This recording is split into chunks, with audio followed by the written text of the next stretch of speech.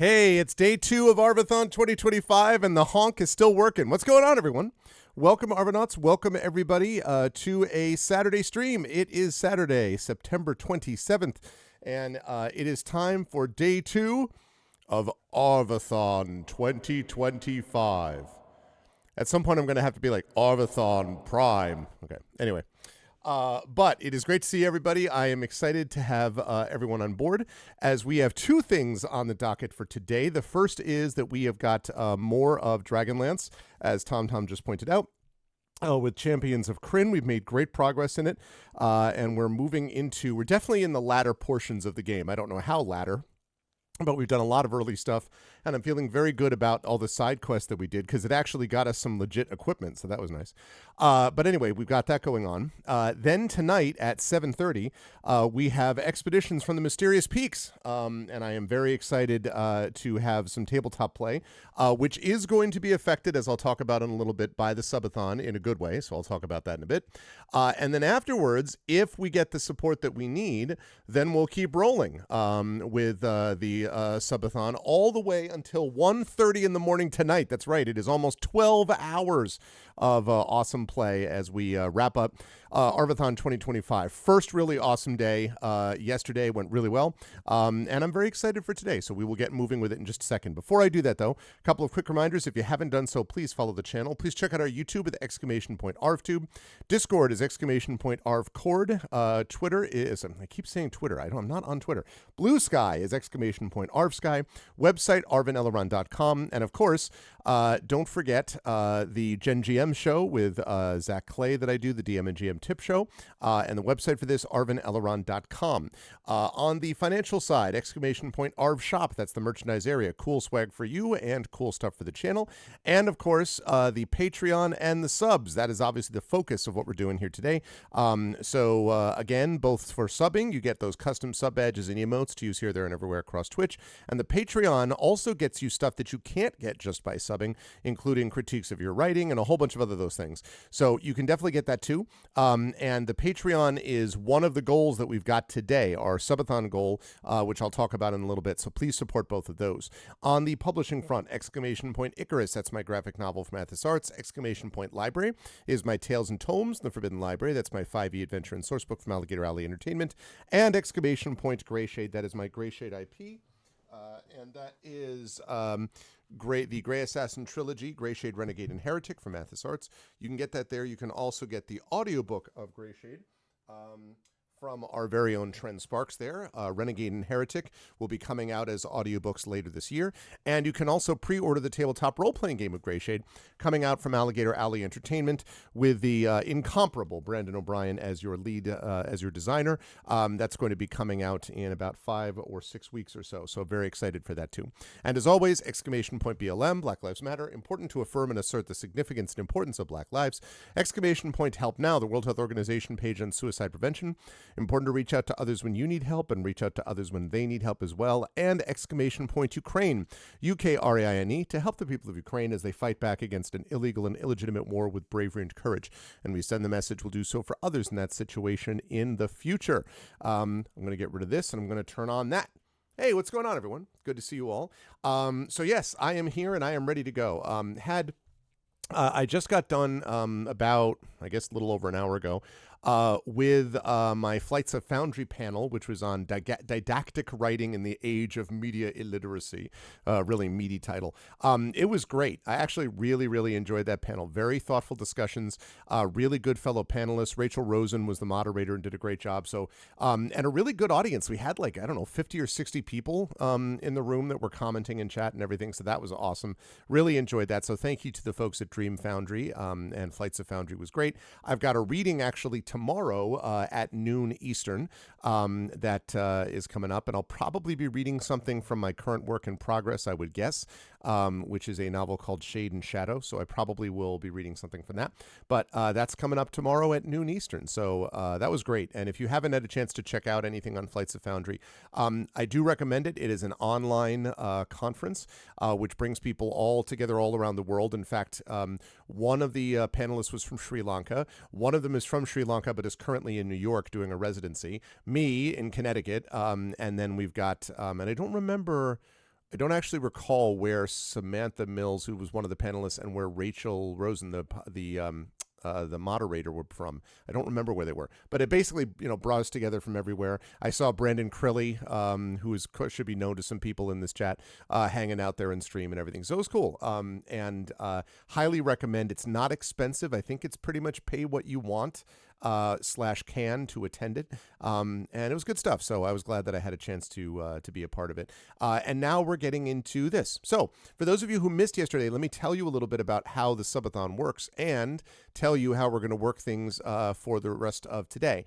As I say, at 7:30 we have got Expedition for the Mysterious Peaks, but at the moment we need to make sure that we actually get enough time to get there, because great first day yesterday, legitimately. We got 50 subs yesterday. So we are up to now 80 subs, and our goal was 100 subs and $100 for the Patreon. We're sitting at $70 a month for the Patreon, and we're sitting at 80 out of 100 subs. So this is the way that this works. As of right now, I'm going to put on my handy-dandy, extremely high-tech scroll.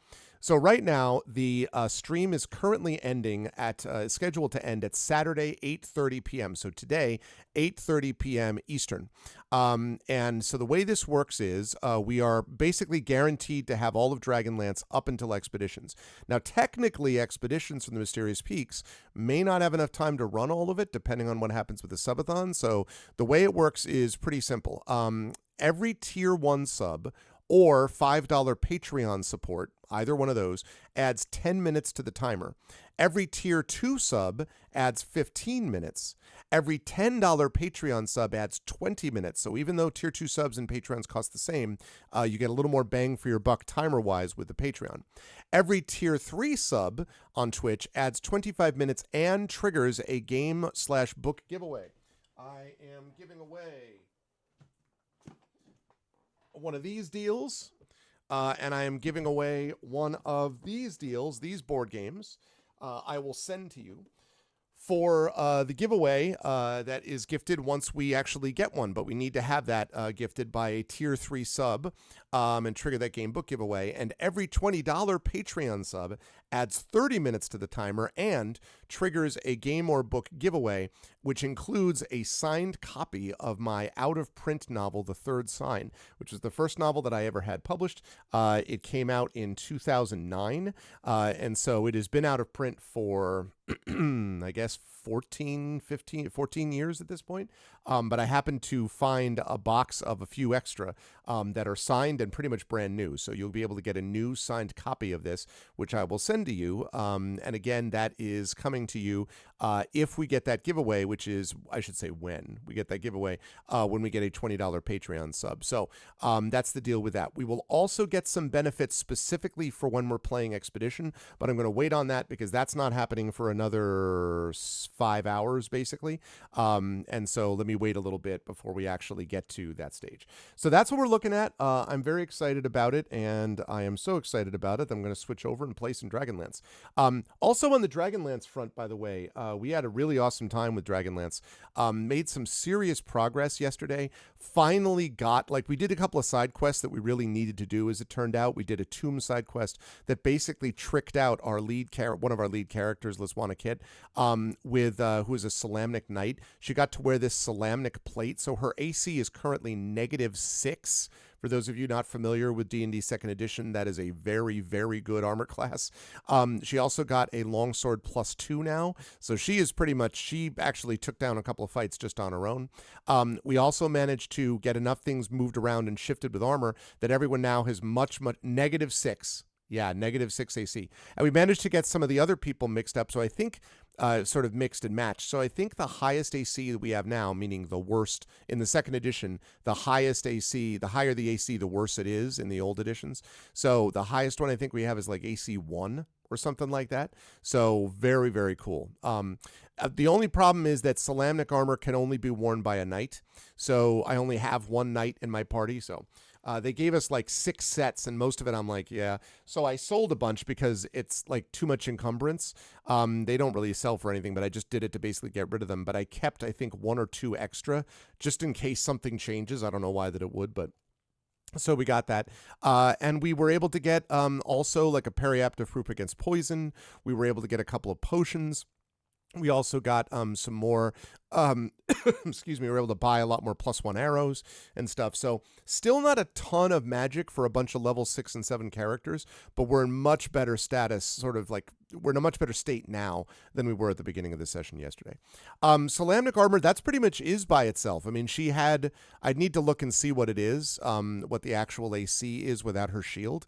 But I want to say that I think it's like -5 armor. So it's like top level plate armor, plus it's infused with magic that works if you're a knight of that order. So it was great. But it was one of those things I'm like, it's too bad that other people can't wear it. But it was still well worth it. I mean, I was very pleased about that. Let's see.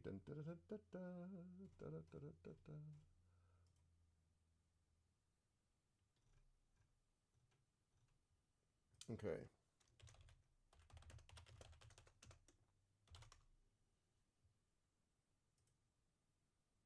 Okay, good. Lovely. Just making sure. Right. So we are ready to go. So I'm gonna fire this up with the power of starting the game. Get ready for there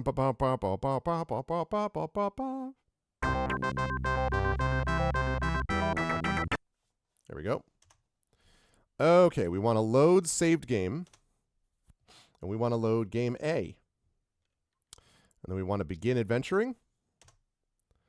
And last but not least, we want to get the map and all the characters working. And here we are. So, yeah, 1 armor for each day. Exactly. This is Monday's armor. Can you imagine? That's funny. Yeah, pretty much. It's what it feels like. So here we are, everybody. Welcome to Sanction. This is, I think, the biggest city in the game, although there's one other place we haven't visited. But we were told to go here because there's a lot of weird stuff going on in this town. What a surprise.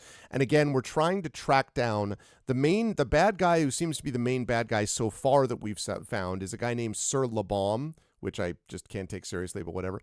Sir LeBaume. We did defeat the prison lord yesterday. That was cool. And Sir LeBaume has been basically ordering a lot of people, these places like the Southern Outpost, for example, ended up being, a lot of those people were killed. They replaced the old commandant with a draconian who then morphed into a new commandant and so on. So there were all these things going on with these cities, and we've had to free a bunch of them. So Sanction seems to be somewhere in that category as well. And we're doing this to try to find him and track him down. There's only one area of the map besides this there where we are, but there are some that are there. Oh my god, a raid!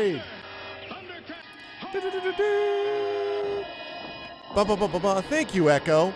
Echo is always very good at the Johnny on the spot, getting folks in. I appreciate that, Echo. Thank you so much. Welcome, Raiders. Hello, Fleos, my friend. Good to see you. It is a pleasure to have Fleos with us. Oh, this was all Fleos? Oh, well, thank you, Fleos. Thank you for following, Ziggles. I appreciate it. Welcome, everybody, from Fleos.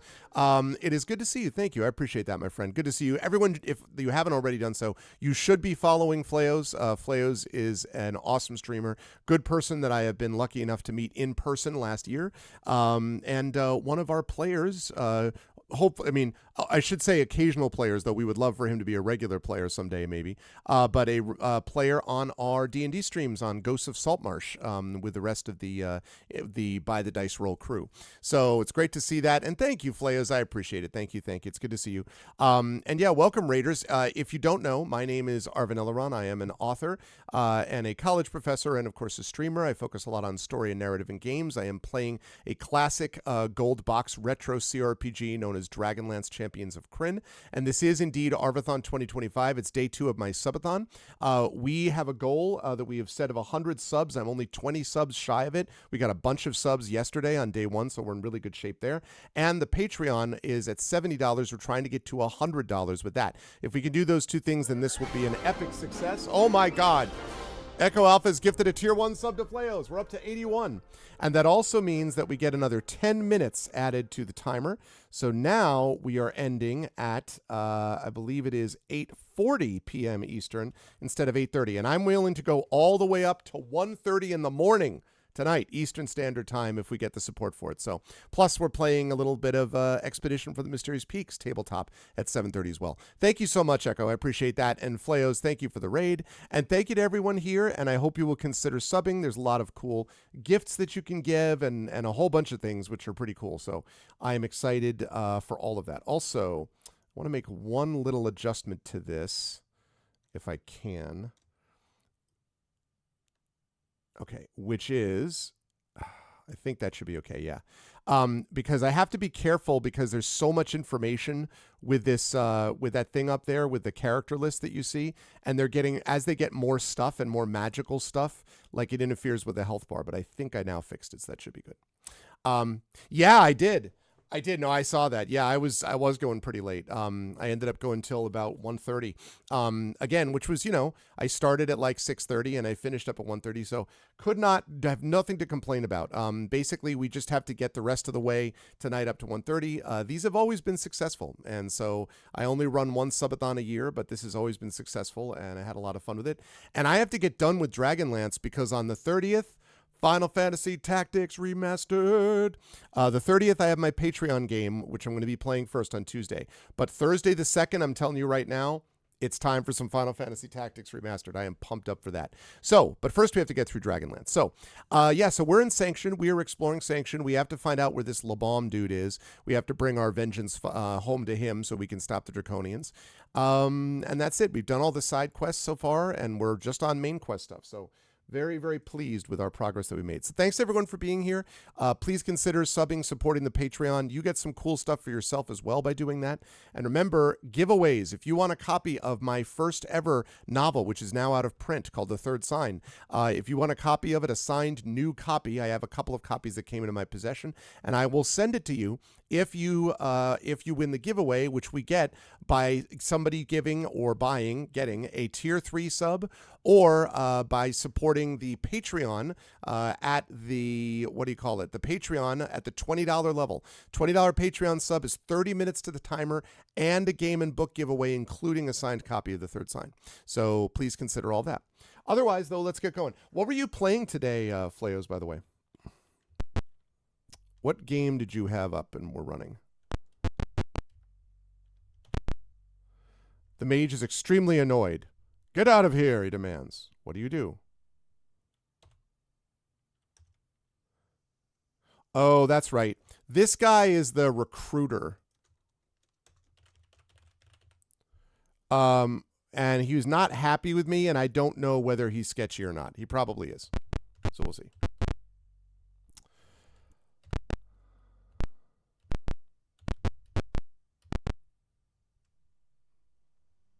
Okay, right. So one other thing about this, by the way. Yeah, but let me know, Fleos, what you were playing. I'm curious. But what I was going to say was the west of this town seems to be overrun with minotaurs. I don't know why. And so we've got to go up and deal with the minotaurs too, and they have something to do with what's happening in this city. There's also, one other thing is that there's also a temple. Let's see if I can highlight that. That right there. That is the entrance to some temple, and I don't know what the hell the temple is or what it's doing. I hope and assume that we'll know more about that later on. Oh, and how do I handle shipping to Europe? Let's see, Tom. So the way you get it is, unfortunately, I can't just give it to someone who just gives me a sub because that wouldn't be fair to everybody. But what we can do is a giveaway. Basically, what we would do is we would run it like a giveaway. So if we get a Patreon sub, which would be in the amount of $20, if we get a $20 Patreon sub, so bringing it to $90 of the Patreon support, that would mean 30 minutes to the timer. It would mean we would give away one of those 2 board games that I showed you. And it would also mean that you would get a copy of The Third Sign. Whoever wins the giveaway would get a copy of The Third Sign. And the giveaway would be something I would start a keyword in chat. Everyone who wants to enter would type in the keyword, and then you'd be able to get it from there. So that's the way that works. I'm afraid I can't completely just say anyone who gives a sub gets a book, because I only have a couple of them. I do have a few more that are out on the West Coast that are going to be shipped to me at some point, but we're talking like another 4 or 5, and that's all that exists in the world of this first edition, other than my own personal copy. Like, obviously, I have my own personal copy, and I have my own personal advanced review copy. But yes, but that is my first ever novel from 2009. I would like to think I'm a better writer than I was in '09, but I am a good writer. I still have, I was a decent writer then. I still have my check. I still have this check. Oops. This right here is the first ever check that I ever got for, it's the first time I ever got paid for anything.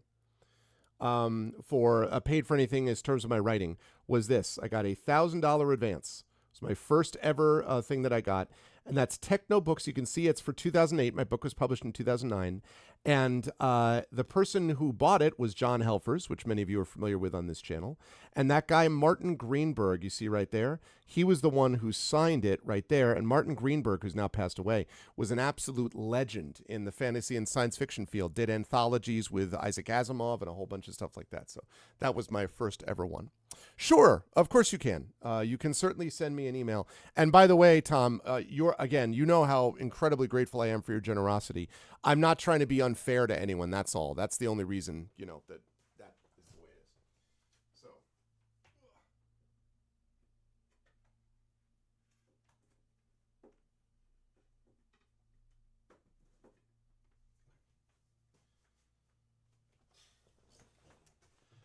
Hey, what's up, Mar? Ooh, a GOG copy of Tower of Time, huh? Nice, very nice, very nice. Good to see you, Mar. All right, let's do this thing. So they're going to be Minotaurs over here. There were Minotaurs already.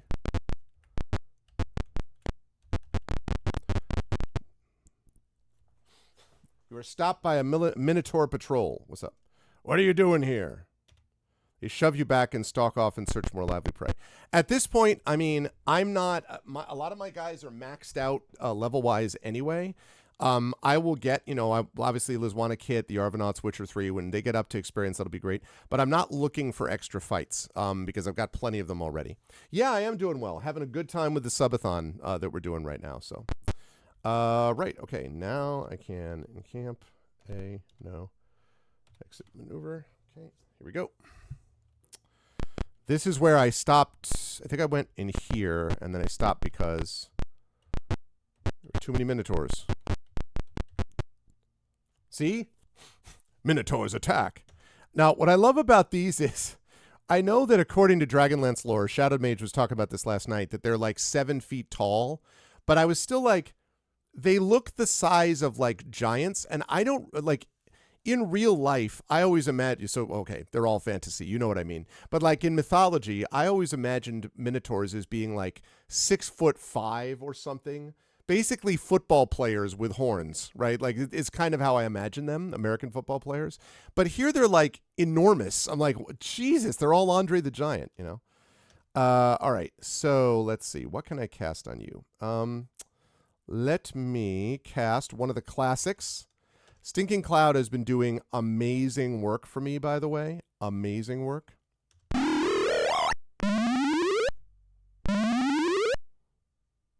For a level 2 spell, this thing, unlike sleep, has worked super well. Oh, the only problem is I can't get over to him. Well, I'm going to have to wait.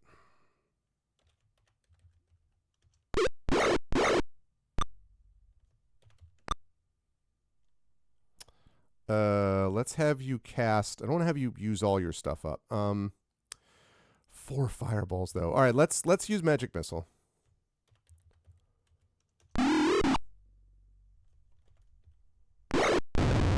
Outstanding.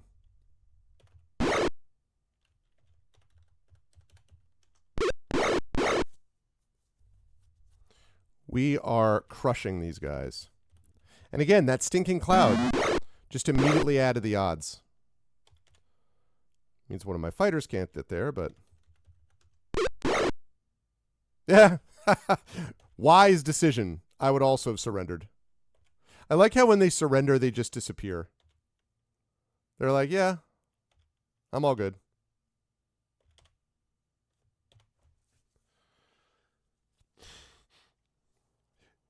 Oh, did they really, Karth? I didn't know that. Yeah, because I couldn't believe it. I'm like, wait, what? I don't remember playing. I'm trying to think because I didn't play this game back in the day. I played Pool of Radiance. I played Curse the Azure Bonds. I've obviously now played all the Forgotten Realms adventures, but I haven't met a Minotaur. So when I saw this, I'm like, good gravy! Like, what the heck? It was pretty funny. Okay. Anyway, you just had an object lesson in why I couldn't just keep going last night with like exploring this place because too many goddamn Minotaurs. Shoot. Okay. Was this trip really necessary?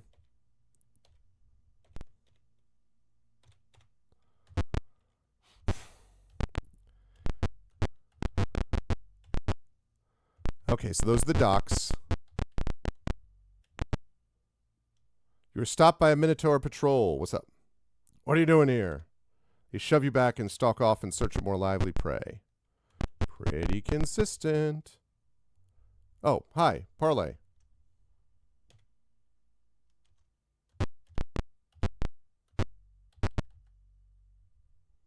Is this going to keep happening? Parlay. Nice. Okay. I wonder if it's the same patrol. It's the same patrol every time. And they're just kind of like, hey, I thought I just saw you. Oh, no, sir. As you know, we non-Minotaurs all look the same. They'd be like, oh, yes. Get out of here.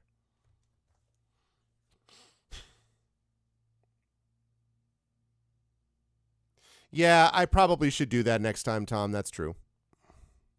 I thought of it that it's basically boxing them in because they can't go into the cloud. Once the first one's dead, they can't go into the cloud without sort of, being nauseated themselves. But you're probably right. It makes more sense.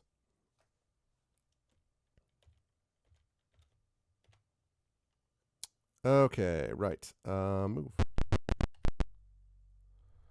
Another Minotaur patrol, Parlay. Nice. Okay.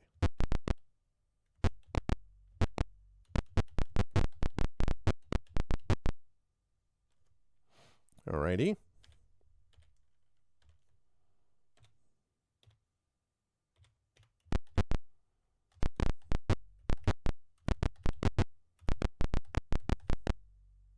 Oh. How exciting.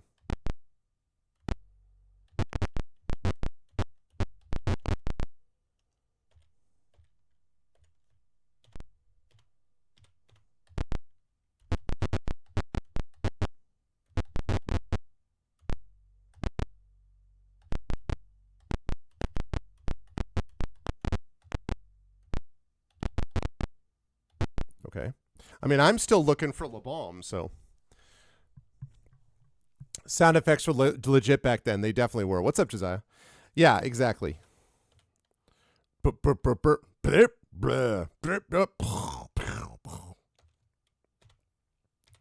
played music the first few times that I did this, and I could still do that.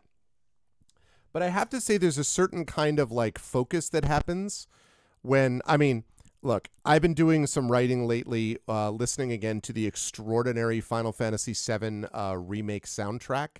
And like if you listen to the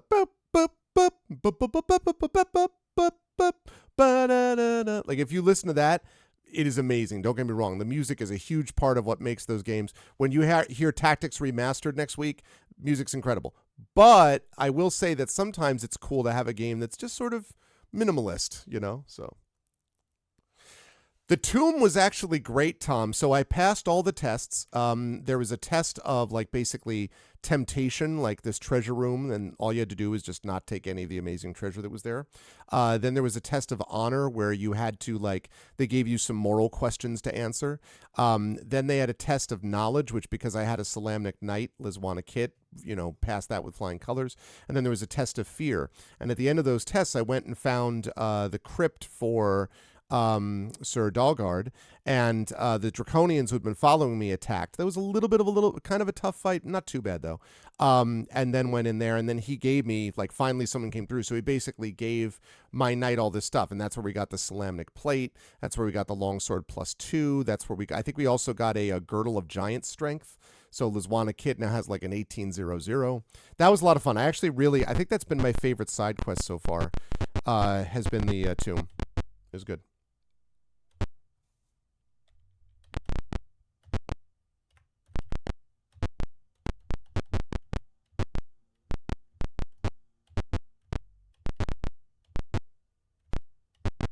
Let's just finish up with this. Okay, well, we've opened up all of those areas. Save. Ah, yes, the joy of copy protection. I could do without this feature, though. Charm or not.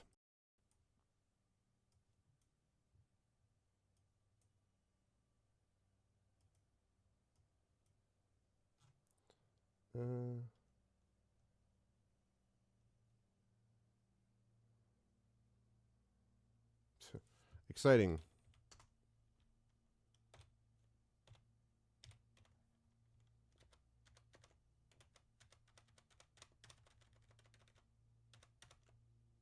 Okay.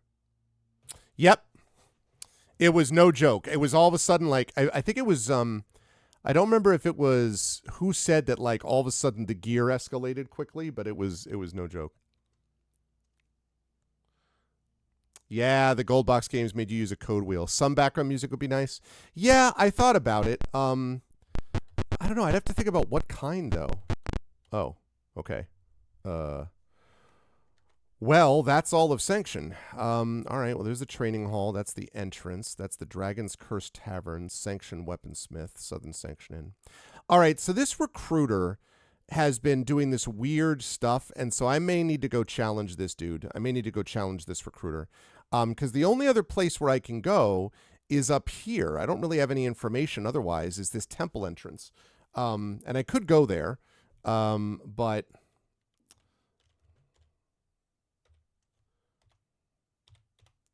Because the deal is the guy is recruiting people to basically attack the Salamnic Knights, as I understand it. Yes. All right, let's try it. Back off. Because I don't want to fight mercenaries right now. Oh, all right, he's mad. He's officially mad. All right, well. I knew this day would come. To be clear, I'm not a fan of yours either. And now it's time for something we like to call Fireball. Fireball does whatever a fireball does.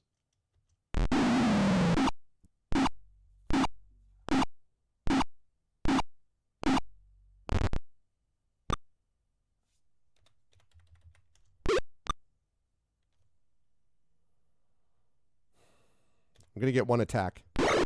Ow.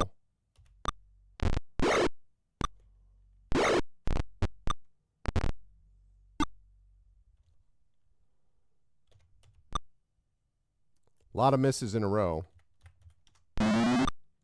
Stop missing, please.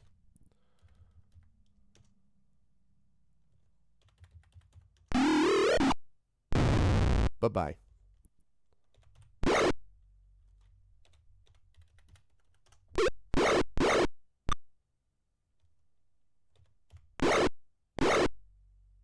Okay. A fireball that doesn't hit your own party? What madness is this? MC Hammer.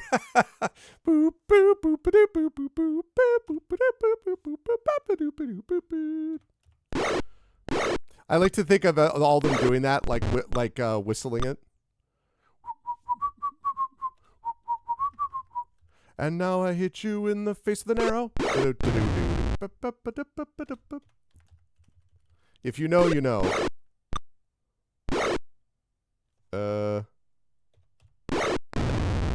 19 points of damage. That's pretty good.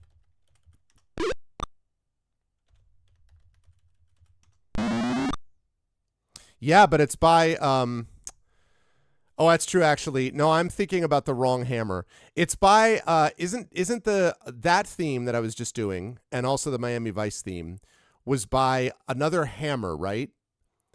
Not MC Hammer. It was like Axel Hammer or something. I don't remember what his name was. Jan Hammer? That's who it is. Yeah. That's true. MC Hammer. So Josiah was actually listening to Can't Touch This. My bad. Oh, I did remember the specifics of it.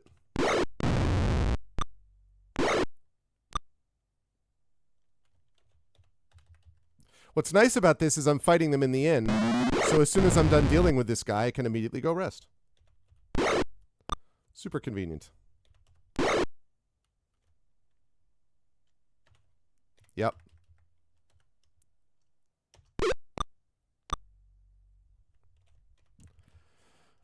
Although the guy whose work I really like in TV show soundtracks at that time, from like The Equalizer and elsewhere, is actually is Stuart Copeland from The Police, because he did a bunch of those soundtracks and his stuff was awesome.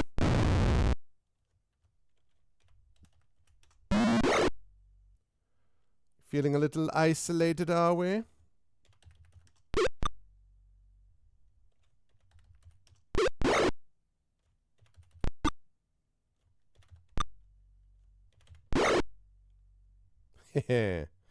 Okay. Yes, because I want to get healed. Done. Quit. Move. Cast. Cure Serious.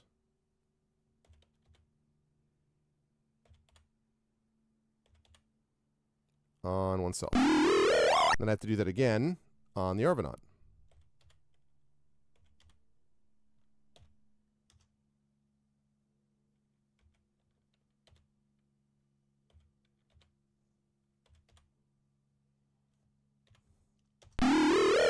Lovely. Now I don't need to continue it. Or maybe Metallica. Okay, fair enough, fair enough. I do have a long stretch of freeway or motorway. Absolutely, I do. I have to take that freeway when I drive to work, actually, sadly. Oh, yeah. Tubbs and Crockett. 2014. Ooh, okay, now hang on. Let's level up your boy here. He gets more level 2 spell. Oh, let's go. All right. So he's leveled up. And this means that amount of experience means... Yeah, I bet that halberd is magical. But we're going to find out. So... Detect. Yep. Called it. Exit. Right. And then money. Woo. All right.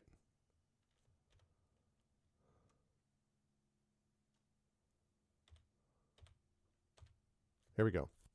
All right. Now let's see. So the person I would give this to would probably be the Arvanaut. View items. That's two-handed. Trade. To the Arvanaut. What do you mean overloaded? Overloaded. Pool. Okay. View items. Trade. Arvanaut.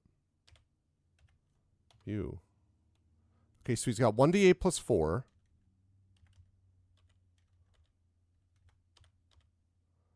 One d10 plus 5. Oh, man. I don't love that the AC's back up to 1. But that's awfully good for that damage. Okay, and then I would have to trade the longsword plus 1 to...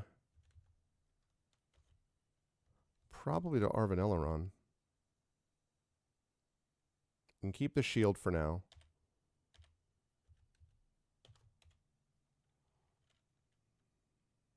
He has a flail plus 1 already. All right, so let me just check something. Ready?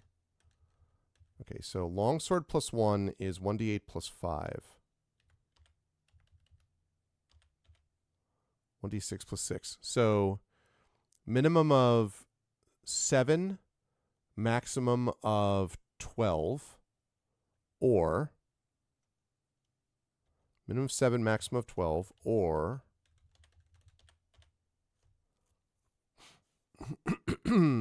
minimum of 6, maximum of 13. So a higher floor and a lower ceiling slightly. All right, I'm going to give him the sword then. Although that flail can be useful against the undead. It's okay. I'll keep it this way for now. What if it's cursed? It's not cursed. I can let go of this at any time. Look. See? I can let it go whenever I want to.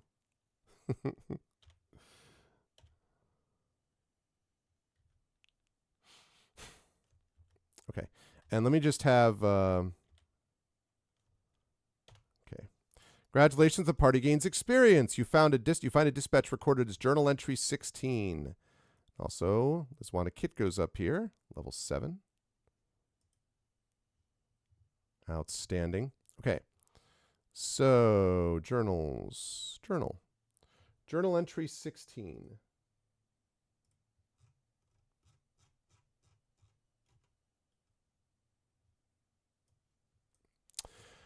Tale of Sir Dargard. In the past, a fateful knight of the Rose named Sir Dargard gained an item which gave... Oh, wait, that's 18.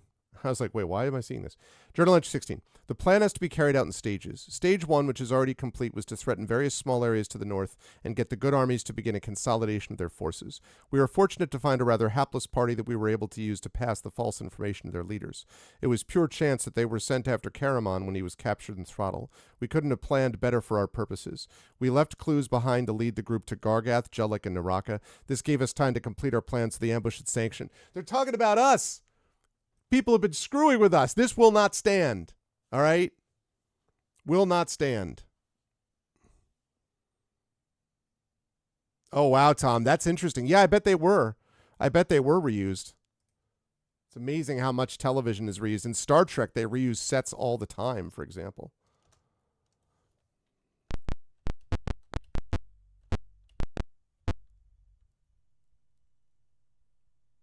So I wonder if that means that I've now found what I need to, and that means that I need to go back and report what I found, because there's one other area I haven't gone to yet.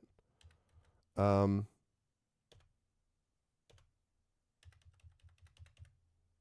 Cure Light Wounds.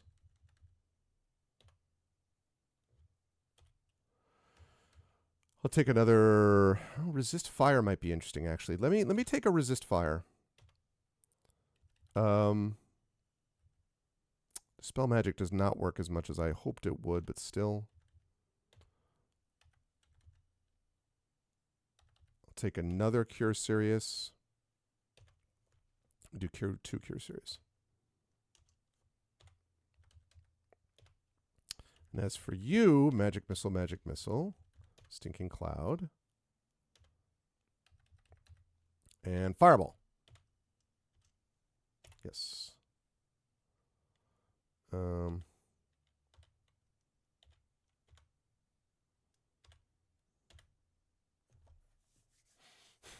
Lovely.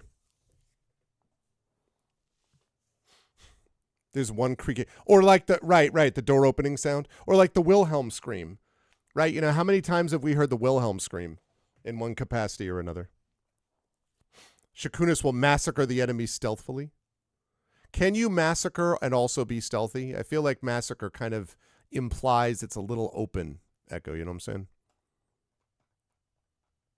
Yeah, Tom, yeah. Well, or you all know that one of the, in Star Wars and Empire Strikes Back, in Cloud City, when they're all running away because they have to evacuate because the Empire or whatever, one of the people is carrying along what is essentially an ice cream maker, and that got used in another place too. I think it was used... Oh, it was also used in The Mandalorian Season 1 when he's showing him the Beskar steel, like the bars of Beskar steel.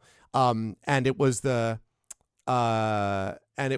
same item, this weird ice cream thing that they used back in Cloud City, and they reused it, but that was on purpose because they wanted to get the feel of what Star Wars was like. I'll be preparing Resist Fire today. Yeah, exactly. And the mage is like, what? Well, and then the mage is like, go whine to the cleric, all right? I got a job to do. Okay. So now that I've done that, you hear a woman's scream coming from the northwest. What?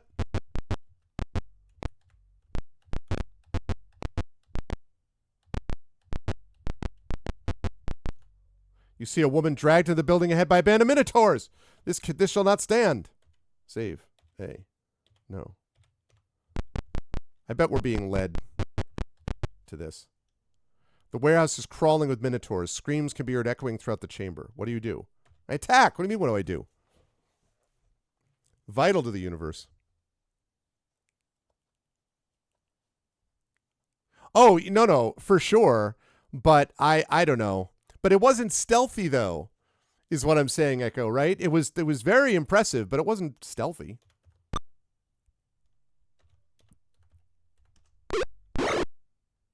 Okay. When nothing else will do. Fireball. Actually, Ice Storm.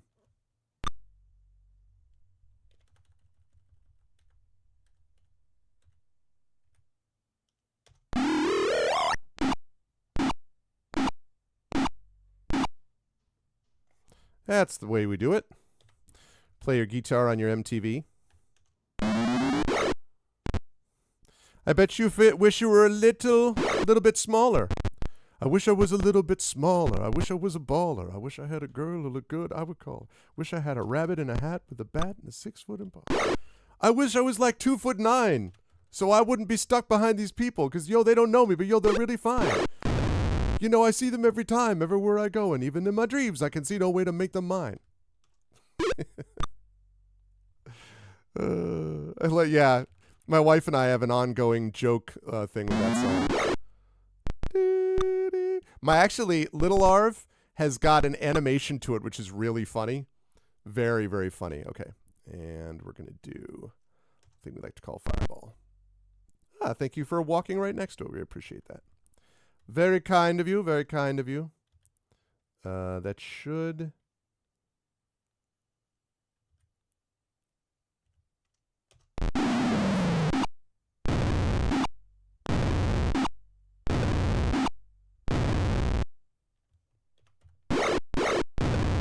Dead. 43 damage on one turn, everybody. That's how you do it. That's a lot of beef. It's a lot of dead beef.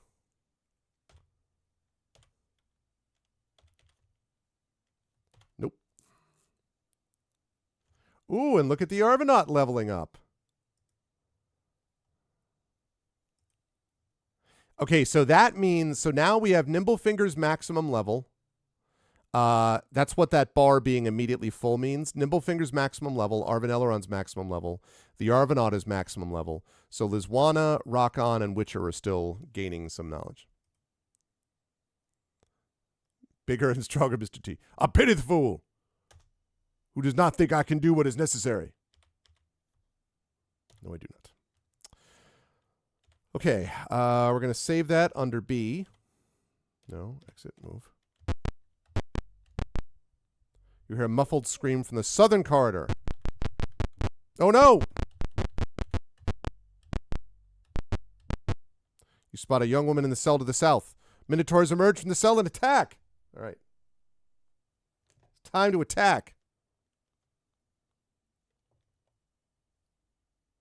Hang on 1 second.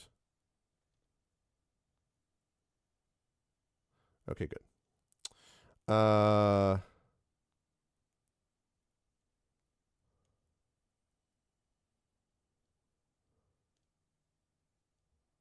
I don't care about any of that. None of that is relevant to me at this time. Okay. Right. Aim. Manual.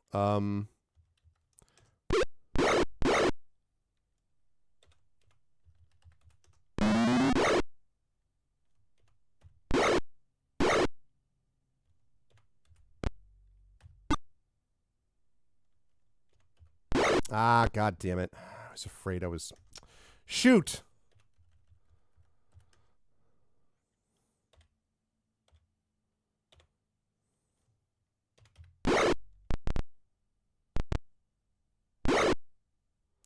Y'all just stay where you are.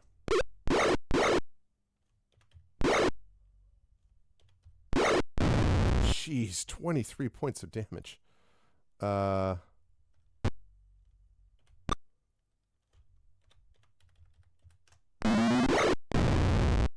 Outstanding.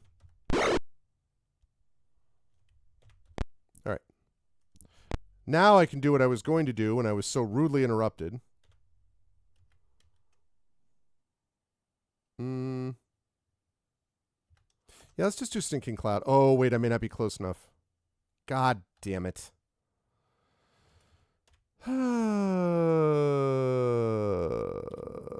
Crap.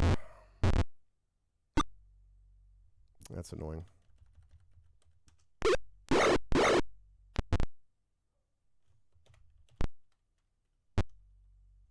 All right. Now, as I was saying...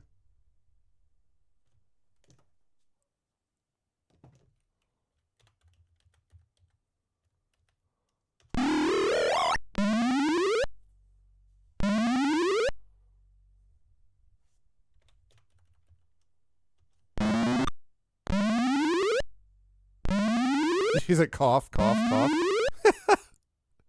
Cough, cough.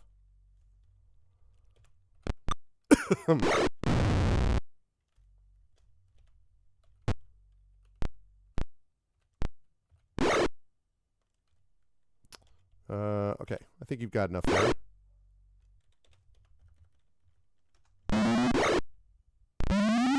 Hey, someone is not capable of moving. I think I can go 1, 2, dead. Yep.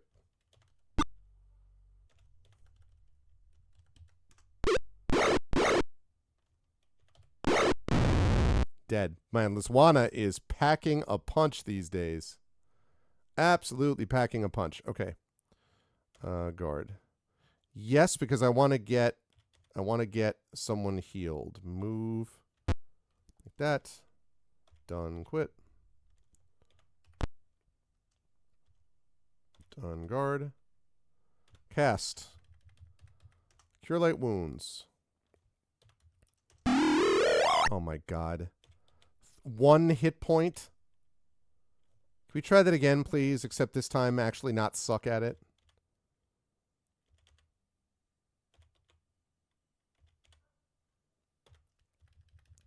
Okay, this is how you do this, Mr. High-Level Cleric. I think that was maybe 3 hit points, but fine. And I think the rest of them I'll hold on to. Okay. Right. It's all the same stuff, so no. You see the woman you're trying to rescue in the alcove to the south. Great. I'll go rescue her just as soon as I save it. The woman gasps her thanks, reaches into her bodice, slips on a ring, and disappears. It's Sauron! You hear her say, "Meet me at the end of the south pier. I must hurry." You're left in silence. All right.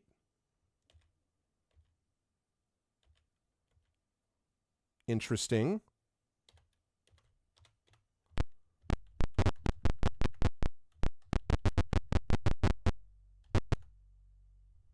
You're stopped by a Minotaur patrol. Parlay. Be nice. Okay, good. You see the woman who you rescued appear before you. She explains that Lorana sent her to investigate the rise of evil and sanction. You record her remarks as Journal Entry 88.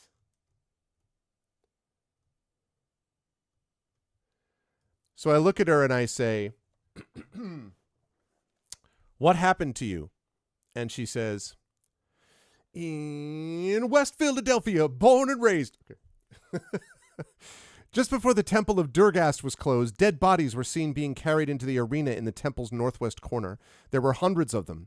It's been discovered that the Death Knight, Sir Labaum, that guy, has taken over the temple and has gathered together the exhumed dead for miles around. There's no way that you can get into the temple through the front gates. You must get the Shadow People's support. Okay? They have tunnels that cross from the temple of, hi, imaginary, the temple of Huzid to the temple of Durgast. Okay, so we have to go to Herzid. She pulls out an amulet. This amulet will let you through a secret door. The Shadow People will find you once you enter Herzid. All right, so we need to go to Herzid. That's what Herzid.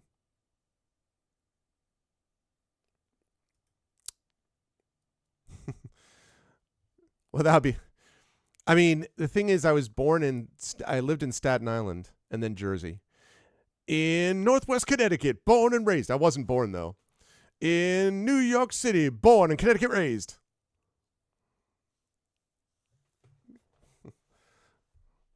All right, you see, right.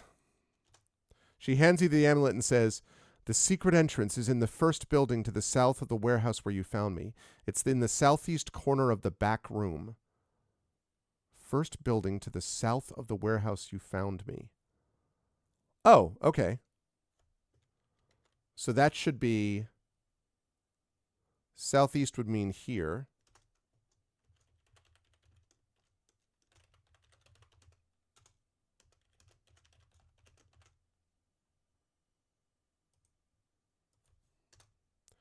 I found this. It may be significant for you. She hands you a paper that you record as journal entry 19. The Dragonlance was a stroke of genius. With one small theft, we distracted them from the main theft and forced their attention on the recovery of the weapon. This became stage 2 since it fits so neatly with our plans. It allowed us to delay the original kidnapping of Sir Carl just long enough to gather many more bodies for Sir Lebaume to work with. Oh, so he's creating an army of dead. I see. It kind of feels that way, imaginary, sometimes. I think the rest of New York State feels like people in the city act like they're their own state. Hi, Undersquirrel. I love these kinds of games. Yes, I am a fan of the retro stuff as well, although I play other different games too, but I definitely enjoy the gold box stuff. Welcome. She disappears again. All right, well, before we do anything, we're going to rest. Yes. I love the fact that he was fine with the fact that I just tore up his one room, you know? Okay, right. Yeah, fan of the name. Oh, you lurk a lot. Maybe Undersquirrel, I don't know, maybe I've not seen that name, or I'm not remembering the name, but welcome. Always happy to have lurkers around. I just don't remember having seen you in my list of names before, but welcome. Good to see you. I do love the Undersquirrel name. What's up, Hillness? That is, so your BP is 103/60, which is better than it was, yes, if I recall correctly. But correct me if I'm wrong, but I think that's better. Much better. That's what I thought. Yeah, I mean, listen, lifestyle changes, man. Like, then the key thing that you've been doing is the consistency of the lifestyle change. That's the big thing. It's not just lifestyle. It's the fact that you've really devoted yourself to it. So congratulations, man. I'm really glad to hear that. I know that not everything is all fixed and whatever, but...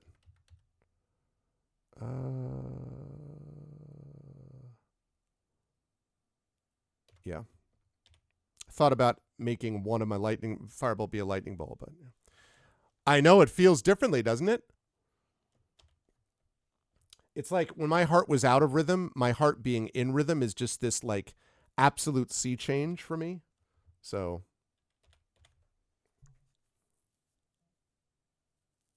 okay. Exciting, right? Save. No.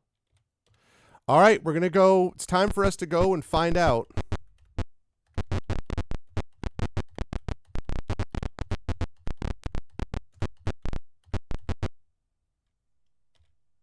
If I'm right, it's the next corner.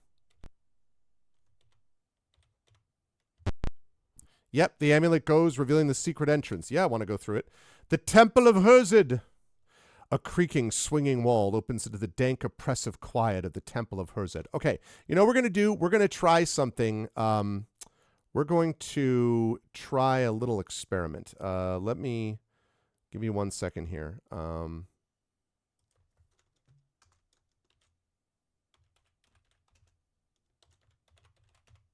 Okay, let me try an experiment so that I can...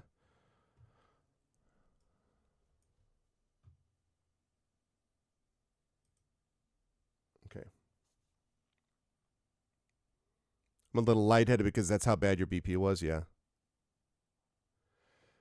No, I mean, like, I'm glad that you got the information about it while you were still in a good position to be able to do something about it, Hillness, you know? Like, I know it's not all sunshine and roses, believe me, but...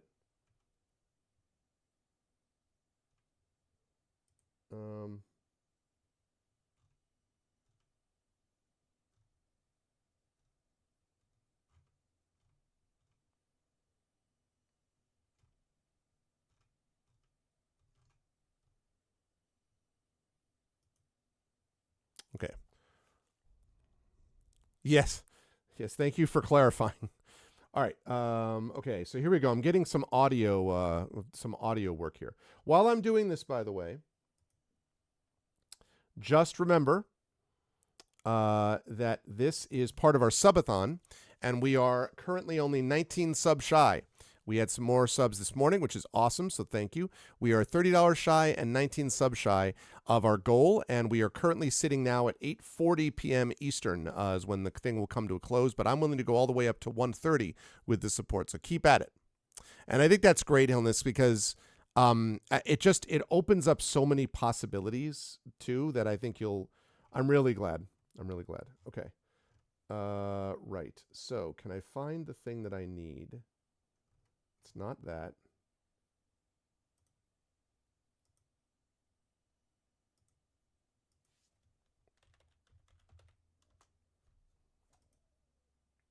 This is it, I think.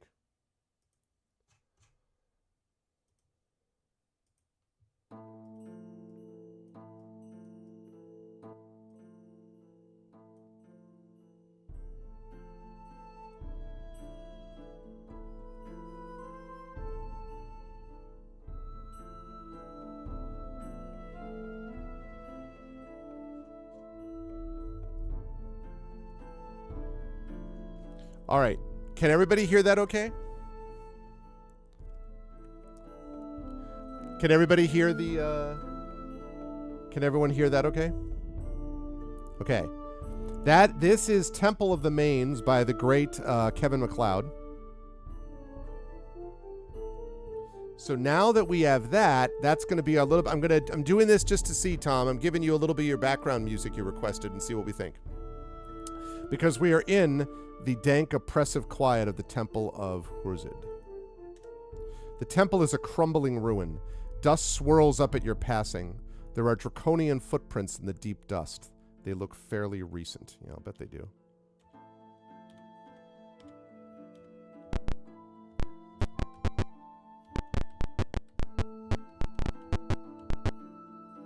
Off this hallway are many cells that used to be occupied by the monks and priests of Hurzid. They have long since been abandoned.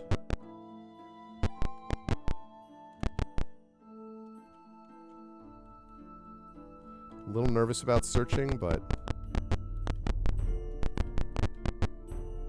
Encounter patrol. Oh. Hi. Oh, I thought I could just talk to them and be like, hey, what's up? Oh, for a minute I thought they were all unconscious. I'm like, yay! No, no such luck.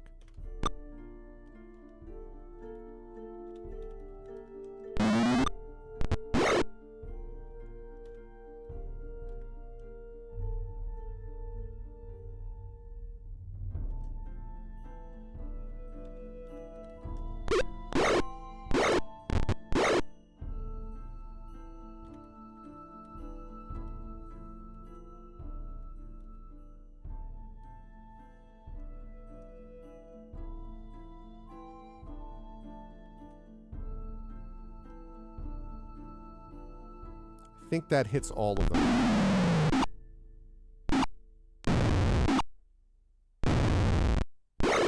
Oh, I was kind of hoping for a few more than that, but...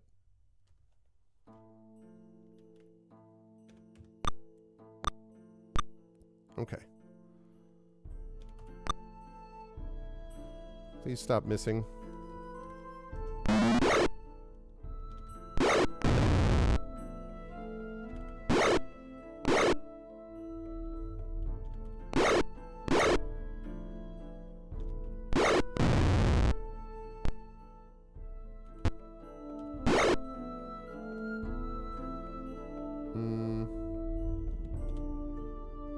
Necklace of missiles, but I don't totally know that I want to use that. I am worried about these guys, though.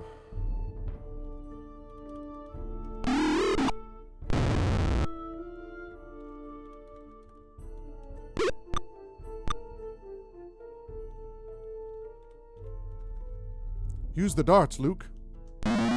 It is a magical halberd. It is indeed.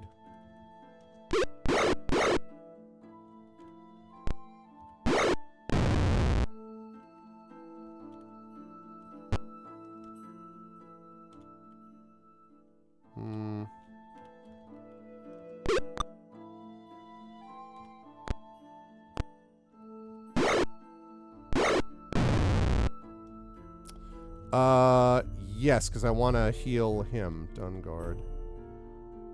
Done quit. Done quit. Done guard. Done guard.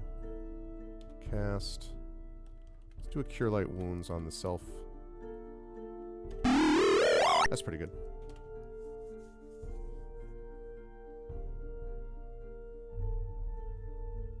Yeah, that went pretty well.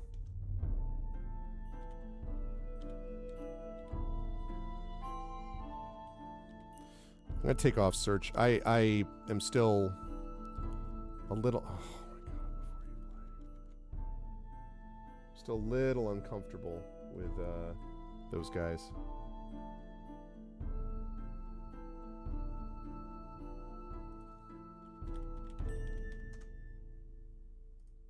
Okay, B. No. Exit. Okay. Takesis will notice, yes. Oops. Here.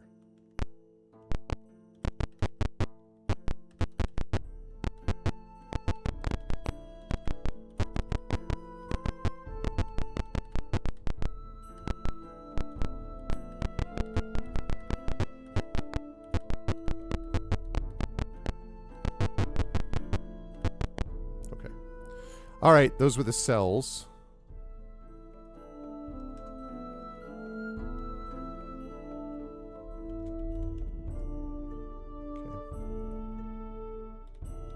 Camp, save, B, no, exit, move. Okay.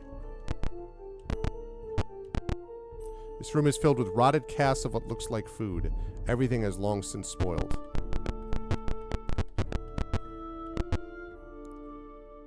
Wait, I encounter a patrol of bats? They're a patrol of bats? They just hang out with these guys?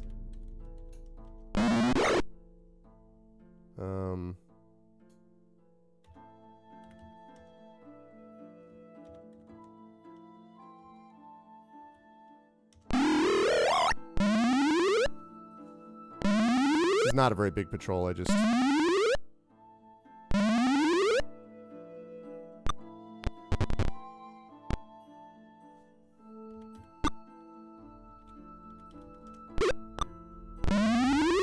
Hey.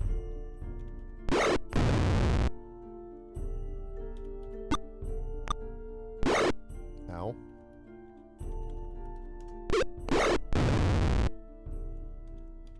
Could have used that as a dart, actually, now that I think of it, but...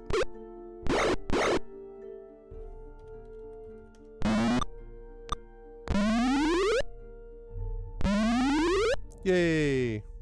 Bat patrol, bat patrol. Yeah, I love that, Josiah. Mo bats, mo problems.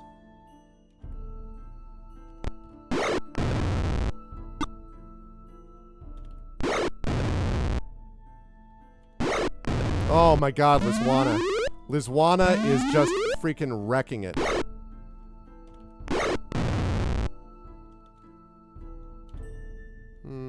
Let's have... My favorite, actually, is Willow in the Light. I love that tune. And it does a oh. I use that all the time. Okay, I want to cast Cure Serious Wounds on self. Done. Hard. Okay. Nope.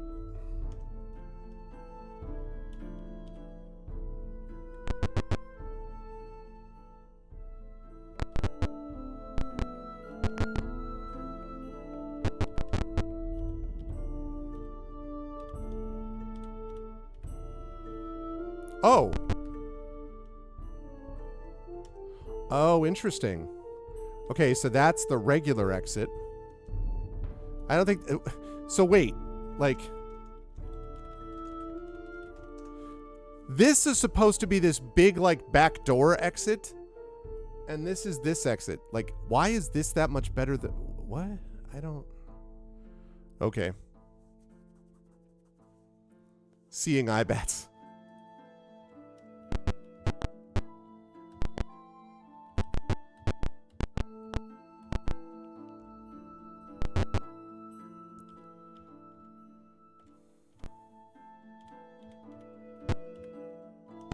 Bash. I have not had a single door in this game that I've had any trouble bashing my way through. Which I guess with 18,100 strength, a girdle of giant strength, I guess it makes sense. There are many statues lined up against the northern end of the room. The inscription on this statue reads, Kiri Jolith.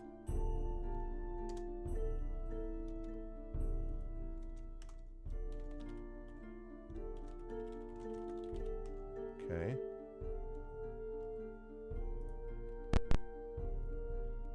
This reads Megere. Oh, yeah, good spelling there. Whoops. Here we go. Okay.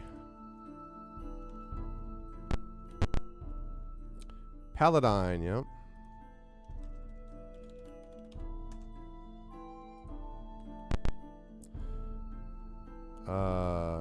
Mishakal.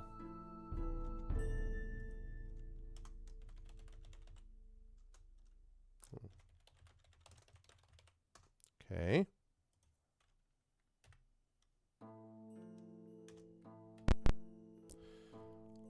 Habakkuk. Blue Habakkuk, Habakai, Habakkuk, Habakai, Habakkuk. I don't know that this is going to have any value, my doing all this, but guess we'll find out. Brakala. Brakala. Broccoli. Make sure you eat your broccoli.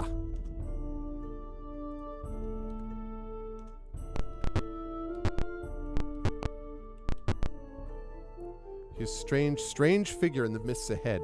You get a strong feeling he wants you to meet him in the east. You get a vision in your mind of a door that lies to the west and south of you. It starts to glow.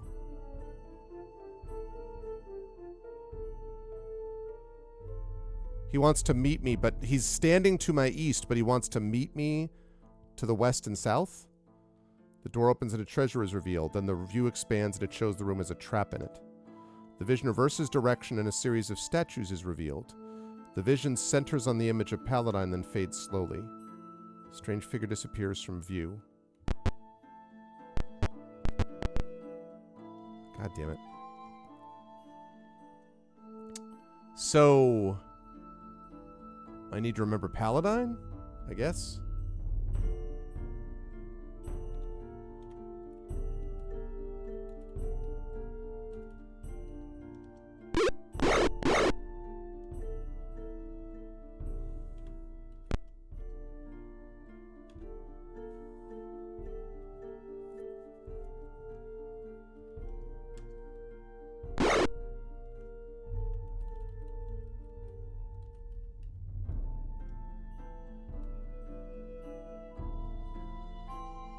It's going to hit the Arvanaut button.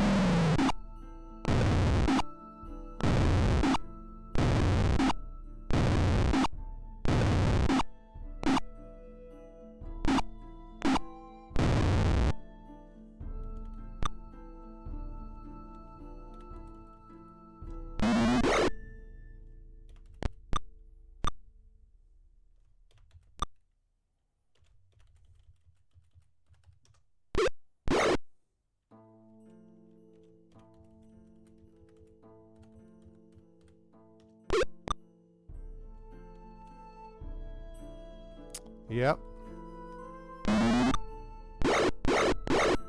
Jeez.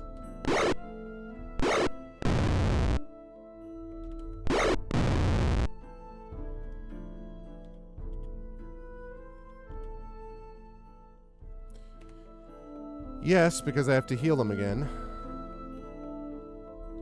He does have a potion of healing, but I want to save that until I absolutely need it.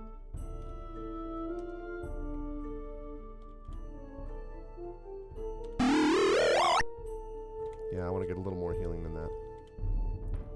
Light wounds should do.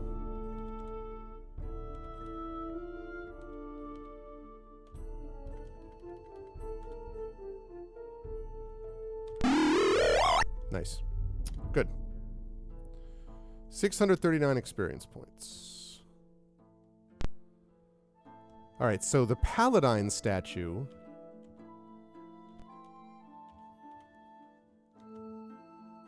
It's right there.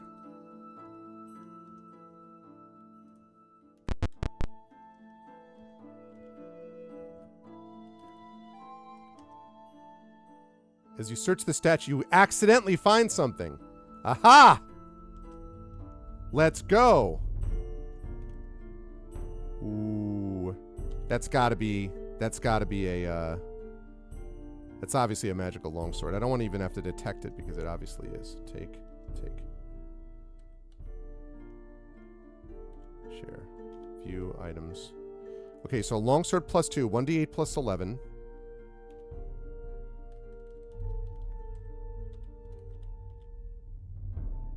So that's just that's a +1 longsword. Okay.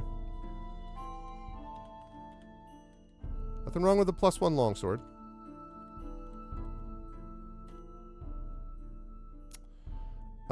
Who can I give this longsword +1 to? I think everybody already has what they need for this. I think they already have it. Gotta be magic, yeah.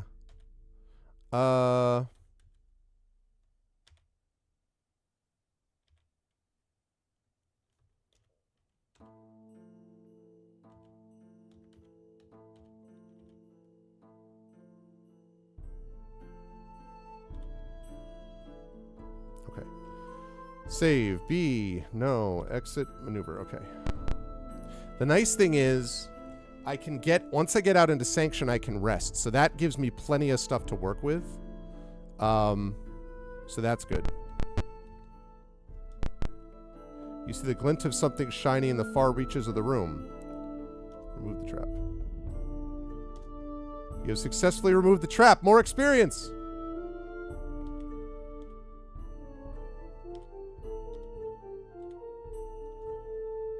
Ooh, nice. Okay. Take.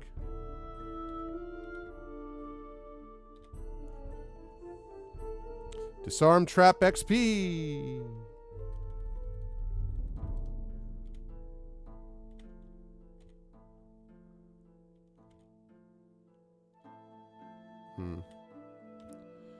Okay, can I...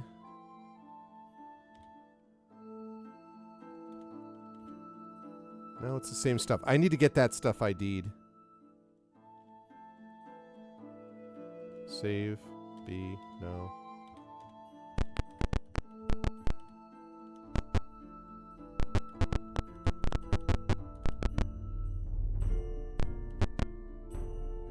Okay. All right, I'm going to go up and out because I want to get that stuff ID'd. Save it and then come back in. So far, so good. First, I have to deal with Mobats.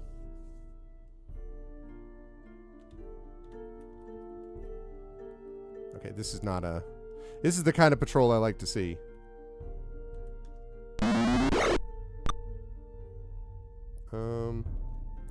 Since I'm doing that, though, I might as well use my spells.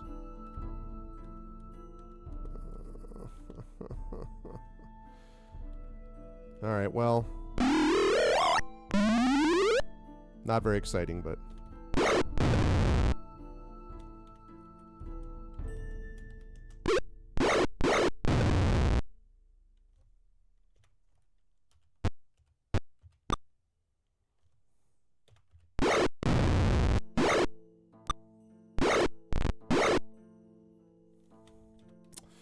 yeah, that's that high AC.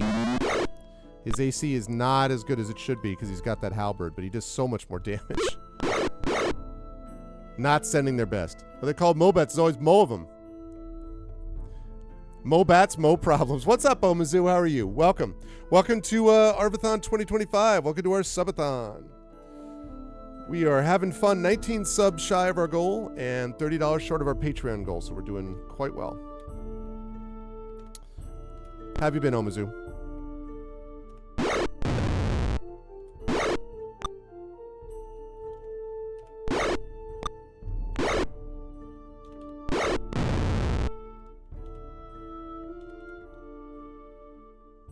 Oh, good. I'm glad.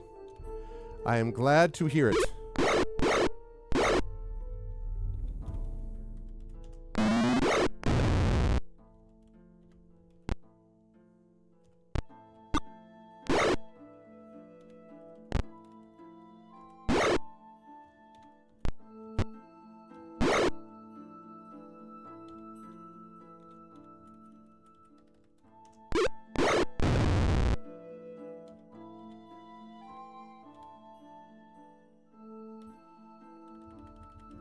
just going to cast one of these. 44.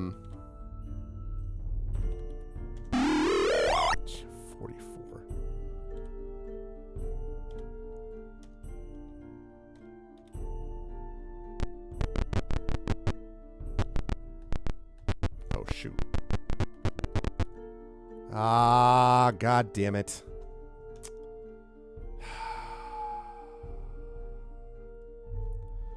Darn it.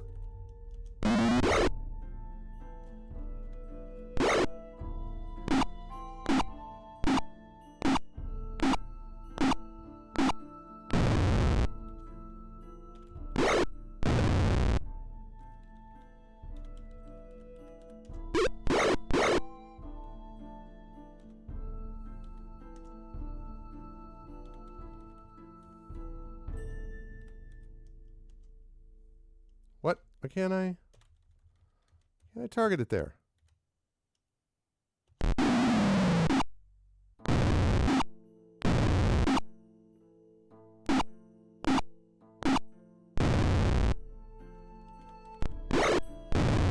Dead. No.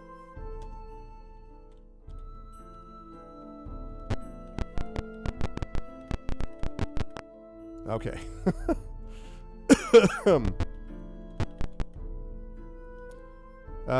Parlay. Nice.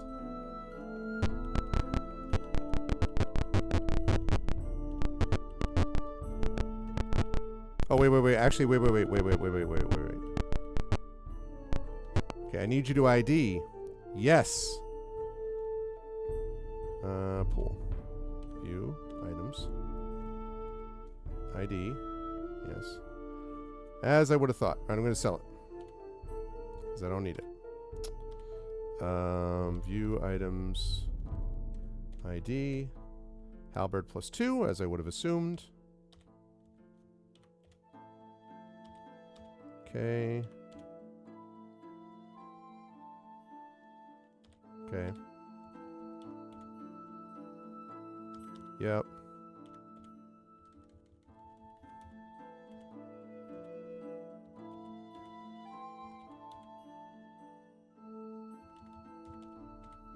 Okay. Great. All right. Okay, I don't need anything else right now. Yes. All right, so we're going to go here, and then we're going to go here. We're going to win camp. We're going to fix. Okay. And now we have to... Can I scribe anything else? Yes, I can. Scribe that. Scribe that. I have another stinking cloud. That's good to know. Yes. And what else? We want to do a magic missile there. And that. Yes, okay. And then for you... Okay.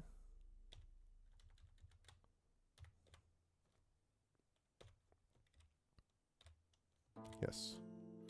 All right, let's go. We've reached the stage of the game where you thought you were clicking on a VOD, you were surprised it was the live stream. Well, I'm not on this early normally, except for a couple of times in the year during ArvCon I usually am, and during Arvathon, my subathon I am. So we're doing this for to boost subs and the like, and also finish up Dragonlance, possibly Champions of Krynn. So that's what I'm doing, and that's why I'm on today. And I will be going, depending on how much support we get, all the way to 1:30. All the way to 1:30 a.m. tonight, if I get that support. We have Expedition for the Mysterious Peaks coming as well later on, which will be cool. So, okay, good. All right, that takes care of that. So now,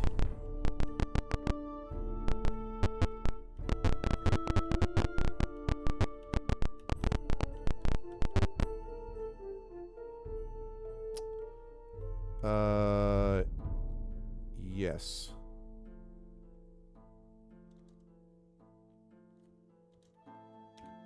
Camp, save, B, no, exit, maneuver. Okay.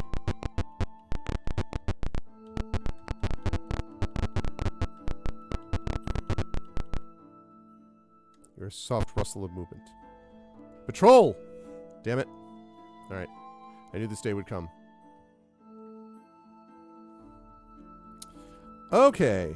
Well, no time like the present to use.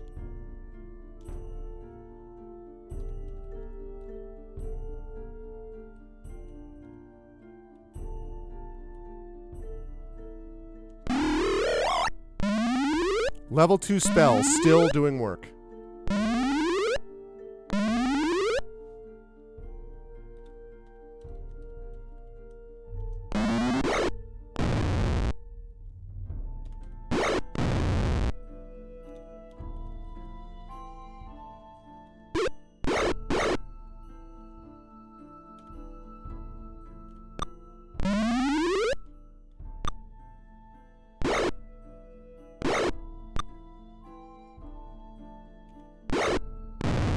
Down.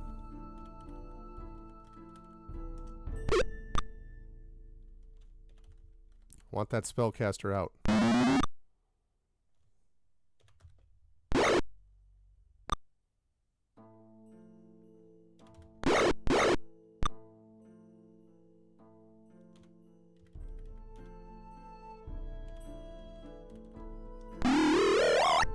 Oh, it's immune. Whoops. Yep, I do remember. It does make a big difference. Yeah, Mace of Disruption. Very powerful against the undead. Excuse me. Which I'm sure we're going to get a chance to test ourselves soon. Damn it. That's why I wanted to take that guy out. I kept aiming all my stuff at him, and it was like, nope, miss, miss, miss, miss, miss.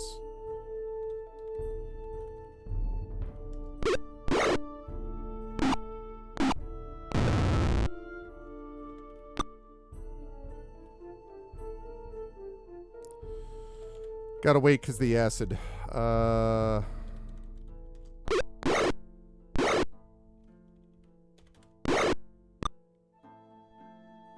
Okay, good.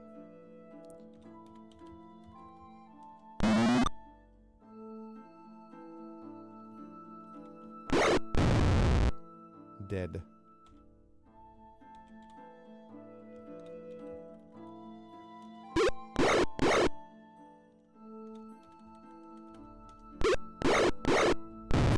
Dead. Man, he's been getting it on the chin.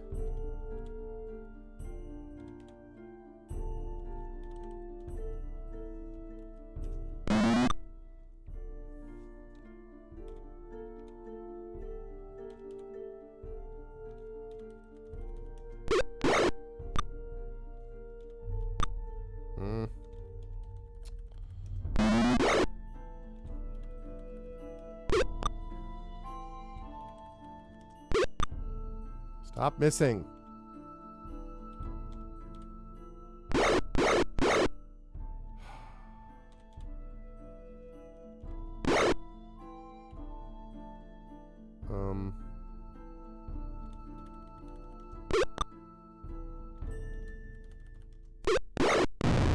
There we go.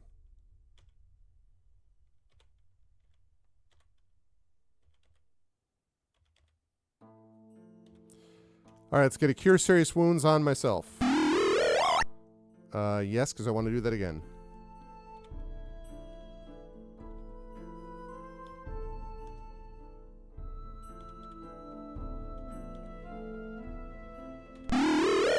Okay. That's good for now.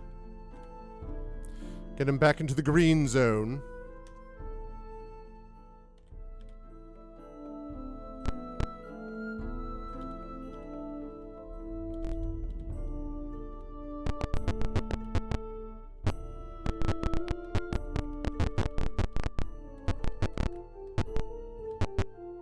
This room is filled with the dusty remains of several large volumes, and suddenly it just shoots past what I'm looking for. Ah, I see, I see. Have you take that and that, even though you can't use that one.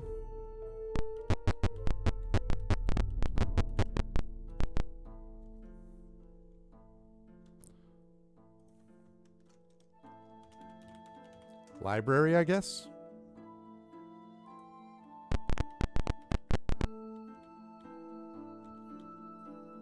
Ugh.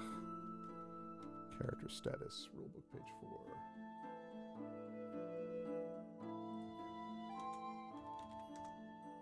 What? Oh.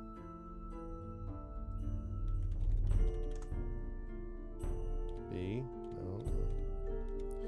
I can do it fast. It's just annoying to have to go through all of those extra, like, key presses to do it. Ugh, come on. A patrol.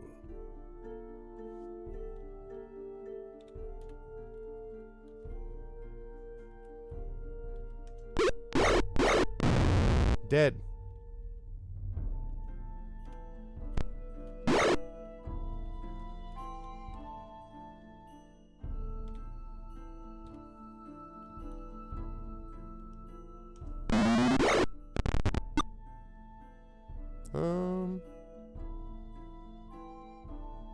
Let's have you wait. Dead.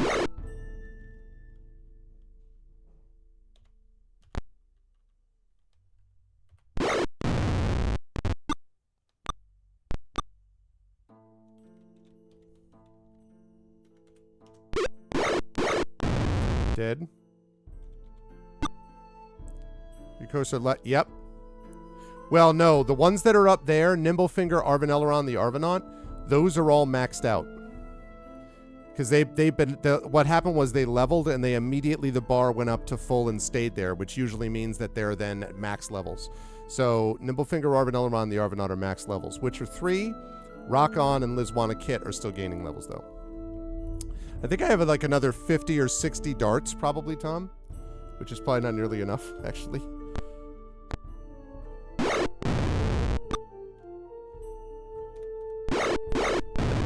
Nice. That's sweet, sweet damage. I like that it flees in panic. It's so funny. I think we're okay on this score. Nope.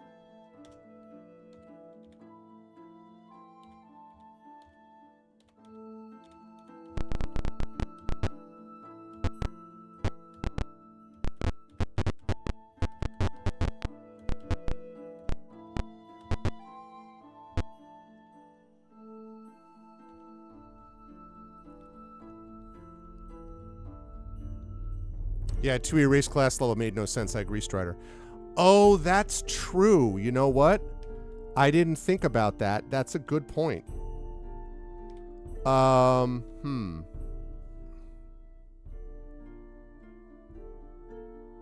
guess, is that under, like, race hack? I'm kind of a little nervous about doing it. I mean, the reality is that, like, in Dragonlance, I don't think this is going to be a problem, but we'll see. I mean, because right now, like, so Lizwana's level 7 on her way up to level 8. The Arvanaut is level 8 and I think is maxed out there. Rock-On is level 7 on their way to level 8. Arvin is level 7 and apparently is maxed out, a half-elf. I think I remember that. Nimblefinger is maxed out at level 9. And Witcher 3 is level 7 on her way to level 8. So I feel like it's probably fine, but we'll see. But I did forget that it had that feature in certain games. I don't know if it works in this or not, to be honest.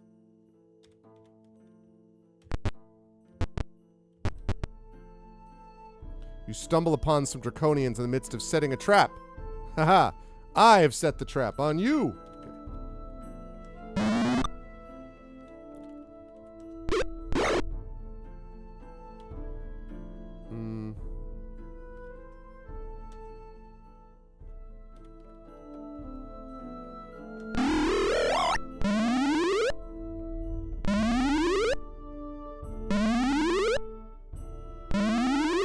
None of them with nausea, though. Oh, there we go. Thanks, Bozak.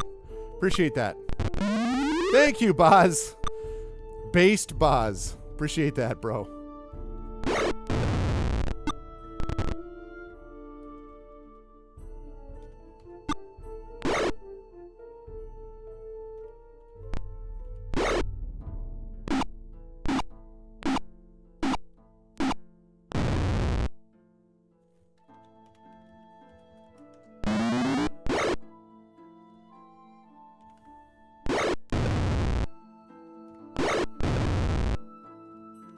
Kazwana, kicking ass, taking names.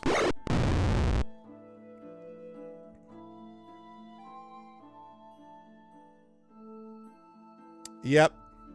It's true, Josiah. Back in the day, the idea that one would actually have something, yes, I totally agree.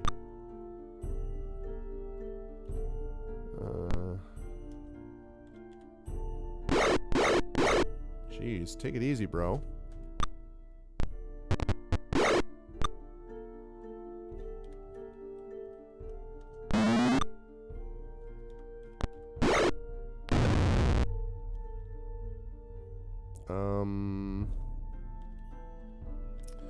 Hate to use Fireball here.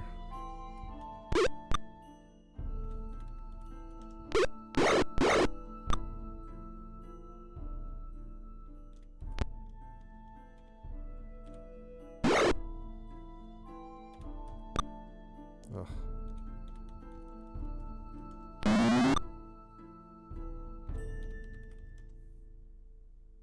What? Ah, so 48 darts plus 1.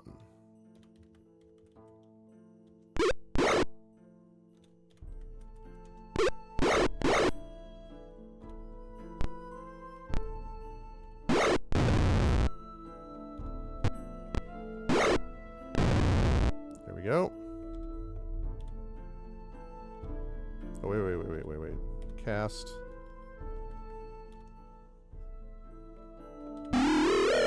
Yeah, I need you to get yourself healed, bro. Pretty much, Rock-On took the entire bulk of that situation the whole time. Yeah. There are definitely aspects of the limitations that made the programming, the way I've heard people describe it, is more agile. Like, in some ways, having all the extra room that they have later on, 26, has not necessarily made everything better. But having said that, there are a lot of good, that the amount, like what they're able to do now and how much they're able to get closer to the vision that even someone like this, you know, folks here would have had, right? Has been really pretty awesome to watch.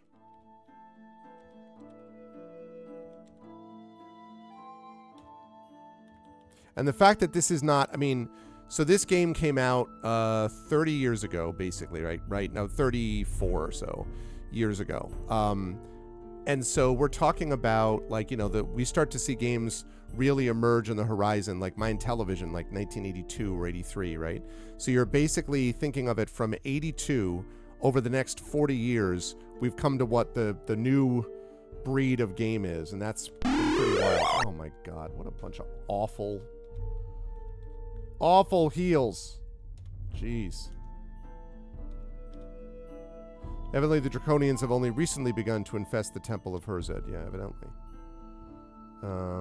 Save. B, no, exit.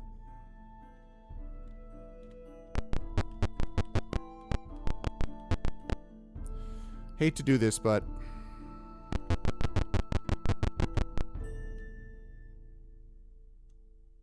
okay. Parlay, be nice. Thanks.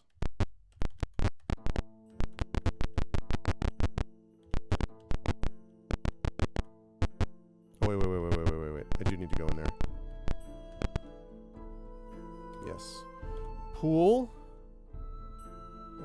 View items. ID. Sell, yes. Share. Exit.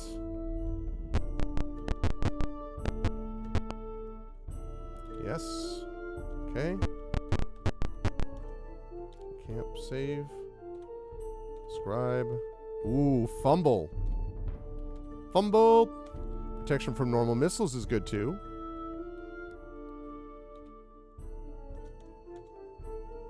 Yes. Memorize.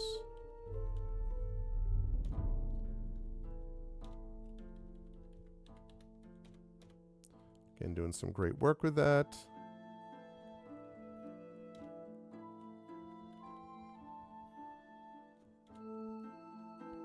Oh, fumble is level 5? Oh, I guess I forgot about that. For some reason, I thought fumble was less than that. Used in consumables. Elminster would become more powerful than any elven mage. True. I should ask Ed about that. But I think that's probably right. Like, based on what they originally imagined it to be. Memorize. Memorize, memorize. Memorize, memorize. Memorize, memorize. Yes. Exit fix.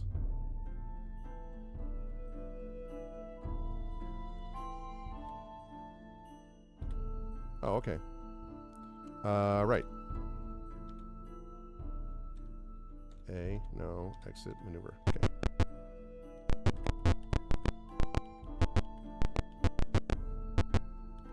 Okay. Back off.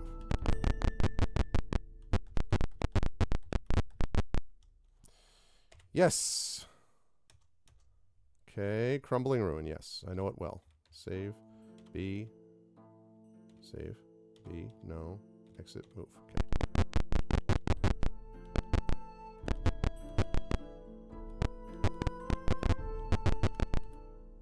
Oh, man.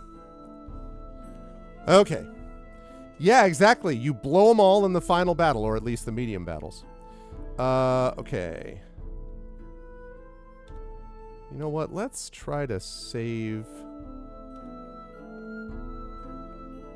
our hit point resources. Think of them that way.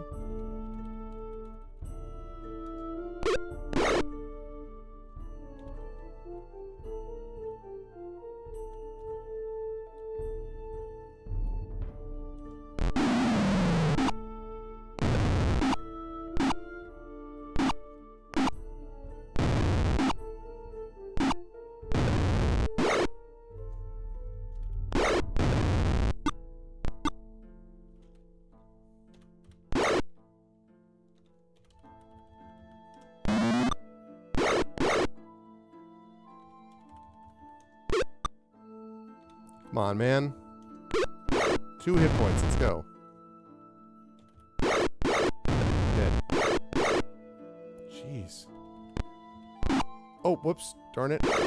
Damn it, damn it, damn it. Extra move I wasn't supposed to take. I didn't see that acid.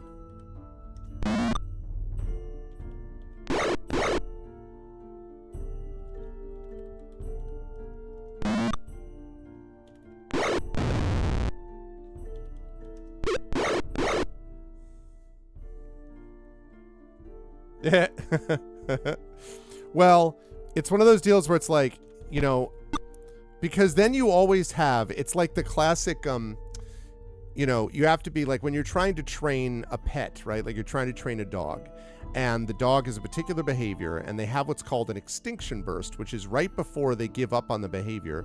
They do it a lot in an effort to just really see, and then if there's still no reaction or not the one that they want, then they stop doing the behavior and there's new behaviors that get formed. So like the problem is that you get just enough, like kind of, you know, pressing the bar to give you cheese. You get just enough of that to make you be like, ah, like obviously there was that one battle, the one time where I needed like 25 Phoenix Downs and 30 like potion ones or whatever. And so, you know, how dare you like, you know, pretend that my thing is not necessary, you know, just enough to sort of put yourself in that position. Yes, because now I have to have...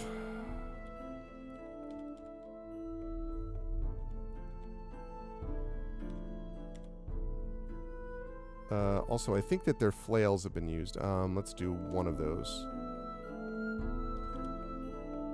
That's a good one.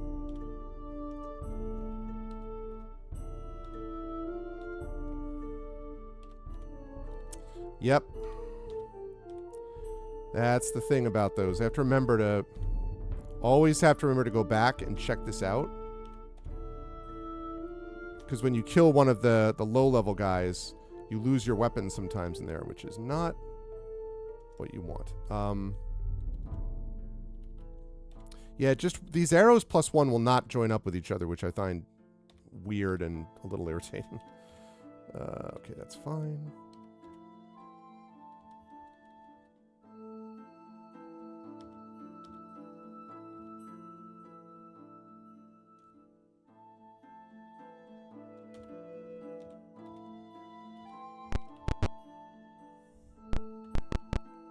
No, that's what I'm doing. But, like, you know, it's just one of those things that when you have, like, a game that's not exactly optimal in inventory management. Save, B, no. Exit maneuver. Soft rustle of movement.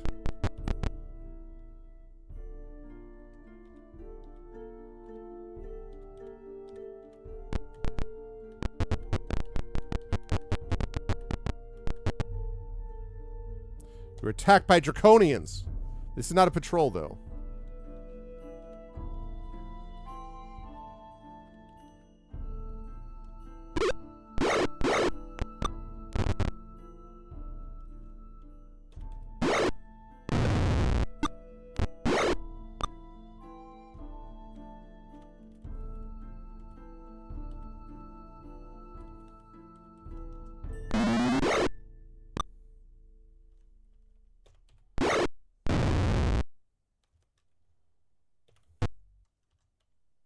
Cast. Ice Storm.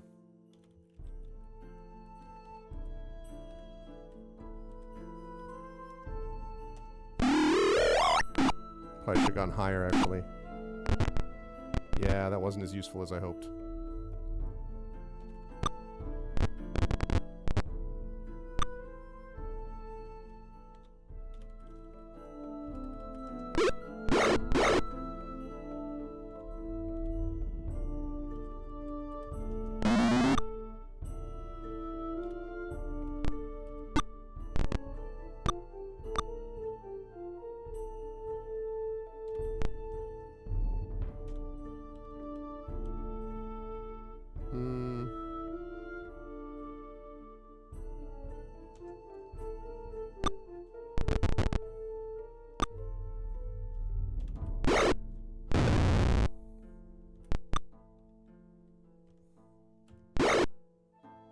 That's without a weapon that she just did that.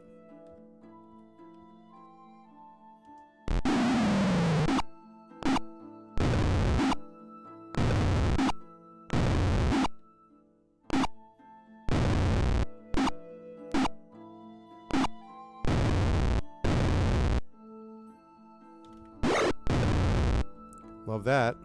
Love that for us.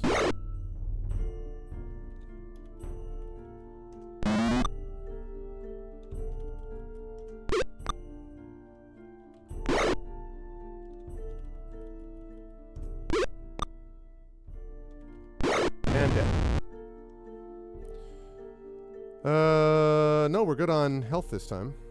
Just had to use a lot more magic spells than I wanted there. Find some papers and record them as journal entry 37.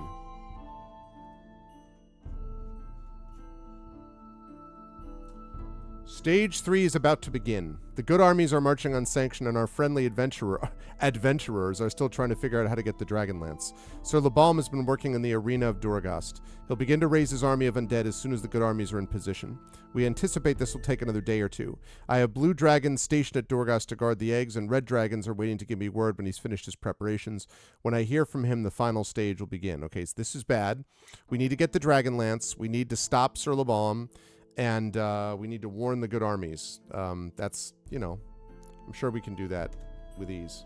From out of the depths of the room, a strange figure appears. Is this one of the shadow people? The amulet glows a soft brown. Without any apparent sound, you hear the strange figure reveal itself as a shadow person. Hey. Oh, okay. Thanks, Tom. It says that you can now go through the secret door that is located at the northern end of the hallway. This leads into a large room. The entrance to the caverns is in the upper left corner of the west wall of that room. Follow the corridor from there until you find a door. The conclave will then meet with you. The shadow person silently leaves with a soft rustle. Cool. Save.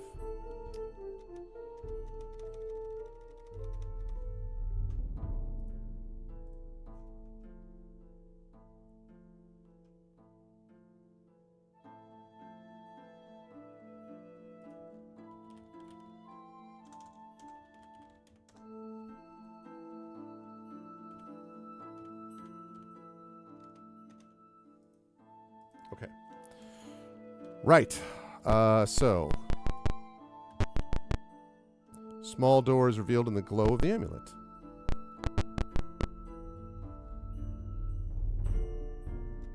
I think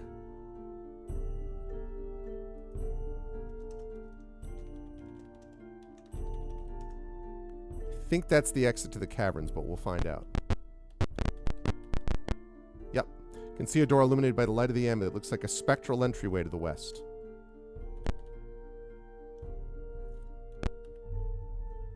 Woo! Whoa.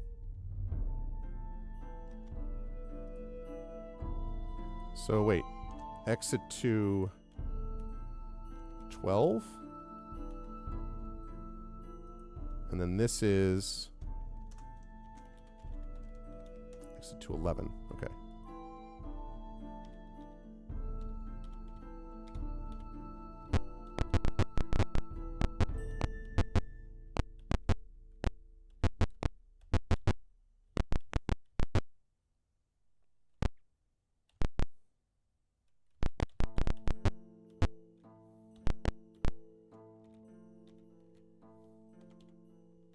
Interesting.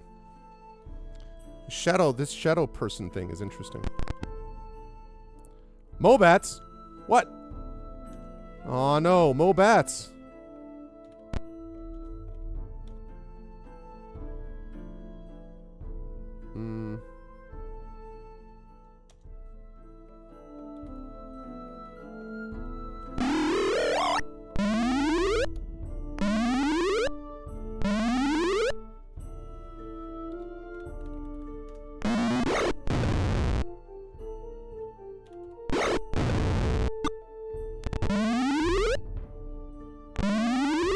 Haha.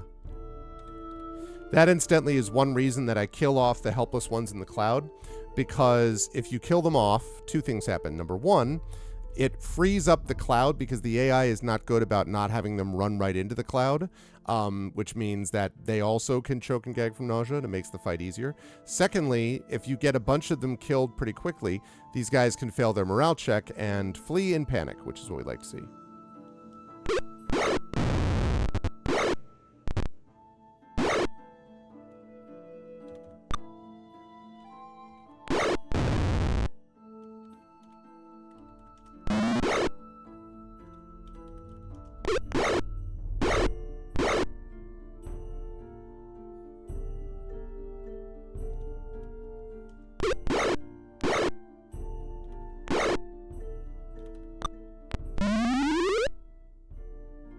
I didn't ready the items again. Okay, he's got his ready.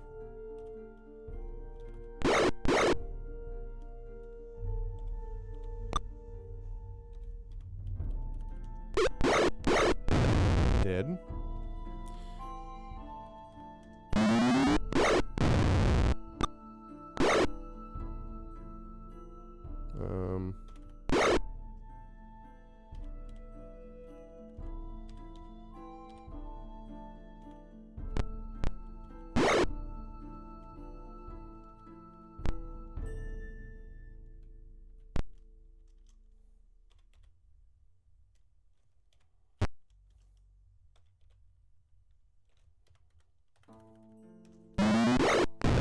There we go.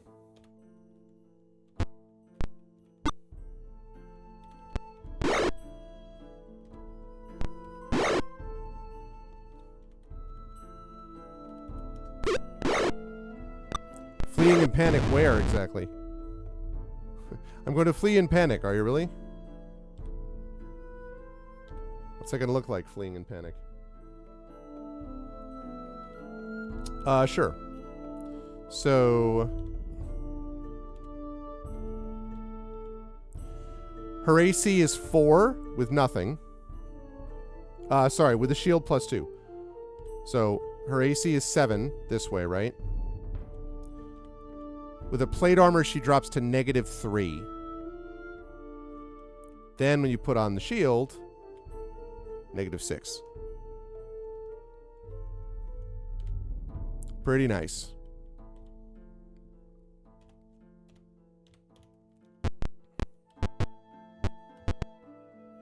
You've come across a conclave of shadow people. So it's AC 0. No. If it's 7, no. Because if it's 7, if she has a 7 AC to begin with. Oh, right. You're right. Because it's, yeah, she has -3 to begin with. She has, like, so she'd have a base AC of 7, so there'd be 3 points off. So yes, AC 0. So AC 0 by itself. Yep. It's pretty sick. You've come across a conclave of shadow people. They've been waiting patiently for your arrival. I like that picture, actually. Again, images and words form in your mind. You're told to go down a long, cavernous passage. The entrance is through the door to the south. The passage is free of any evil creatures. However, there are many Mobats that also live in these caves. You'll have to deal with them yourselves. You'll come upon a door to your right. You may rest there. Yes. Eventually, you will meet the ancient revered one. He will give you further information. The shadow people fade away.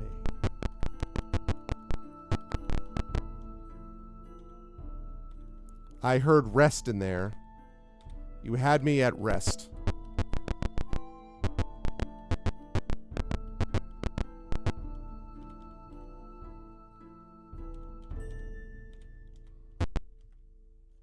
All right, that's not bad. We got pretty far before the Mobat attack.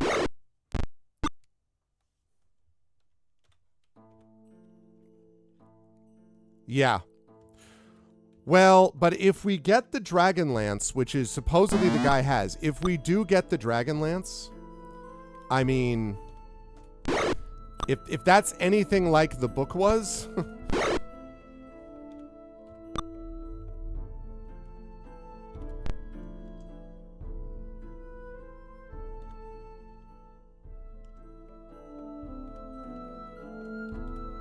God,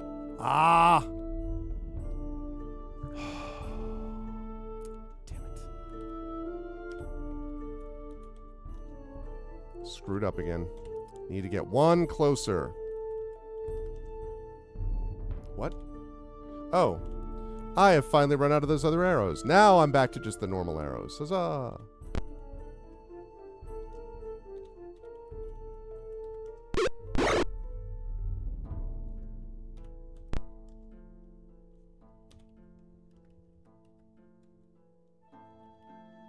Nope.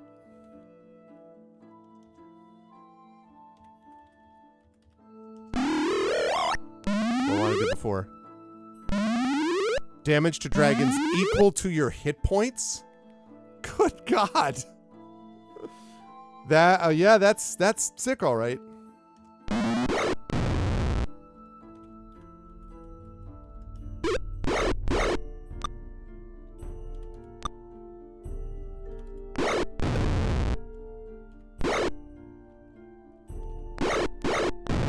Wow.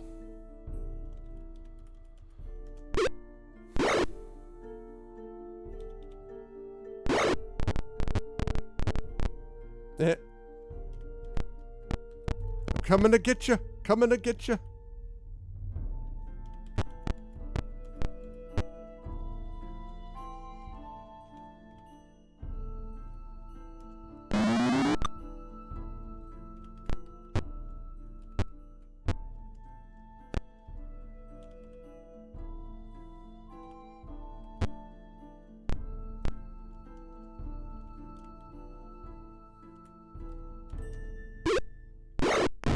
There we go.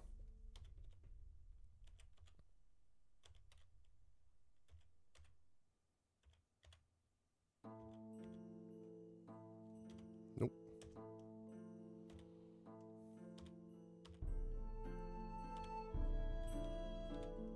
Okay. Hey, what's up, Butthurt Gamer? Welcome, welcome. Welcome, everybody. +5 weapon. Oh, that's pretty wild, though. Current hit points, like, especially with Kit using that. Oh, okay. All right, so that's...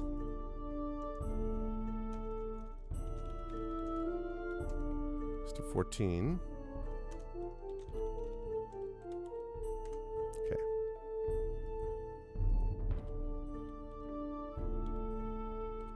No. Exit. Move.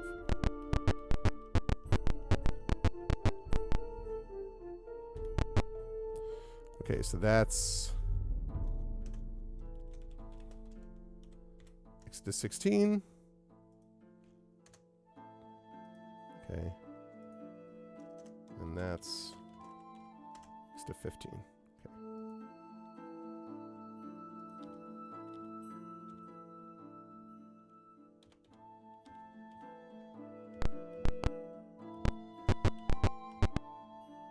Oh, it's right there. That's the resting room, if you will. The rest room.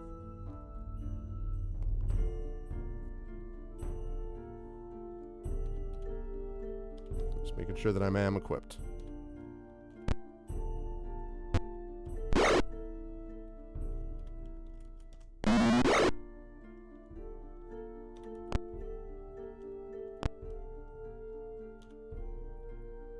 I'm gonna just use those.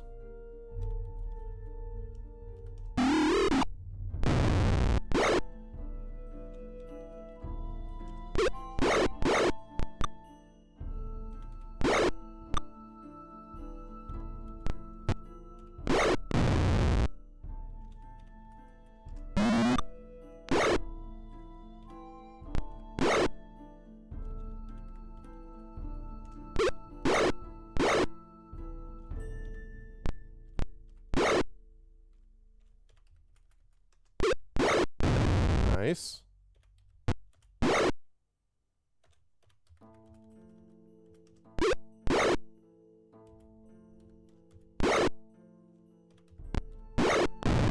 And dead.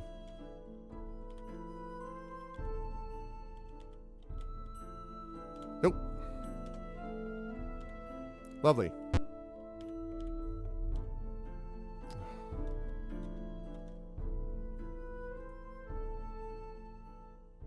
Word number 6.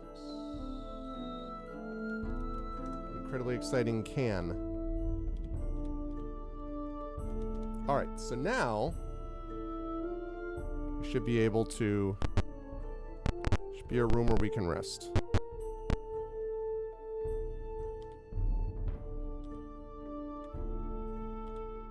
Right, this was the safe place that I was told.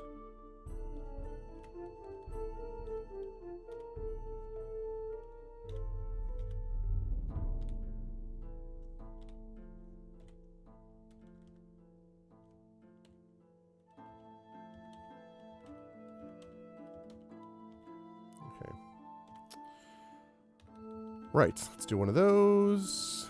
Let's do that, let's do that. Oh, first of all, fireball.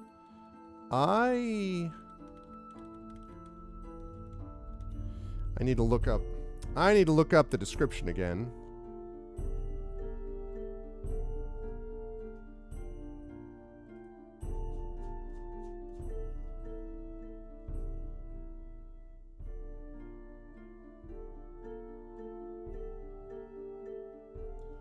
Calls the target to be unable to move or attack. So basically another like hold person, but I assume at a higher level. Yeah, let's do that. I'm probably going to be more interested in that than Ice Storm, which has been okay, but not amazing.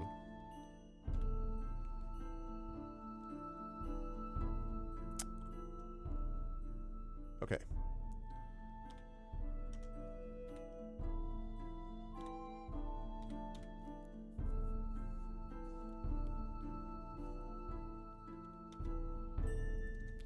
This safe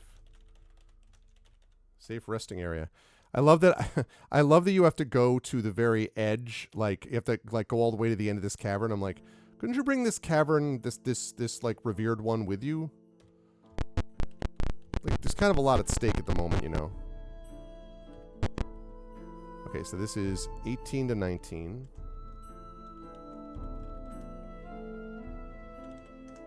18, and this is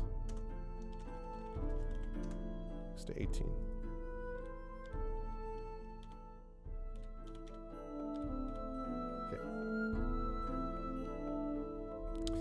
Yeah, that is true. I still have An Ice Storm memorized. It's just, you know. Oh.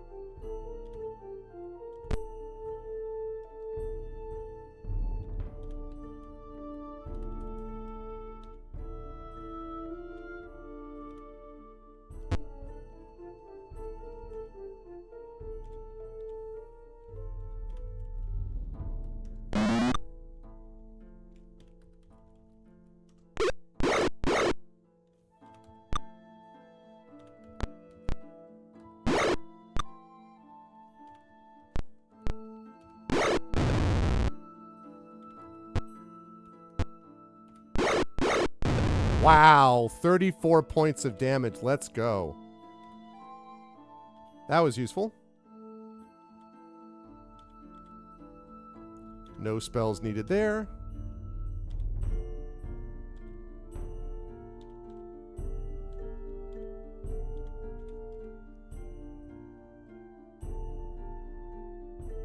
Yeah. They did that a lot with the Forgotten Adventures. A very strong presence fills the room. There's nothing else in here that you can see. Your mind becomes filled with images again. The way to the Dragonlance is imprinted on your mind. It seems to lie in the south central area of the dungeons to the west here. So you have to go west and then go south central. You record the information as journal entry 63.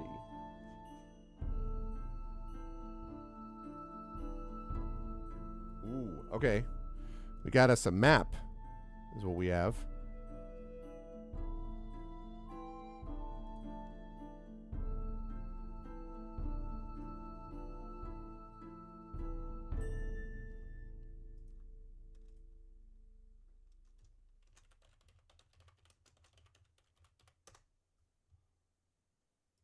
Okay. So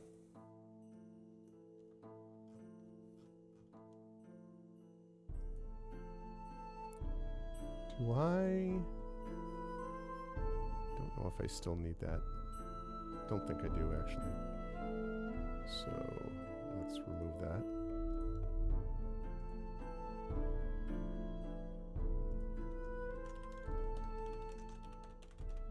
Dragonlance location. Oh, shoot. Cancel. Remove. It's an image, not a window capture. Image. Dragonlance location. Browse. There we go. So that is what we're going to be looking for.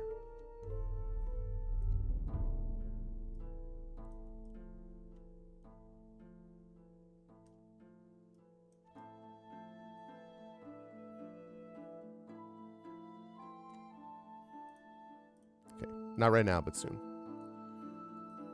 Great. Okay.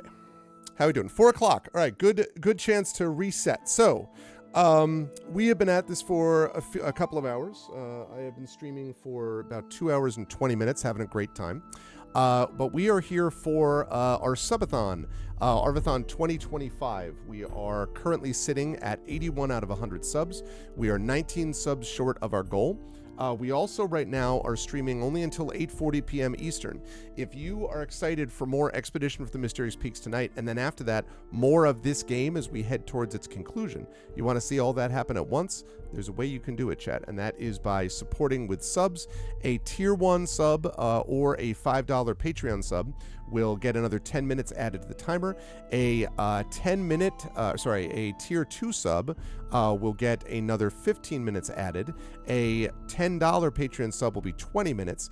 And then if you do a tier 3 sub, that's 25 minutes and a book/game giveaway. And a Patreon sub of $20 is a 30-minute timer boost. Plus, you'll get a giveaway, which will be for my first published novel, The Third Sign, which is now out of print, came out back in 2009. But I have a couple of brand new, essentially, been sitting in a box for years, that I just discovered, signed copies that I can send you. So we can do that if we can get the sub support. So please do consider doing it. It's September, which means it's cheaper to get subs if you have never subbed before, or if you are resubbing after having let your sub lapse. It is 20% off, and if you upgrade from, I think it's tier 2 to tier 3, it is 30% off. Same thing if you gift subs, by the way. If you do gift subs, you get a 5-pack of gift subs, gets a bonus gift sub courtesy of Valorant, which is doing that this weekend. We had it happen a bunch of times yesterday. So please consider doing that and supporting us so we can get our timer all the way to 130, and so we can get the Patreon number up to triple digits. 100 would be perfectly what I was hoping for, and then the 19 subs would get us up to 100. So please consider doing that. Spread the word, and let's keep on rolling. Oh, thank you, Imaginary Exponent. Butthurt Gamer has got a tier 1 sub. Speak of the devil. Thank you, Imaginary Exponent. I appreciate that very much. So that gives us 82 subs, and it adds another 10 minutes. So we're now up to 8:50 p.m. Eastern. 8:50 p.m. Eastern. We're doing it. We're doing it live. We're doing it live. I'm digging it. So thank you very much. I appreciate that, Imaginary. Oh, my God. Thanks, Imaginary. You're like, how about a second one? I'm like, all right, now we're up to an even 9 p.m. Eastern, and we're only 17 subs short of our sub goal. Thanks. I appreciate that. And welcome, Butthurt and Strider, to the channel. I hope you enjoy the emotes and all that kind of good stuff. Thank you. I appreciate that, Imaginary. Thank you very much. Everyone has been super generous this weekend, and it's been really an enjoyable set of streams, too. I really haven't been having fun with this. I really have. It's been great. Right. Okay. Once I'm out of this temple, I think I'm going to switch music to another Kevin MacLeod famous favorite song of mine, I should say. The presence becomes extremely agitated and angry. A new, more ominous image forms in your mind. Oh, is that the guy? A Death Knight is directing his minions and placing hundreds of bodies in the arena of Dorgast. The images fade to nothingness as the Death Knight seems to turn towards you. The chamber presence slowly dims. Just before it does, you hear objects clatter to the floor. Happy birthday to the ground. Okay, ooh, a shield. Okay.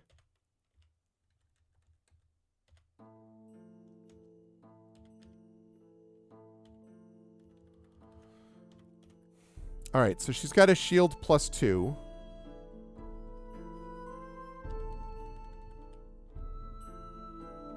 So that's a shield +1. Oops.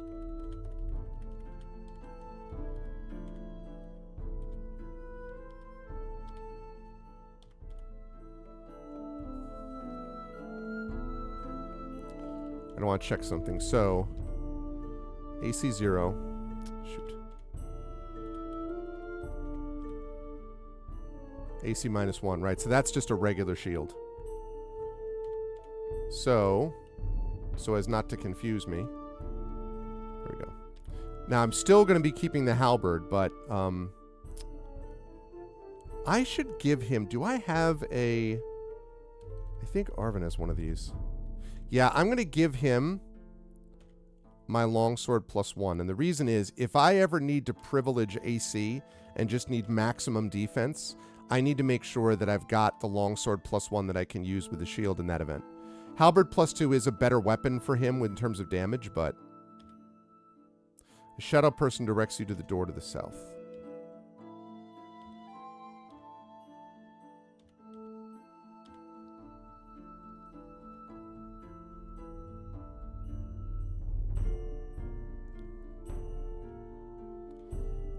Okay.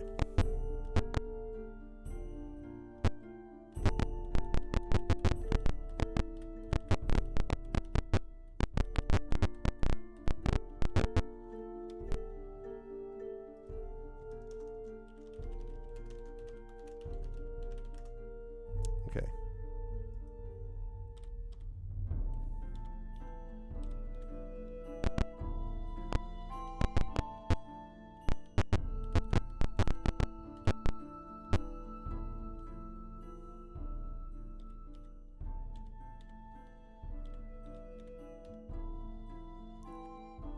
You've entered the dungeons of Dorghast. The walls are covered with mold and insects.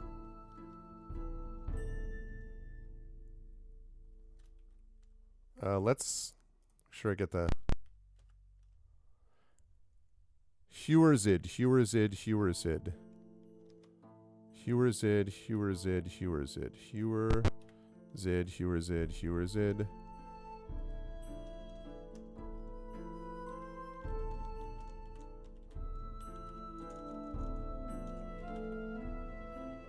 Okay, there we go.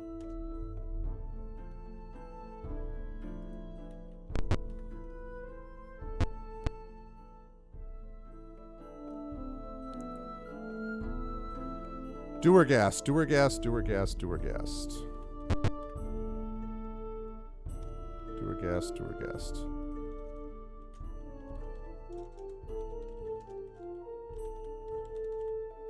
There we go. Now I got my map all nice.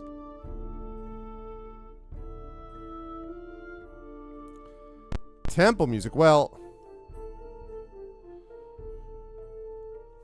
okay, what I had in my mind was let's switch off of that.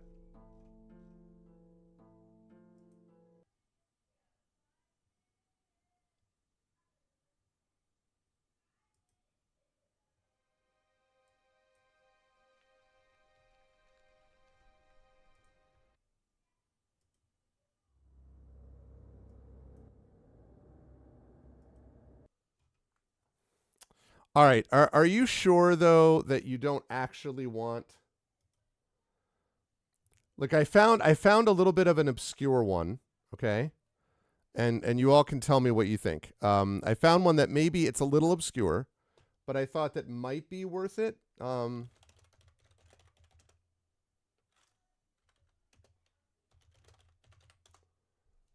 This is a little known game.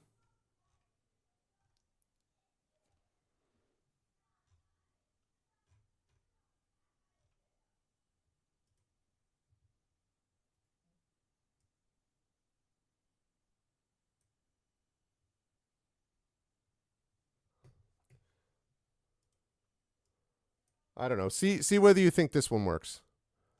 Kind of a little bit of an unknown.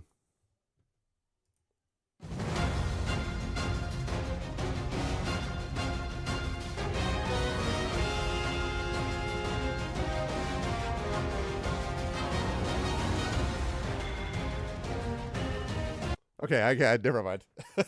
I can't. It's gonna get the whole thing demonetized. I can't. If only. If only I could. That slightly obscure tone.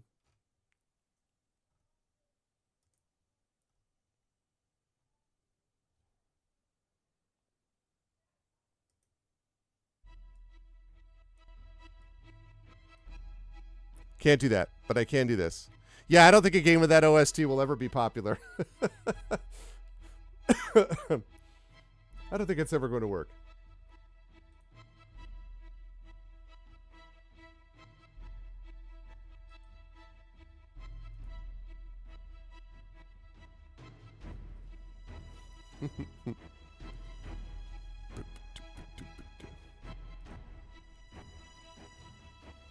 Okay. Right. On we go. So we have to find this Death Knight.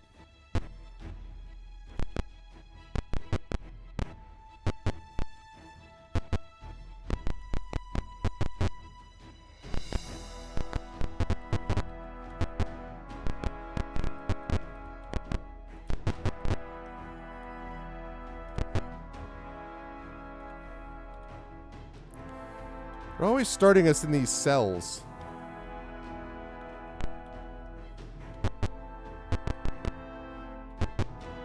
A shapeless pile of clothing shudders at your approach. An incredibly dirty man huddles within.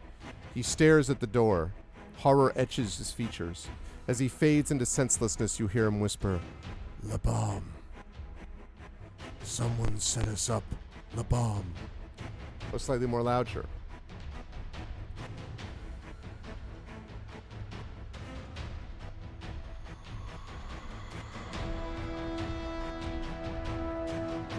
Maybe a little better. Little Mo better? Little Mobat better? Mobat? Mobat better? Okay.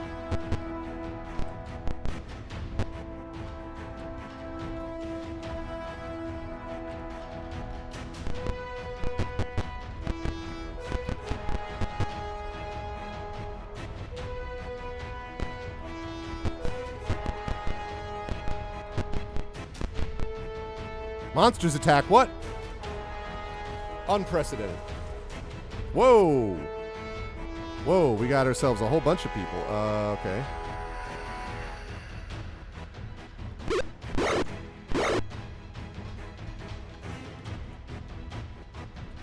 Okay.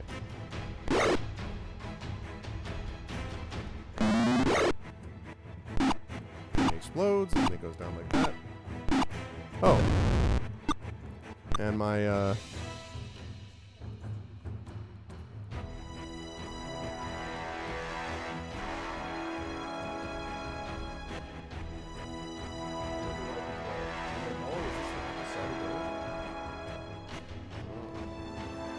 a scone? I got a bite of a scone, and I got apple, and I got an apple cider donut. Thank you, honey. That is a good combination of things, for sure.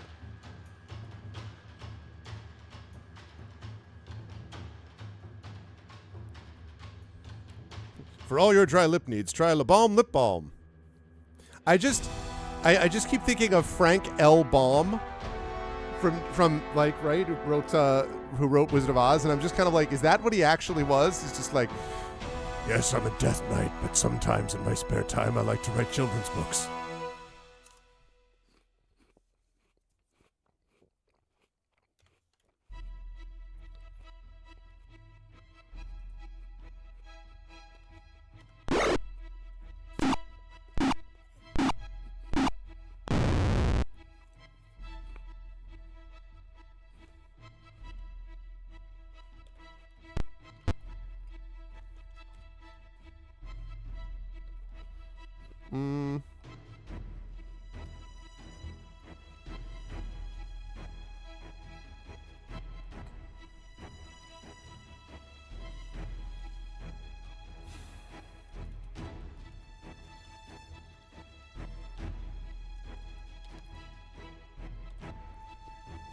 Yeah, too far away, so...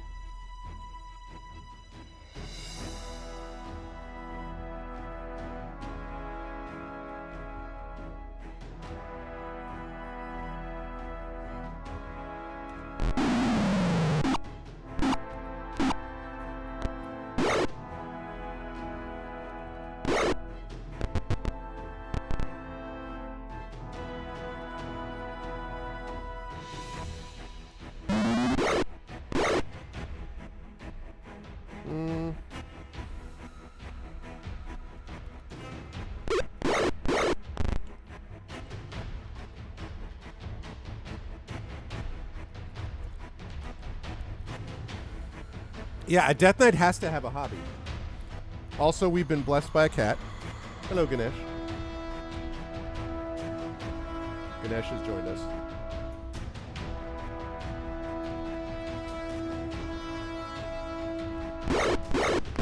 "27 points of damage. I don't always hit, but when I do, I prefer 27 points of damage." Oh, whoops. Let me do that.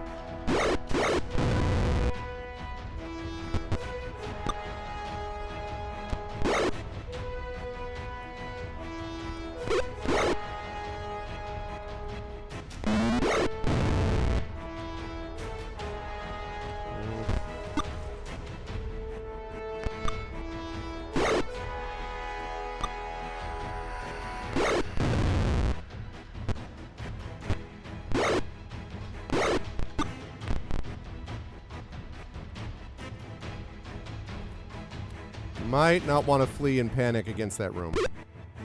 I like that he turns when he gets there. He's like, hey.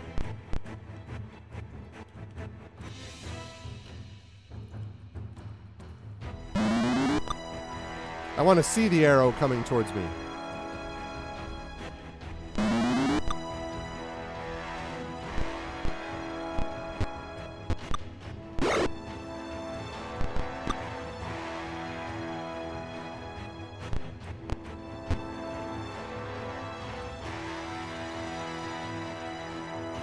Cat has been achieved.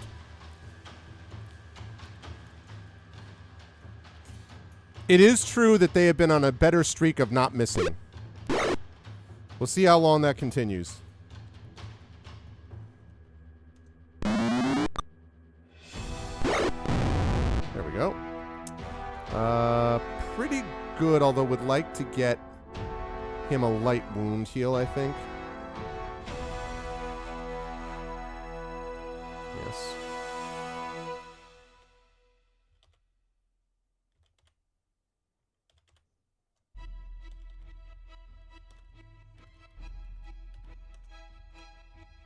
Okay, make this a good one, please. Yeah. I don't want to waste it, but...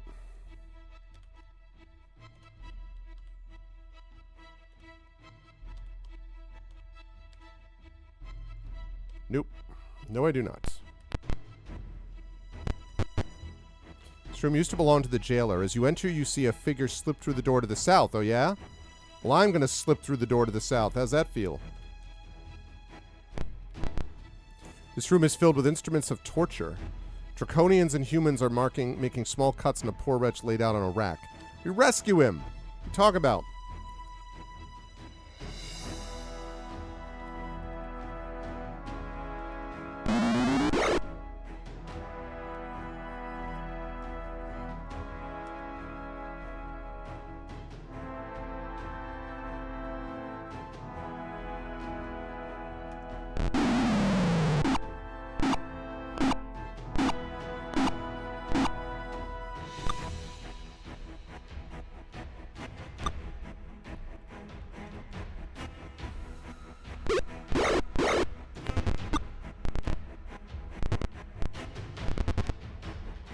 Okay.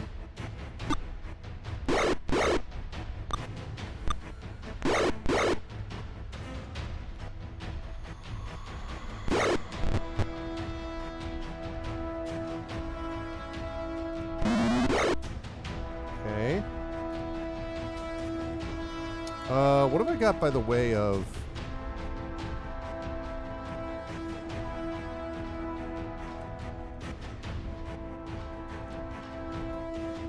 Right, because it's not identified yet. Let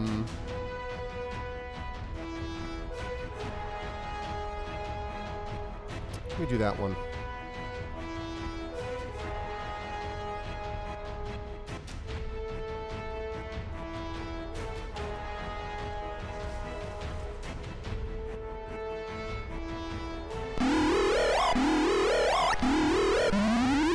Okay. All right, well, the two priests.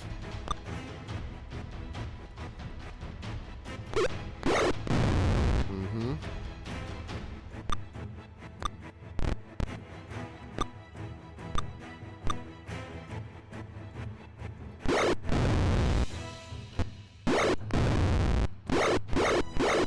Jeez, stop hitting him so much. I think they're getting too pumped up by this music, Tom.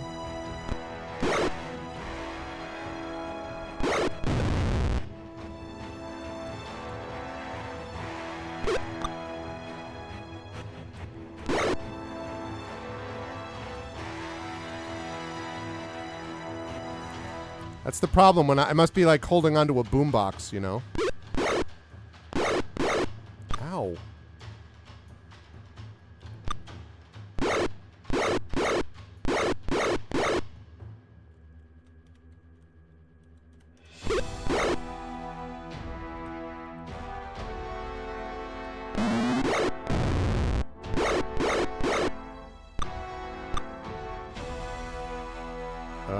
Let's go with...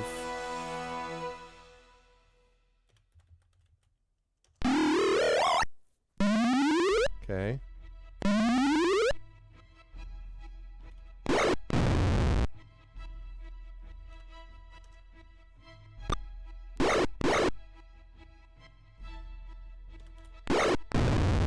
we go.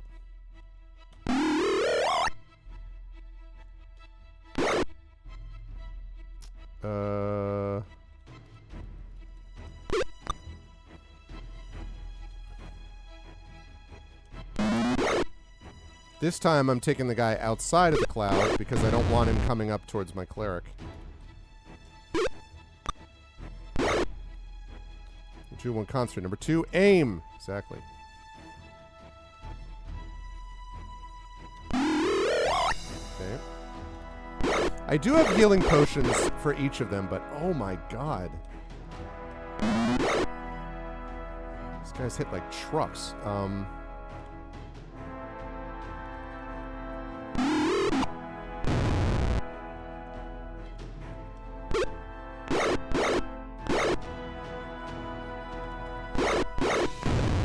Jeez.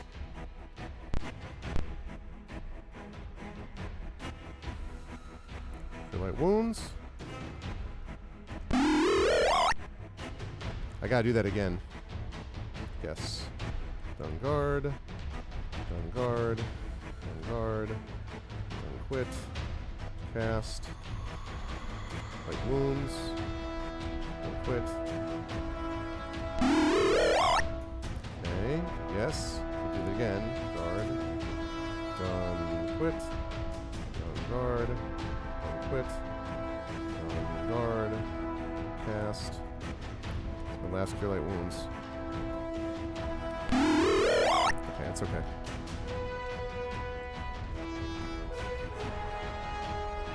Ah, Hercules.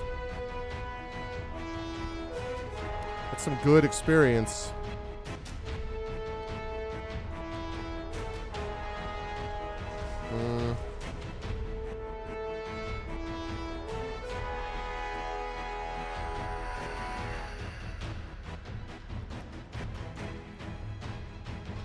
Damn it. Nothing at all. Oh well. The victim sobs in gratitude for his release. Gives you a safe place to rest and a bunch of experience. Oh.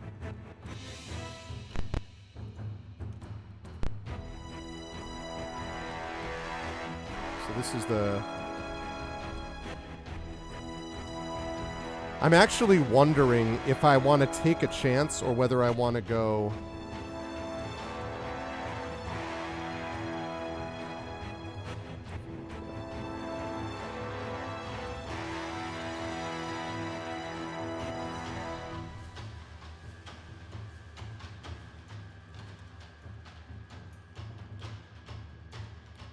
I think I'm actually going to go back and rest. I don't love doing this, but...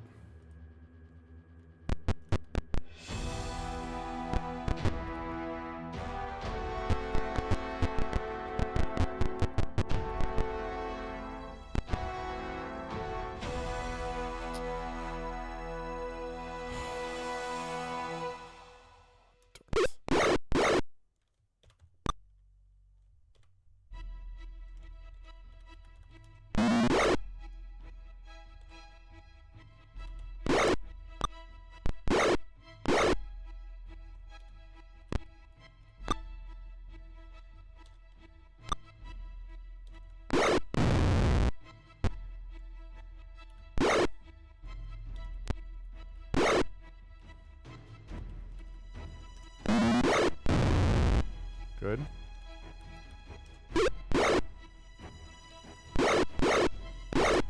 Ow.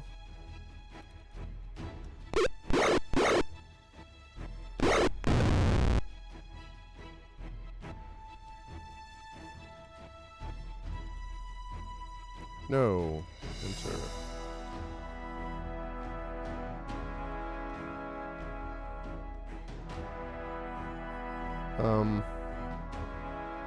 Okay.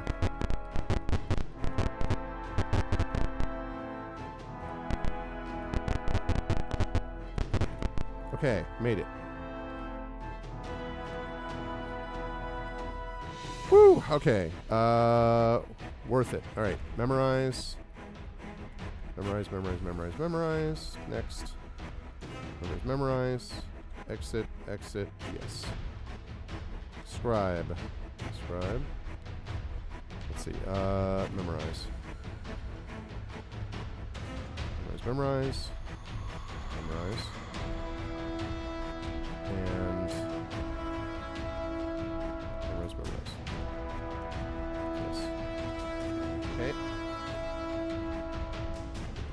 I know, right?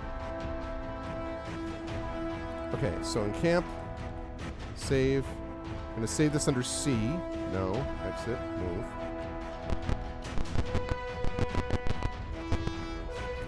Damn it. All right, that's not too bad.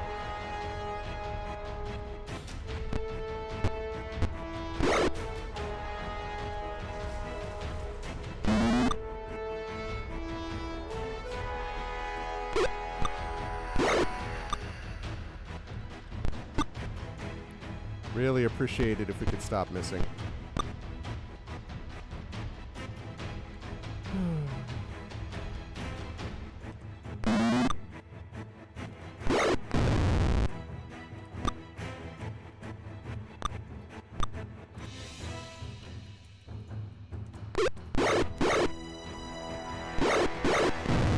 Alright, good. No. Alright, 2 hit points, I'll take that.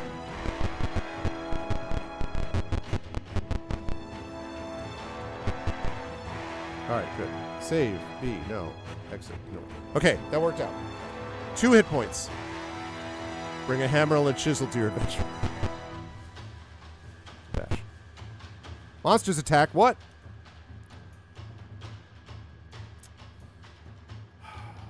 Darn it.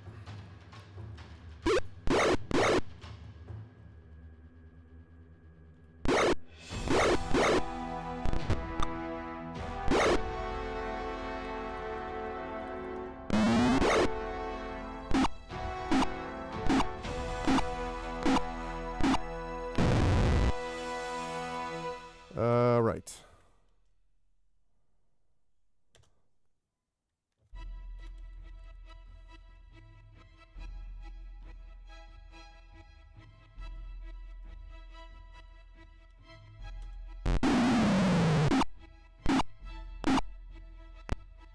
Why did it not? I guess because of the corners.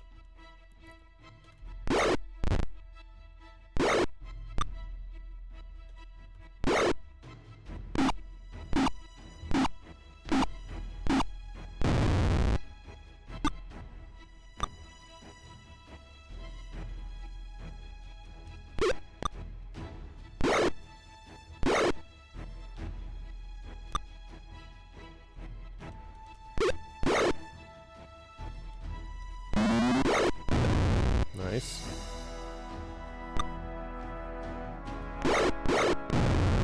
Nice.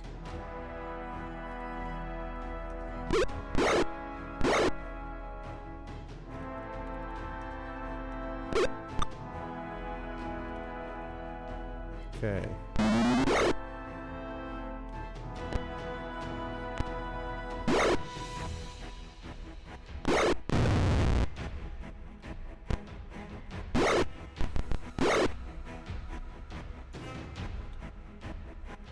Okay.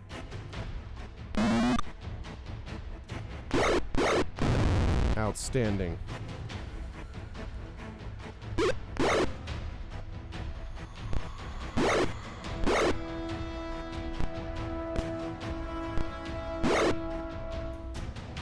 Okay.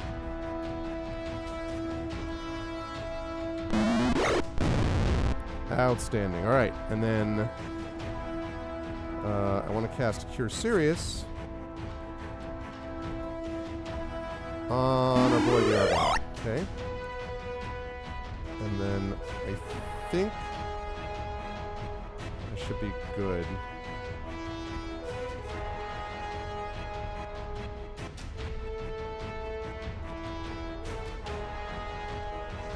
Okay.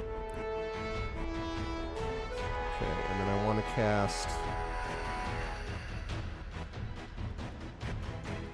on himself. Good.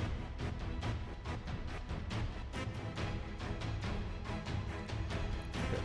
And as much as I like the all this thing, I think I'm getting a little tired of it. So let's go with something a little more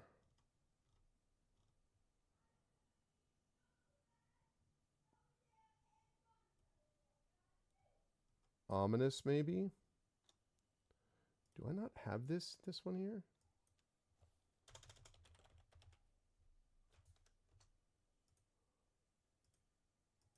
Wow, I guess not.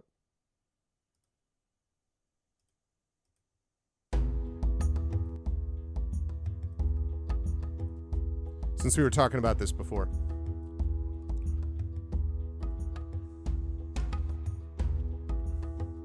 Well, in a one-on-one fight, perhaps. But if you're talking AoE, I think you'd have to give it to a high-level mage in that scenario.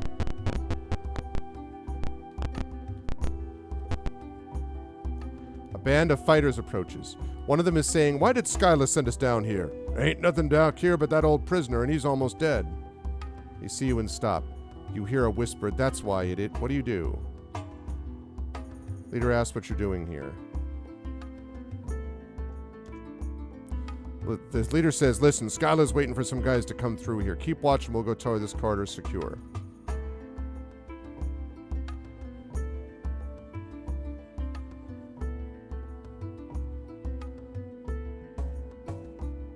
I don't buy it. Do not buy it.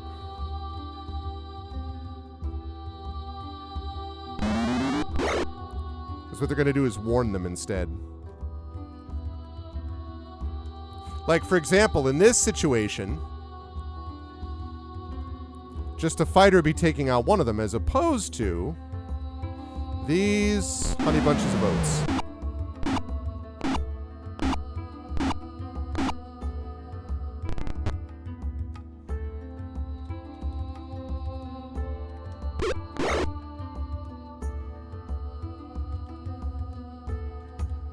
And come to us.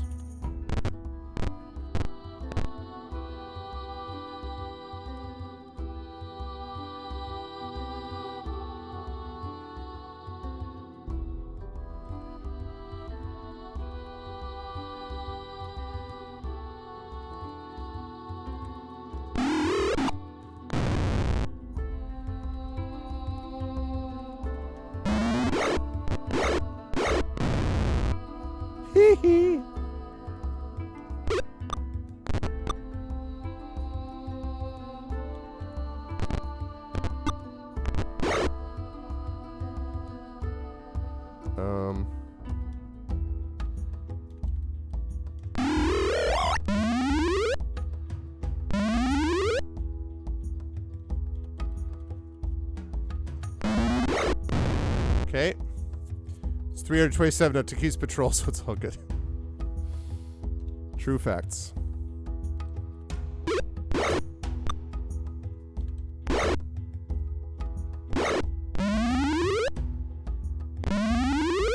Oh, what a shame.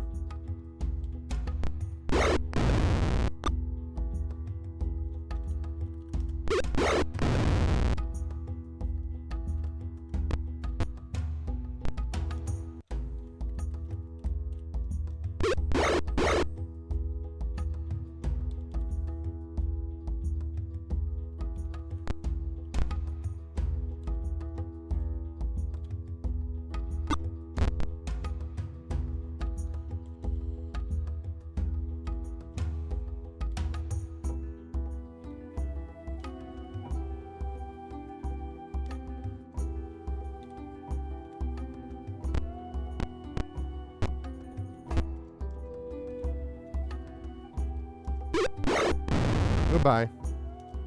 Oops. Okay.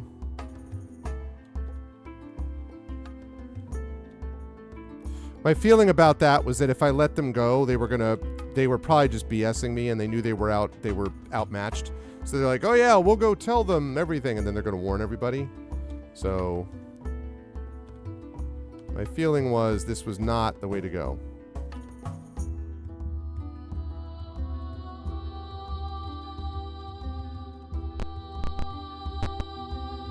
A shadow person stands in the corner. He seems extremely frightened. Frenetic, disjointed images bombard your mind.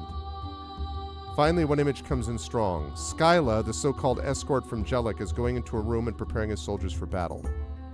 The shadow person warns you that your presence is probably known. He tells you that the room beyond the one that Skyla's in contains magical weapons and armor. Hey.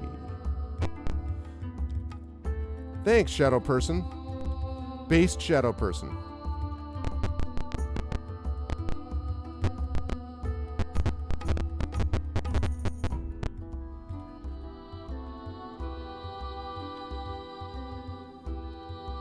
Yeah, the loot's been getting better, but...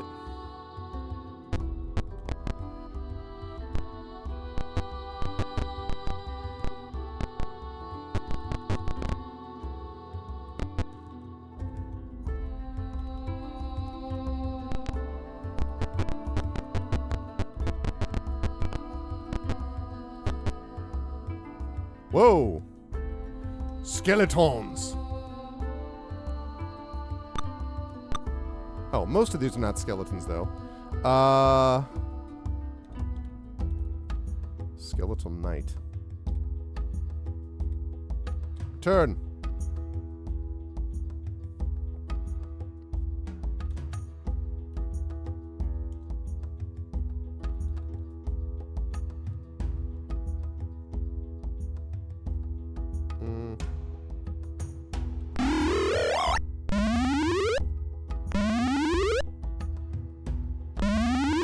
Yeah, the problem is I think I already may have used it. That's the problem.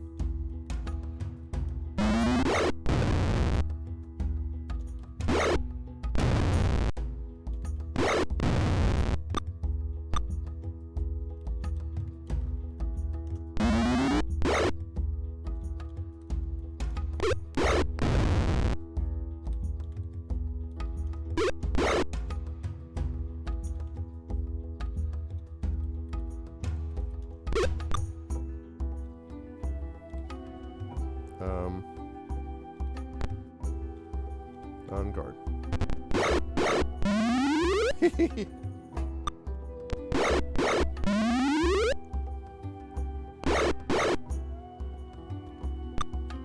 Oh, come on.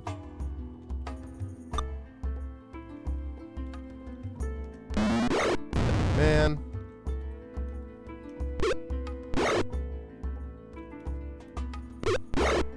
Hey.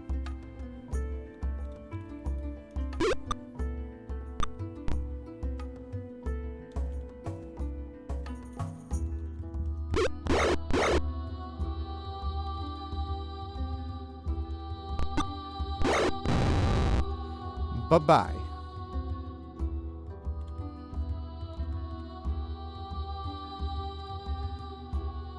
Nope.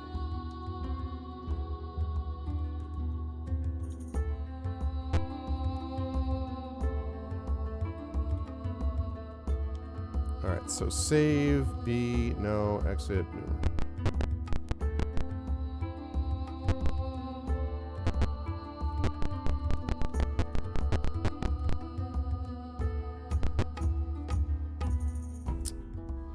I hope I'm going in the roughly the right direction, I think.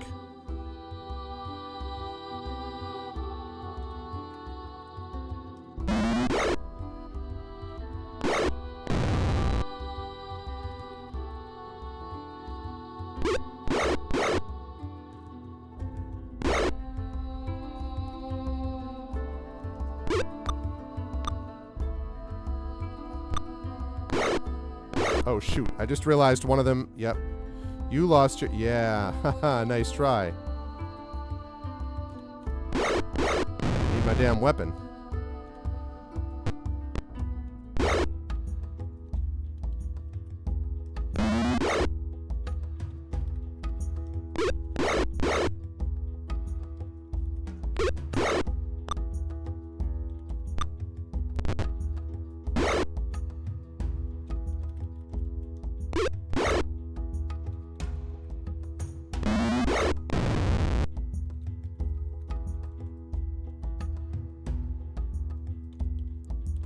Am I out of darts? Oh no! I'm out of darts! Well...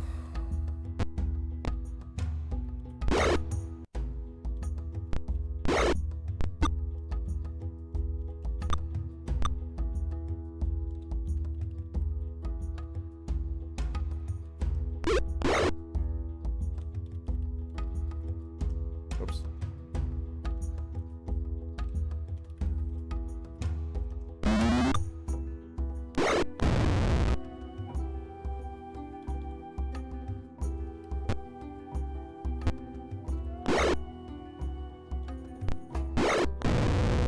Bye-bye. Okay,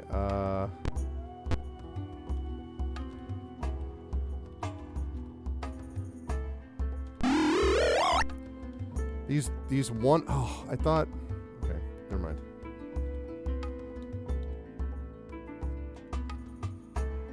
Alright. These one-person, like, these one-hit-point spells are... not great, Bob.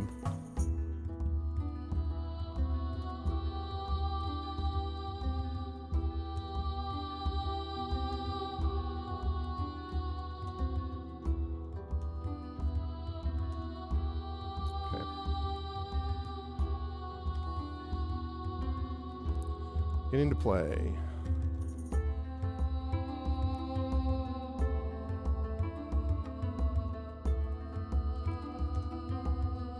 Okay. Right. All right. Here we go. Not in this economy. No, the problem with that wasn't just that. It was that they actually, like, the money I think is fairly well balanced in here, actually, but they do cost a lot of money. Like, it is... Like, you run out of them a lot faster than you think, because you're only taking 4 at a time. So...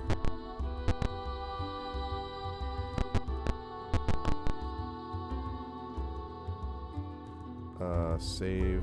B, no.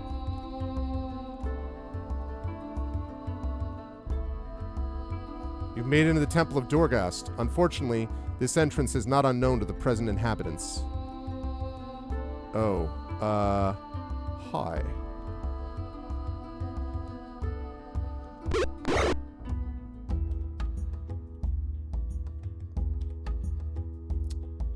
I think I have...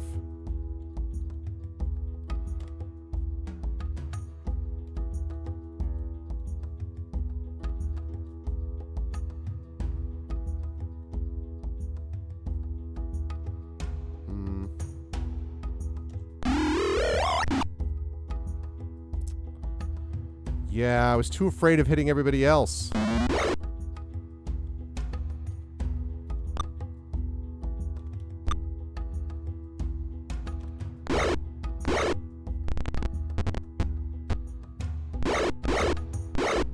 Ow.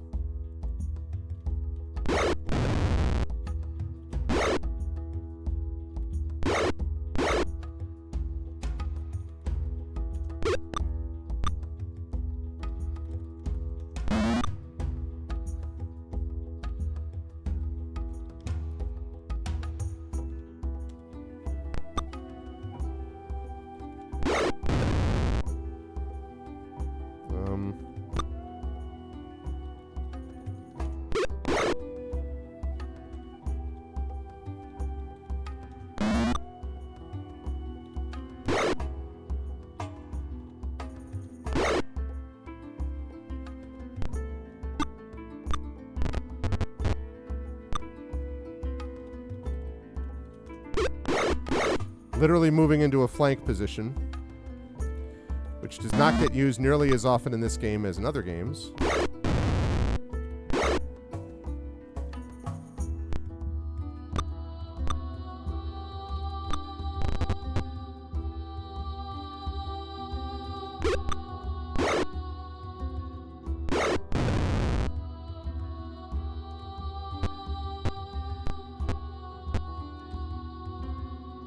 Okay.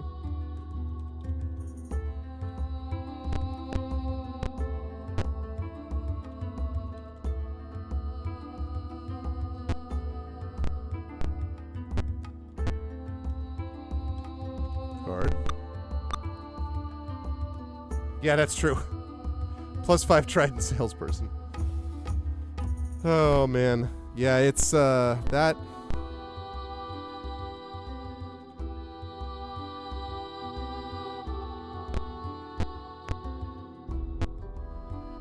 Oh, shoot.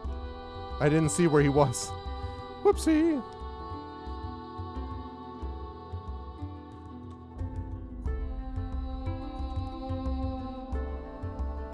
Yeah, for some reason I didn't see that he had gone that far.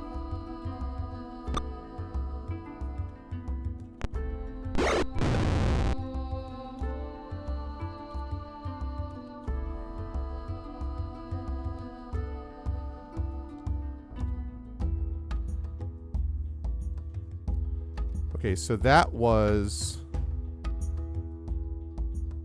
So that's to 3. So this is...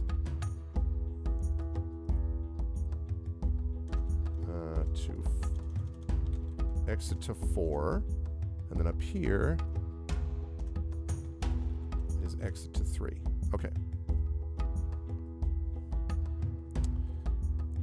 Yes, exactly.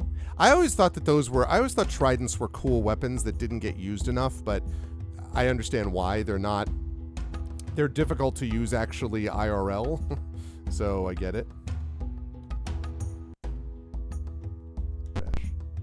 Hear the distant sound of trumpets. The good armies have arrived at Sanction.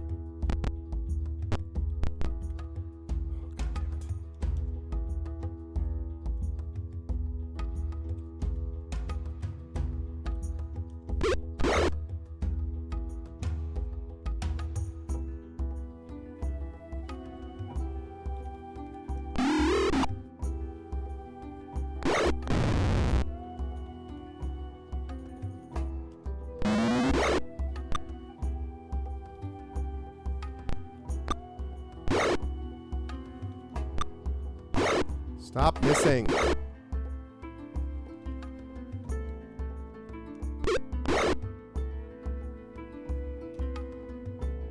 Wait.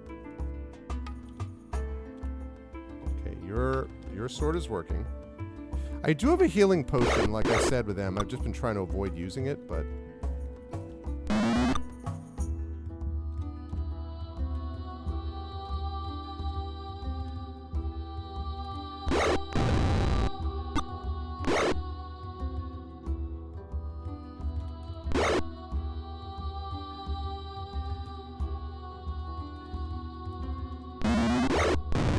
Nice.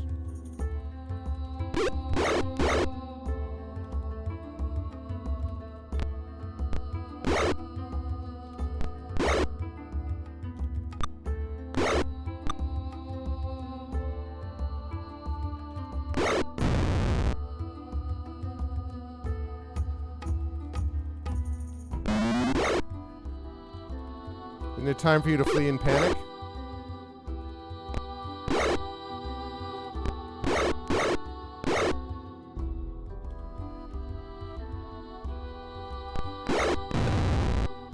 Go.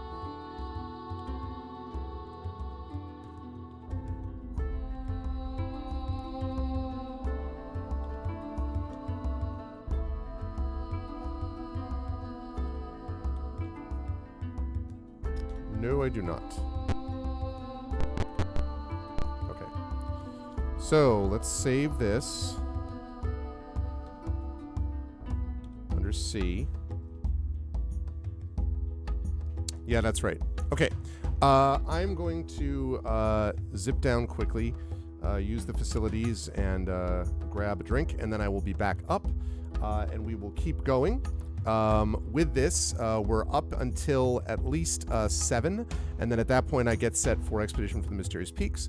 Right now, though, we are streaming until 9 p.m. Eastern, but if you want me to go all the way till 1:30, and why wouldn't you, then please help out by supporting the subathon. We are 17 subs shy of our 100 goal, and we are $30 shy of our Patreon goal of $100. So you can get cool things for each one of them. You can increase the timer. You can also get book and game giveaways if you support at the tier 2 or tier 3 level, and or the $10 or $20 level on the Patreon. Patreon is a little bit more bang for your buck, so consider that. And yeah, but otherwise, stick around. I'll leave this music going, but I will be right back.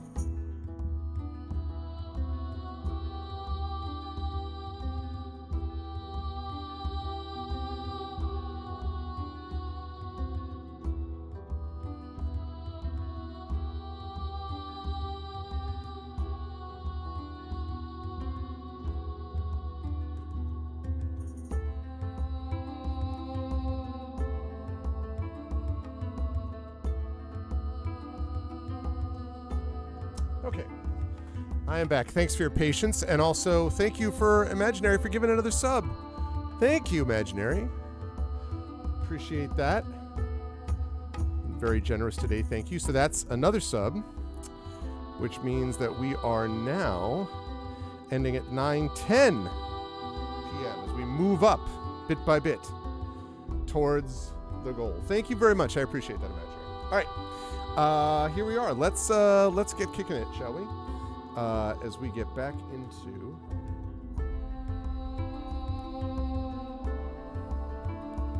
cool. All right. Right. Okay. No, do not quit DOS.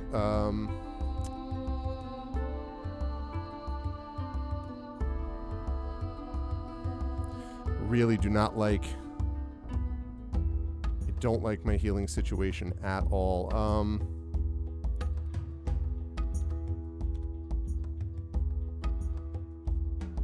I may have to use that,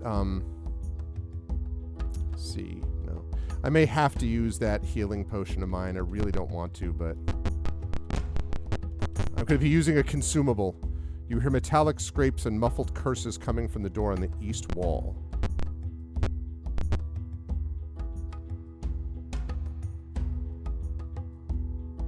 Man. You know, I hate to do this, but I'm going to try reloading it. Because if there's going to be a fight in that other one, I don't know. And that's going to be another one of those deals where it's like, can you get through? You know, can you rest in an area where you're really not supposed to rest? But going all the way back to the cavern is probably not a viable option.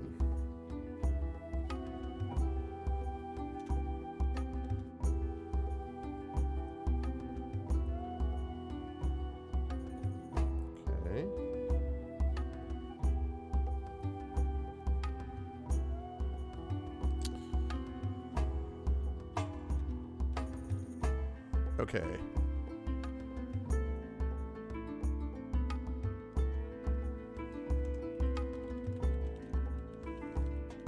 Okay, there's that.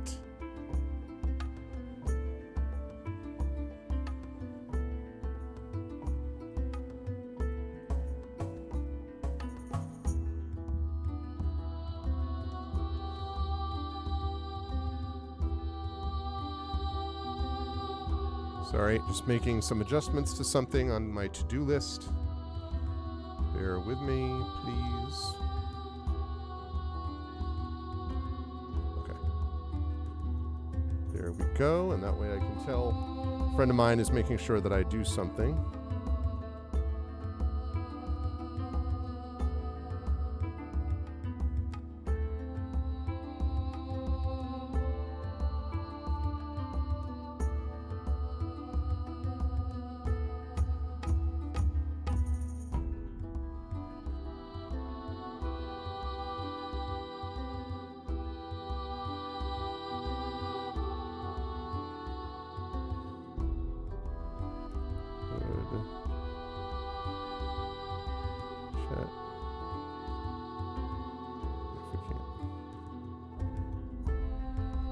Great. That's good. That's done. Let's clear that. That's there. Never mind that. There we go. Good. Okay, great. Right. All right. So we keep going.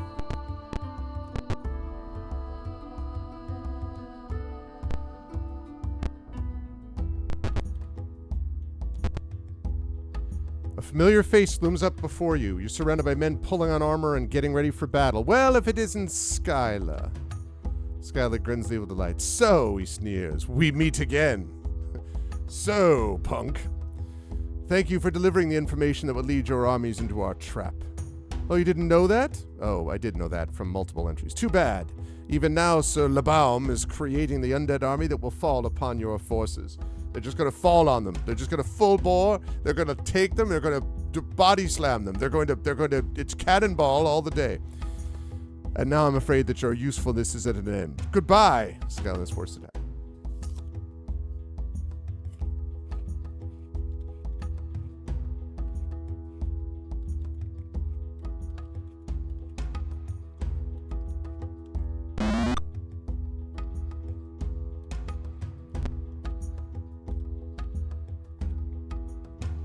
I'm going to need you all not to miss.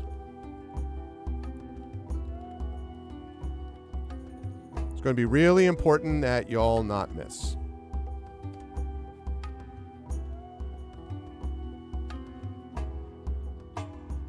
It's all comforting. It's like, oh, oh.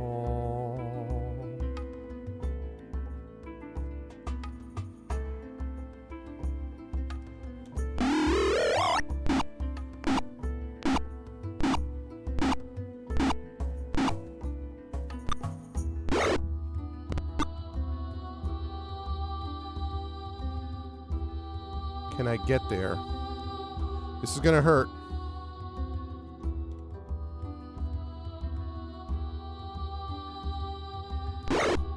Ow. Ow. Ow.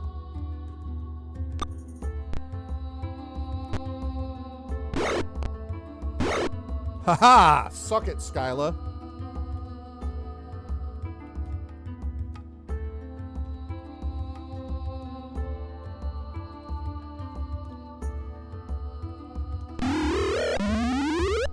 Final battle of the Dark Wizards. I will do that.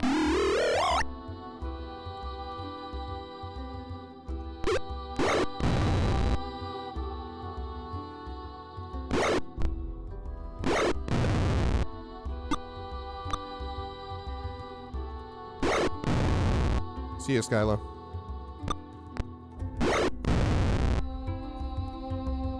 All right.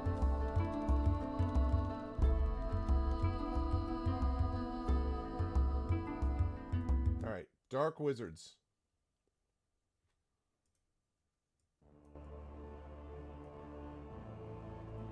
I'm not sure this is the final battle,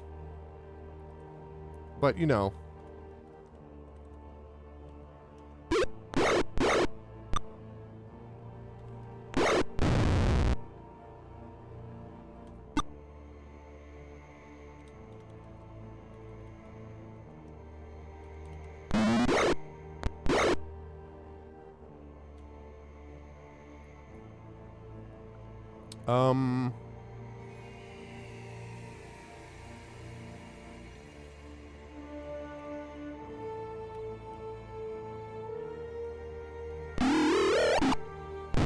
Nice.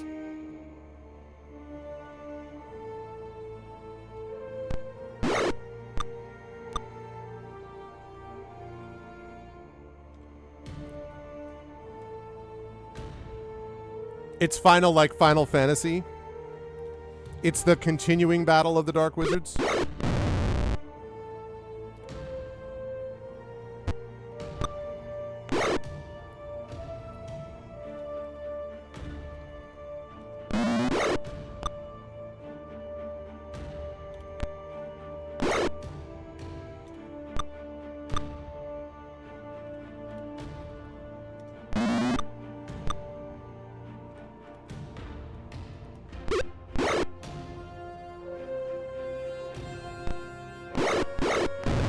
Done.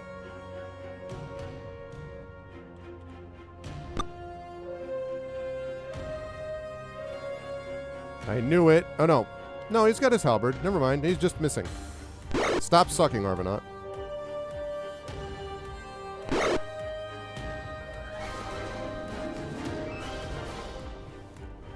Thank you, Josiah. Another sub. I love to see it. That brings us up to just 15 subs shy.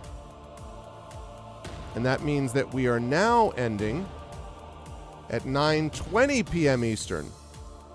Oh, man. We're closing in on a little over 3 hours left that we could play for if we get that support. Thank you, Josiah. I really appreciate that. Thank you. Thank you to everyone today who has been so awesome. I mean, you folks are always awesome, but you know what I'm saying.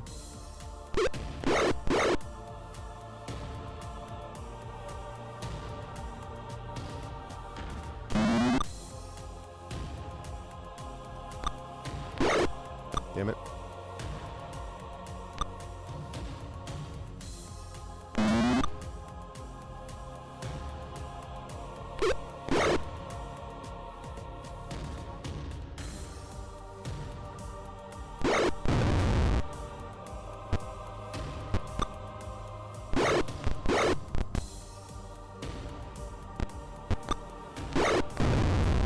See ya.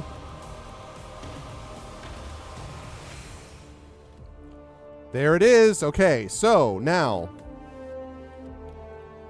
Do I have detect magic? I do not. Oh, look, darts. All right, well, let's take those.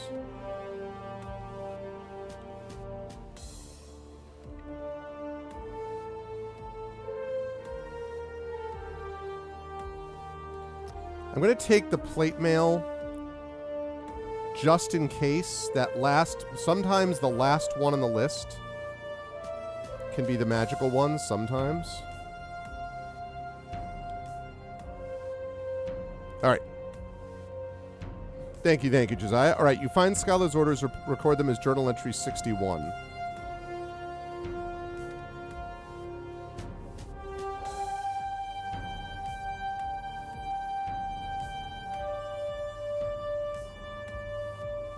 I want you to find the adventurers and put them out of our misery. They've served their purpose. Now I'm afraid they may find some way to get word to the good armies. Eliminate that threat.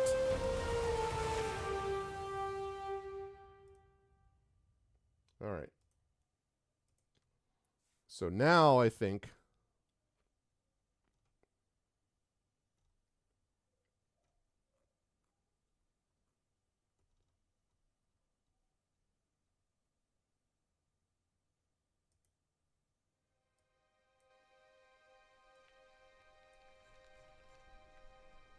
Okay.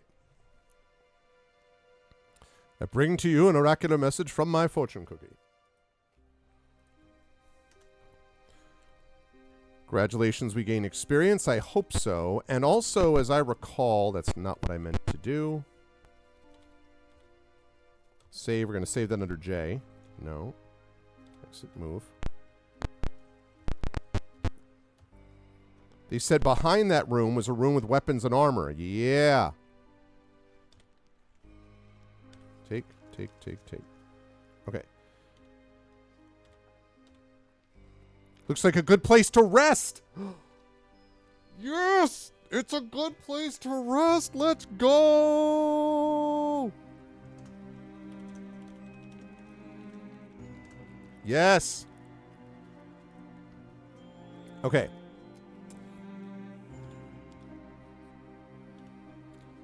All right, so it's a -6 right now, right?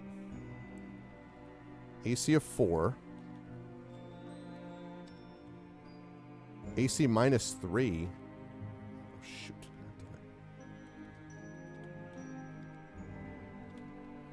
AC of -4. Okay, so...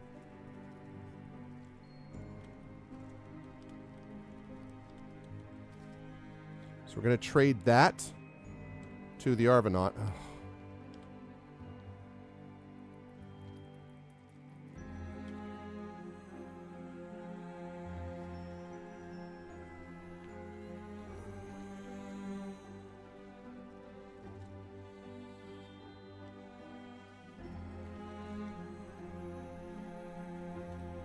Okay.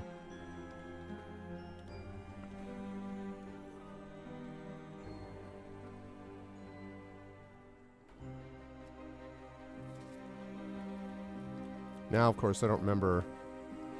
That's -3. That's the -4. Okay, so. Trade.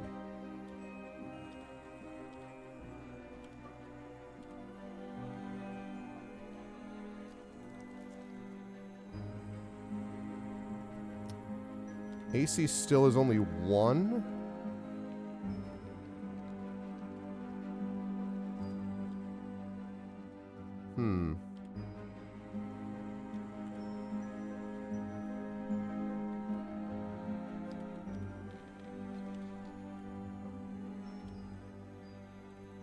Yeah, it's -3. Still -4. So he already had plate mail +1. Okay. So let's trade. Oh my god, no. Ready.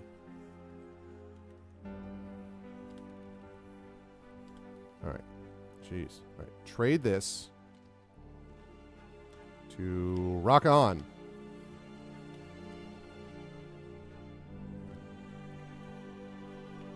So instead of an armor class of 1, armor class is 0. Let's go.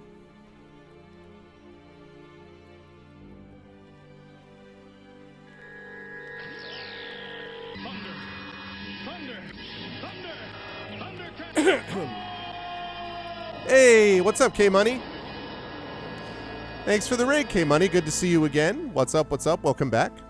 K-Money was with us yesterday, was hanging out with us yesterday, and previously worked at Harebrained Schemes, doing some work on Shadowrun and Battletech and all that kind of good stuff. So stopped by yesterday. So that's the deal. Good to see you, K-Money. Thanks for stopping by. I appreciate the raid. Welcome back to the subathon. Subathon. Okay. Right. So we have that.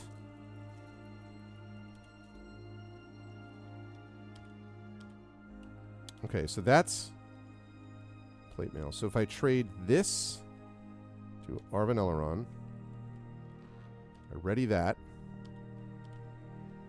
View item. He has an AC of -1. Still -1, so it's the same. Okay, so I'm going to drop that because I need the room. Hades 2 is very good. Well, yeah, and also Hades 2 was in early access for 3 decades, so that's also... No, I'm just kidding. Never has a game been longer in early access. No, I'm joking. But oh, howdy, did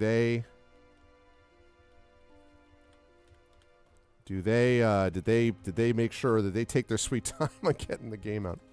Okay. Right. So, trade plate mail to Arvin Eleron. All right, so he's got a -1. Also a -1. Okay, so I'm going to drop that. Yes.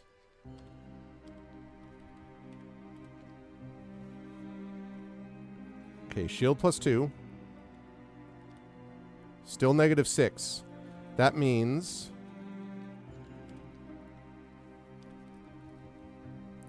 trade Rock on Rocky Fell. Star Citizen would like to have a word with you. Well, yeah, I mean, but that's the thing, though. I mean, well, I guess they would call that still early action constantly, or early access rather. 0 AC. A -2 AC. Now we're cooking with gas.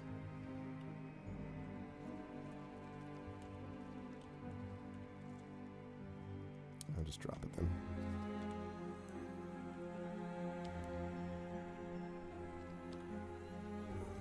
Bunch of -2s now.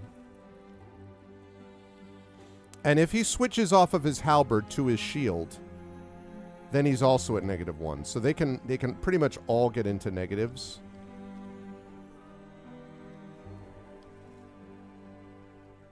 Just about all. Okay, now that's a longsword +2. 1d8 +11. 1d8 +12. Oh, that's a longsword +3 that we have there. Oh, Jesus. What is the freaking problem with the Arvinaut? I guess because he's got that extra plate armor. All right, so if that's the case...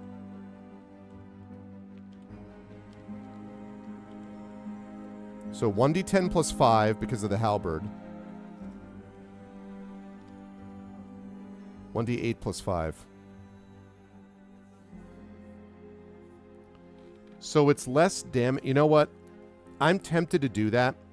It's giving up basically a potential... The maximum... So the maximum the one he has is 6. The maximum on this... Or sorry, the minimum is 6. The minimum on this is 6. Maximum on this is 13. The maximum on the other one is 15. But in benefit of that, I can use my shield, and I get to put on the shield as well, which drops him to a -1.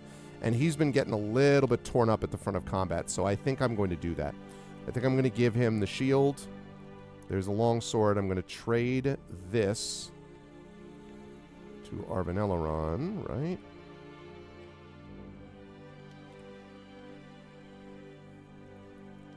I'm going to have to check out that mace. I can't imagine the mace being better than a Mace of Disruption, but... Let's see. So, if I drop...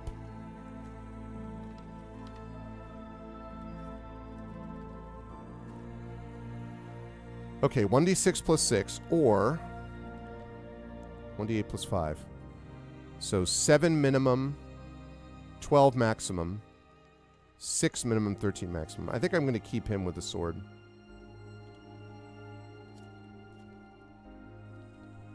If he uses one, although most of the time he's not going to be using one. He's going to be using that. Down to 102 arrows, actually, with him. I had like 300. Wish I could ID those scrolls, but... Alright, now the last thing is longsword. 1d8 plus 12.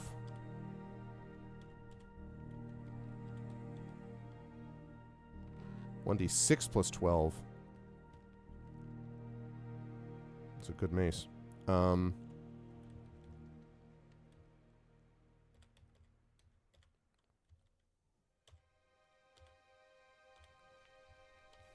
All right, let's see. So, 1d8 plus 5, or 1d6 plus 6. So 6 minimum, 13 maximum, or 7 minimum, 12 maximum.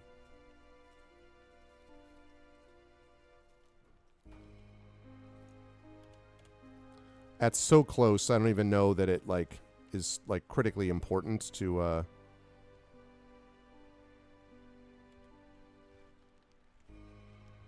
mess around with it, but...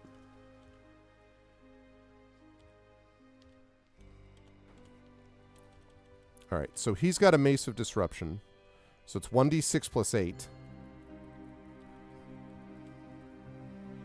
1d6 plus 9. Ooh, I mean, I'm going to keep the Mace of Disruption because of the undead stuff, but...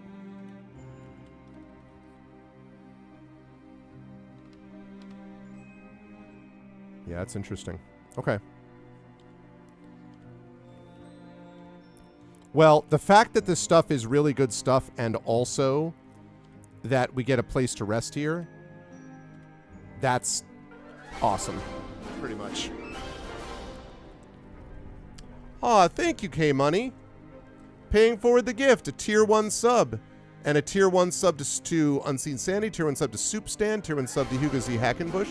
Thank you, K-Money. That's very kind of you. 3 subs. We're up now to 88 subs out of 100. Which means that, first of all, we get 30 more minutes. So that's pretty badass. So now we are ending at 9:50 p.m. Eastern. Super awesome. Thank you. And... we are only 12 subs away from our sub goal. We're still $30 away from our Patreon goal. Thank you, K-Money. It's very kind of you. I appreciate that. You have my full permission to promo any game that you're working on at all times. Anytime you want. You can just be like, hey, Arv, remember that time you said I could do it? And I'd be like, absolutely. Absolutely. K-Money, by the way, are you familiar? This is just off the top of my head because I was thinking about interviews and stuff. So I don't know if everyone saw this, but Zojoy Games that made Beyond Shadowgate, and you'll remember that I interviewed Chris, who's the lead dev for them, Christian. They just revealed that they're doing an uninvited, it's either like Uninvited 2 or it's Beyond Invited 2 or it's something like that. A follow on Twitch, you got it. I think I already followed you. Maybe? He said doubtfully. Anyway, Zojoy Games just announced the release of that, which, you know, Beyond Shadowgate was an amazing game, so...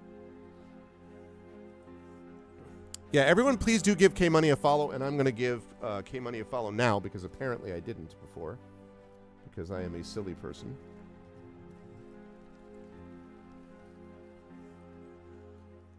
Followed. There we go. Thanks, K-Money. I appreciate that, man.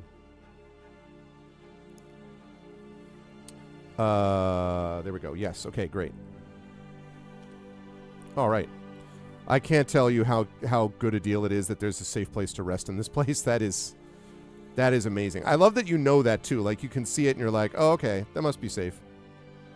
Perfectly safe. Okay, I'm going to take a detect magic because I do need that just in case. Cure, cure, cure. Hold person, it did help that time. Cure serious, cure serious. Yes. And Watcher 3, we want you to have a detect magic for the same reason. Magic missile, magic missile. Stinking cloud, stinking cloud. And fireball, fireball. Yes. Awesome. Super exciting. Doing both combat and RPG games now and again. Very, very cool. Hey, is the real-time, I know you probably can't talk about it much, but is the real-time strategy game you're working on, is there a significant RPG element to it? Would you say? Is it that kind of a game at all, or is it just not? Is it very much just in the real-time strategy vein, which is also cool. I tend to prefer turn-based myself, but obviously they're both cool. Monsters attack. Bah! It's okay, though, because if you do any real damage to me, I'm just going to go back and rest again, so. It says no bad guys, and it's written in draconian bat speak. They, like, walk up to the door, and they're like, guys, we can't go in here. We totally can't go in here. I can say nothing. I hear you. I hear you. I understand.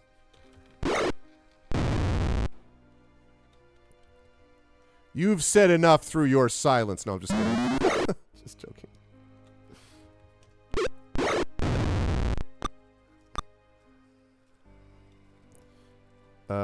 I am going to use up everything I've got. Because I'm going to go right back and rest again.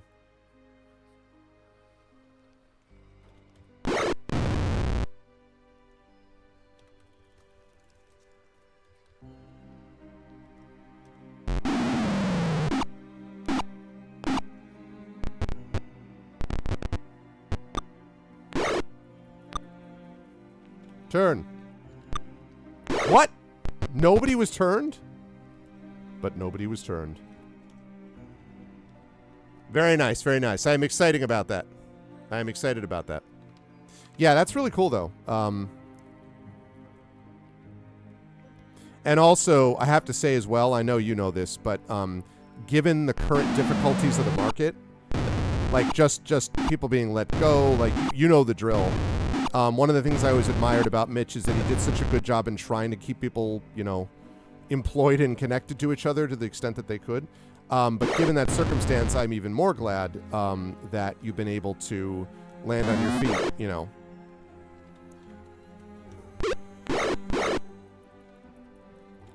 Because I am well aware, having heard it from many people, how tough out there.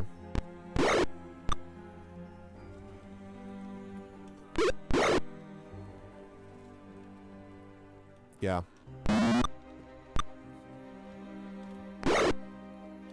Are you able to say if you are like are you a programmer? Are you like a specific like graphic design or like an animator? Like where would you classify? My daughter also does some animation. I mean, she's 17, so she's still in high school, but has some interest in that, so I was curious.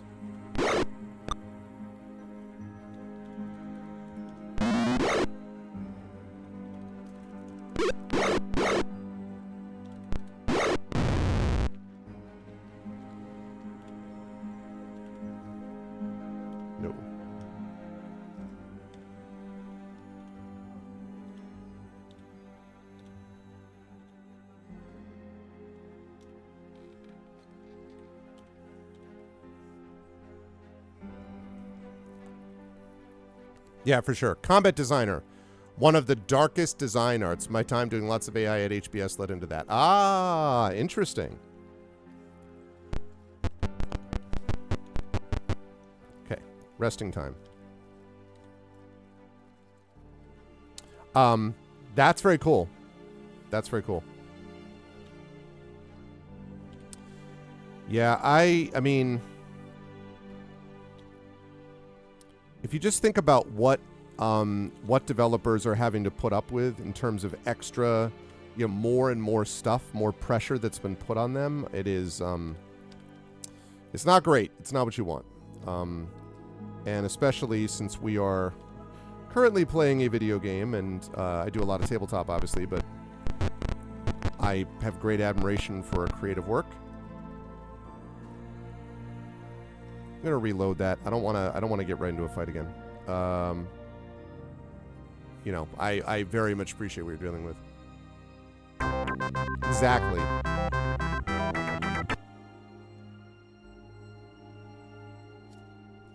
That's an interesting question, Imaginary.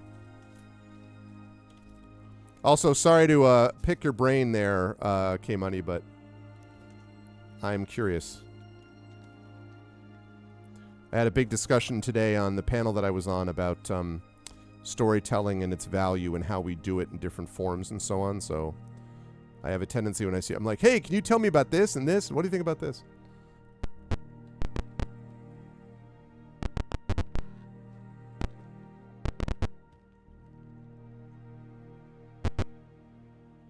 All right. I'll take that.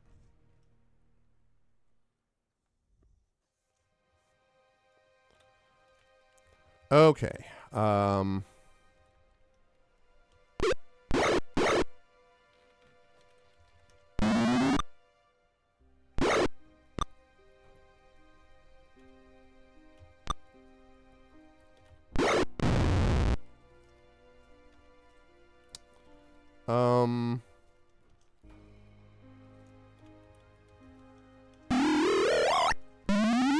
Nice. Yep. Good. Good.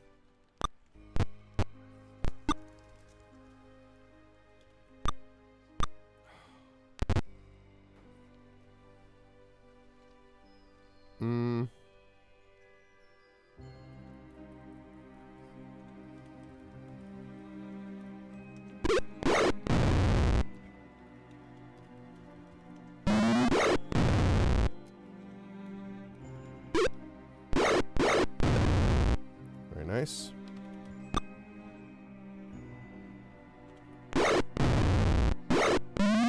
Oh, F you.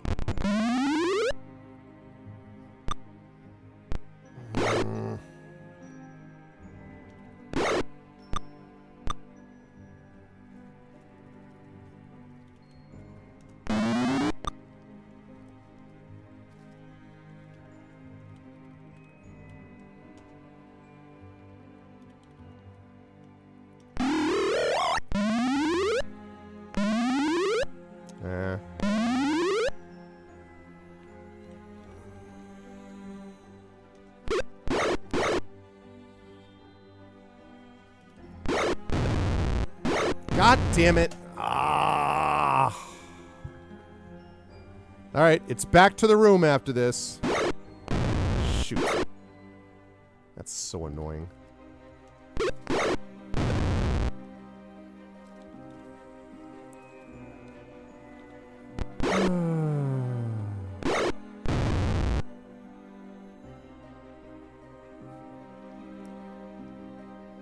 You know what? I don't honestly even care.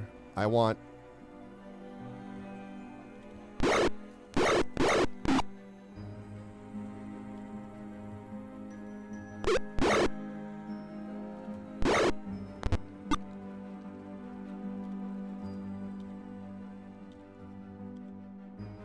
Oh, which means since I'm going to do this anyway, I might as well just use the spells.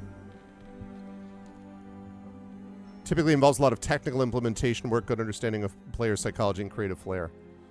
And I mean, and the kinds, I mean, I'm just thinking about that with these different options. Like, the kinds of combat that you're having to think about all the time have to vary so widely, you know?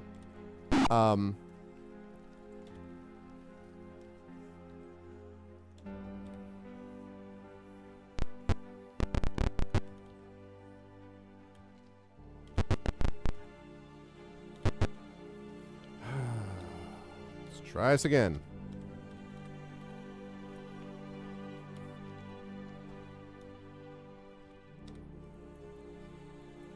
Okay.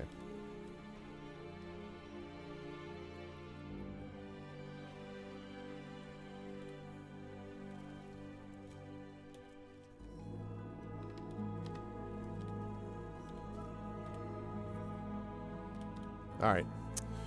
Frustrating, but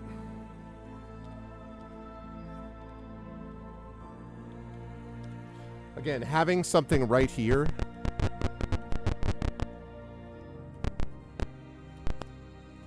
You surprise a fighter in the act of destroying some documents. He chokes in surprise and dashes through the door to the south. No, south.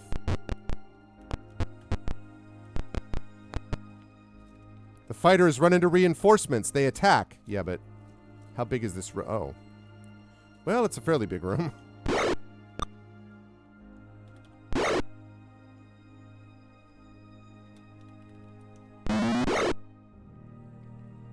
All right.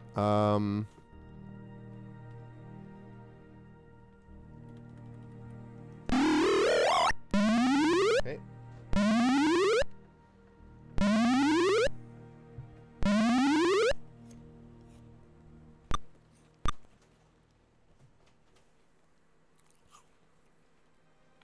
The Room of Infinite Rest.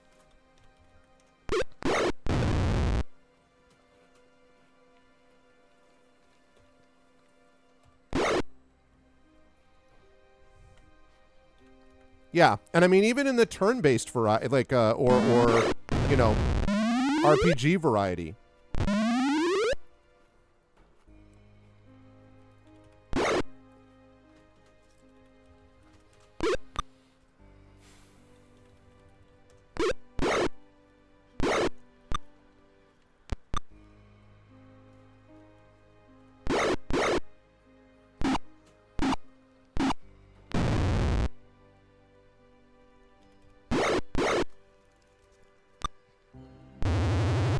Ow.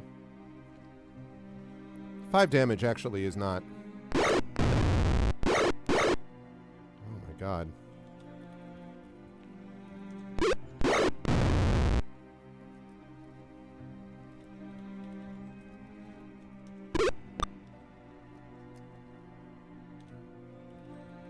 One of these.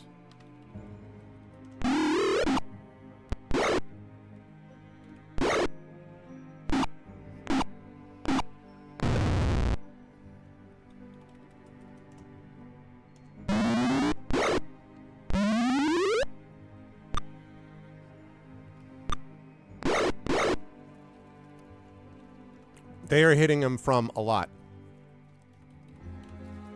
Yeah, and I liked, I really liked the Shadowrun system. You know, it's funny.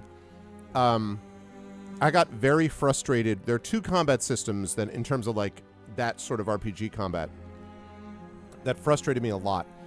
One of them was the original Fallout, so much so that I stopped playing it because I had been getting frustrated with it anyway. This is a number of years ago before I started streaming. And I had made myself into a pistol specialist, and I walked up to a guy on the ground, 2 feet away from him, literally next to him, and miss the 98% or whatever it was. And I'm like, I literally was like, nope, uninstalled it. I'm like, don't believe you. Don't believe that I'm going to be an expert and I'm going to pull this out and he's right there. I'm going to be like, whoops, you know, I'm just sorry, not buying it. So there was that, and then the other one, of course, is XCOM, famously, and there's a reason that there is the whole "you've been XCOM'd" thing, right? But I noticed that Shadowrun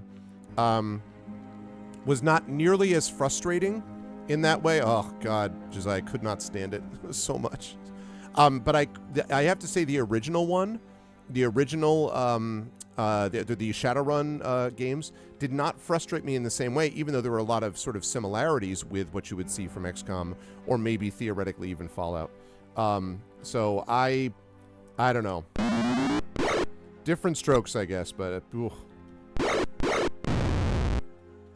Do you have like a favorite combat system, relatively speaking, like one that is the most elegant in your view?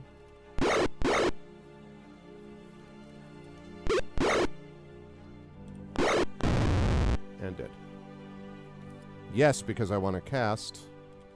Want to heal myself. after I took it on the chin.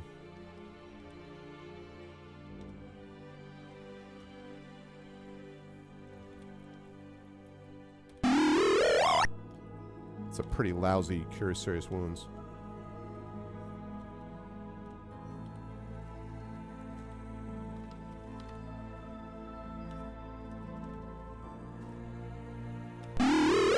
It's more like it.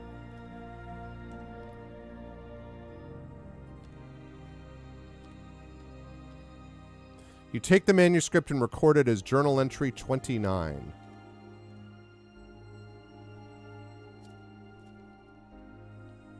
Stage 4 runs almost in step with Stage 3. As soon as Sir Labalm has launched his attack, the mass conversion of dragon eggs into draconians will be performed. The good armies will be caught in our mailed fist. They have no idea that they're about to be attacked by 2 huge armies. The first of the good armies will be filled with their leaders and the elite of those accursed knights. When our armies rise so quickly, we shall cut the very heart of their ability to resist us. With the leaders dead, the rest of the rabble will wander like sheep. Gotten a lot of good info here. Very good info. Very interesting. All right, let me cast one more of these. 51. 55. Okay.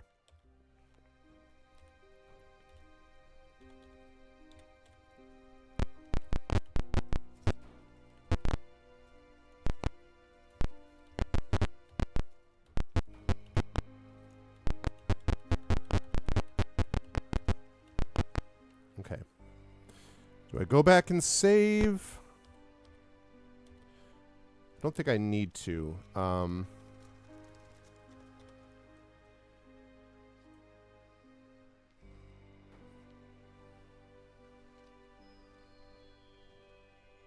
Active.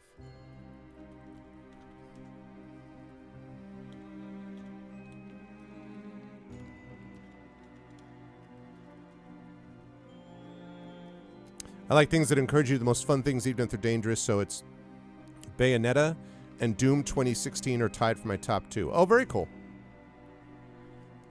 I'm thinking about, were you like a Devil May Cry combat enthusiast back in the day? I have to say, I think that for the most, not for turn-based stuff, but for sort of real-time running around type of stuff, I think my favorite kind of combat system, my kind of favorite combat system, my free-flowing system literally is the free-flow system in Arkham City. Arkham Asylum and Arkham City feels really natural. And that always felt, in a way that when I tried to play Spider-Man, I found the Spider-Man combat very annoying. It did not click with my head at all. But the combat in Batman was very much that way.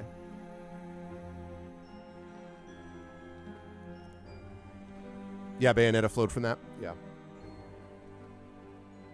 Right, okay. I'm going to turn on some lights in here in a minute. You find a package of Gravesend tobacco. It's wrapped with an official-looking document. The document orders all eggs to be taken to the southwestern outbuilding for processing. Okay.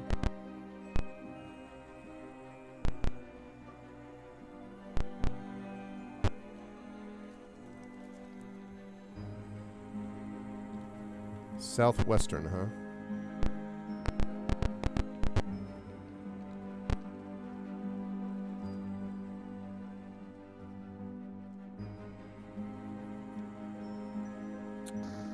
I don't like that there's a door there. Ah, thanks for the bits, Hugo. I appreciate it. Yes, yes. I played Shadow of Mordor. I really liked. Shadow of Mordor was excellent. I did like that a lot. I did not play Shadow of War, and that's because I am... J.R.R. Tolkien's my favorite author, and I literally teach Lord of the Rings, and it's hugely important to me. So, like, I got very... I'm willing to take some departures from lore. There's a certain point where I was like, come on, bro. Like, so Shadow of War was a little bit too much like that. But Shadow of Mordor still, I thought, had a good balance. And combat-wise, it was very cool. Yeah, I agree. Very, very satisfying.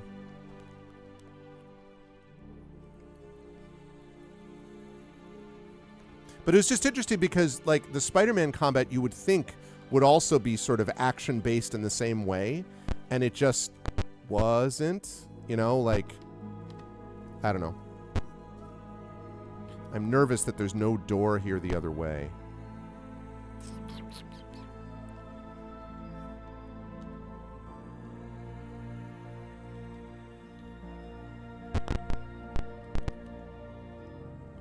You see a cache of silver dragon eggs through the arch to the west.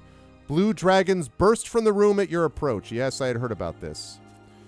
Well, crap. I'm going to turn on some lights before we deal with this. Yeah, I mean, you know, the problem is, too, that Spider-Man is so combat-driven that if it's not fully enjoyable, you know, like, obviously there's other things, there's exploration and so on, but just something does not click with my head. And maybe part of it is that I was too influenced by the Batman stuff, and obviously Batman is not going to fight exactly the same way as Spider-Man would, or vice versa. So, I don't know, there's something about that I was like, man, it was so disappointing, that combat system.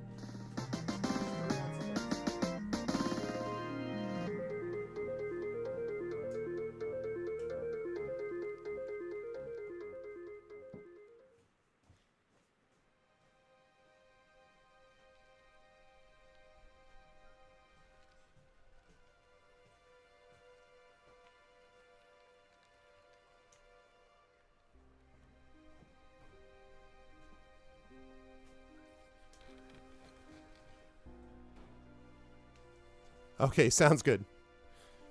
Thanks, K-Money. Again, thank you. Appreciate it. And be well. Okay, so... God, yeah, those sprites look amazing. However, not so amazing is that... Stinking Cloud will never work on these guys, right?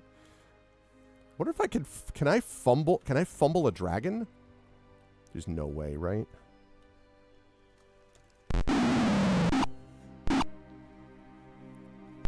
Oh. 50 points of damage, huh?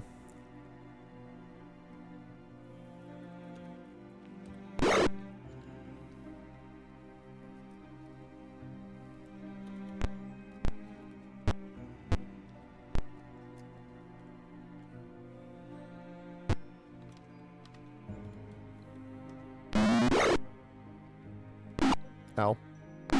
Ow. Okay, that's bad. That's worse. That's even worse. Stop missing.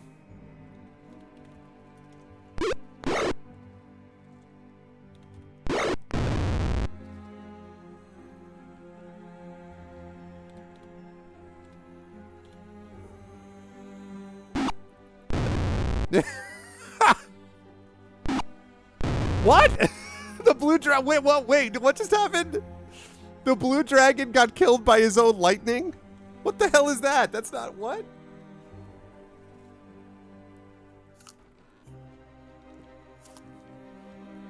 Well, that's all right. We did not even buff us up. He should be immune to lightning. And besides that, anyway, if she were unconscious, I could manage that. Dead? No.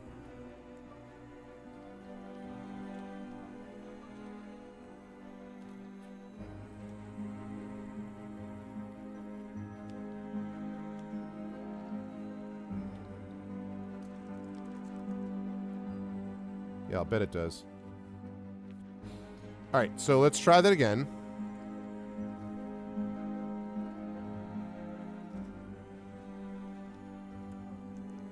He was just literally like, he was like 50 damage, dead.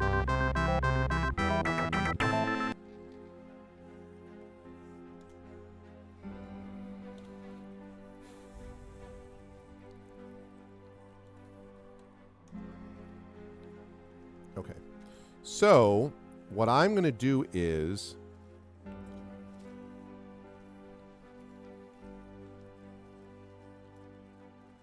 Because what I can do here is if I go move 1, 1. Okay. Now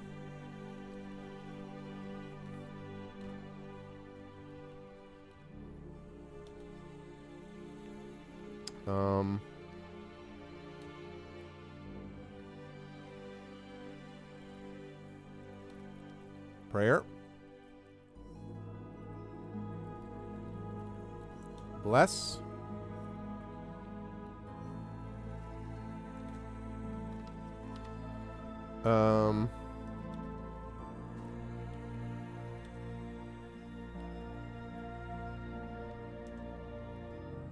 Okay.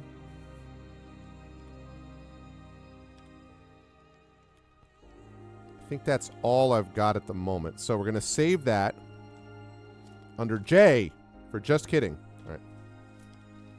Here we go.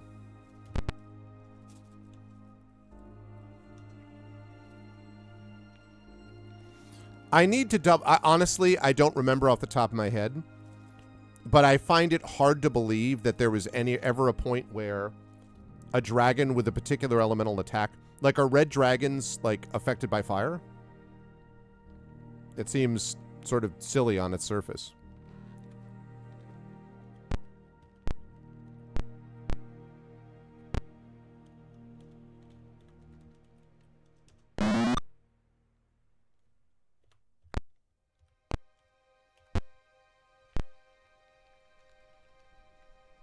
Oh, wait, that's a mistake. God damn it, that was a mistake. Okay, because I don't want to be affected by the fireball.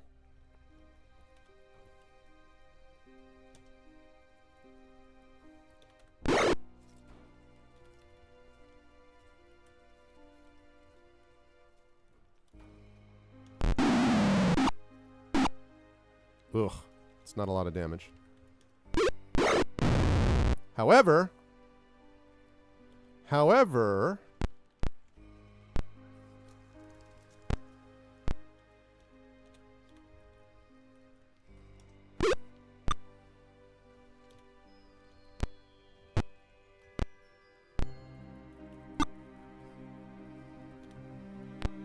surround the dragon so it does not hit everybody at the same time.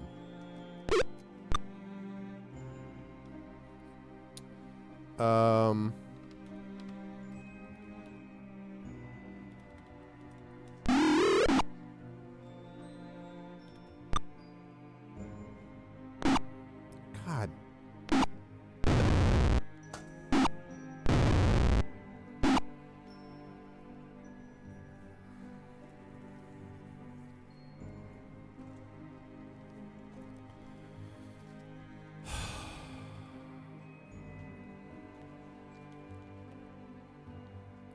I love that the dragon, the allegedly intelligent dragon, is staring at a group of people. Yeah, that's what I thought. I love that they're staring at a group of people. And the one that they're like, you know what's the real threat? Is the Kender with a freaking glorified polo stick. Or no, rather lacrosse stick behind me. That's the real threat. That's the one that I have to breathe and also kill myself. Their insides are immune, but their skin isn't.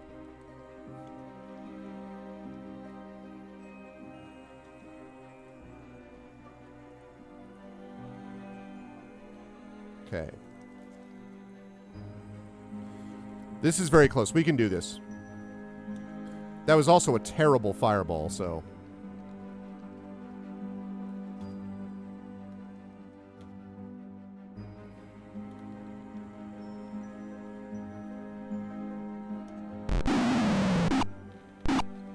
Very bad fireball.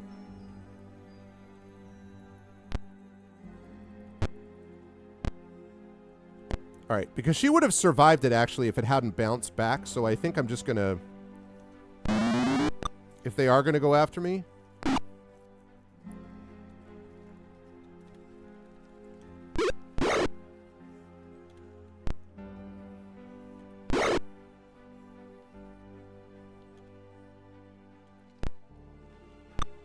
Ugh. There it is. They tried to go after me, all right.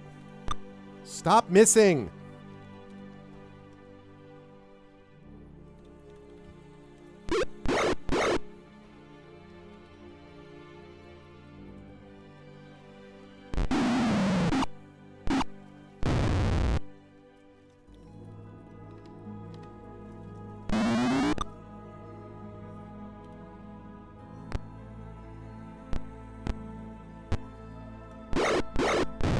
Yes, let's go.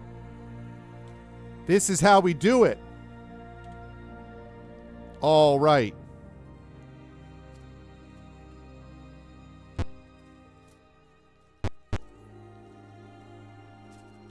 Do I have any spells? Oh, I don't have spells anyway. There we go. All right.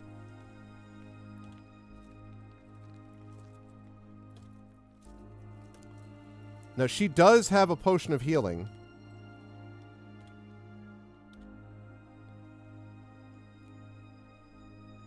Which are 3, moving awfully close to leveling up here, too. Question is, after I do this, can I run back to the save point?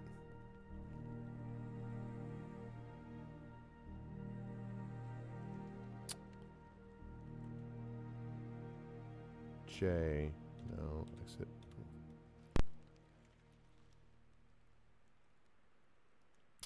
I mean, I need to get those dragon eggs, but...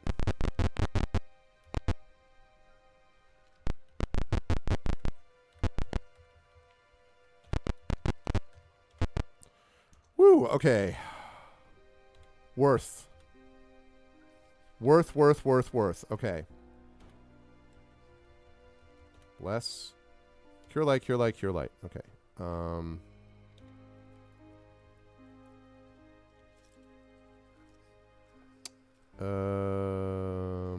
One of those. Prayer. Cure. Yes.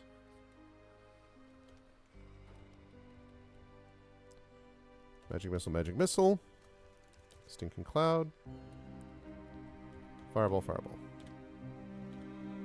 Yes. Okay. And -6, -1, -2, -1, 0, and 1. Not bad. And the 1 is the mage. Okay, we're going to save that under I.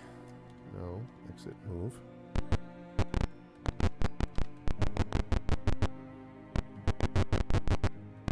Ooh. All right, I'll take it. Save. B. No. Exit. Move. Awesome.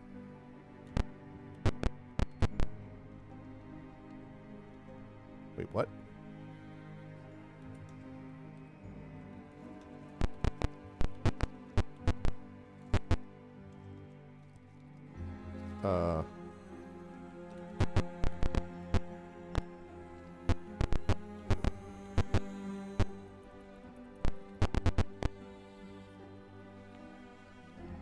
You said the southwestern building for processing, right? No.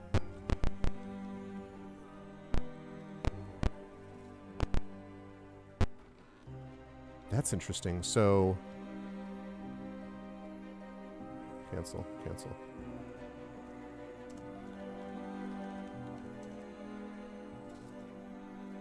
I thought that it said the southwestern building. So I don't fully know what just happened there, because didn't I... Maybe there's more up here that I have to deal with? I mean, like, I'm sure there is, but... I thought that in here were the dragon eggs, and I don't know why I didn't find any just now.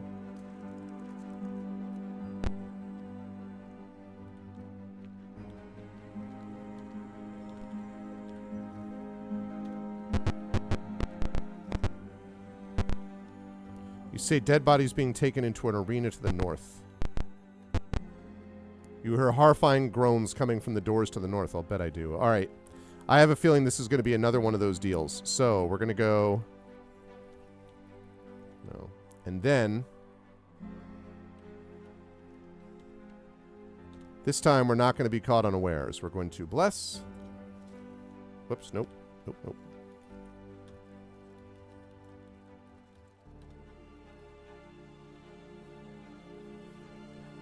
Cast prayer.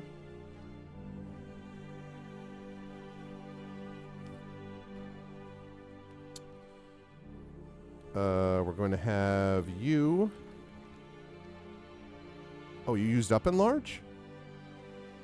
Oh, I must have. Okay. My bad. I could also have mirrored image her at the beginning of that fight now that I think of it, but it's okay. Save. We're going to save that under J. Here we go. You see piles of body covering the floor of the arena. There's a flash from above. Some of the corpses come alive. Undead attack. Ooh, that looks problematic.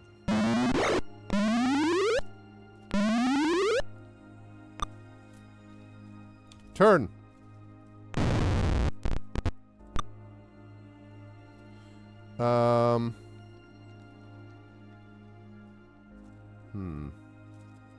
I feel like I'm going to want to save some stuff. Stinking Cloud isn't going to work here. Oh. Could use Necklace of Missiles, but again, I feel like I'm going to need that in a minute, so...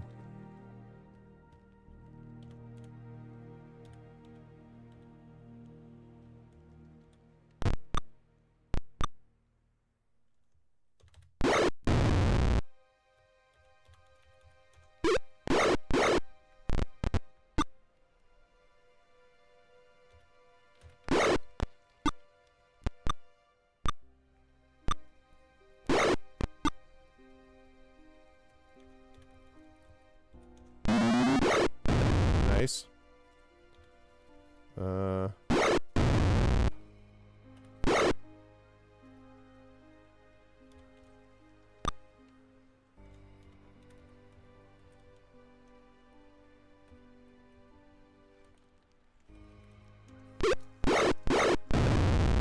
Sort of clearing out the chaff.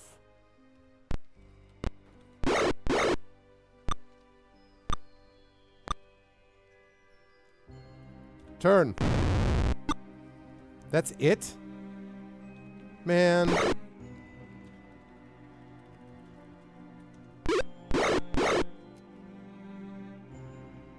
Done guard. Yeah, weird is right. Dead.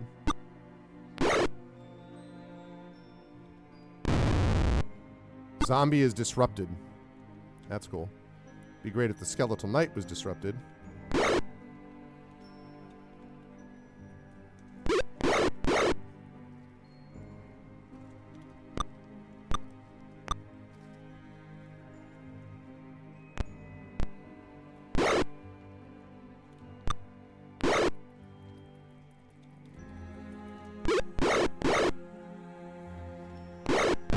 Dead.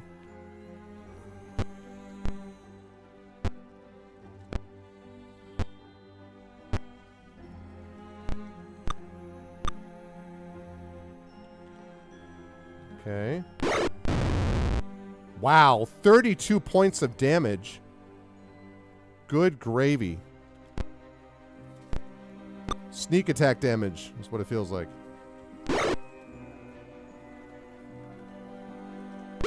Okay.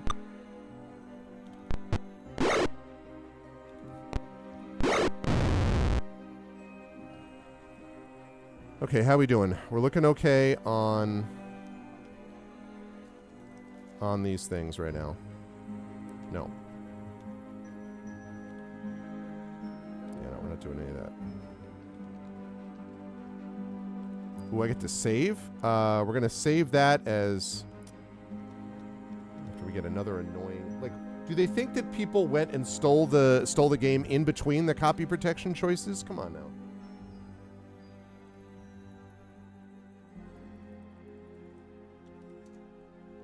All right, we're going to save that under H.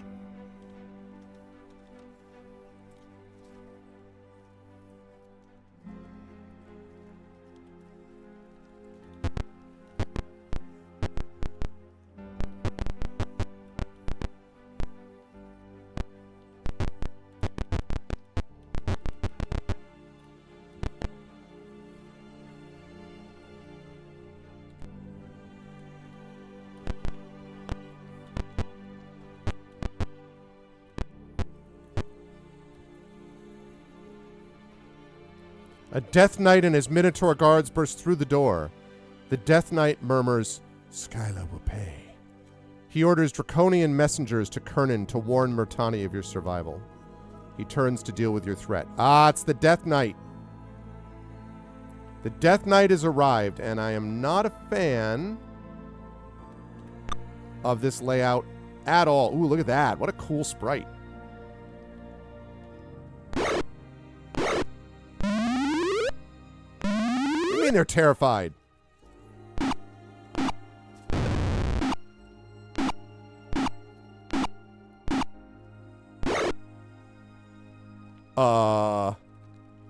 Okay.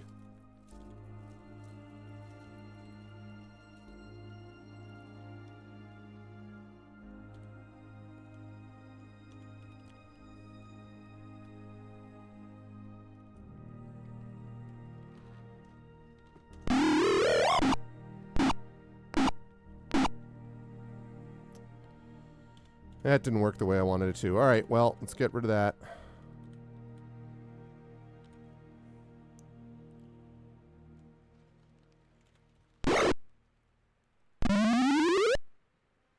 Oh. Because the Argonaut was terrified? I mean, actually, I am not going to complain about that, honestly. Okay. Yeah, the Mace of Disruption doing some work.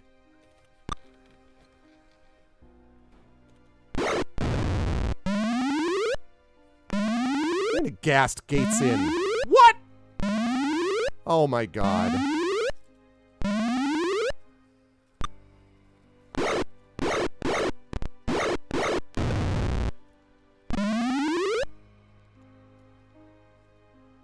This was kind of insane. Okay.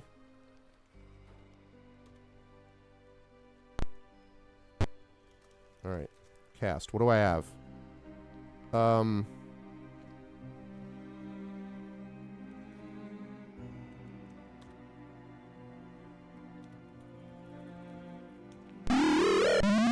Yeah, buddy. Goodbye, Sirless Suck. Oh, that's bad. That's bad. That's bad. Alright.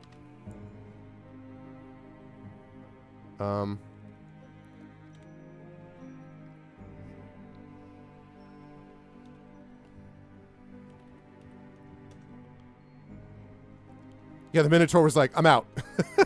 But these ghasts, though, are still a problem.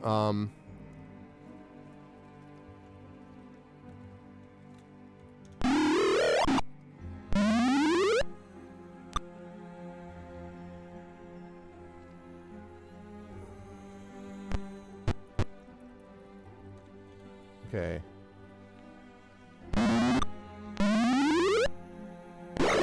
God damn it. Alright, because this has gone fairly well, and I do not want to lose this now, so that's why this is a problem.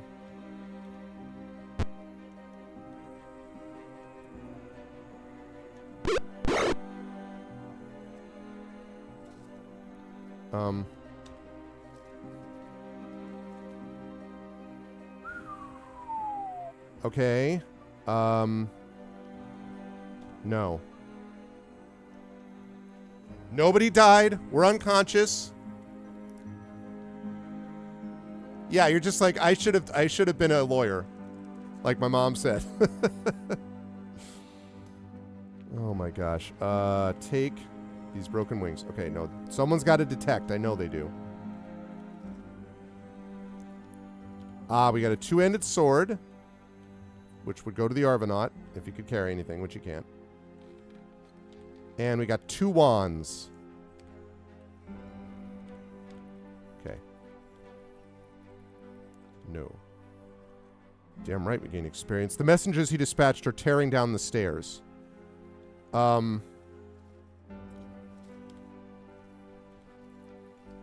That's nice, but like I have to I gotta get the Argonaut back and running.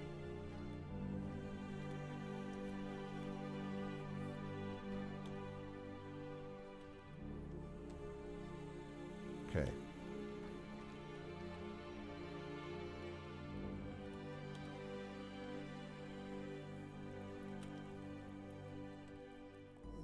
I can't believe that we took that dude down, like, first try. That's fairly awesome.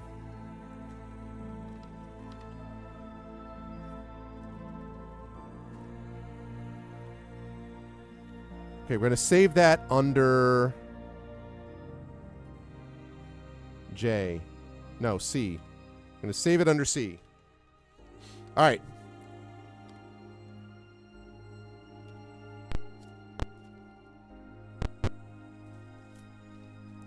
So this is exit to 8. And this is exit to 7. All right. Tearing down the stairs, huh?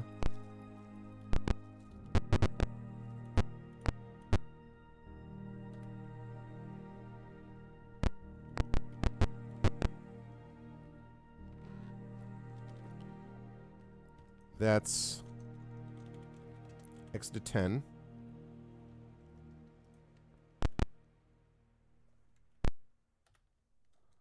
And that's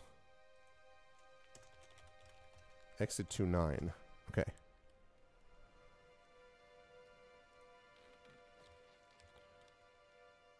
Save as C. I don't know where those guys are. Yeah, I guess that's right.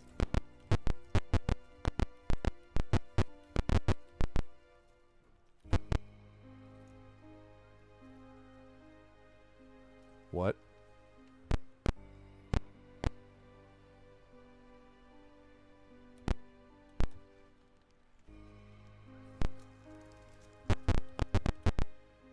Draconian messengers have run out into the open spaces to the south. They have stopped and are scanning the sky. Oh, great. I'm sure that's not going to be a problem. Okay, we're going to save that under D for dope. Okay. Giant shapes swoop down on you. Most of the dragons head for the fleeing messengers. One, a blue, peels off from the pack and attacks. Tremendous. Tremendous.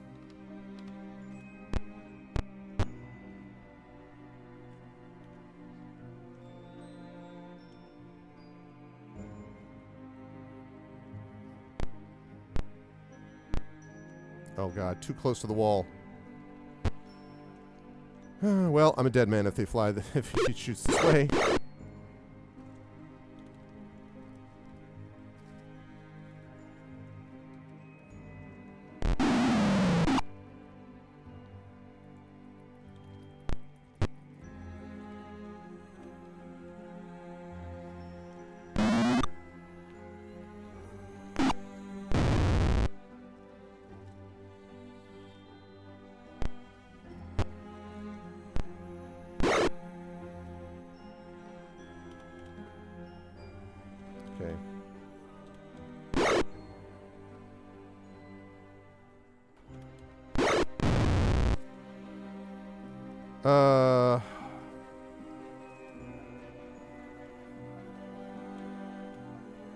Okay.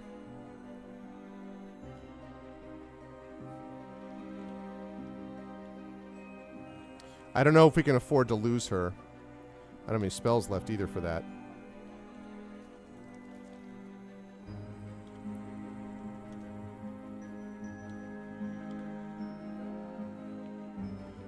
Okay, we gained experience. Whoa, as you recover from defeating the blue, vast gold shapes charge into the remaining reds. A titanic battle erupts in the air. Okay, now I got to get some better music. I mean, it's good music, but now I need some music that actually...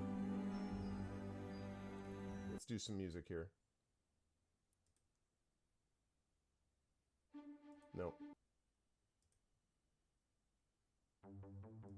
No.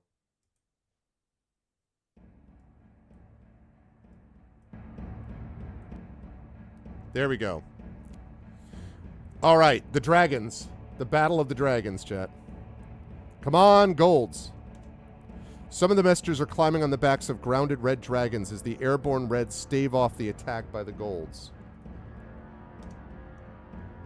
Draconians attack to protect the messengers from your threat. Wait, what? No, I was just watching. Come on now.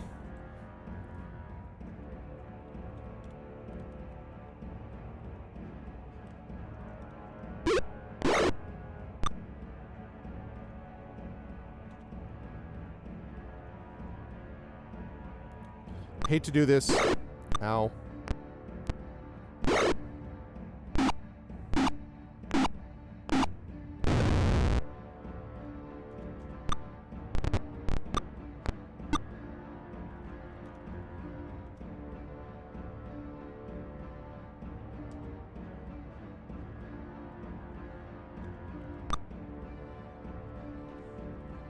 Okay, here we go. Here we go.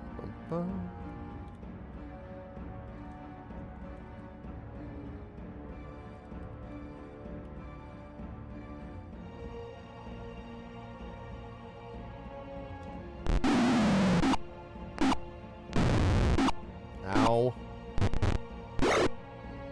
Too close. We have to reload that.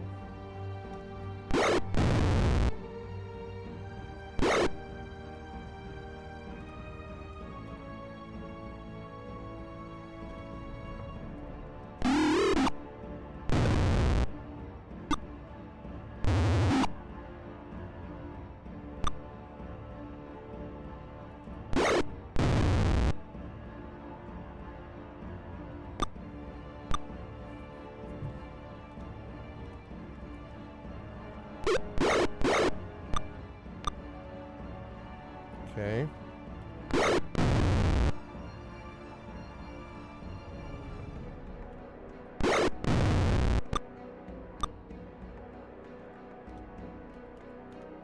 Mirror image. Magic missile again.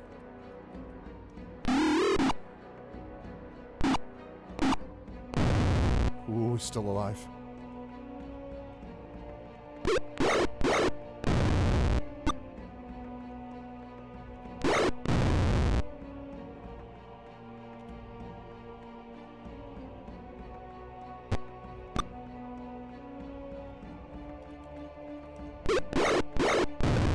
Nice. Woo! That was close.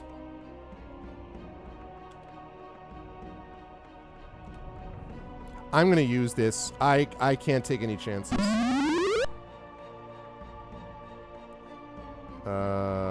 Done. Guard. No. The golds have been successful in their aerial battle.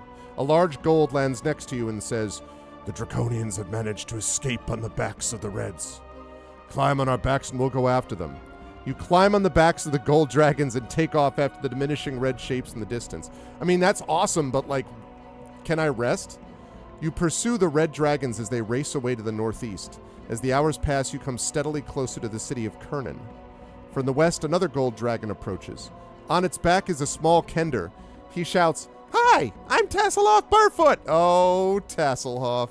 Just call me Tass. The knight said you needed some help, so here I am. The dragons are fairly stable, so you can rest for a bit while they keep on with the chase. Just don't fall off. Do you rest? This is what you were just talking about. Let's go. Okay, so first of all, we got to save this under G for good going.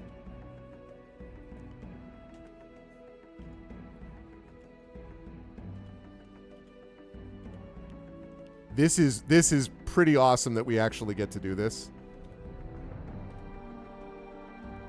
All right. So bless, yeah. Cure light, cure light. Cure light. Detect magic.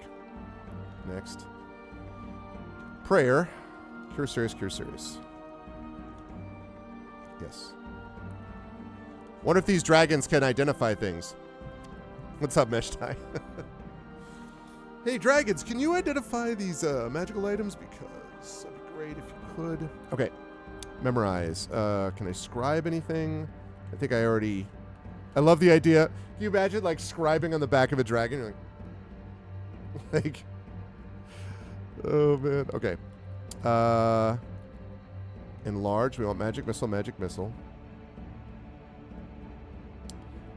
And then we want... Fireball, fireball. Fumble did work that time, so I'm going to keep it. Yes.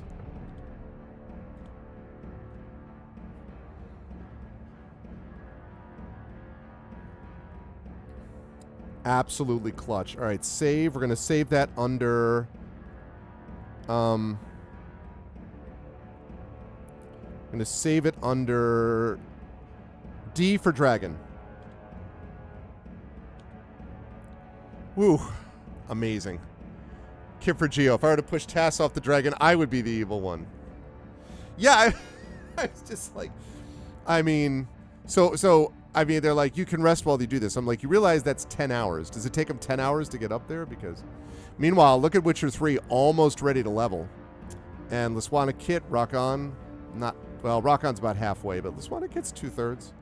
I think we're getting close. The reds are starting to slow.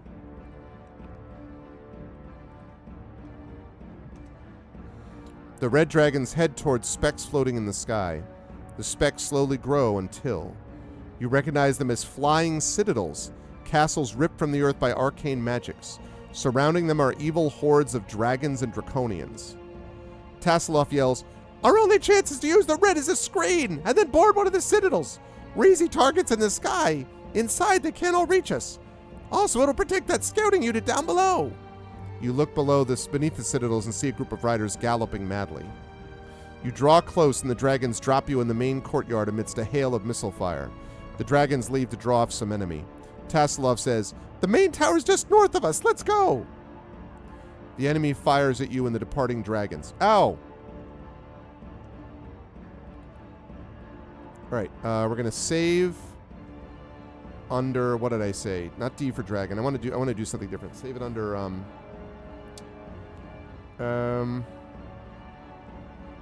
C.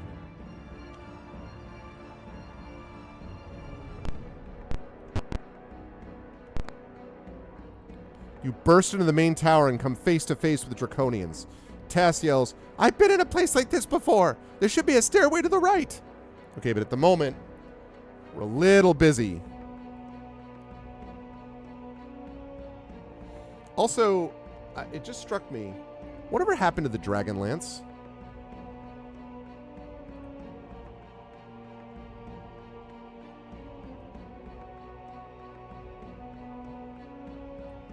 I'm going to need to remember that after this fight, because I think they said it was in the Citadel. And frankly, if it's in the Citadel, I would not mind, you know, trying to pick it up.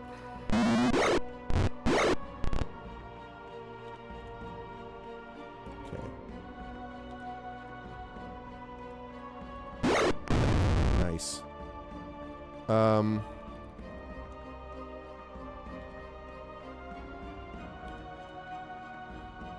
Oh, that's right, a wand. I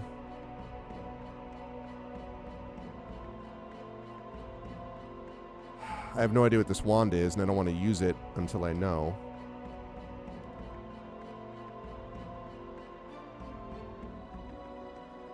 Could Stinking Cloud. I think I just need to hang here with just these guys.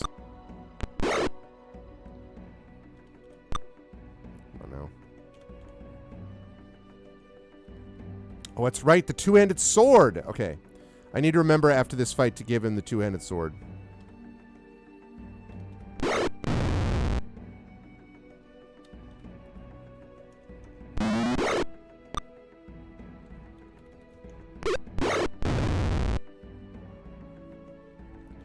I also don't know how many arrows I've got left. Two-handed sword. That would be brutal.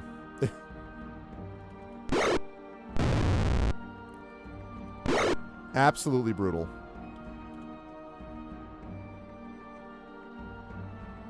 Yeah, okay.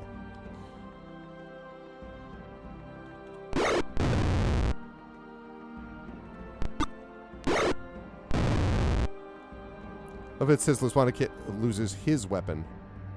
His? No.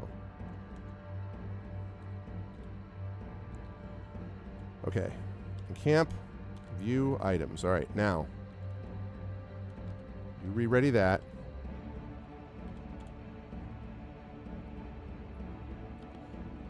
What? Oh, yeah. Oh, right, because of the... Yes. View items. Okay. This is going to you. All right. Now, so right now he's got 1d8 plus 5. That's 1d10 plus 5, right? 1d10 plus 6. So Minimum of 7, maximum of 16. Minimum of 7, maximum of 16. Or minimum of 6, maximum of 13. I just wish that his AC were better. Because if I take that off and I give him the +2 sword, I just think in the long run I end up getting hurt too much. He's got to have, if he gets better plate, if he gets better armor or something like that, then I can revisit it, but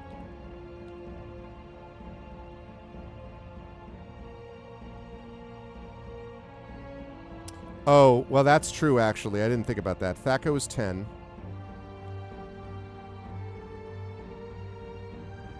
Thaco is 9. Yeah, but still.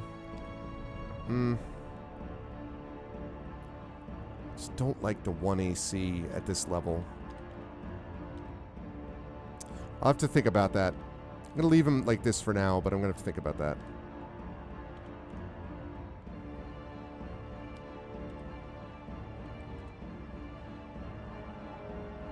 45 arrows left. I mean, he's a pretty competent melee fighter also, but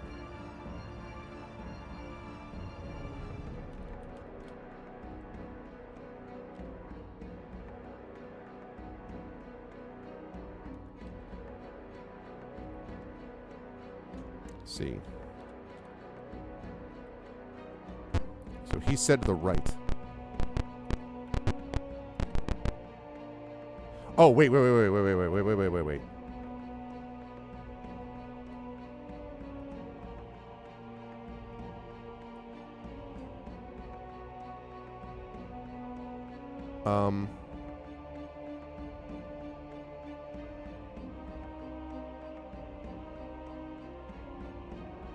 No, that's not the right part of the map. Okay, good. Not the right part of the map.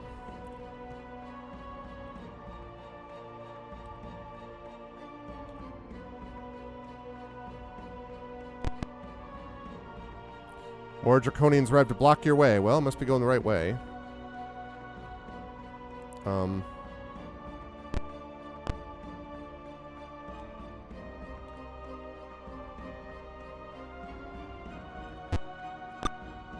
Please do not miss.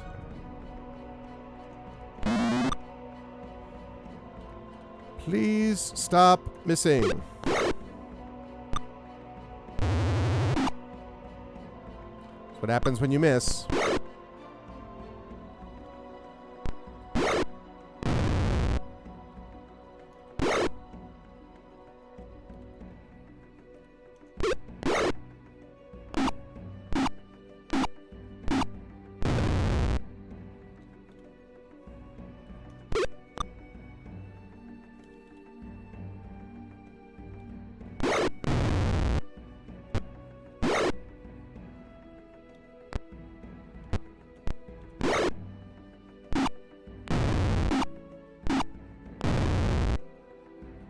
Okay.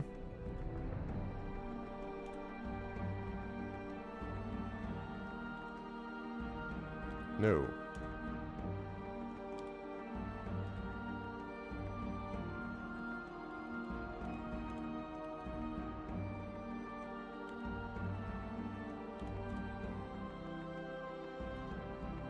Okay. Who lost his weapon? Did you? Yeah, you did. Okay. Save it as, I guess, still C.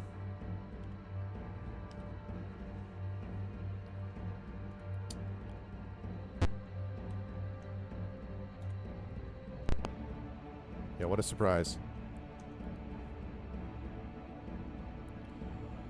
Ow.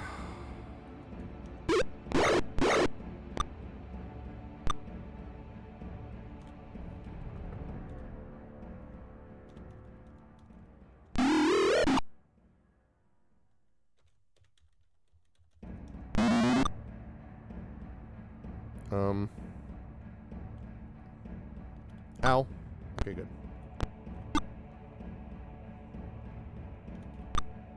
Stop missing.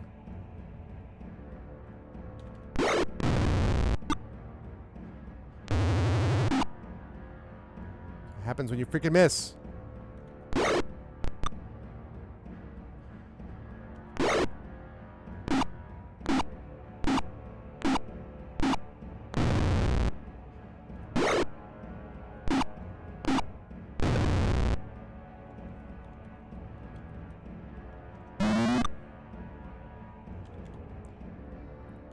Need to have a serious talk with these folks about what it means to miss.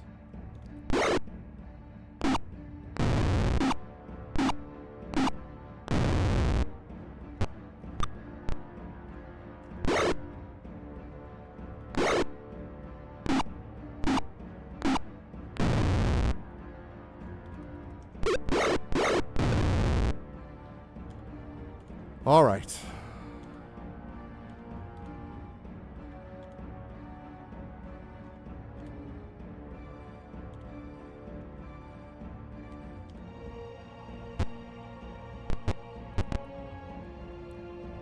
All right, we're going to save this under J just as soon as I get through this annoying part.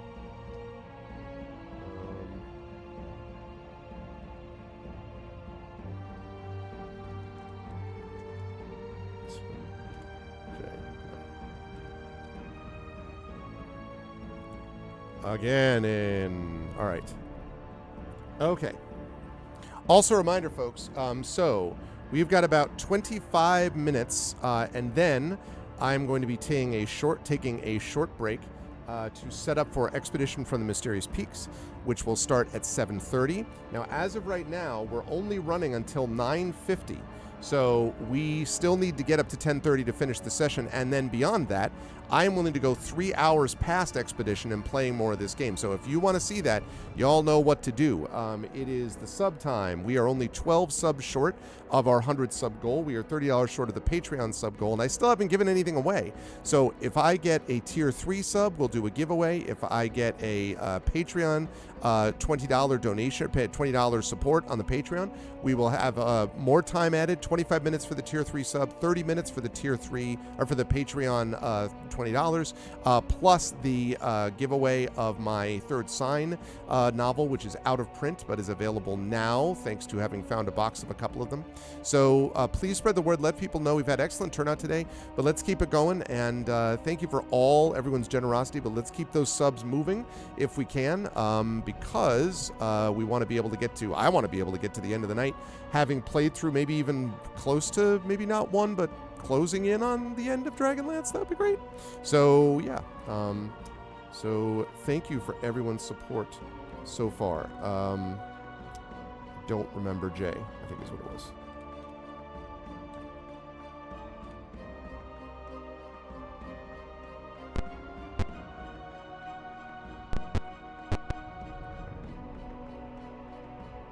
Wait, what?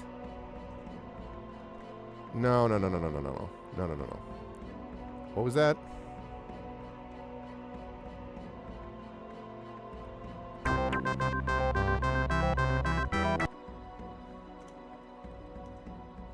J.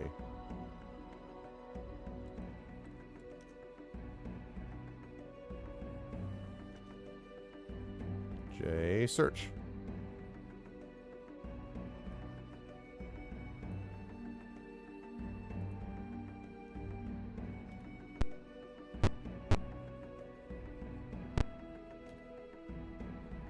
Yes.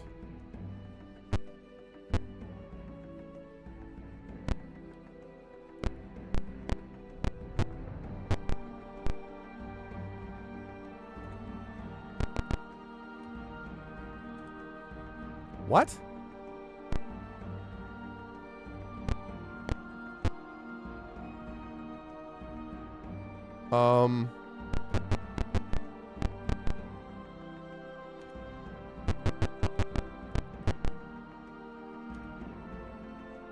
That was wild. Okay.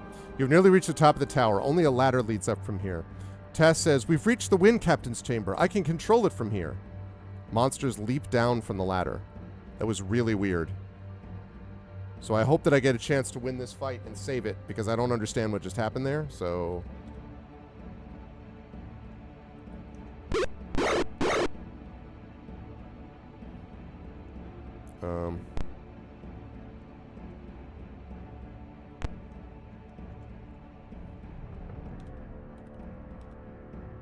Okay.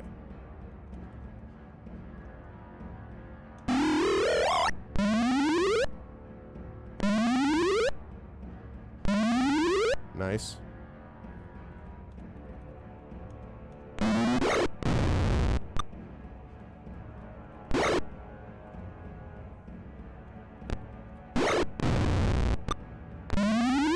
Chanter's down.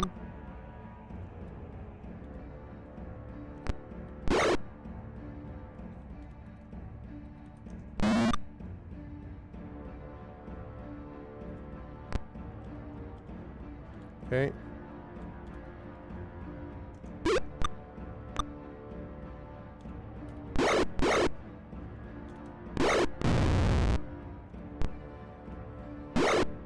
I love it.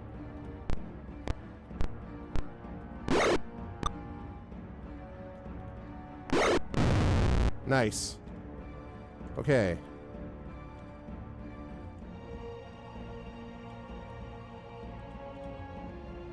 No, do not. Oh, okay. I'll certainly take those darts without a problem. Take these broken wings. Tass leads you up the ladder and shows you the controls. He pulls out a curled bit of parchment. He hands it to Witcher 3. If you read this, I can move this flying rock after the red dragons. The parchment contains a single spell. When it's read, Tasselhoff grows as tall as a man. He strides over and stands in the Wood Captain's chamber. You should get some rest before the enemy regroups. Do you? Hell yes, we do. Kidding me? All day and twice on Sundays, although I didn't actually use a lot of spells there.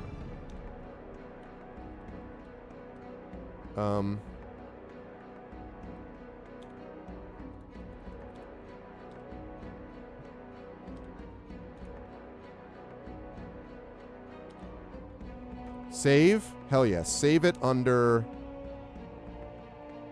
I think I can do this. Okay.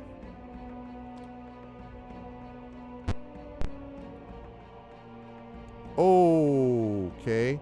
Some time passes as Tass maneuvers the citadel.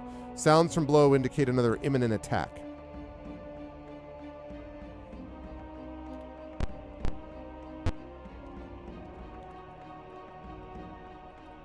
Red dragons. Lovely.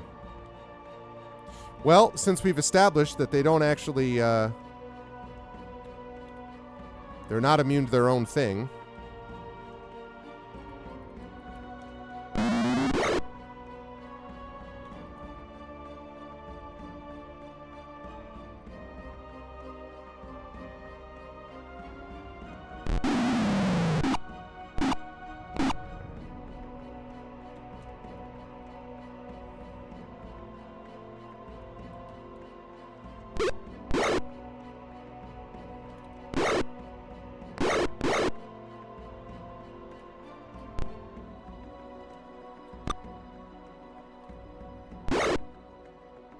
Nice.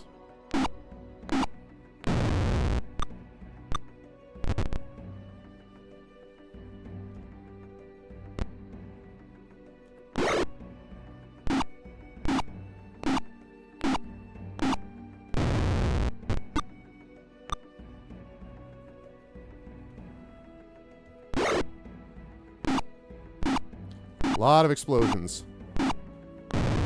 Explosions. Oh, come on. Do that again.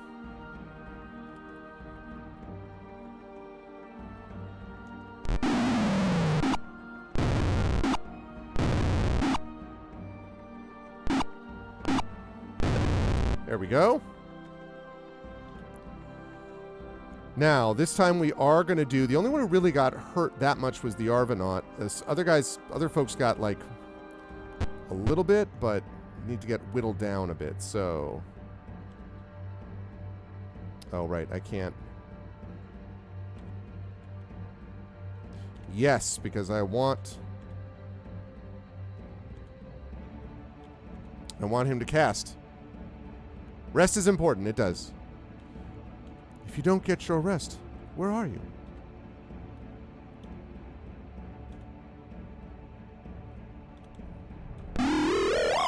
Good. Yes, I want to do that again.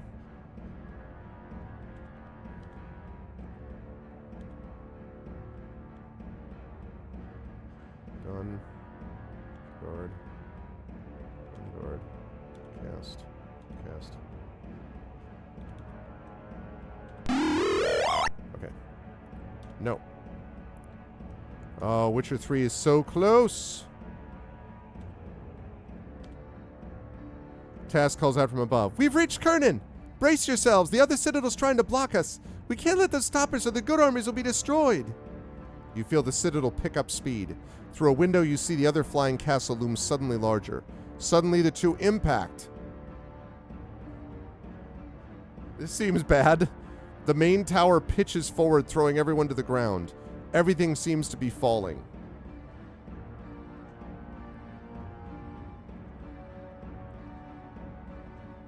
As the dust settles, you find yourself in the main courtyard of the opposing citadel, the remains of the tower strewn around you. Both citadels seem to be crumbling and heading downwards. That was a bit of a tumble. Let's find a way off before the whole place crashes. There might be some way out through the caves below. We're going to save that under E for Eek.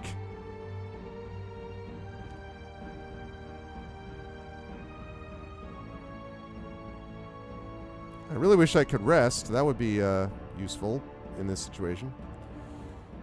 All right, let's cast Cure Light Wounds on myself. That's an awful Cure Light Wounds.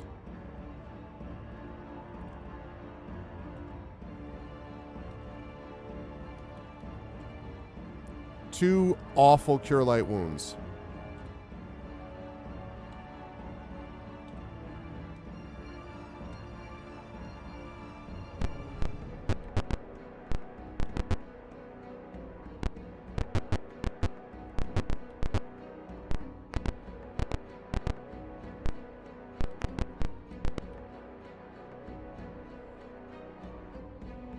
You find more castle guards. Aren't they worried about leaving? Aren't they like, maybe we're in kind of a bad spot here?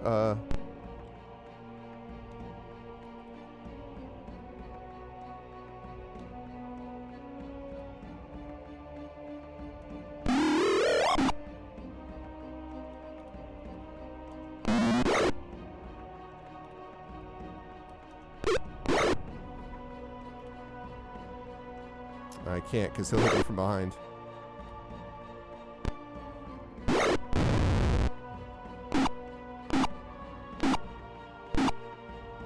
That was really bad. Really bad.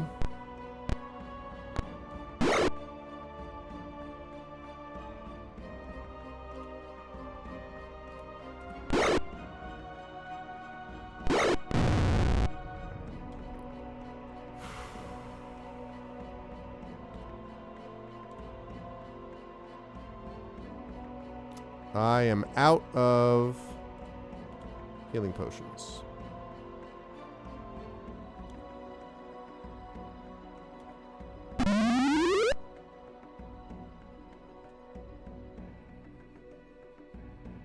He's probably fine.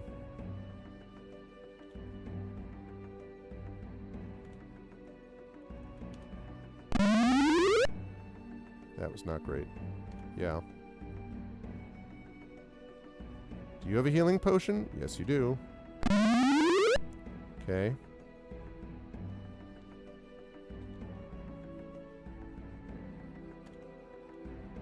Not have a healing potion anymore.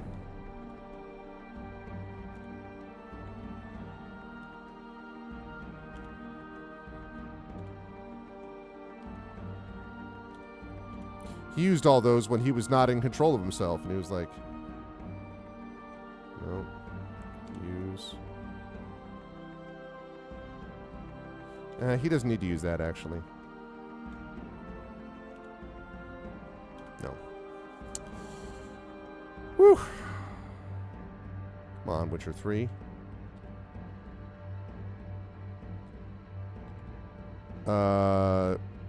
Save under J for Jesus. As in help me, Jesus.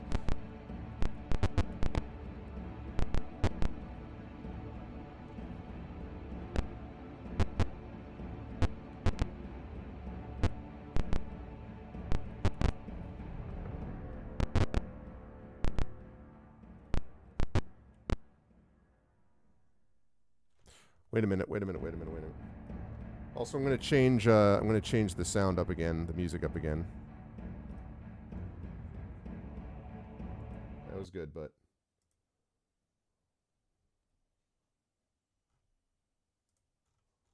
let's get something.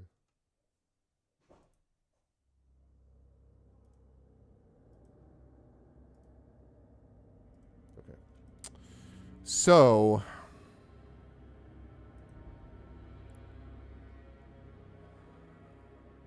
just want to make sure I'm not missing anything, but it doesn't look like I am.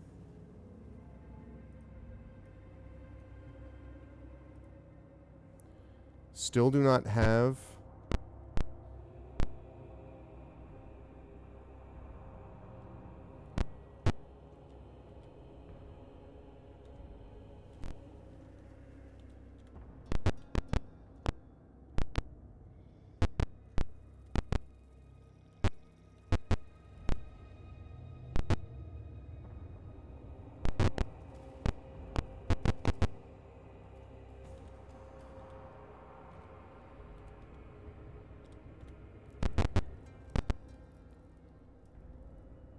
Some dispirited guards are standing under an overhang here. You might be able to surprise them. Do you attack? Since I just save it, I'm going to take a chance. I don't know about how much I'm going to surprise them, but...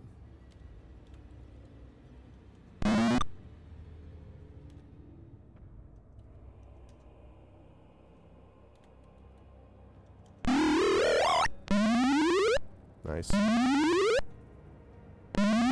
Nice.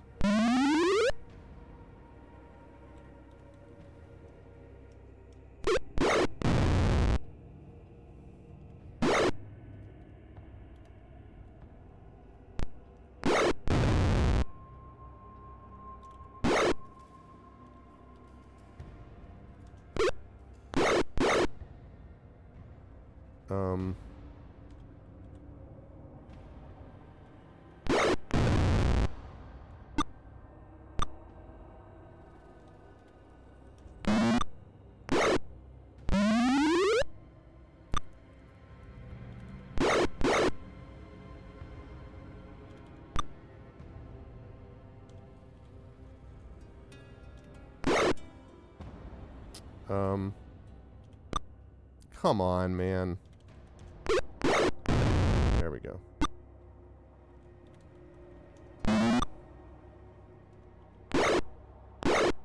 Ow.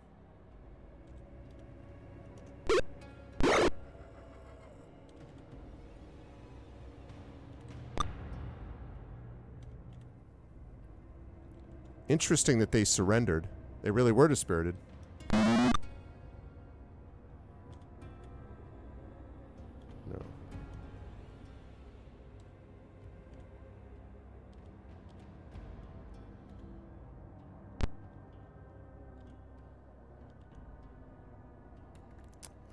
Save under still J.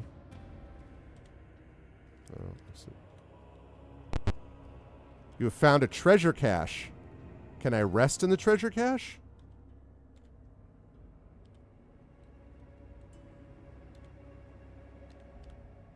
Overloaded. I'm overloaded. I can't take any scrolls? Really?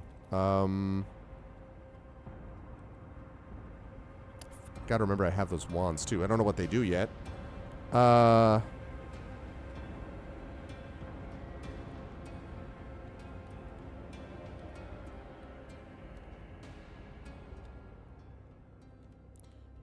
use them anyway until I get to my deed.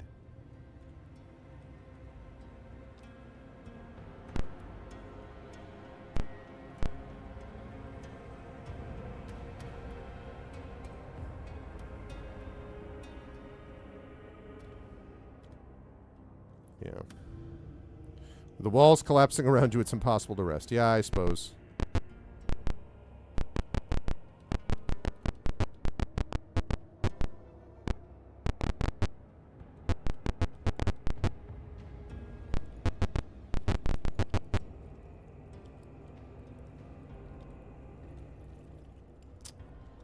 Characters.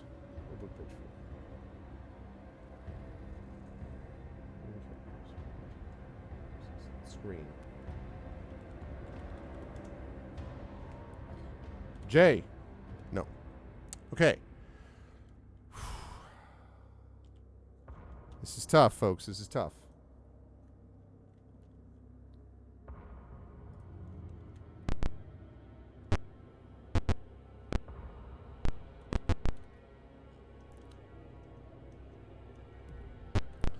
I get it.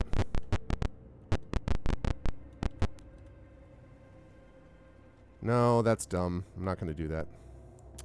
That is dumb. That is dumb. That is dumb because I'm in a bad health situation. Dumb situation.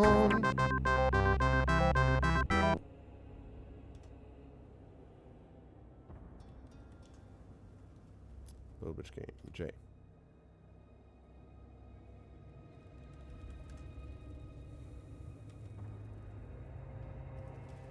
Okay. So I have to...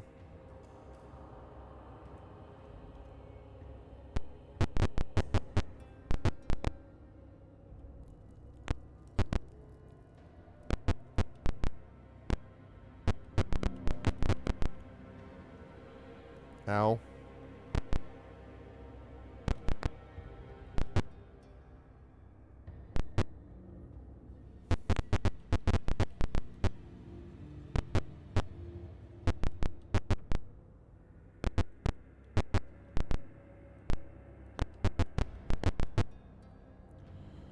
Okay, this whole area is...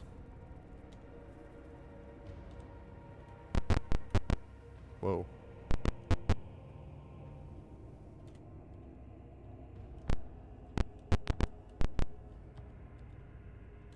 Let's save that under I, because I don't know whether it's going to work.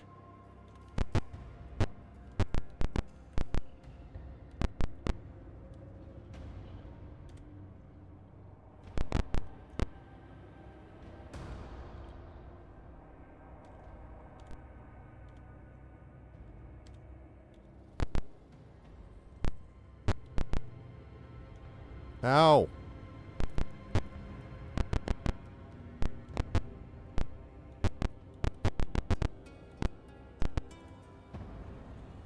Party of uniformed humans are arguing at the corner. Each wants to be the first to be flown to safety. Do you attack? No.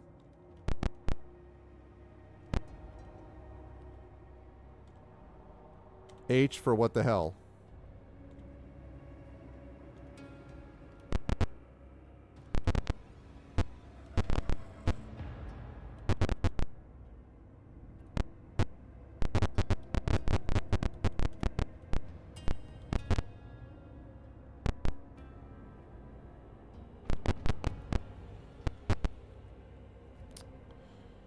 Nope.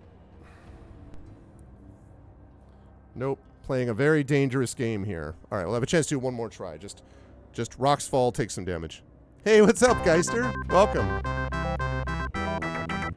The High Claris Tower module. Reminded of the tower, the Ghost Tower of Inverness, which I still thought was one of the coolest, like standalone modules I'd seen in a long time at the time. Still have it. Okay.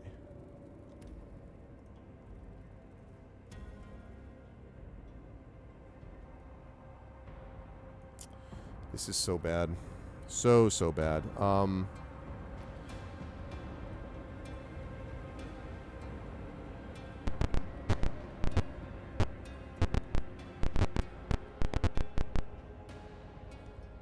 Citadels are over the middle of Krynn, sinking slowly. Bits of rock are falling steadily, wreaking havoc.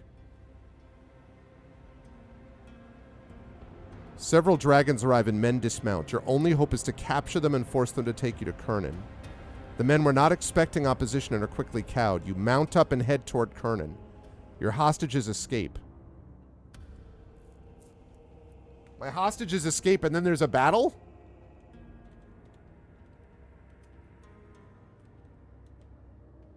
Four dragons.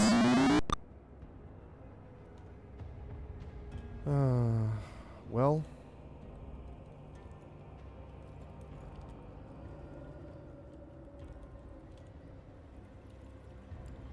I don't know what these are, but...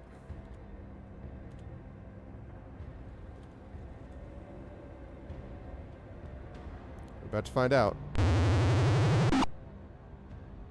Oh, it's a wand of lightning. Okay.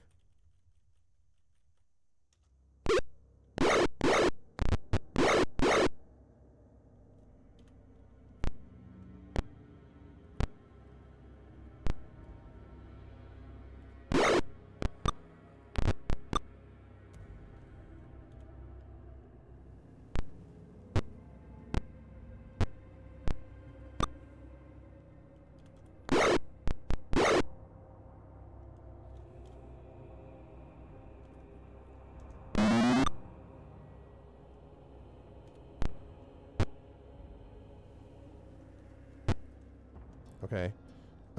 Use...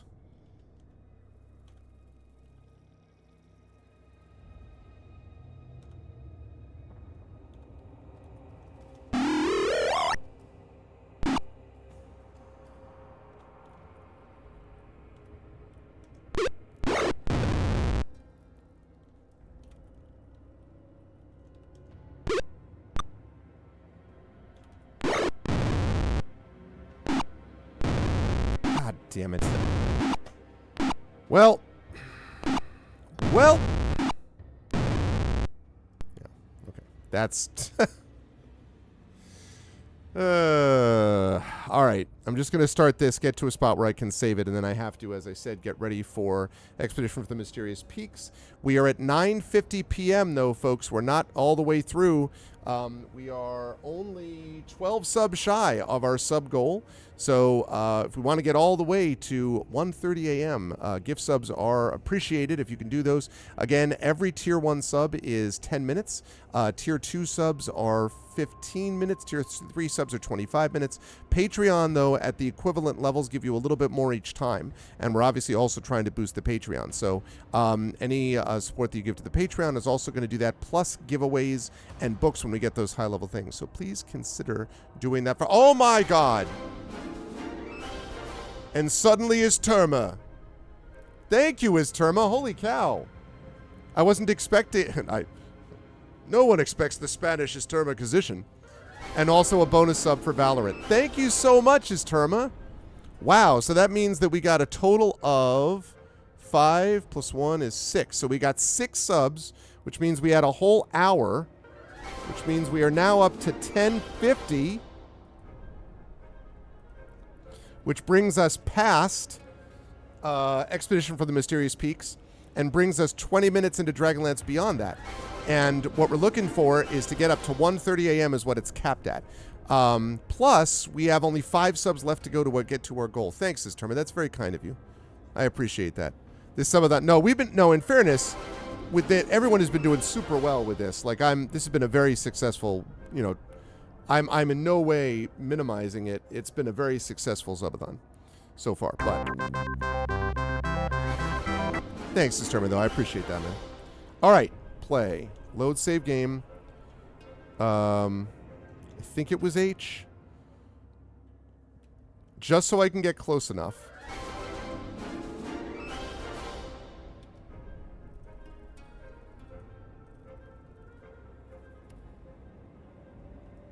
Yes, okay. So, move. Okay.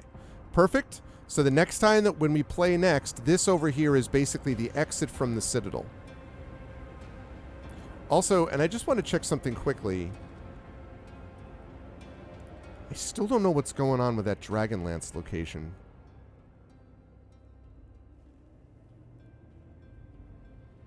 No, it does not look like it's here.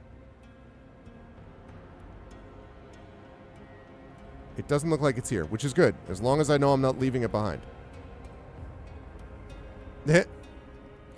You should be exactly the person that you are, Esterma. Whether or not you were able to support, you would still be a cool dude. So, cool person, regardless.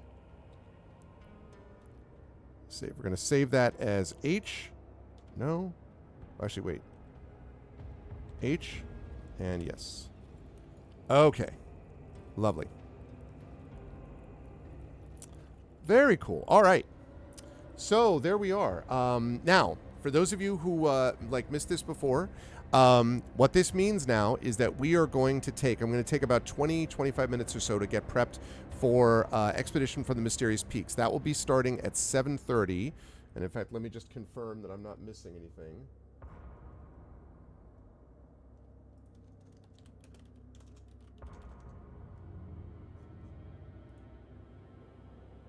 Okay. Yes. So at 7:30 Eastern. So I'm going to go get myself ready for that, and then we're going to be playing Expedition for the Mysterious Peaks. There's going to be a special couple of things for the Patreon and for subbing that will have effects on the tabletop game you're about to watch. So be ready for that, because that's definitely going to be pretty cool, and I am excited for it. So let me get out of that game. So that's the deal with that. And then at 10:30, we will wrap up with them, and then I will get started again with the final leg of the subathon of Arvathon 2025, which will be playing. Now, right now, I'm only going to be playing until 10 minutes to 11 and 11 Eastern, but I am willing to go all the way to 1:30 a.m.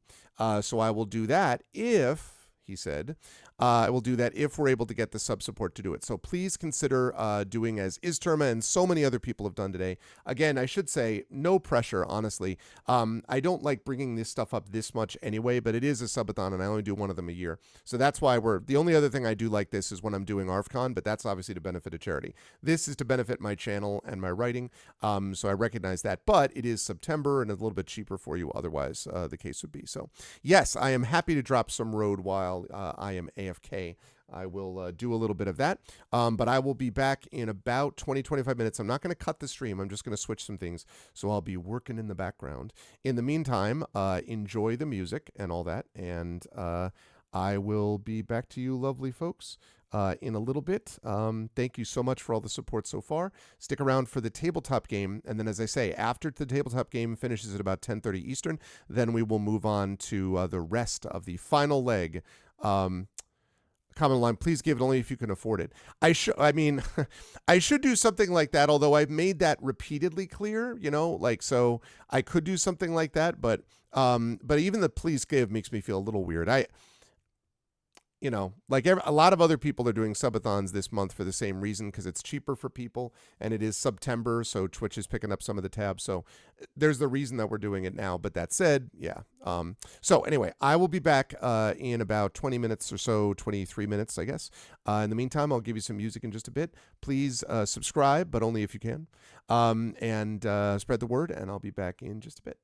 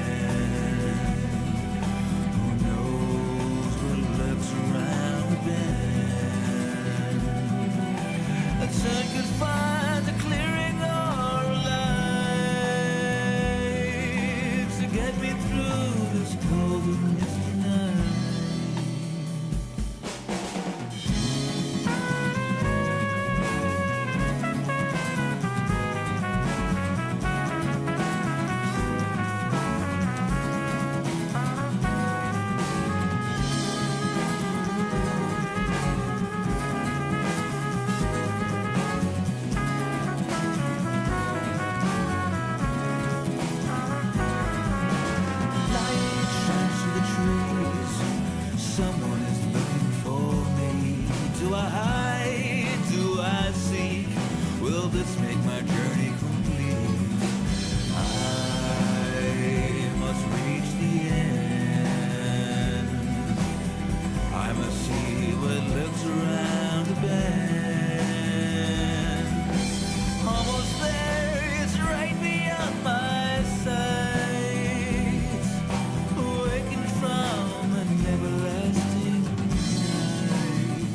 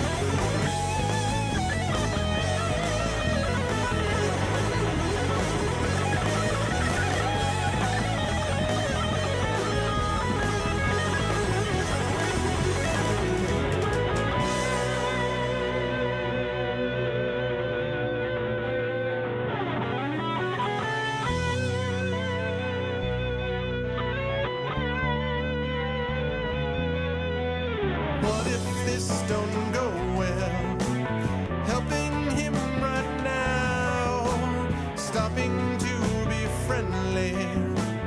What if he allows his own private demons to strike us in his rage? Why do you still trust them? Why can't you turn the page?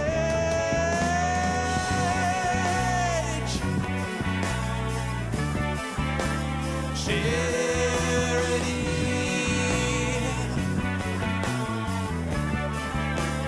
charity, yeah. Charity.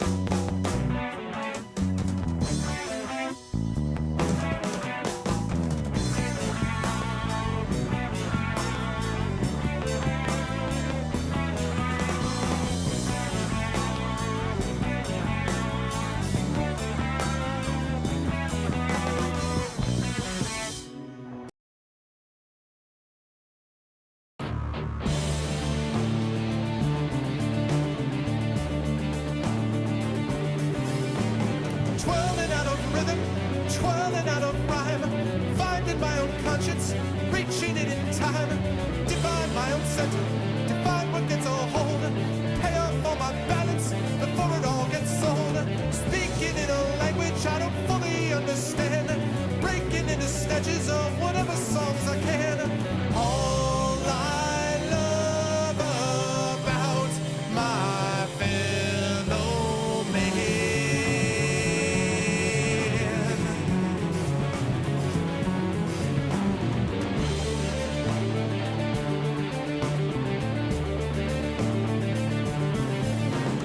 Navigating through the place I thought I knew so well, searching for the guidance that can get me through this hell, breaking out of context, breaking out of rules, learning that the ones I thought I loved were all mere fools, flowing with a purpose, with an easy grace, finding I can take this in at my own pace, trying not to lose within this race.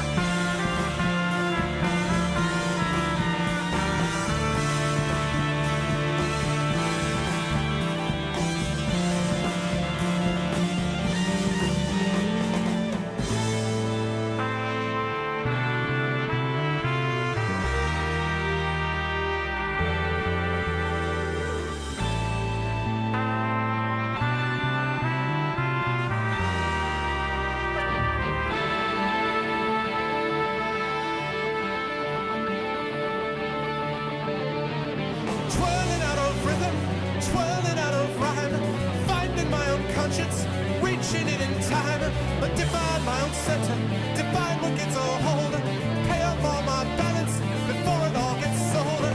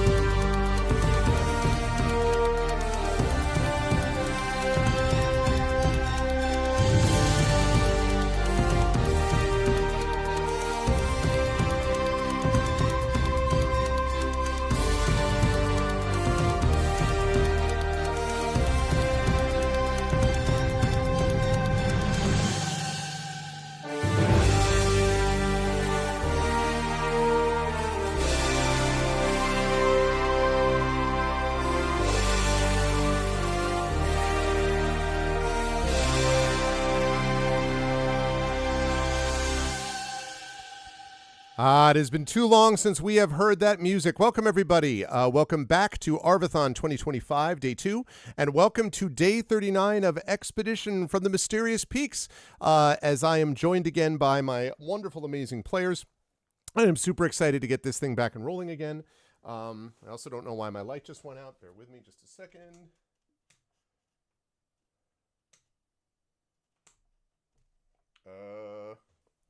Seem to be having light issues. Bear with me. Hold on. Oh, there we go. That was strange, but now it works. So welcome everybody to Day 39 of Expedition from the Mysterious Peaks, and welcome to Day 2 of Arvathon 2025. And I don't need to introduce everything this time because I'm going to be talking about stuff right now. Oh, and that reminds me too that I should probably. I guess I should probably do this thing where I'm going to stop. Yeah, okay. No, that's fine. I got it. I was just making sure I understood my own YouTube videos. Never mind. Everything's fine. We're all fine here. How are you? All right. So we're back and ready to play with Arvathon 2025. I've already done all my introduction stuff before, but I do have some subathon specific stuff for this, and I will do that in a minute. But I'm going to unmute myself now so the folks know we're ready to go, and then I'm going to unmute them. And last but certainly not least, I'm going to head over to reveal to you what you see in front of you is, do not adjust your TV sets. We're actually back. It's been a little while, but we are here. The entire crew is ready to once again explore, and after they've introduced themselves, I will explain how this is going to work with the subathon and see if we can get these folks a little bit of a an extra benefit, from today. So we'll see how that all works. But it's a pleasure to see them all here, and I will start with the person at the top left, who I did have a chance last month to see in Seattle and meet in person for the first time, so that was nice. And that is Rhiannon Held. Rhiannon, it's good to see you. It was fun being on a panel with you and all that, and all that kind of good stuff. How are you? How have you been since I saw you over the last 6 weeks, 8 weeks or something? And who are you playing tonight? Well, now I have a garden. I'm like, well, it's rained 2 or 3 times since I saw you. Well, Seattle famously has no rain. I mean, that's right. No. I'm living down in Oregon. Oh, that's right. I forgot. Yeah, we're supposed to have rain too. I think it's finally coming this week. But so I've been watering my garden a lot. Shake fist. So I'm playing Sataria Verben, half elf, acting as our healer, even though she is a sorcerer. But that's just how she rolls. Yep, that's with not a very good bedside manner. Yes, but a very important, that's true actually. You have one who's dealing with severe PTSD, quite literally, in Raven, and then you have someone who's like, this is fine, it's okay, with the non-bedside manner. It's an interesting crew, but it works. Anyway, always a pleasure to have Rhiannon with us. Thank you for being here again. Also a pleasure to have Toya Kristen Finley with us. Toya and I were chatting a little bit in the green room about our respective football teams and sports and stuff like that, and I got to explain to Zach, with Toya's help, because Toya reminded me I should let them know the concept of an audible. So it's been an exciting time of new beginnings and new knowledge. But in any case, Toya, of course, knew about that already. And this is why you always need a dumb jock in your life. Listen, that's clearly the way. It's good to see you, Toya. How's everything on your end? How's life with you? And who are you playing today? It's still kind of slow. The games industry is still lighting itself on fire. Yep.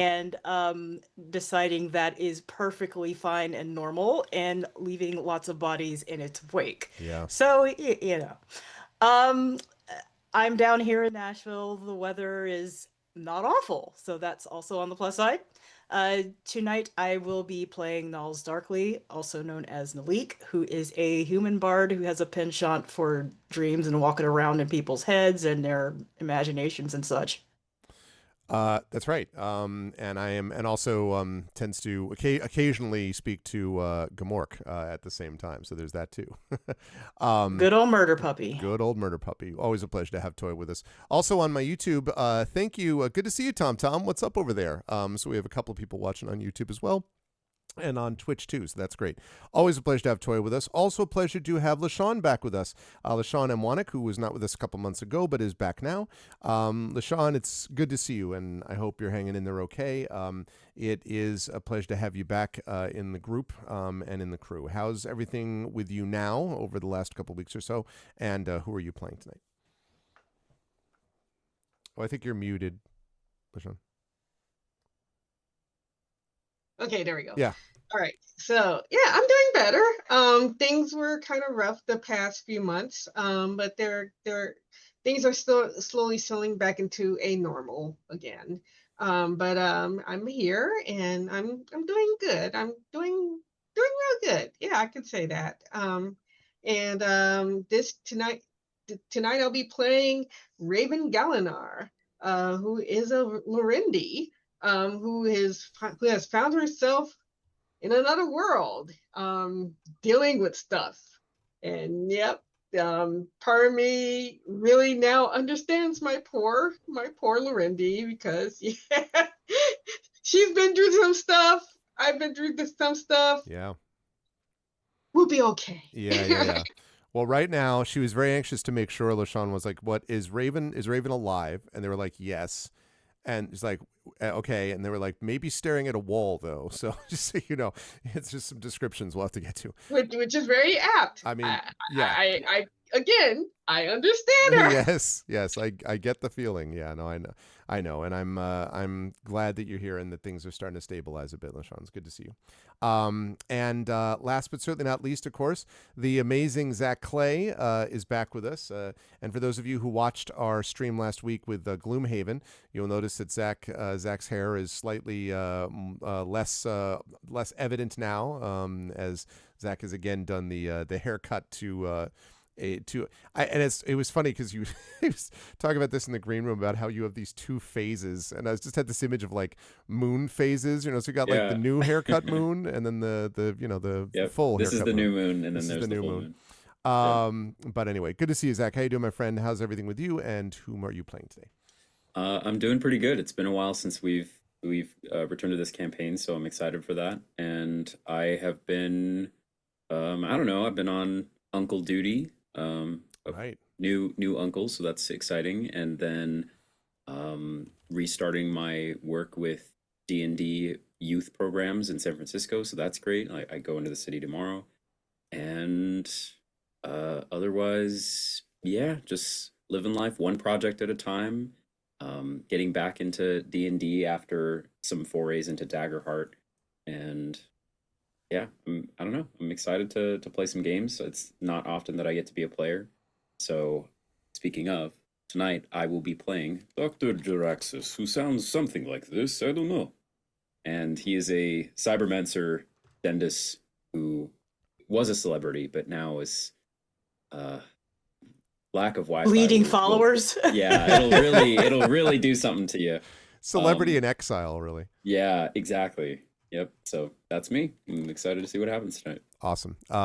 So let me explain for everybody, including the players, how this is going to work in terms of the subathon tonight. Now, the focus, of course, is on the players in the campaign. However, we are doing a subathon. We are now only 5 subs short of our goal of 100 subs, which has been great. We've gotten 65 subs over the last 2 days, so that's really appreciate that very much. And we are sitting at a $70 Patreon support. So this is the way that this works. As of the present time, we are playing beyond this stream, or beyond this session, and then I'll be back on playing Dragonlance afterwards, but only for about 20 minutes. However, every tier 1 sub or $5 Patreon sub is going to add 10 minutes to the timer, and there's going to be a benefit to the players too, which I'll explain in a minute. Every tier 2 sub adds 15 minutes. Every $10 Patreon support sub adds 20 minutes, so you get more bang for your buck with the Patreon. Every tier 3 sub, I am back already, Triffid. Sorry, I'm just reading the chat. Like, he's coming back in a few minutes. I'm back now. I'm here. Everyone can see me. Yes, everyone can see the players and me. That would be disturbing if that were not the case. Yeah, on your live stream it seems accurate. Okay, all right. I just want to make sure. So, but anyway, so every tier 2 sub adds 15 minutes. Every $10 Patreon sub is 20 minutes. And then every $10 Patreon sub adds 20 minutes. And I'll come back to the tier 2 for the players. Every tier 3 sub adds 25 minutes and triggers a giveaway. I have got a couple things to give away. Specifically, I have a board game known as Vikings, which I will mail to the winner of the giveaway once we reach that level, and Super Camelot, which I've played, which is also that one was fun. Which is also a giveaway game that I'll be able to do. So that's going to happen also. And that happens at the $20 Patreon sub. And then finally, the $20 Patreon sub adds 30 minutes, triggers that giveaway, and one of the books that's being given away is a signed copy of my first ever novel, The Third Sign, which I have come into possession of a couple of copies of. It's been out of print for a while because it came out back in 2009, but I found a couple of signed copies sitting in a box in my father-in-law's house. And so I have inherited those, and so I am giving them away. So you'll be able to get a signed copy of this out-of-print novel if once we get that giveaway for the 30 minutes. However, during Expedition, there's something additional to that. Each of the first 4 tier 2 subs, okay, or $10 Patreon subs will inspire one of the characters automatically. If you do that, the characters get an inspiration. And if we go into triple digits on the Patreon, which means that we need someone or a couple people to add us up to $100 a month. We're at 70 right now. If we go into triple digits on the Patreon during this session, the characters will get a significant and unexpected benefit. Now, I have laid out to the players only that it is significant. It does not mean that the players now get to fly the Centurion and it becomes their ship, and all of a sudden it's like the Maya in Farscape and it talks to them. Like, no, it's not going to be like that. But it is going to be a significant benefit. So if you want the players, if you're curious about what this benefit would actually be and you want to know about it, you know what to do. So please support the channel and support what we're doing here. That is very much appreciated. So again, subs, increase the timer, get giveaways, and tier 2 inspires the players, and triple digits on the Patreon gives the characters an unexpected benefit. So please do support all those things. That's going to be awesome if you can do that. We would appreciate it. And with no further ado, I'm going to fire up the music and we'll explain a little bit what happened in our last session as I pop us over to the map. Let's see. Yes, we're going to do this. Now you may be asking yourself, why is there combat music on, Arv? Well, I'm glad you asked. Because we've got some situations to deal with combat, specifically with a certain individual who may be getting squeezed. We'll talk about that in just a moment.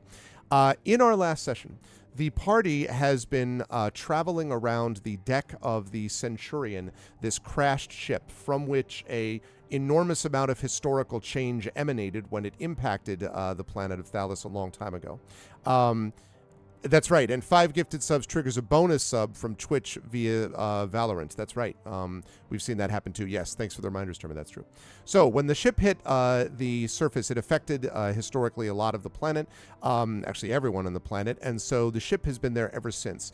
And it is the none other than Dumig Rieger, who I have a picture of right there, who is one of the people that originally was there and had a chance to explore the ship and actually use some of the technological benefits that it provided before this terrible cataclysmic event that fundamentally altered the shape of the planet afterwards, which has driven some people away from the use of Magitech and stuff like that.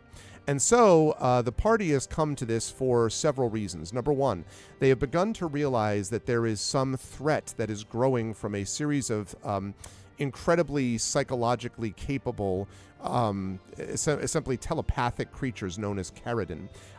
These telepathic creatures may be the ones that have been influencing the leaders on the planet's surface, even up in Cambria, to cause them to basically lose their mind and become cruel, vindictive, and extraordinarily dangerous, and send people after the good people of Thalos. And so Nals and Sataria for different reasons. Satari was kind of brought here sort of mysteriously, but now also recognizes the threat and also, I imagine, wants to learn something about what's going on. Whereas Nals also has seen the threat directly because people came after Nals and a lot of her companions and so on. And so Nals and Satari have come here for that reason. Raven and Dr. Jaraxxus, Raven, who was also like Sataria, brought here from the deck of a ship and suddenly appeared here. Raven also wants to know what's going on and perhaps might be interested in getting home or at least figuring out what's going on before getting home. While Dr. Jaraxxus came here because there is some signal that was originally brought the ship that he arrived on to this planet before it was brought down onto the planet's surface. This, somewhere in the ship, is the source of that beacon that is going off. And so Jaraxxus is looking for that as well, and hopefully also to get a lead on some sorium, an energy source that is useful to power his devices. And so you put all that together and you have reasons that all the crew members are here. When they got onto the deck of the ship, what they discovered is that the ship had been brought down apparently by some advanced virus of some kind. And I'm using that term advisedly because it may be a virus that only affected a computer, but it might also be a virus that also affected people. It's a little bit hard to tell, but something was happening with the people on this ship. And of course, the ship's electronics itself were affected too. As they've wandered through the ship, they found a lot of devastation, a lot of ruined areas. Some of the ship has been actually picked clean by looters before the crew members even got here, these four. But they've also managed to unlock some ship's logs, plural, which indicate that, again, the ship was brought down by some kind of virus, and that they were trying to figure out ways to address these other issues. And they did this, basically, from their point of view, they did this hundreds of years before. In fact, I believe we said it was 300 years ago, although I have to double check and see if my time's right, but I think that's right, that those messages were left. The party was 425 years. How much did you say? 425? That's right. Okay. So 425.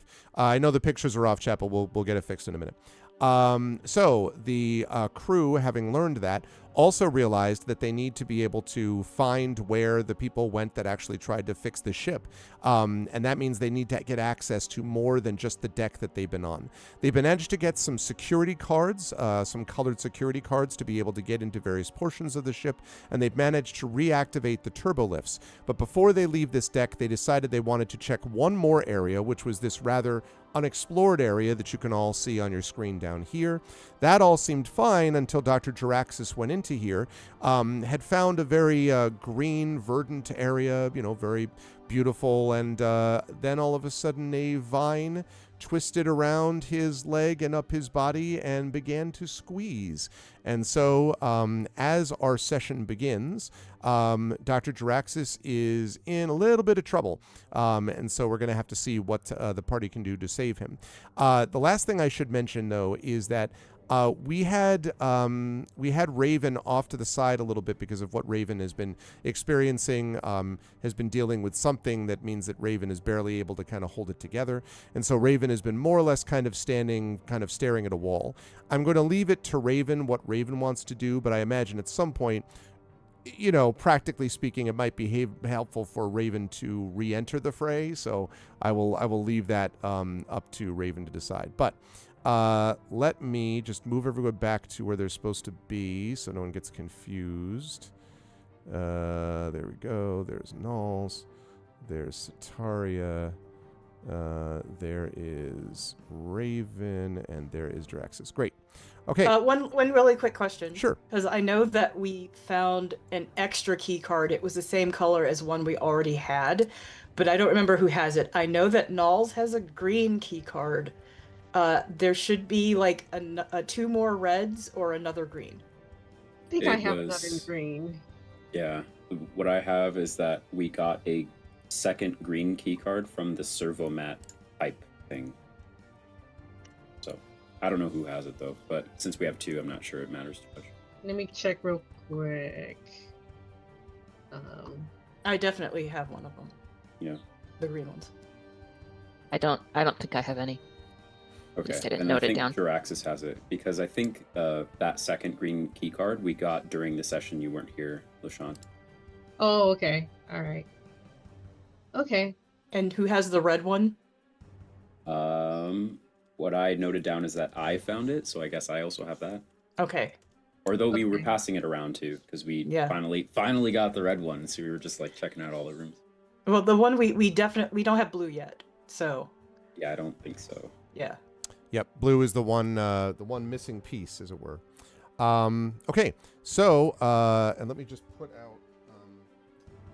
I should just put out on the board.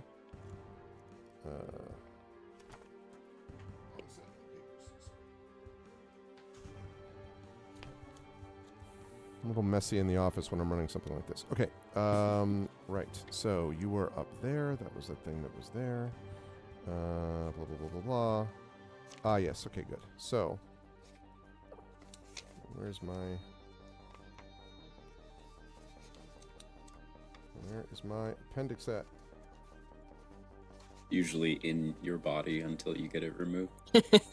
You know what? Listen. Okay. There we go. Got it. That's what I needed there. So I can make sure that I post the right thing. PDF. Just to be clear, Adobe, I never want an AI summary of anything. You could just stop asking me that all the time. I'd love to see what it came even up with. Google's Actually. doing it now. Yeah. You These want little an blue- AI summary of this Yeah. adventure? I'm like, DuckDuckGo no. is doing it now. Oh God. I thought DuckDuckGo were the good guys, allegedly. Yeah, Yeah. supposedly. Not anymore. Yeah. Yeah. Bring back Clippy and just let's have give Clippy a sword and let him destroy all the AI. Slippy was about as effective as Gen AI stuff. Yeah. Yeah, I had to sit through a corporate booster session at my work about how anybody who doesn't use AI is going to get left behind. Mm-hmm. Mm. They are so desperate. They are so desperate to get people to use it. Is astonishing how desperate they are to use it. It's really something. Okay, I found it. Great. All right. So this creature is curling around Draxis, and what I would like from everybody is that little thing we like to call an initiative roll, please. Let's Great. do that thing. Do that thing. Okay.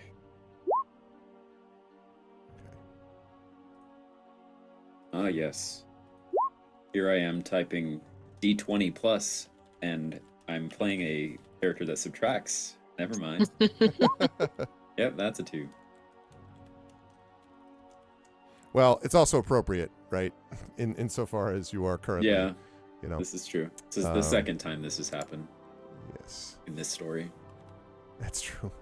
Okay, so Oh. let's see. Nulls. And I some- got a natural 1. Yeah. Yep, appropriate. I feel that's You appropriate. might still go before me because You probably have some bonus though, yeah. LaShawn, do you have a plus to your dexterity or is it 0? Yeah, it's a 0. Oh, Yeah. Okay, so right. Okay, so I have, let's see, nulls it's 17. Okay. And then wow. There's some and then a 4 from Sataria. Yep. All right. And then a 2 from Jiraxis. Nope. And yet somehow manages to go before Raven. That is interesting. Okay. You'll probably hear that also makes sense because she's gonna hear the echoes of our fighting down the hall. Yep. Narratively, it fits. Okay. Yeah. Okay. And let's see. And then we've got work rolls separately. Okay. And last but certainly not least, the bad guys. Or in this case, these strange constrictor vines. Okay. All right. First to act is nulls. Let me see if I can put these on the board for you. Let's see. Don't know if I have any, but we shall see if I do. I bet I have constrictor snakes, but do I have constrictor vines?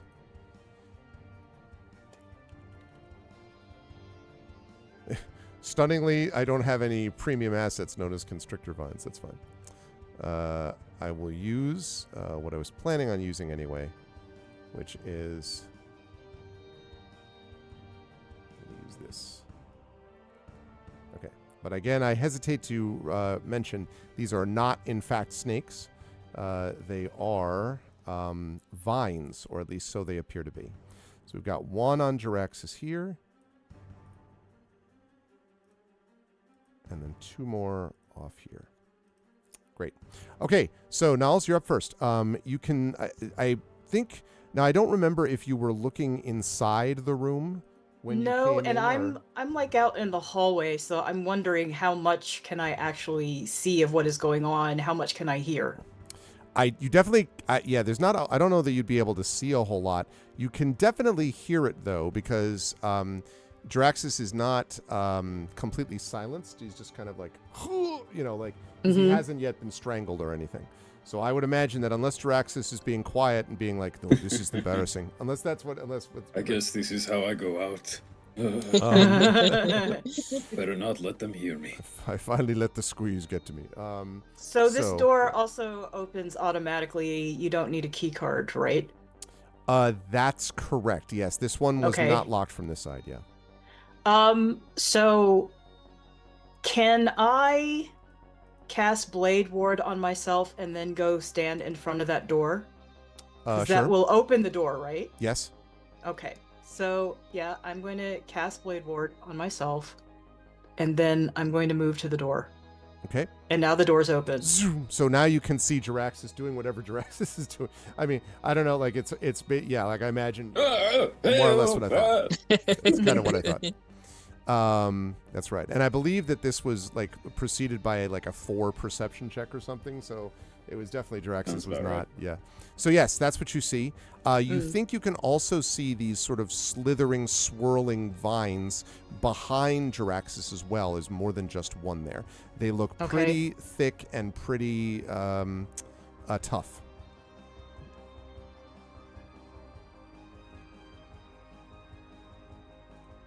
And I've moved, so that's. Oh, that's right. I'm sorry. So you just had that moved that. Okay.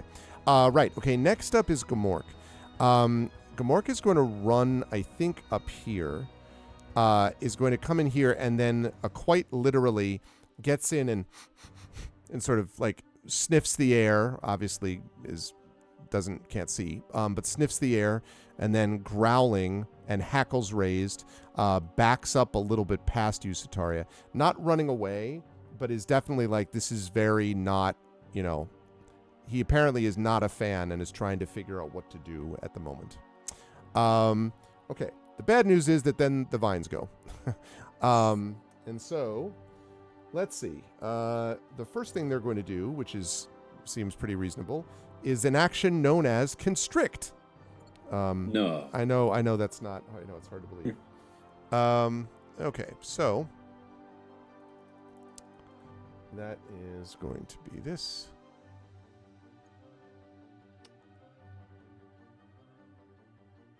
Interesting. Okay. So, what was I looking at? Okay, right. Oh, I see. Okay. Well, the good news is an 8 is not going to hit you, is it? That's right. Okay. All right. So, but you can feel the stuff. You can feel it squeezing around you, Jiraxis, and also you can feel these little, what feel like sort of pokey bits at first, but then you can see that they are thorns, and as you look down at them, the thorns seem to have little, like they seem to be damp, as if something is dripping off the ends of these thorns. Gross. Yeah, it's great. It's exactly what you want. Okay. Now the second one is going to move up. Slither, slither, slither. This one is going to move up here, slither, slither, and then it's going to use another action. And let's see. Sataria, as you are standing there, you suddenly notice that the grass and sort of ground below you has become almost this undulating sea, and you can feel the grass sort of like kind of crawling and almost sweeping up your ankles. I need you to make a strength saving throw, please. Okay. My mighty +0. Yep. Let's see. Eight. That's an 8, huh? Yeah, that's not really what we're looking at. Okay. All right. You are restrained by these entangling vines and roots. And the thing is, Sataria, as you look down at it, you can see that it's not actually the vine that is restraining you. It has done something to the grass or the the weeds or whatever it is below you, that they are somehow responding to it in some way. So, looks like you have a vine commander, something apparently. So you are restrained for the moment. You're still able to take actions and so on, but you're restrained by it. Is Jaraxxus also restrained? Yes. Okay. In fact, Jaraxxus is restrained, and when we get to you, I'll give you an opportunity to try to break free from it if you can. So, yeah. Okay. Hey, what's up, Pilnus? It's that guy I ran across multiple times at Gen Con. Yes, it is. Okay, so that leads us to, that's the 3 vines. That leads us to Sataria. So, Sataria, just so you know, when you're restrained, you can do other actions. You just can't move around. However, if you want to get free of it, you could make a strength check, again, I know your favorite, to free yourself from it. So you can try to do that, or you can try to attack while you are, being held in place by this thing. I mean, I think that she doesn't have enough background in sort of combat situations to stop her instinct, and the instinct is to try to pull away, as opposed to like staying put and getting something done. Okay, that makes sense. So let's have another strength check then. 14. Apparently fear is a powerful motivator. Yeah. So you do actually manage to rip yourself free. Now it takes your turn. But you do manage to rip yourself free from it. Actually, you do have a move action, it looks like. So you could back up further, but obviously if you back up further, you're, backing away from Jaraxxus. But you could back up if you want. You did free yourself as you rip these vines away. Well... grasses, I should say. Yeah. So how this usually goes is Gamork attacks, and I'm behind him. Okay. So I'm going to go at least that far. Okay. Get none of this Gamork behind me. Gamork also backs up. No, just kidding. No, you go forward. Okay, so you back up there, and now you are standing there, and Gamork is in front of you, still growling fiercely at what it sees, or what it senses, I should say. All right, good stuff, Sataria. You were trapped, but got free. All right, Jaraxxus. Now we get to you. You could try to do the same thing if you wish to break free from this. That's a strength check, but it will use your action. Or you do have the ability to take actions while restrained. It's just you can't run away easily. Okay, I think... Don't forget, chat, inspirations for subs here, for tier 2 subs, if these people need Jaraxxus, as he is recording almost everything that goes on, looks down and sees how cool this looks. And also that these are just plants. He doesn't seem too afraid at the moment, especially given that it tried to constrict him, but he was able to still have some space. So he's going to try to channel his inner action hero and get some found footage, and just start casting spells without trying to break out. Okay. And he will say, "Get back, Vine Beast!" And I'll cast Symbiont Mark, which is basically a hex that I will place on the vine that is constricting me. Yep. And so I'm concentrating on that. And then I will use my... Well, Sprite Beam has the most damage potential, but I'm in melee. But I think while I'm restrained, my attacks are with disadvantage. Is that right? Because I think it's grappled. It doesn't give you any... Right, that's right. So if you... Actually, I'm gonna double check, though, because I do... I occasionally get... Right, restrained creatures' speed becomes 0. Attack rolls against the creature have advantage. And creatures' attack rolls have disadvantage, yeah. All right. In that case, I might as well just still use the Sprite Beam. So I'm going to, and I will roll twice. So anyway, you started blasting. Yes, I started blasting. There's like magical Esper sprite energy that collects in his hands. And what do I add? 6. All right, I have disadvantage. Okay, a 22 or... Whoa! Okay, so So a 22. 22 it is. All right, yes, that'll Great. hit. Okay, so that's going to deal the damage of the sprite beam. I also get to add my intelligence because of a complex pattern I chose, so 4. And then the symbiote mark I just placed adds a d6. Okay. So I channel the energy and I go, "Ugh!" And then deal 19 damage. Wow. Oh, wait, hold on. Sorry, I typed 6, not d6. Okay, so that's 5 less, so 14. So 14 still. Yeah. All right. So you hit it and it kind of like flails about. Well, Hilness, depends. Jaraxxus is currently constricted by Vine, and Sataria broke free, and Nulls has just seen this, and Raven is still coming to her senses some distance away. So inspirations may be sort of broadly necessary. I'm not sure who to tell you at the moment. I mentioned to everybody that tier 2 subs get an inspiration for each one of the players in turn, like 1 per player. But otherwise, yeah, I don't know. We'll find out, I guess. All right, Draxus, obviously you can't move. Any other Yep. bonus actions or anything? Or not? No, I use my bonus action for the hex. I think he'll Oh, that's shout right. out, "Don't worry, it's just plants!" And yeah, that's all. All right, that's going to lead us then to Raven. Now, Raven, you were left in this sort of central control room, is where the party left you to sort of be on the safe side, kind of an auxiliary control room. And so now I guess the question is, are you actively, how do you want to manage this? Are you actively trying to perceive things where I would give you a perception check to see if you heard him calling? Or are you sort of like, eventually I'm going to go find my friends anyway? How do you want to handle that? Actually, yeah, let's do perception to see, first of all, because like right now, my guess is right now she is catatonic. She's lost and all that. So let's see if she can actually hears Dr.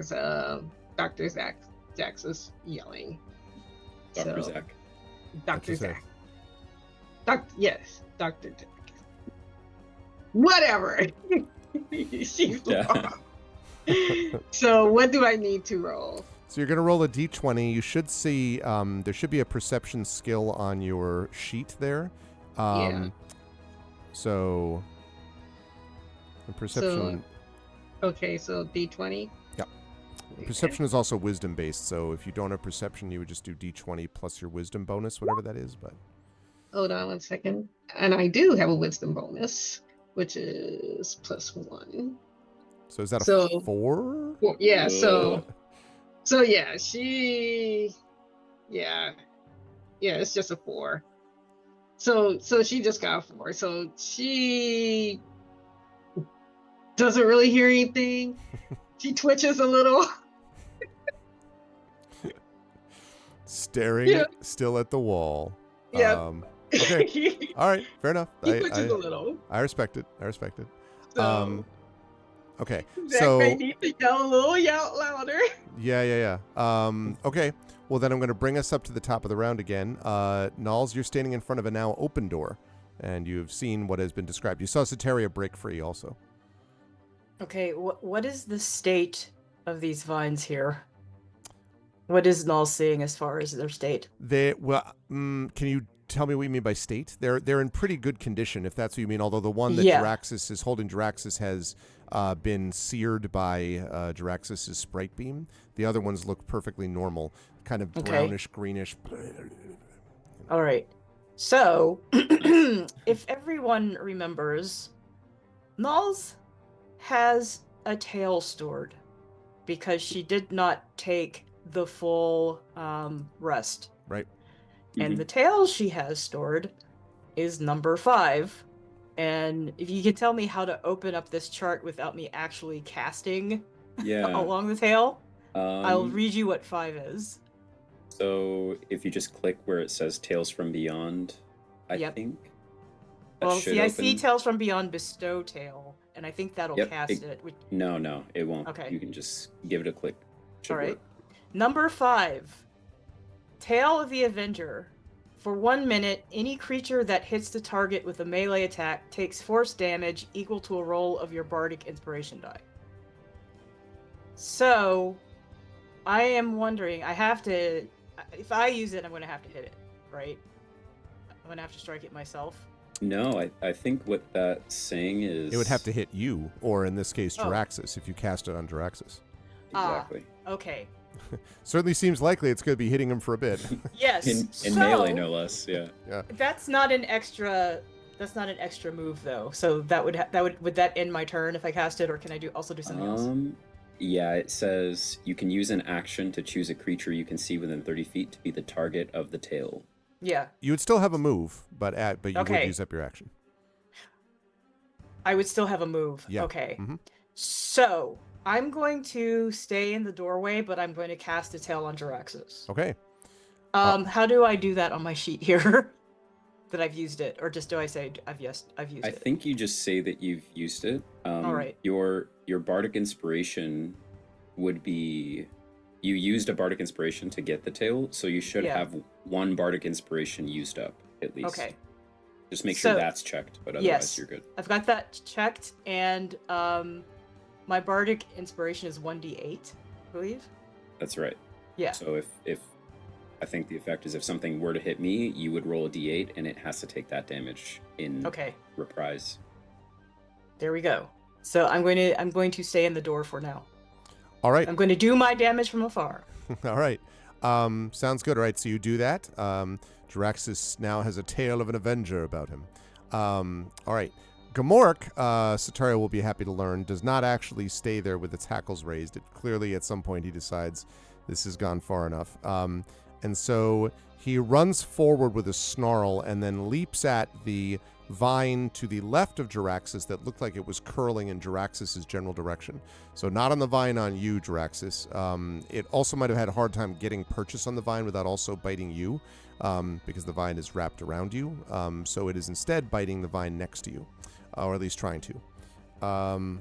So let's see if he actually manages to hit. Oh, yeah, he does. Okay, so he definitely hits. Let's see about the damage that he does. All right. Crunches away at that vine, which, and you can, there's some like sap or something that you can maybe see coming off of it as he does that. All right, that is Gamork, and now the bad creatures go. So first of all, we're going to get that whole constrict thing again, Jaraxxus, or at least the attempt to. Okay. So Is the one it, around you is going to attempt to. It's making an attack roll against me? Yes, that's right. Okay, it has advantage because I'm restrained. That is right. Yeah, well, 22 is probably going to hit, I'm guessing, right? Yeah. Okay. I have like this reverse Achilles thing where I can get hit by lots of numbers, but 22 just doesn't hit for some reason. That's the specific thing. Yeah, sure. yeah. it's amazing. All right. So, all right, you take 13 points of bludgeoning damage, Jaraxxus, as this thing does this to you. And those thorns sink into your skin. The impact is that the start of each of your turns, you're going to be taking poison damage until you can break free of this thing. Do I know if it's so? And you'll be able to do that Avenger's Tale in just a minute, by the way, because Yeah. it did hit you.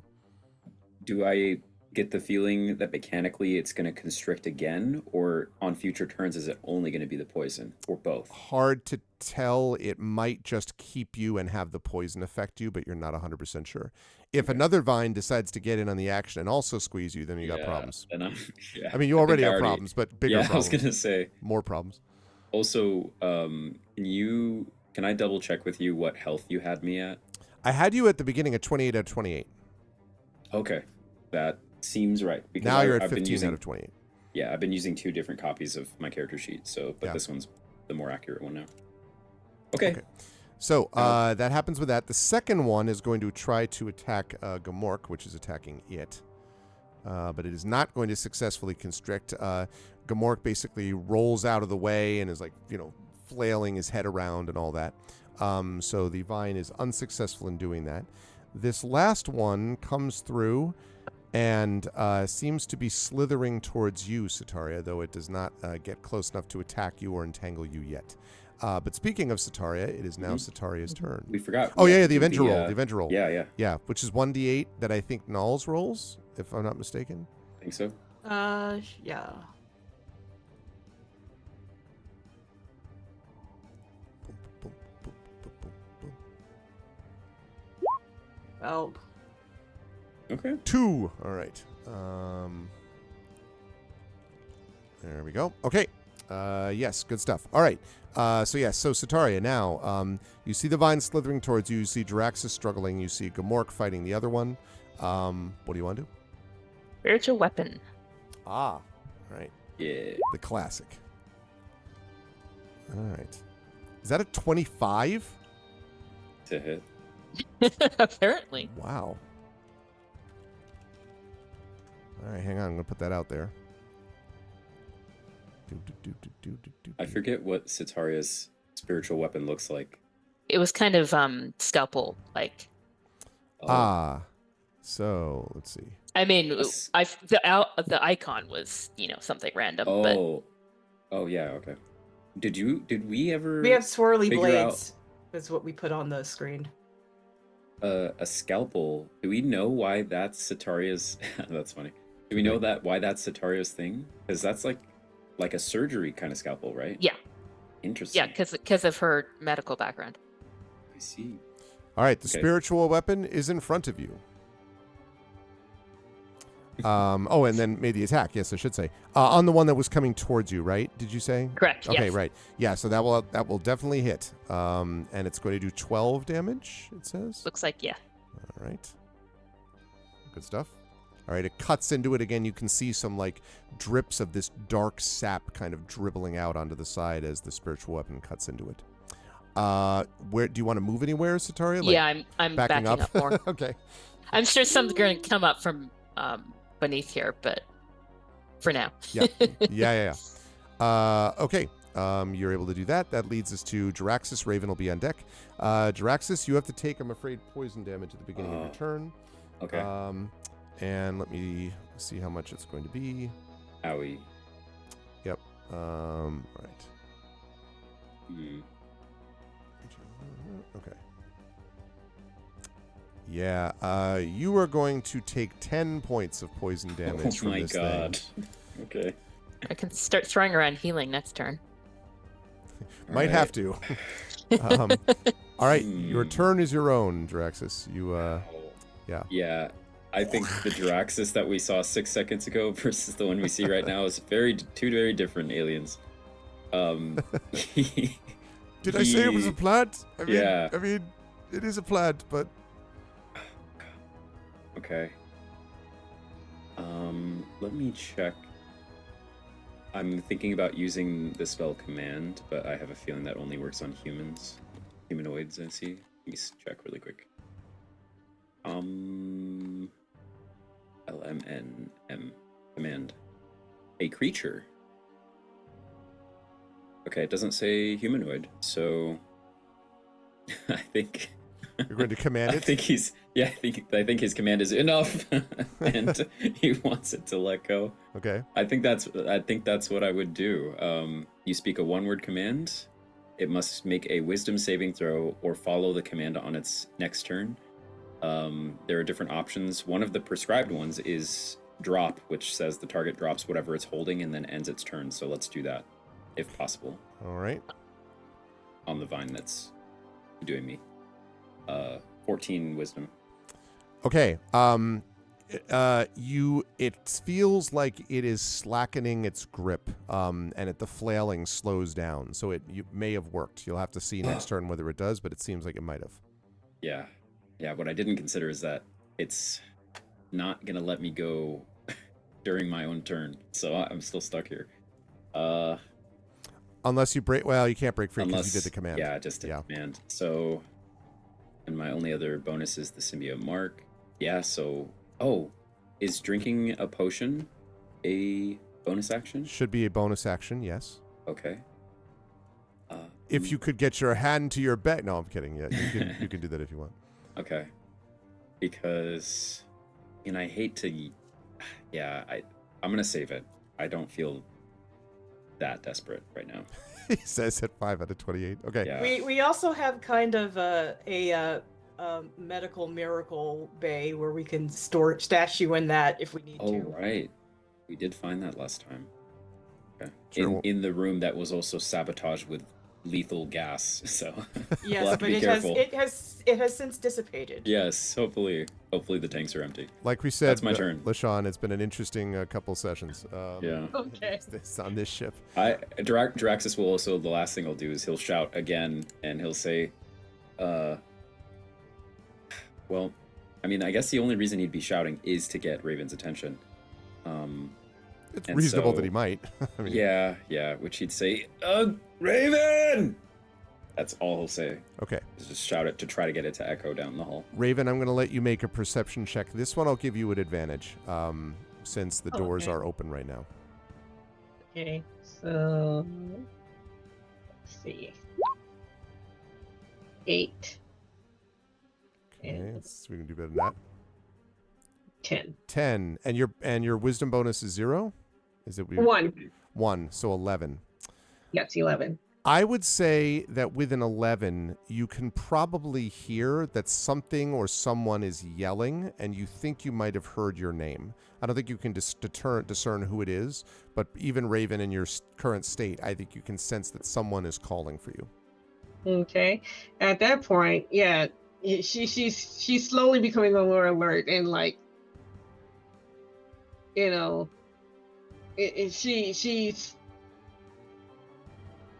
she's waking up. Okay. And she's sitting disoriented right now.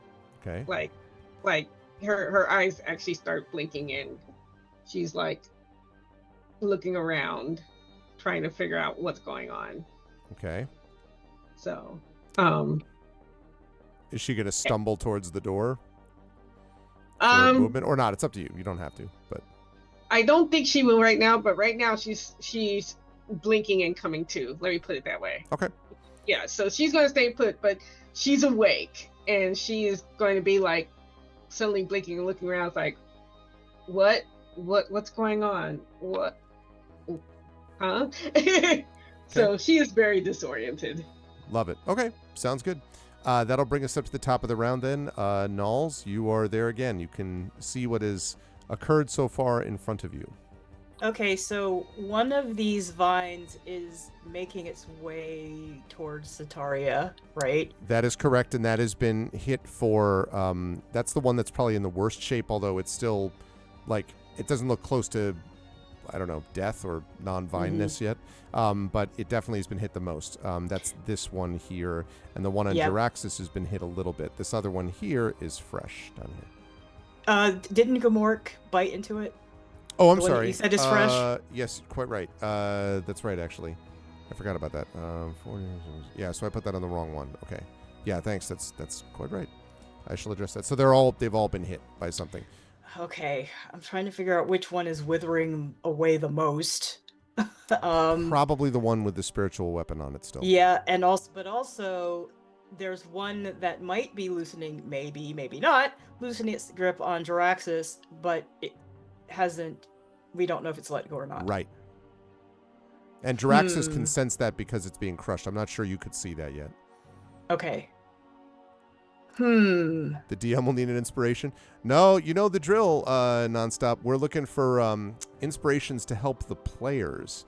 I thought about the possibility of having something that would, but I didn't want to harm, that felt like I'd be messing things up too much if I did that. I suppose if someone was like, here you go, Patreon $200 level, maybe I'd have to consider it and apologize to the players later. But no, but those tier 2 or tier 3 subs, especially Patreons, if we get to triple digits on the Patreon, the players will get a big benefit and they'll get inspirations even for tier 2 subs. So think about that.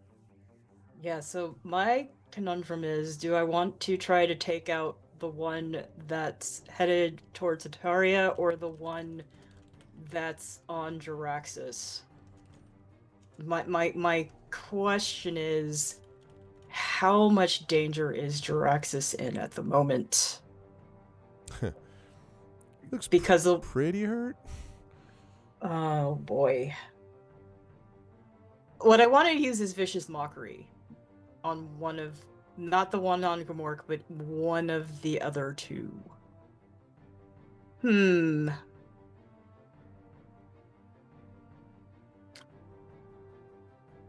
How bad are you off right now, Jaraxxus? I'm at 5 health. I'm totally fine. Okay. Fine. Let's try to Never take better. out. And of course, I heard Jaraxxus tell that vine enough. Mm-hmm. I heard that. So, let's cast Vicious Mockery on the vine that's on Jaraxxus. And tell it, it's been around here for how long, and your roots don't seem that deep. You can't even hold on to some slippery humanoid you've never seen before after all this time, and you want to get in the action. It's You look pretty weak to me. what's That is the most vicious mockery I've ever heard. the vine is like. My father wanted me to be a pine cone. All right, so when you say that, you can definitely see it like kind of sort of flail backwards. I don't fully know how this works, but it is not actually immune to psychic damage, apparently. So it does, in fact, seem to have taken your feelings to heart of its roots or So something. when that happens, don't I need to roll? Let me see. You unleash a string of insults laced with subtle enhancements at a creature you can see within range. If the target can hear you, though it need not understand you, it must succeed on a wisdom saving throw or take 1d4 psychic damage. Which I think it looks I like it rolled already that did already. that. Yeah, so Okay. Yep. All right. On the one in Jaraxxus, you said, right? Yes. Okay. All right. Yep. You can see that seems to have had an effect on it. It does not loosen him yet, but that's, may not be the time yet for that. So that worked. Do you want to go stay where you are, Nels, in the door, or? I will stay in the door. Okay. Gmork, then, is going to continue his epic battle against his chosen vine. Okay. It would be that. Okay. Hard to tell. He might have grazed it with his jaws, but it's hard to tell. He's sort of struggling with it right now. And that leads to the vines themselves. So this first one is going to come. Now, it's going to go past your spiritual weapon, because your spiritual weapon, I don't think Sataria blocks it. It would just be there, like, slashing away at it, presumably. Yeah. So it's going to come towards you, and it's going to attempt. It flips out a tendril, I guess, in an attempt to hit you. And let's see. That is. Would that be affected by my shield spell? Yes, Okay. it would. That is a 23 to hit. Hits me anyway. Okay, so I was gonna say, I because shield's a wasted a reaction. spell slot. No, because the shield's a reaction. Yeah. Shield's a reaction, so you don't have to do that. If I tell you 23, you don't have to use the shield spell. You can just be okay. like, I'm gonna just take it if you want. Okay, so you are bludgeoned by this thing as it gets to you. You are going to take 9 points of damage from it as it bludgeons you. And whoosh, it is now grappled you. And that means you are currently restrained, as you were previously by the grass, but not with this thing Okay. with little poison thorns gathering around you. Not great. Okay, so that one is over there. I'm going to put it there to indicate it is grappling you. Okay, the one on Gmork is going to try to attack that. Let's see. Okay. It curls around Gamork, who yelps a little bit. Clearly, it has been Gamork has been hit by this thing, and you can see the vines are around it, kind of pulling Gamork's powerful body to the ground. All right, and then the one on Jaraxxus. Can't forget that one. Okay. That's the one I commanded. That's right. Which you said, and specifically you said drop or enough. Mm-hmm. You said drop. For mechanical purposes, I said drop. Okay. Yeah. You said enough. I know, but if there's a, yeah, it's like It casting a wish agrees with spell. you and Oh. it squeezes Oh, even okay. harder. Yeah. Like, it is enough. No. Right. So it does loosen its grip and just fall to the ground, and allow you to get out. Now it's still kind of undulating, so you could see that it could probably attack again if it wanted to, but it's not going to do that this turn. So you Okay. are currently free from its clutches, and we'll come back to the impact of that in a minute. Okay. Sataria, you are currently being constricted by this thing. At the start of your turn, you are going to take some poison damage as a result of that. Okay. Unfortunately. Let's see. So that is...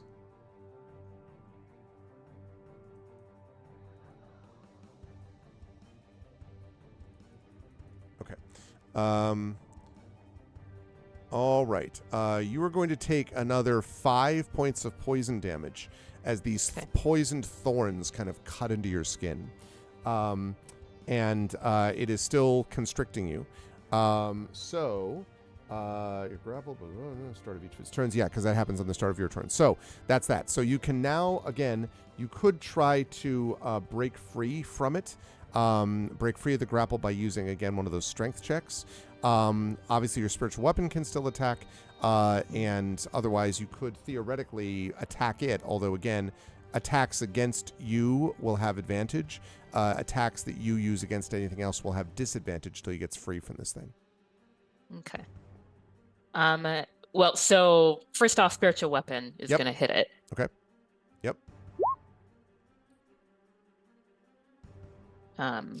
Did that? It did damage, but I don't think Oh, okay. I didn't see the. Let's try that again. Right? 18. That will hit. Okay. 9. So- Okay. 9. Yeah. Yeah, you definitely this thing, like the striking of it, you can definitely see that you're doing some serious damage to it. There are a lot of cuts and things, and you can kind of see its. I wouldn't say that its grip is slackening yet, but you can definitely feel like some of the thorns have fallen off and stuff like that. So it is getting damaged, for what that's worth. So I gonna sling some healing around. And I have the use a sorcery point to do a touch spell at a little bit of a distance. Okay. So I'm gonna do that on a healing spell. Okay. Cast that. So 10 healing to Dr. Jaraxxus. Wow. Oh, Okay. thank you. Now, if I go down, I expect you to Yeah. pour a potion down my throat or something. All right. Nulls also has healing, so. All right. Good job, Sataria. There we go. I won't ask you if you want to move, if you can move, because you can't until you break free of it. Okay, that's going to bring us to Jaraxxus. You do not take poison this turn because you've been released by the thing. So you are free to take your move as you wish. You don't know how long the constrictor is going to stay there, and obviously the other one's battling Gamork, and Sataria looks like she's in a bad way. So Okay. There's this spell. I'm afraid of getting an opportunity attack as I move away. There's a spell. Let's see. is it called Destroy Vine? Ooh, it's not. How You cast YouTube Short. You Destroy Vine. Yeah, Destroy Vine's already been cast. Yeah, Vine's already been destroyed. Yeah. The vine that was constricting me, how can I get a bearing of if it's like bloodied or if it's Definitely close to- harmed. You don't think it's, I mean, but I would, yeah, not the traditional bloodied, you Okay. know, but it has been damaged. The one that's the most damaged is the one on Sataria. Okay. I think, yeah, probably the best thing to do would be to throw some damage around. I think Draxus is going to shoot a sprite beam at the one that's that's constricting Sataria. I forget if the rule is that if an enemy's in melee with you, does it give disadvantage to all your ranged attacks, or is it that it would give disadvantage to your attacks, except this one is not currently in melee with you. The one is in melee with Gamork, and the one that let you go is not in melee with you at the minute. It's just lying on the ground. You don't know for how long. So okay. You have a bit of free space to move. Oh, okay. If that's the case, I do want to move away. Okay. So I'll like move over here. Hey, question also, Sataria, is spiritual weapon concentration? I don't think so. I don't think so either, but I just want to check because you would possibly need it.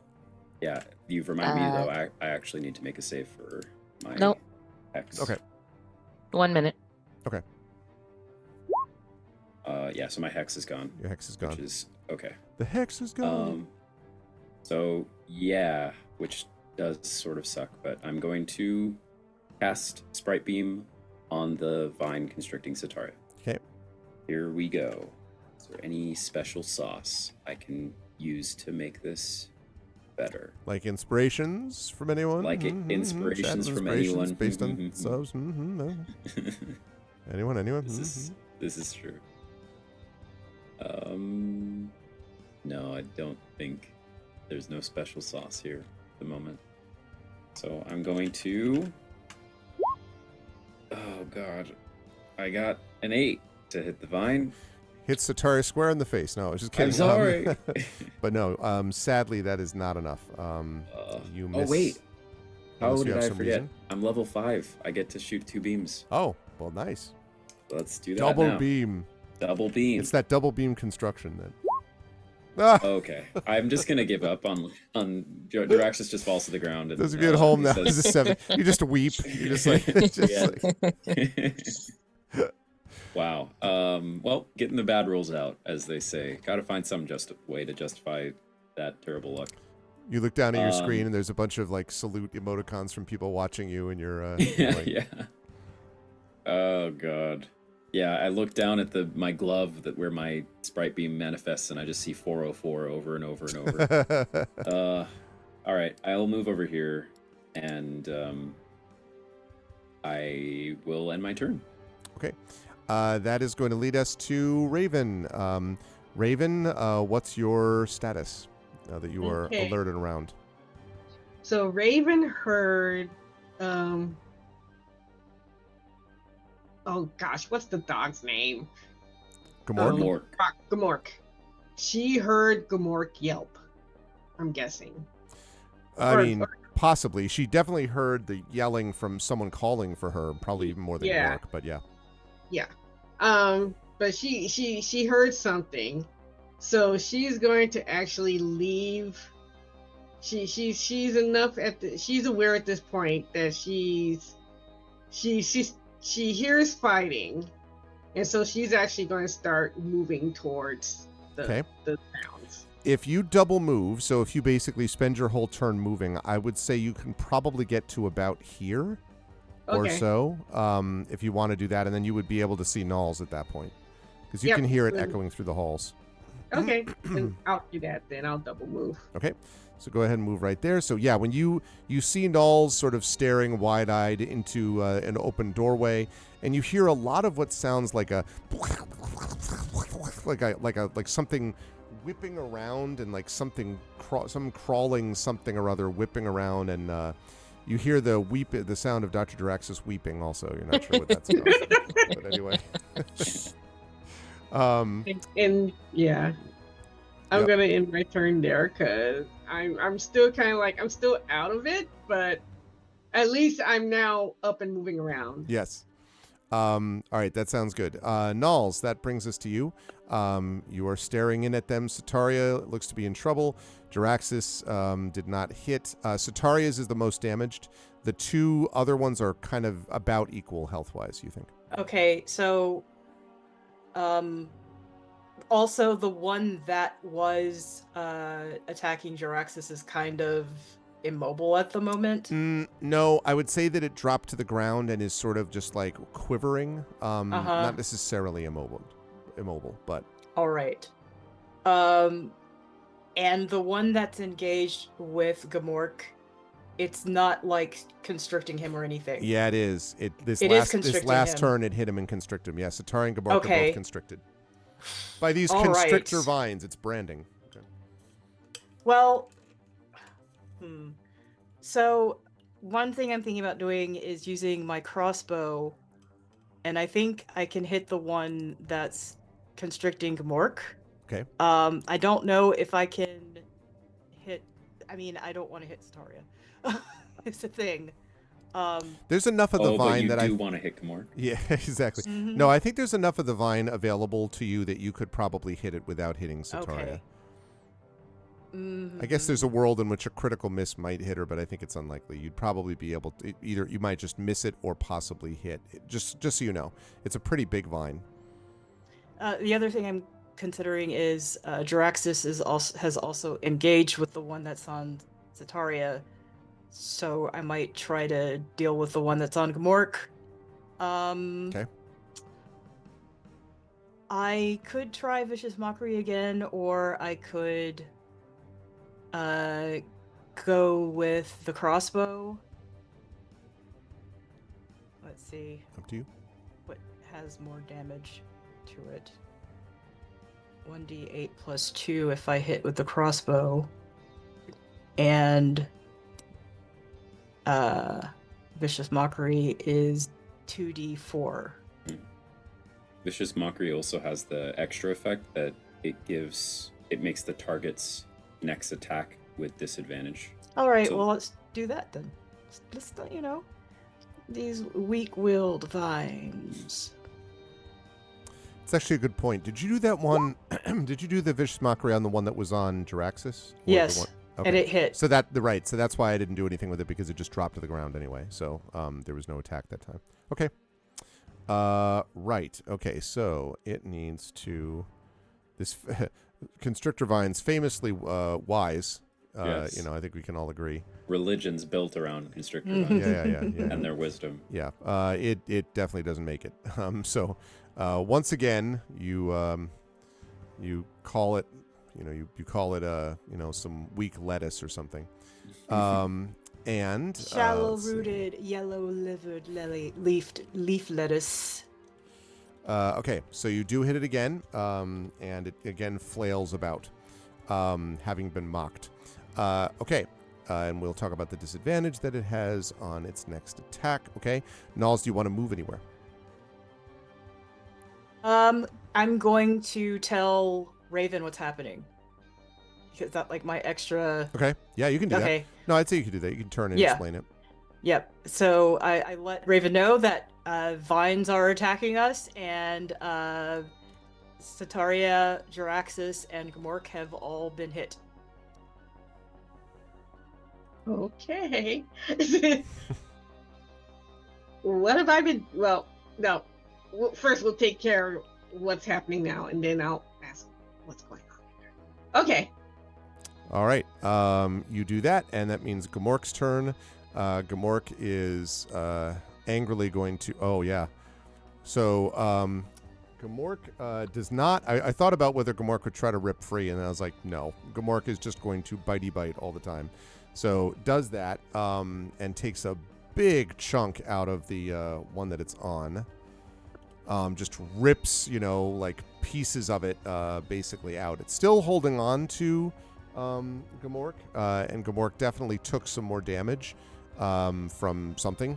Probably Sataria probably would guess it would be the poison, since Sataria's dealing with this problem also.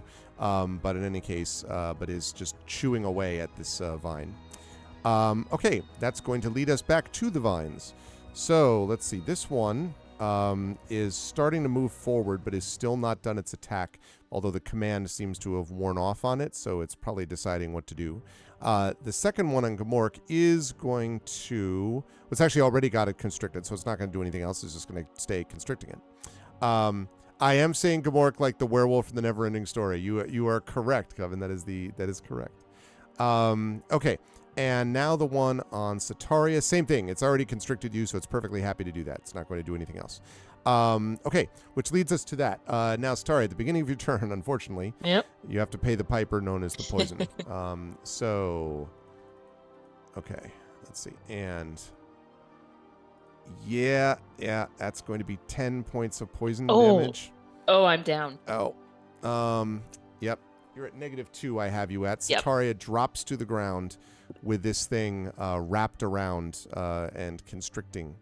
Okay, so I can't ask you what you want to do, except that it was the beginning of your turn, so you start making death saves next turn. So right now we're just doing that. So Draxus, you just saw Sataria go down.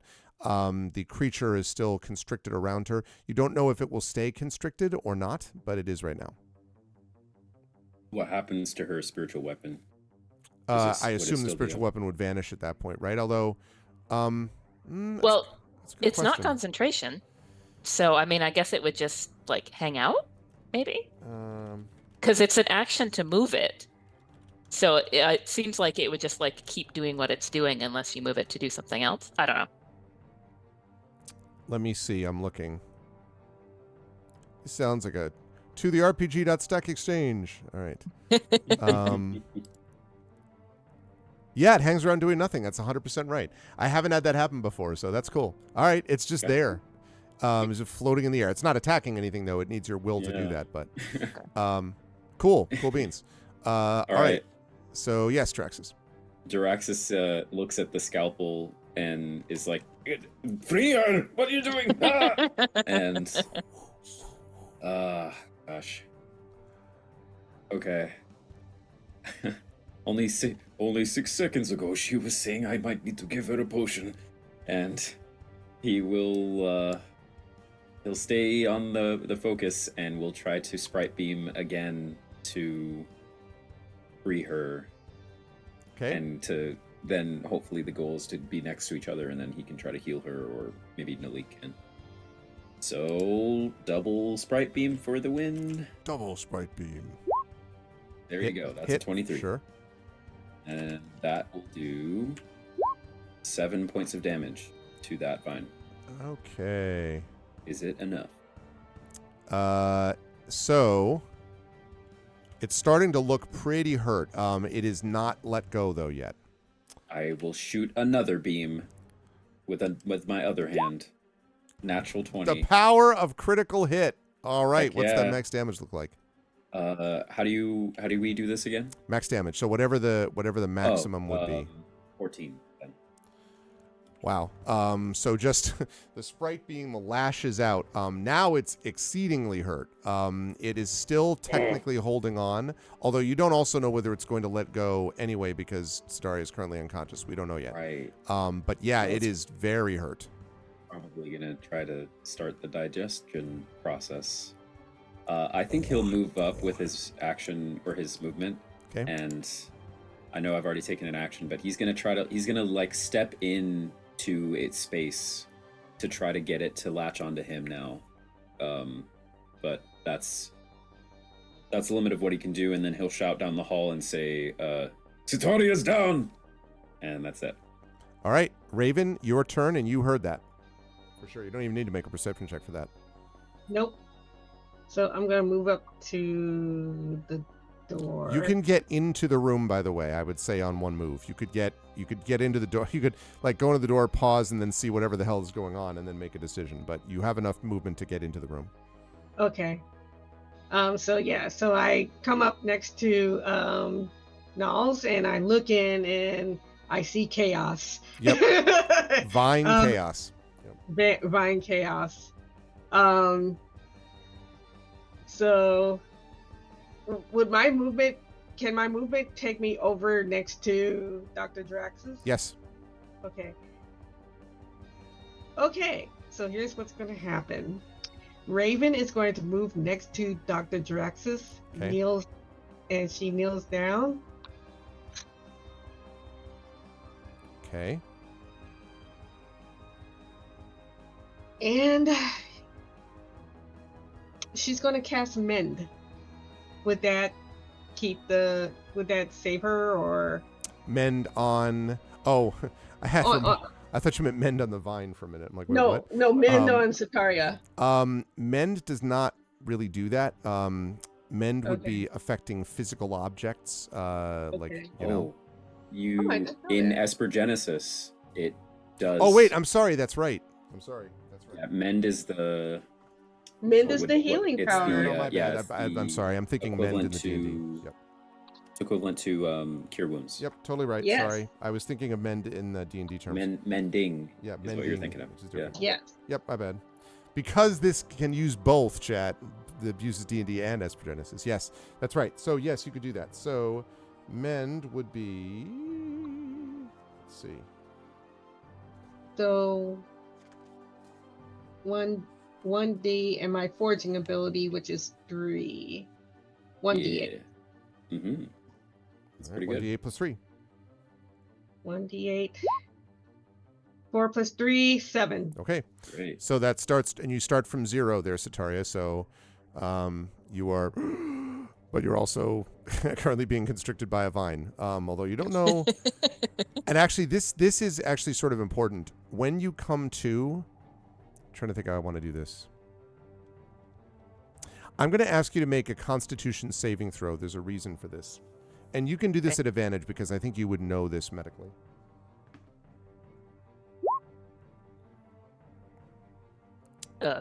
Okay, let's try that again. Yeah. There you go. That's more like it. Okay. Yeah, so you know that I think you would know to stay still. And the reason is because the creature, you feel when you come to that it definitely, its grip on you has slackened. And you suspect it may be getting ready to let you go, thinking that you're destroyed. Or killed. So you're not like, oh, let me go, you know. 'Cause then, so that's I what am the- but a humble opossum Yeah, just exactly. lying here. I am always dead. I've never been other than dead. Okay. All right, great. So yes, you come back with 7. Good stuff, Raven. So you moved, you acted. That mend is an action, I believe. So not a bonus action. So that's it. That is it for your turn. That leads us to Nulls. All right, Nulls. A very damaged vine on Sataria, plus a group over there. 2 considerably less damage to the left. One of them that's just sort of kind of semi-moving. You're not sure what's going on with that. And this one that's battling Gamork. Yeah, Nulls is actually concerned about this one that's starting to get on the move again. Mm-hmm. Because who knows which direction it can go. But, you know, it can feast on Gamork or feast on everybody else in the room. So Nulls hasn't hit this one with Vicious Mockery yet, and since these vines seem to love it so much, she's going to hit this one also with Vicious Mockery and let it know it ain't bleep either. And it'll be hopefully at a disadvantage. Okay. Alrighty. Let's see if it makes the save. It's been doing really well on this so far. Super well. Yeah. It's getting worse every time is very funny. This time it's like, how about a 6? I'm like, yeah, that's not... all right, so it's going to take more damage. I'm sorry, and which one was this on? This was on the Gamork one? This is on the one that was starting to move again. Oh, okay. Right. Okay, so you've done that. It remains with disadvantage, and you have hurt it psychically. Awesome. Okay. Yeah, you're able to do that. I can move, can't I? Yes, you can, sure. I don't know what this is down here, but I'm gonna come right here. Okay. Let's take a look, actually, since you're there.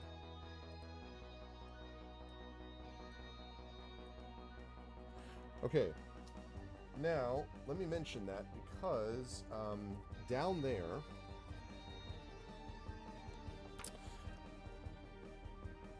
there is something a little strange about this. Let's see. I would like you, please, to make, let's see. Yes, I would like you to make, actually, I need, What is everyone's passive perception? Remind me. Mine is 18. 15. 15. Oh, passive? Yes. Meaning... On your Esper sheet, it should be on the first page on the left under your abilities, under senses. Give me a moment. Yeah. Mine is 12. Okay. So, 18 and 15. All right. No. Oops. Yeah, sorry. Go ahead, Raven. Passive. Huh. Skip me. I'm still trying to find it.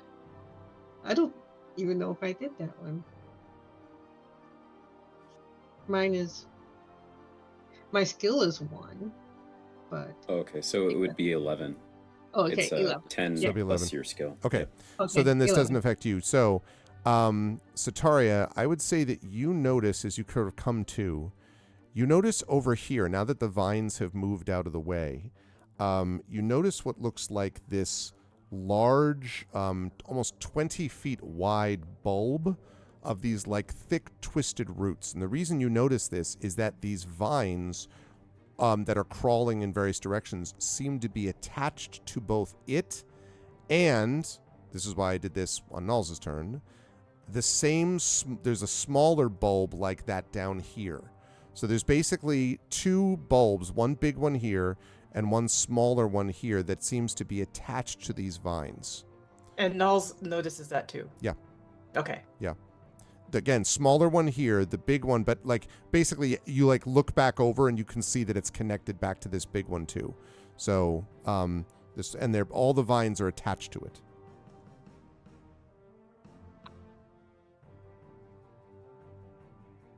So I'm noting that because you just moved in there. So okay, that is going to lead us to that was Null's right. Gamork. Gamork was going to continue to fight for his right to not be constricted.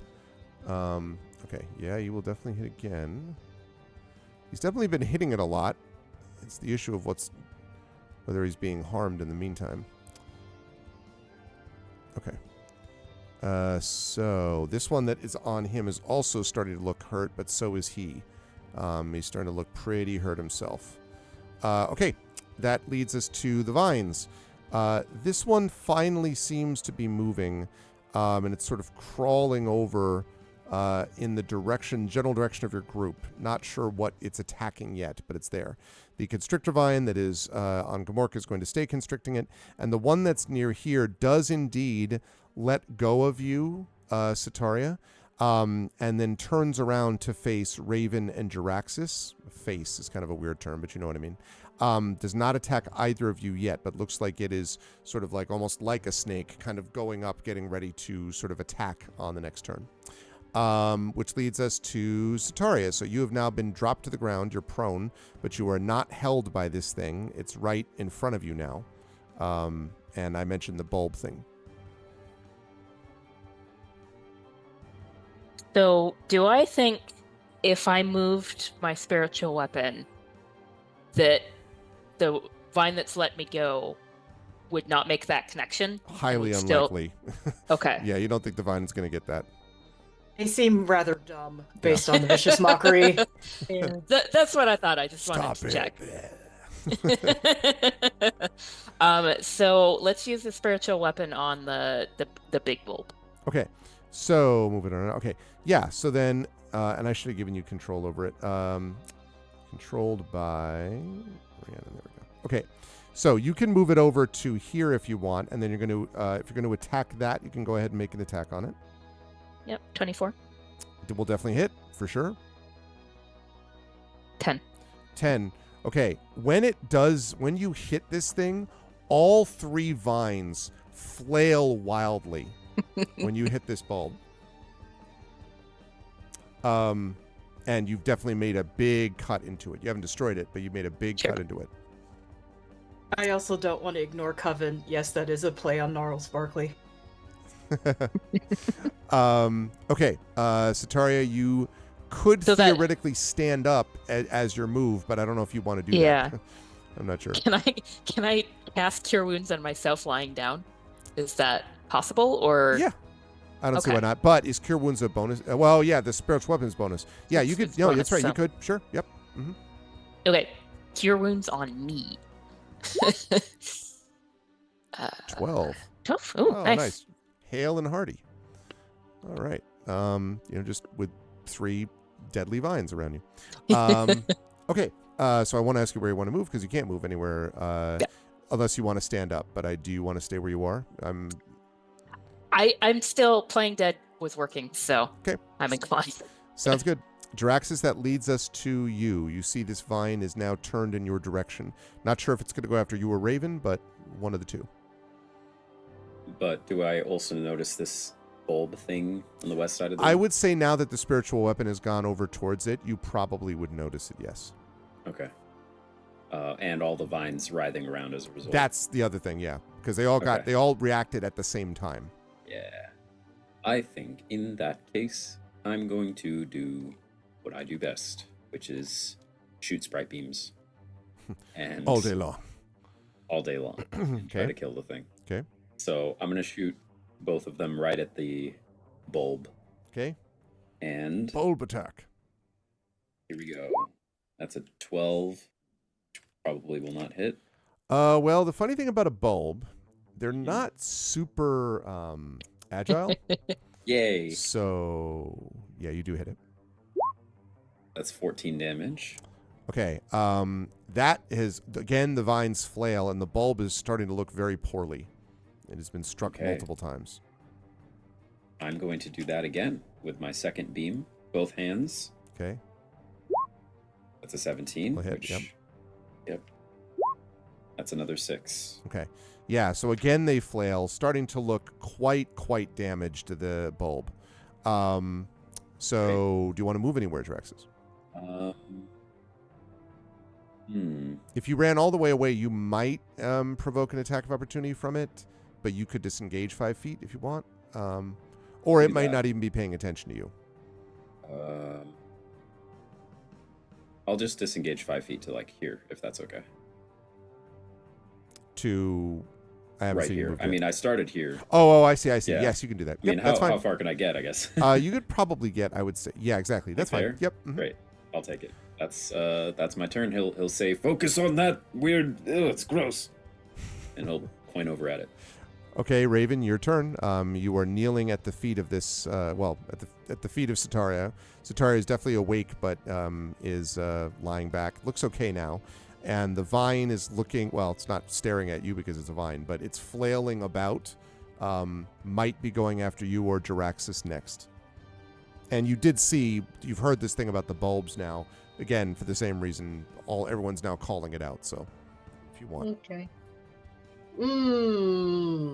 In that case, I am going to.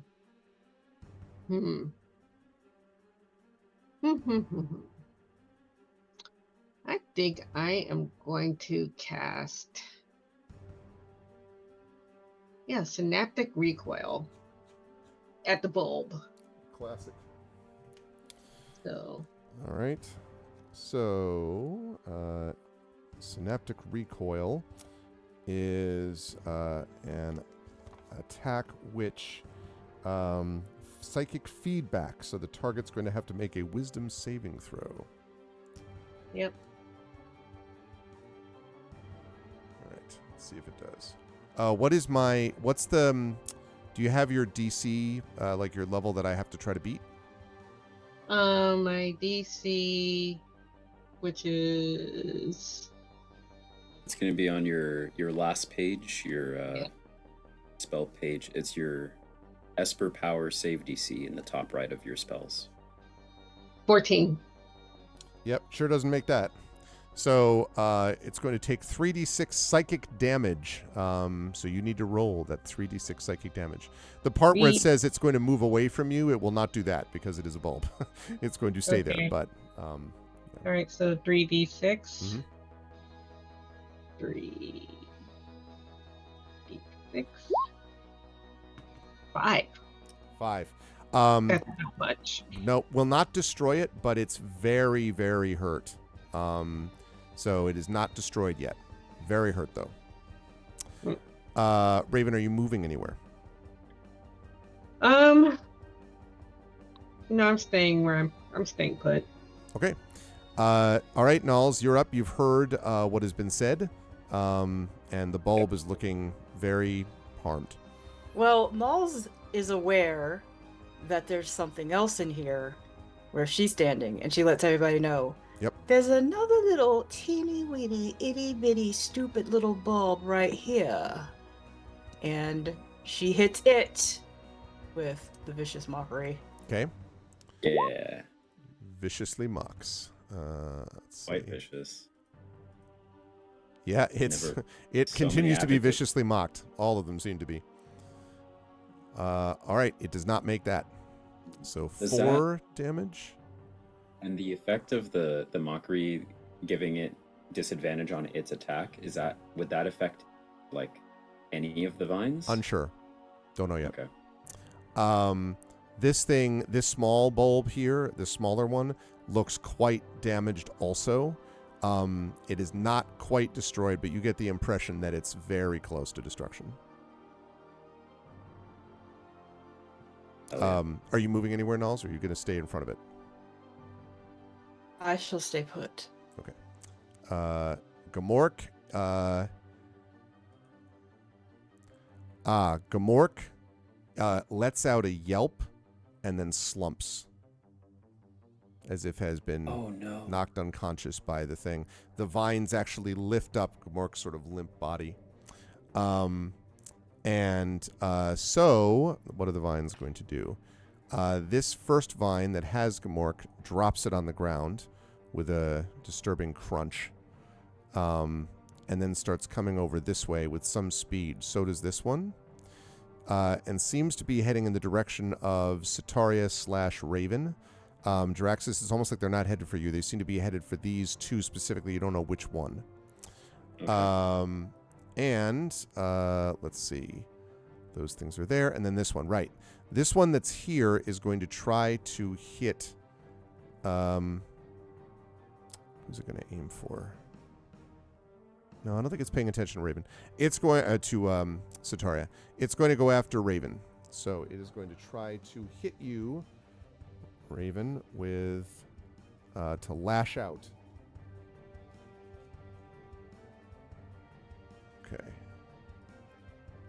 Okay. 11? Okay. Is that enough to hit your AC? My AC? Yes. Oh yes, yes. Your AC is no wait. Your AC is only 11. You sure? I'm sure. Hold on. Oh wait, no. Sorry. I don't think so. That's too low. It's 13. Yeah. Okay. 13. That sounds more like it. Yeah. So it misses. So you, Raven, have this disturbing experience of having whoops, like this whip-like tendril vine just shoot over your head and just miss you. But it does not hit you, and I already talked about what the others did. Okay, which is going to bring us to Sataria, still prone, still looking at the bulb that's being hurt. Wait, spiritual weapon, go. All right. Yeah. Go ahead and make the attack. 13. Yep. Okay, go. I like it. 8. So the spiritual weapon cuts into the heart of this thing, and as it does so, this cloud of some strange spore comes shooting out into the room. The vines immediately just slump to the ground, is completely lifeless.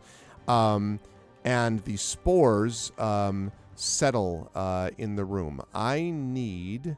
Well, actually, it's going to depend on what you all choose to do. Are you going to choose to attempt to hold your breath or not? Because it's in the room, so all of you would theoretically be affected by it if you choose not to hold your breath. Well, Nulls would, number one, try to choose to hold her breath and try to run out at the side of the Well, we'll spores. talk about the running out in a minute, but you're going to try to choose to hold your breath, okay? Yes. Raven, Holding my breath. Jaraxis, I don't know about you. My usual reaction when I see spores in the air is to take a deep. No, the opposite of that. Yeah, I'm gonna hold my breath. Sataria. Does the necklace of adaptation do anything with this, or if it's like, since it's not like a gas in the air? That's a good question. Let me think about that. Can breathe normally in any environment. I think that I would give you. I think this counts as something like that. If you want to breathe in, I think you can do that if you want. I mean, I think Okay. you could breathe normally if you want. Okay. Okay, so from Nulls, Raven, and Draxus, I need Constitution saving throws, please. See if you can do that. Okay. That's just the Constitution up top. No, there's a special saving throws box right Oh, below yeah. that. Okay. Yeah. You keep losing track of the combat because Zach's glasses are so distracting, gut. Yeah, I can understand. Bowie. Okay, also, hi, TBA the Reaper. For a Saw-themed D&D campaign, oh, man.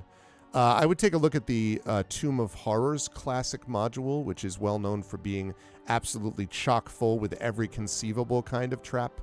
Obviously, you'd need to make it modernized because, if you're actually making Saw. But that would give you, I've played through that module, and it is a whole lot of traps of different types, too. Okay, Nulls with a 15, Jaraxxus with a 7. Let's see, and Raven with a 17. What's your con bonus there, Raven? 0. A 0, okay. 17. All right, Nulls, you're able to hold your breath.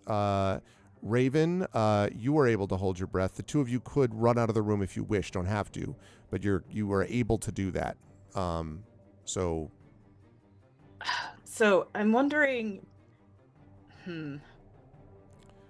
Gonna have to be a quick decision though on this one, Nulls. Well, first of all, a lot of people are very hurt, and if Nulls goes down, then another healer is gone. True. So Nulls needs to get out. Okay, so Nulls go ahead is and actually heal people. get out of the room. Raven, are you running out?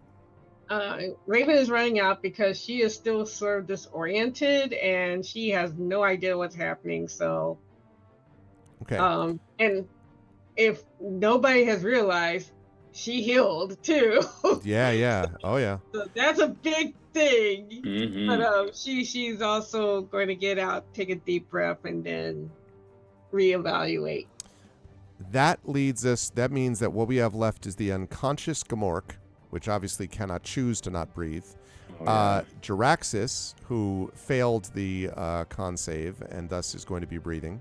And Sataria, who's breathing in normally. And I think it's interesting that we have Sataria there because Jaraxxus and Gamork, as you breathe in, for a moment, Jaraxxus, you see the world, and then the world gets blurry. And then there is a moment where you are standing or sitting, hard to say, in what looks like complete darkness. And sitting next to you on his haunches, looking at you with neither metal or implants or anything else, is a perfectly healthy-looking Gamork. And Gamork looks at you and stares at you, opens his mouth, and says, "Well, that seems rather unpleasant, doesn't it?" Which is a good place for us to take our break. You are watching the expedition from the Mysterious Peaks crew as part of Arvathon 2025, our subathon. I am joined by the amazing and awesome Rhiannon Held, Toya, Kristen Finley, Lashawn M. Wanek, and Zach Clay. Really so happy that we're back playing this again, although we know I had an extensive combat, but constrictor vines, If you want to know what happened to Dr. Jaraxxus, you should come join us after our break. We are going to take, let's say, 10 minutes, be back here at 9:35, and then we'll play until 10:30, so we'll get about another hour in after that. But in the meantime, I'm going to let these folks go, but then I'm going to talk to you about the subathon. So I'm going to jump over to this screen and put on my camera, and I'm going to let them know that they can go take their break, and I'll be back to them afterwards. Okay. And I'm going to mute them just in case. All right, they're good to go. Meanwhile, what we are doing, while we are doing this stuff,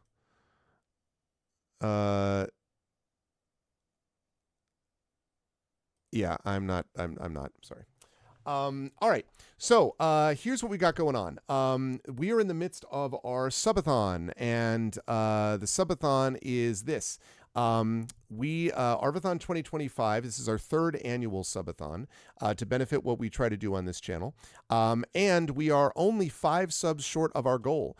Our goal for the channel is to get up to 100 subs and to get to 100 on the Patreon. Now, every time right now, after this stream is over, we are scheduled to go until 10:50 p.m. Eastern, which is about 20 minutes or so beyond the end of this stream, playing more Dragonlance. But if you want to see me play more Dragonlance than that, and if you're like, wait, I want to see even more of this subathon and be part of this, I'm willing to go up to 1:30 a.m. this morning. But to do that, we're going to need more subs of support to make it happen. Every tier 1 sub that you contribute today is going to be only 5 subs away. Every of those subs, but the 5 subs are only going to get 50 minutes. So every tier 1 sub that gets given is going to be oh my God. I knew that was going to happen the minute that Hillness asked me that. Thank you, Hillness. We are up to our goal. Actually, because of Valorant, we're actually up to beyond our goal. I forgot about that. Wait, that's interesting because we got a gift. So they gifted an extra sub each time. So 5 subs plus the 3-pack. So that's 8 subs, which is 80 minutes. Wow, thank you. First of all, Hillness gifted a ton of subs already. So thank you, Hillness. That is very, very kind of you and above and beyond and all that. So that means that we're going now, so 80, 70, so that's 11:10. So we're now going until 12:10 p.m. Eastern. So we'll at least have that much for Dragonlance. And we have hit our sub goal. Thank you so much, Illness. We've hit our sub goal.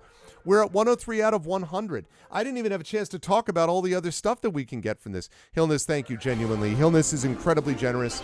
Really good guy who I have met in person on multiple occasions, and is a friend. And I'm really appreciative that that Hillness was able to help. So thank you so much, Hillness. Never a requirement, but always appreciated. So what that means is that we're now over the sub goal, which is amazing. So let me mention that now that we've done that, we have tier 2 subs or $10 Patreon subs will give inspirations to our players, but also if we get into triple digits on the Patreon, during the session, the characters are going to get an unexpected benefit in the campaign. So there's going to be something which boosts them in the campaign. So we still have that to play for, as they say. Plus, we are still only at 12:10, I said. And if we get to, I'm able to go to 1:30, so that's another 20 minutes plus, so that's another 80 minutes. So we are another 8 subs away, basically, if I'm reading that properly. And or a tier 3 sub would get us 30 minutes of the way there already, just once. So all of that is possible if people are interested in watching more of this get played, more Dragonlance get played, which has been a great fun. I've been really having a good time with it, and we're closing in on the end game, I believe, of Dragonlance right now. So having defeated the Death Knight, Sir Labaume, we're definitely making some good progress. So I'm going to take a break with these folks too. We did get the 100. Yeah, we went over the 100, actually. We're at 103 out of 100, which is amazing. So thank you to Hillness, and thank you everyone. A lot of people have contributed subs this weekend, so thank you. So we're there. And now we just have the Patreon to see if we can get to that 100, that triple digit. But already, clearly, a very successful subathon. So thank you to everyone who's contributed. All right, I'm going to go take my break as well. I'll be back in about 5 minutes. When I am, we will be ready to get started with the last hour of Expedition for the Mysterious Peaks, and then the last couple hours of the subathon as we move back into Dragonlance. So continue to do that sub, spread the word. Thank you again, Hillness, and I'll be right back in about 5 minutes with the rest of the crew. Hold tight.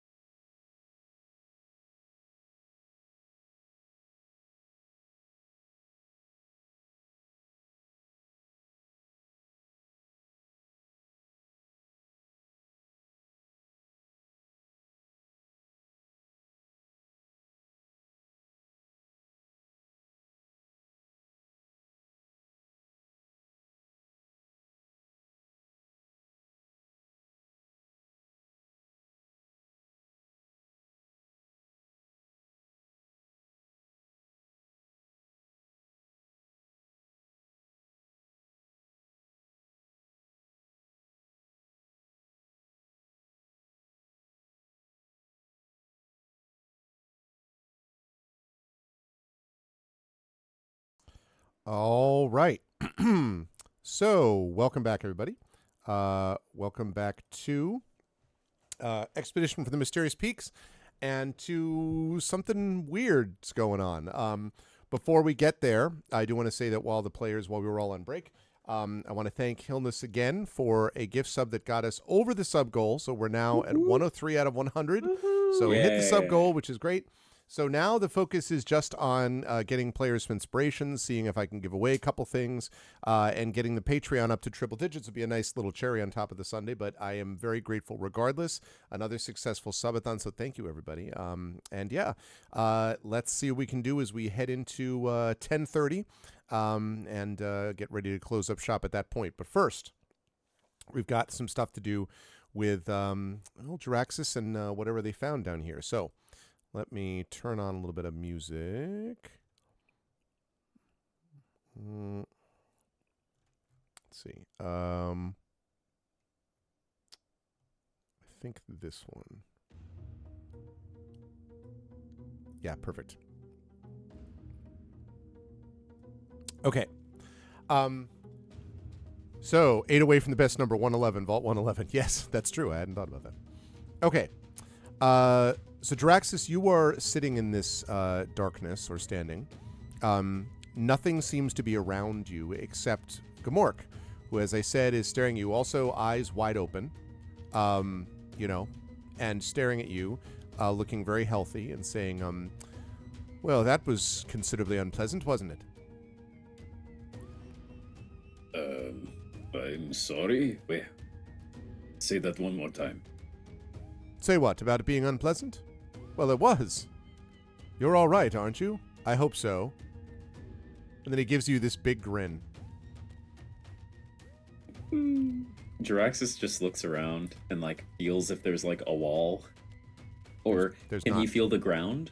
This is the metal floor of the ship. He does not. In fact, a little disturbing part of it is that although you are clearly you think you now may be standing, but you can't feel the floor. You're just somewhere. Okay. Can I, quote unquote, walk towards Gamork? Sure. Yeah, he's just a couple feet in front of you anyway. A few feet. I do. He looks up at you. Hello? Hello? I'm right here, Not you. Why are you talking like that? Talking like what? What do you mean? This is how I always speak, don't I? To be fair, I've never heard you actually speak. That's Nalik's thing, but she did not describe your voice at all like this. Oh, well, I suppose there's many reasons for that. Perhaps Nalik is, trying to preserve a certain special bond that we have. We have a connection, and I don't think that she'd want to reveal everything about I go to the poke connection. him. You poke his fur, and there's no reason for that. Perhaps that's not what you do anyway. You do know what you do with an animal with fur like this, right? He stands up, and his tail is wagging. I back away. What's wrong? I checked to see if my recording unit works, or if any of my tech gear They do is. Not. Oh, I hear the error click, and I'm like, okay. You actually don't hear the error click. You don't hear anything from it. Well, it's strange. This is now the second time that I'm on some sort of plant-induced hallucination within the last, what has it been, month? You Great. seem to be susceptible to it. All right. And how exactly do we get out of this? That is an excellent question. One that I've considered very thoroughly in the few minutes that we've been in this predicament. And he's standing already, wagging his tail, and he walks around you in these slow circles. And his demeanor is very much in the I've been thinking about what to say to you, type of it, right? That sort of thing. And so he walks around. He's like, it's quite possible that we are both in this place, something we did not expect. because we are dealing with some out-of-body experience, I think they might call it. Now, the question is, how does one get back into the body? That is something which many scholars have debated, and I, too, have wondered it in my own way. He nods. Now, I want to quickly note what... Actually, no, I don't want to note that yet. I'm going to come to the rest of you in a minute to tell you what you're seeing, but, yeah. Okay. I think Jiraxis, he starts walking further away to see if Gamork actually shrinks in size, or if nothing changes. He's going to just start walking into the black void. That is one option. You hear a voice behind you, and you look back to see that Gamork is very calmly padding after you. I did think about it, but you can go for a long distance this way, and there never seems to be any end to it. On the other hand, you could go back the other way and also find no end to it. But sitting down and just waiting doesn't seem to be the best way to do things. I think, well, I tend to be a more active character myself, but, well, perhaps I'm doing it too quickly. You seem to be the one with the greater store of knowledge and intelligence. Maybe you can think of a way to break us free from this. Just by walking, I don't know whether that's going to do anything. Don't you have something, some insight that you can use? Draxis says, of course. He clicks again his device and finds that it's still not working. Yeah. Well, to be honest, no, I have no idea actually. Well. He goes to try to cast a sprite beam into the air. Nothing happens. This is bad. This is really bad. He sits on the ground. And Gamork comes over, shakes his head. Yes, it does look difficult. And he squats down and right next to you on his haunches. Hey, Prince Justin. And he says, it is difficult. Quite difficult. But, well, I suppose the best way to get out would be to, imagine where you'd like to be if it's not here.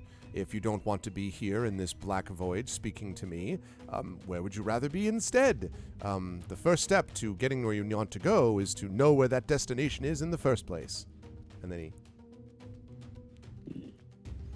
a smile cracks on Jiraxis' face, and he says, well, I can think of one thing. He says, have you ever been to a Galactic Stadium before? A Galactic Stadium? Well, I have seen, of course, the Running of the Wolves. Very well known.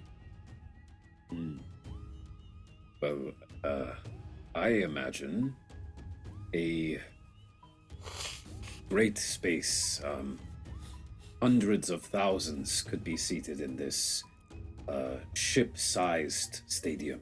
It's meant for meetings of councils and performances, and once I was invited to give a speech, a lecture, if you will, on xenobiology and astrophysics in this particular one.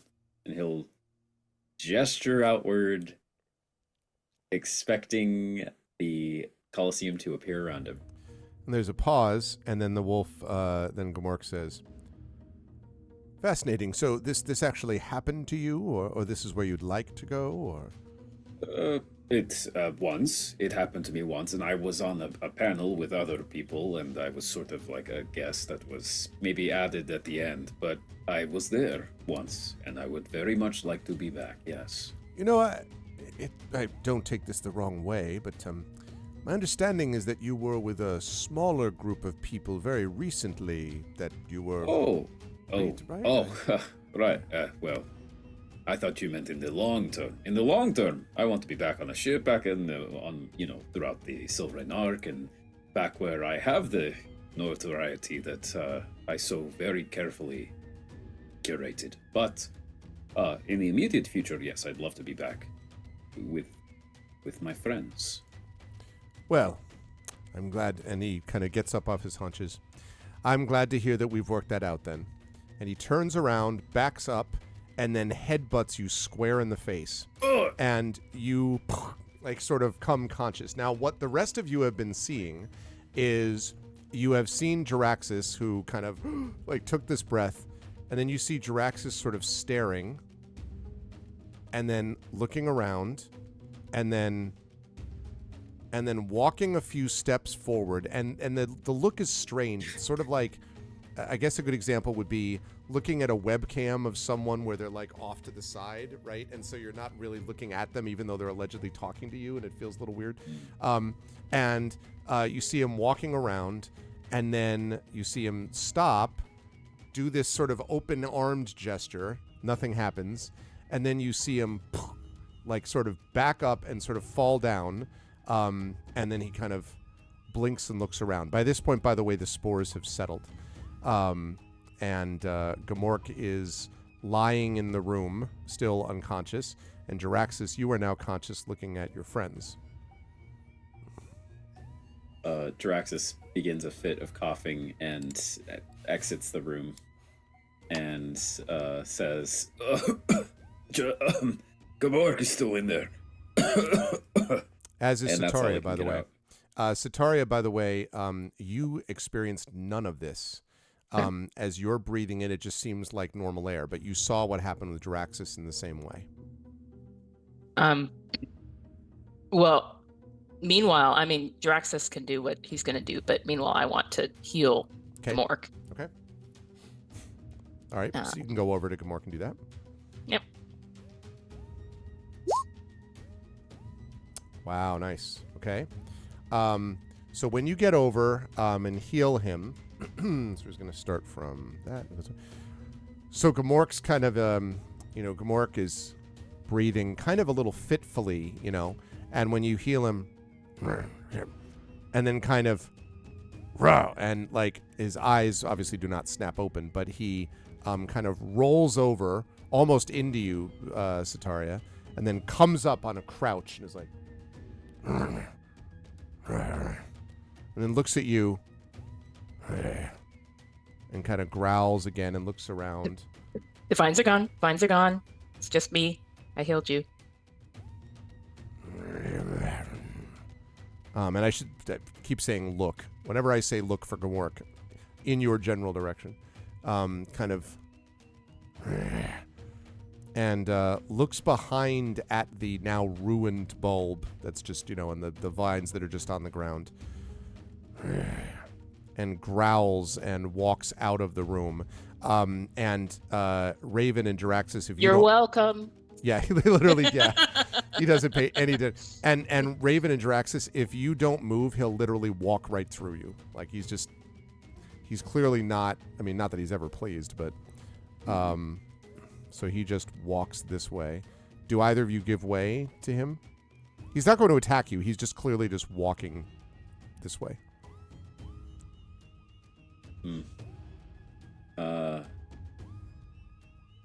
I pull out a piece of jerky from my bag.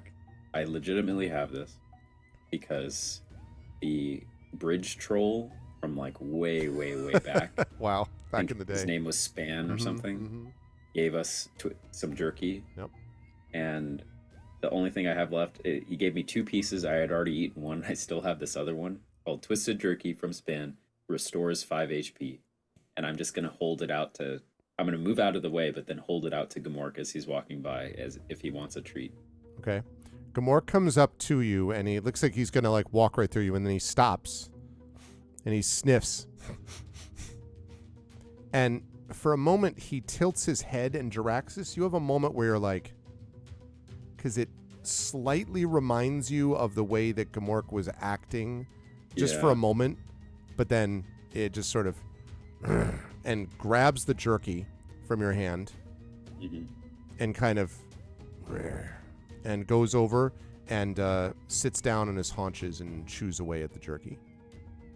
Okay. all of you are able to act now as you would normally. We're out of initiative, obviously. Nalls asks Raven, first of all, are you back to yourself?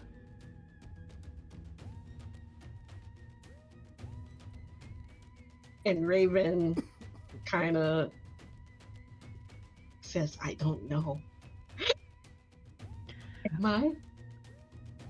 Well, there was enough of you there to make sure we all got out in one piece. And Jaraxxus, what was going on in there? You inhaled some spores, and then you seemed to go on a trip, if you know what I mean. Yes. Gemork was there, and he was talking in the common tongue.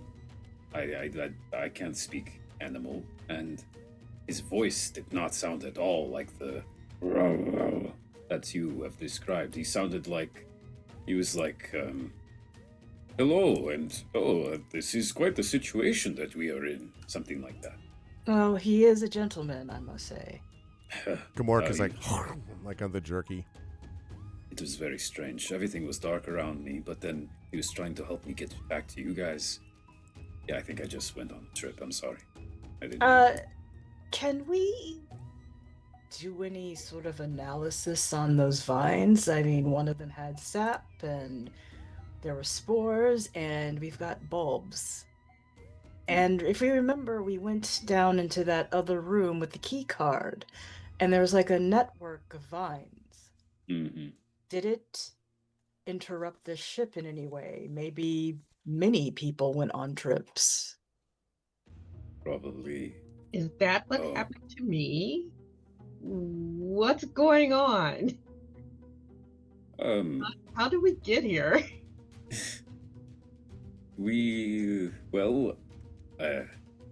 I think the last time, Raven, that we had a significant conversation was right outside the ship when I think a lot of this was bringing back a lot of things for you.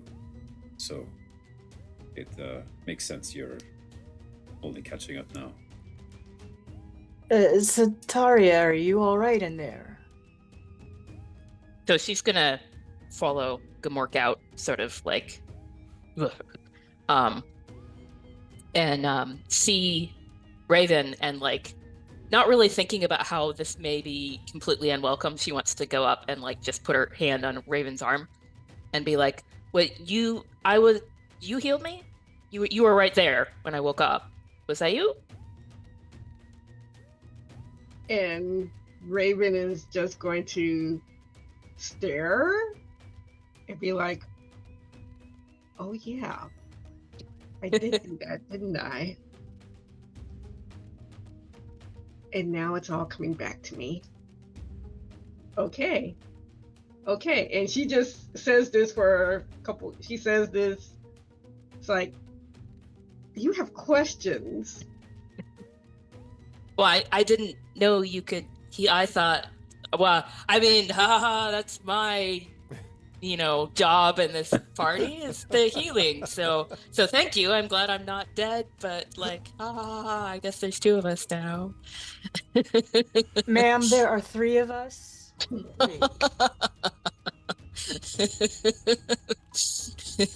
Oh, why am I even here?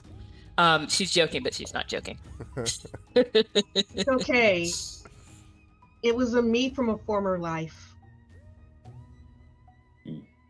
And I'll tell you, once we figure out what's going on here and all that. I was very serious. Can any of you actually analyze these plans to see what's going on with them? I don't really have let me see. I'll peek back into the room and make a xenobiology skill check, if that's appropriate. Okay. You're going to check specifically the vines or the bulbs. What are you aiming for? Can I treat them as one organism? May I guide here? And actually, may I do the same? Guide or to hit? You can. So at one at a time. Yes, you can treat them as one organism. Yes, you can guide. And Raven, are you doing like a separate xenobiology check, or are you okay? That's fine. Yes. So let's have Draxus and Raven do them, but in the case of Draxus, Nulls, you'll be guiding Draxus, so that's an extra 1d6, 4, 6, 1d4. Ooh. All right. Nulls, do you want to roll the d4 for me, or should I roll it? Who rolls it? I'm asking you. I think. Or. I don't think it I mean, I guess the d4. Yeah. I think I don't know because we've done it different ways. Go ahead and do. Oh, an 18 too. Go ahead and roll. Nulls, go ahead and roll it for Dr. Draxus.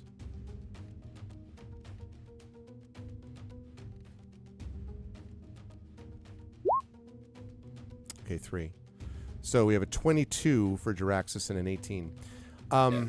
I'll work backwards. Raven, clearly as you're looking at this, you can see a few things. Number one, the vines are absolutely outgrowths of the bulb. That's probably pretty obvious anyway, but they clearly were sort of connected to the bulbs. And the little bulb, which has now been destroyed, is clearly like a sort of a almost like it was growing a new bulb that might have eventually had its own vines coming off of it or something like that.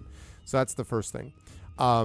Also, you're not sure about what the spores are within it, but you know that this must have been there for a while because of the size of this bulb relative to the small bulb and because of the thickness of the vines. That's the first thing. However, what you're able to figure out beyond that, Jiraxis, is that it's very unlikely that this is native to the ship. If you had to guess, this is the kind of thing that might have been brought in from the outside. You're not super familiar with the xenobiology of the planet that you're on, but for a fact that people have been tramping in and out of here trying to loot stuff from the ship for many, many years. And you think on one of those trips, something was basically introduced, and without any of the ship's usual cleaning systems online or any of its filtering systems to prevent it, they were just allowed to grow basically here, if you had to guess, and basically take over this whole section of the ship. Whether someone deliberately planted it or whether it just came in because it was tracked in, you're not 100% sure. You also have a suspicion that you did go on kind of a bad trip, you think. Mm-hmm. Okay. Jiraxis will say, after doing a cursory scan with his sim unit systems and reading the information, he'll say, yes, I don't think this is, this came from the ship. I think it came from outside, actually. So that's actually somewhat encouraging. I was concerned for a moment that maybe this is what caused the virus, and if so, then I would have that. But I think it's just a weird plant. Virus? What are you talking about, a virus? We saw some old journals here on the ship. This ship has crashed here many hundreds of years ago because of a virus that seemed to be both for humans and for machines. Okay, all right. Actually, now I remember that. Okay, yeah. So the plant seems to be Belizean in origin. Can I also check it out? I don't know what skill I would need for that. If you did a nature check for you, Nulls. Nature. Yep. I will guide you this time. Awesome. As you taught me. 13, okay. So 17. Yeah, I think, Nulls, you could probably guess. You have had some, how do I put this? You have had experience with people that tell you about trips that they go on. I'm going to leave it to you as to whether you yourself ever participated in such a thing. But you know that there are native Thalesian spores that can create this. However, it's conceivable that the spores here may have been mutated after the Centurion crash landed. You don't know any details about that, but it's possible that some of the cosmic exposure, right, because it's got cosmic radiation, elements of that from the metal, that may have had some effect. You're not a xenobiologist, but you know that on a sort of a limited level that sometimes spores can have effects on people in certain Thalesian plants, not at the intensity that Jaraxxus reports or that Gamork is acting like, though. And so that makes you wonder if maybe the ship, the exterior of the ship, had something to do with mutating this thing into what it eventually became. But it definitely, you've heard of this on Thalos before. So I report all of that, and then I say, well, here's a question. The spores fell to the ground, but could they still be useful? They seem to be more or less like melted almost into the grass. Like they were out. I mean, you might be able to see if you can try to like fine tooth comb your way through the grass or whatever to pick them back up again. But they were exceedingly small. They were like little puffballs almost. But then once they got to the ground, yeah. Yeah, I was thinking of maybe collecting some and using them on enemies later, maybe. Yeah, you might be able to collect a couple to like bring with you if you wanted to study them. You're pretty confident you don't have enough though to make them like weaponize them. However, Nulls, I do have some good news. Maybe you and Raven and Jaraxxus actually, as you're looking, you come across beneath the brambles or beneath the sort of like thick roots around the bulb. You see something weird. And it's like this strange thing that at first you think is more roots. And then as you sort of dig down, you can see that it's actually a body. Specifically, it's a corpse, an old corpse, an ancient one, that is wearing what looks like a rotted uniform of some kind. Maybe like the ship's uniform. And it has a metal band on its wrist. Okay. Soteria, we've found another body over here. There's a band on the wrist, but I don't want to take it off in case I break something. Do you think you could get it off? I think Soteria is currently not appearing in this picture at the moment. Oh, okay. Rhiannon stepped away for a minute. Oh, sorry. I don't okay. have my Zoom open. No, it's fine. I was looking at it and I'm like, I don't think the shelves are going to respond. Oh, okay. Well, we'll wait for her to come back. Okay. Okay, I would like to investigate. Can I make like a perception check on it, or? Yeah. Well, on what are you looking Rhiannon's for? walking. She's just walking back. Oh, okay. So, we've got another corpse. And there's a band on the wrist. So Nulls was wondering if Soteria could get the band off without, like, destroying the corpse, basically. Sure, she's happy to try. It's got Sorry like a about that. rotted uniform on it. Yeah, you can do a dexterity check. This is an easy one, though, Soteria, for the most part. Okay. Jaraxxus will guide her. The little drone will give her +1. Yeah, you're able to pull it out without much difficulty, and when you do, it looks to you, Soteria, like it's a metal band that almost like a metal bracelet, fairly wide, that curves around in a U shape that kind of fits around your wrist to the bottom, but on the top of it is what looks like a almost yellowish copper barrel or nozzle, like something on the top of it. And you can see next to it that there are 2 buttons on it that are next to each other, right next to the little copper nozzle. So it's just band, copper nozzle looking thing, and then 2 buttons next to the nozzle. Or the barrel, like a very thin, like opening a tube. Raven, Jaraxxus, does this technology look like anything you've ever encountered before? Does it? I don't know. It Can does. I- Go ahead, Raven. Oh, I was going to ask if I can run a skill check on it. Yeah, make Why don't you make a mechanics check? Mechanics? Mhm. Can I do the same? You could do the same. Mm-hmm. Anybody like some guidance? Please. I'll take guidance. I'll have guided myself Okay, let me. for a 9. Okay.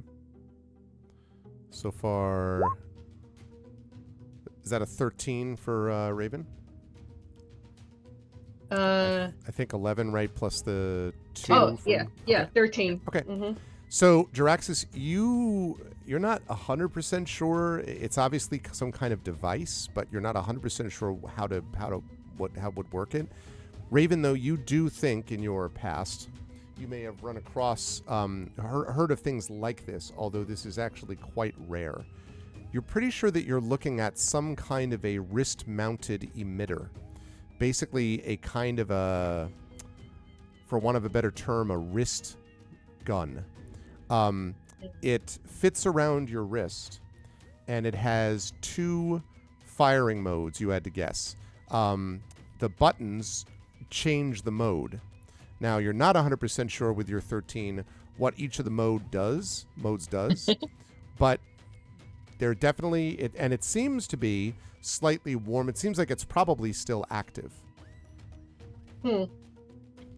May I take a? May I see it? Whoever's holding it. Well, Sataria took it off, so yeah, she'll hand Yeah, it over. yeah. Sataria, so sorry, I was had to step away earlier. So there's just one dead person in this room? Yeah, and it's underneath the brambles of that bulb that you destroyed, underneath the roots of it. Yeah. At least in this part of the room. There's more to the room, as you can see. But As 'Cause Raven is sorry. Well, I was just going to see if I could tell how they died, but I'm suspecting they died of vine. you're pretty sure it was strangled, yeah. Although a long time ago, the uniform is rotted. They've been there for a while. So, yeah. As Raven is looking that over, can I see if there's anything else on the body? Sure. That's an easy one. No. In fact, the uniform itself, without getting too gross, is kind of like sort of semi-degraded into the skin beneath. So there's not a whole lot left of this thing. But it's definitely a modern uniform. So probably someone on the ship. You've never seen anyone on Thalos wearing something like this. At least not that you know of. Raven, so you have the device. What are you doing with it? So she's gonna actually go back into the room. Okay. If I can move her back into the room. There we go. And she's gonna look for those the destroyed pod. Okay. And then she's gonna aim the wrist, the bracelet at it, and push one of the buttons. Yeah, now, do you want to push the button that is closer to you, or the button, because the buttons are like lined up vertically, one right after the other. Do you want to push the button closer to you, or the button farther away from you? They're right next to each other. The one closest to me. Okay. When you press the button this way, suddenly a red beam shoots out towards the bulb. And bursts into flame. And then the device stops. I thought so. Oh, you knew that was going to, what? Let These me are see. very rare, but He'll go up and he'll look at the device on your wrist. That's amazing. It didn't help the former owner, though. What did the other? What does the other button do? What does it do? What does it do? I press the other button. I aim it and press the other button. I was going to say, I press it while pointing it at dolls. Yeah. Self-destruct mode activated. Exactly. It does not do anything. You hear a click. But I will tell you mechanically what this does now that you've had a chance to use this. So the first thing that you did was a single target, was the single target button. And that's the one that you do, that's the button closer to you. That has a range of 120 feet. The target has to succeed on a DC 13 dexterity saving throw. Clearly the bulb was not going to make that. Or take 4d6 fire damage. Oh my god. So Nulls That's really good. walks up to Raven and says, "So, It's a pew pew weapon, like you and Jaraxxus have? And her Yeah. eyes get really big. Yes, this is a pew pew weapon, as you call it. May I have the pew pew weapon? You know what? Yes. I Well, already have a gun, I think, but you need to be careful. Yeah, Jaraxxus holds up a hand and says, Knowles, where is this coming from? You've never expressed such a violent interest in our technology. Why before." would I take your gun when it belongs to you? Okay, that is fair. You have had the curiosity. It's I just And I already have one, so do but we know what the other thing does? What the other button does? Yeah, so the other button, the one that's farther away from you, fires a sweeping beam in a 15-foot cone in front of you. And what it does is that each target in the cone has to make a DC 13 dexterity saving throw or take 2d6 fire damage. So 15-foot cone in front of you, 2d6 anything that's in front of you, or distance single target 4d6. It's the spray hose versus the stream hose, if you know what I mean. Yeah. Once that's done, though, its charge is depleted and it will restock or recharge after a long rest. So that's like 24 hours? It's a one-shot weapon. Okay, all right. so I tell Knowles that, but in less jargony way. Okay. Because It's called a I've wrist seen- beam, by the way, Raven. Well, Yeah, it's a wrist beam. Knowles is going to call it my pew pew. So it might be called a wrist beam, but you know, That's it's my so pew pew. cool. All right. Jaraxxus will step away and say, "You know what? You deserve this. Go ahead." Not that you needed my permission anyway. I feel honored to be involved in the tradition of your gunnery. I'm don't know what to say to that, but okay. Just as long as you recognize that it is power and you need to use it wisely. I'm sure, unfortunately, that we're going to run into something that will require my pew pew. Mhm. GM, does Raven's demonstration count as its use for the day?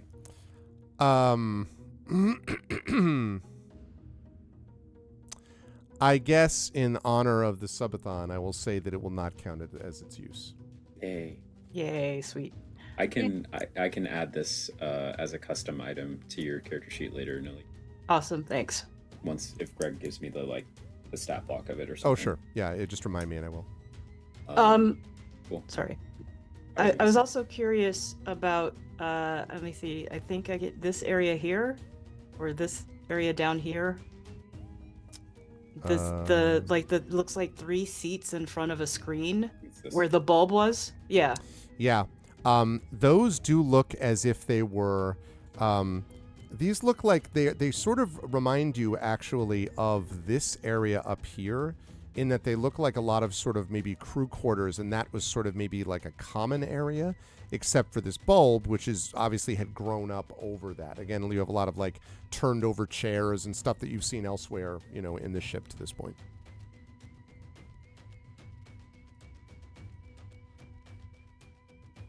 Now, we did see a lot of vines before. Maybe we killed the network and we can circle back to that room near the entrance. Or we could just continue on this side and see if we reach it from here. How is everyone doing? I kind of crane my neck to go look at Gamork. He's finished the jerky and is just kind of like... Okay. It would legitimately heal him 5 HP based Yeah. on the description. No, I got that. Great. Yep. Jaraxxus his lab coat is torn. It looks as if he immersed himself in a slinky and it like it tore into his lab coat. So there's just a perfect spiral of tears up his clothes. And there's some like perforation and some, a little bit of bleeding from the thorns and stuff. But he says, I wouldn't mind resting for a little bit, but I could also drink a potion or something. We could keep going. Or I could heal you. Or you could heal me. Please let Sataria heal you. Please- This please woman heal really me. wants to heal Please heal something. me. he'll pull back his lab coat and like expose the side of his torso. Just a scratch. Yep. This is where the poison was. Oh, thank you. Okay. So, all right. So I only have 23 5 out of 28. damage. Yeah, I so have it, 23, and then I'll use my free innervate to give myself a little shield of temp right now. How much temp? Docs Docs make the worst patients. Sorry, what? A second. 5. 5. temp. Okay. 5 temp. Okay. And Okay. while all this is happening, Raven is actually going to go back over to the body, Okay. and she's going to look down for a moment and stare at it. And then she's going to clap her hands and bow to it and say, "Thank you." And then turn and walk back to the others. Okay. Nulls saw Raven do that, and she's also going to pay her respects Okay. and say, "We'll make sure you did not die in vain." Jaraxxus will kind of creep up between the two of them, and a little like extension of his visor pokes out and begins a scan. He's gonna scan to try to figure out like what kind of species this was in life. I don't know if I can do that. I guess Maybe, that's like, xenobiology. Yeah. Okay. I would think. Yeah. I will guide myself with my robotics. That's an 18. Probably a human. Although, from what area of this, could it have Right. been from the Silrain Arc? That's not certain. Definitely humanoid. Probably human or human-like. Okay. I look at the two and say, It was a human, I think. what was this thing you guys just did? It was a prayer for the dead, a way to celebrate their life and what they have given to us in their death. Oh, I was Um, simply thanking it for letting us use the pew pew. Jaraxxus will smile and look down and say, thank you, person who is now a corpse, for your weapon. Okay, shall we keep going? Yeah, but meanwhile, Sataria is just like, what, Yeah. Just Sorry, onwards. so I found something. All right, which way are you gonna go? Sataria's leading the way, I think. Oh, apparently. Okay. Oh, yeah, you said you're off doing something. Well, I mean, Sataria was really curious about the turboliths. Now those are working. I know we were talking Yeah. about going other places on this same floor, but Yeah. Well, here's my thing. There is a blue key card somewhere, and there's this whole area down here that we have not checked out yet. And we were theorizing that the blue key cards open up like the operations of the ship, maybe, because the red is security and the green is med. So I really want to see if we can find that blue key card down here. It might make our expanse into the turbolifts easier if we can see what's fair. what's coming ahead. Yeah, my inner completionist would love to have all this big Yeah. black blob go away. Well, you guys did a lot while I was away. Yes. Do you want to make up for it? Jaraxxus will gesture in the area we haven't. Yeah. And there is actually, like, right outside this turbolift, there is a door here on the left. Yeah. Oh yeah. Well, Is- go ahead. I'll follow you guys. I'm still getting used to things. Is there anything else in this room we haven't seen? Because there's this area like over here. Is this I don't see the part penguin. of the room? You need to hold down left click Okay. in order Like for I us moved. There is Okay. definitely stuff down there. It's Yeah, it's okay. a corridor. Yep. Okay. So And there's also more down here. okay. Okay. So, as you begin to explore this area, you can see that there are several areas where the sort of green has kind of taken over, but you don't see any moving vines or anything like that, since I'm assuming everyone is a little hyper-conscious of them right now. It does seem like the green seems to be, I mean, you don't know yet about over here and how much of it is there. But there's definitely a lot here. You think that there's probably some more over here. A lot of like grass and vines, not vines, grass and weeds, and like a little bit of even maybe scrub brush and stuff like that down below. So what is to the right here down this little corridor? If you go over there and take a look, what you can see down here is a passageway with more sort of green, like weeds and almost like a tufts of grass down in this area, and it seems to have grown through the door. So the door is kind of broken and open, more or less, down here. Okay. And through the door. Okay. And again, more what looks like crew area. I accidentally added a little more, but that's okay, because assuming you're going to investigate all of this, it's more or less the same thing.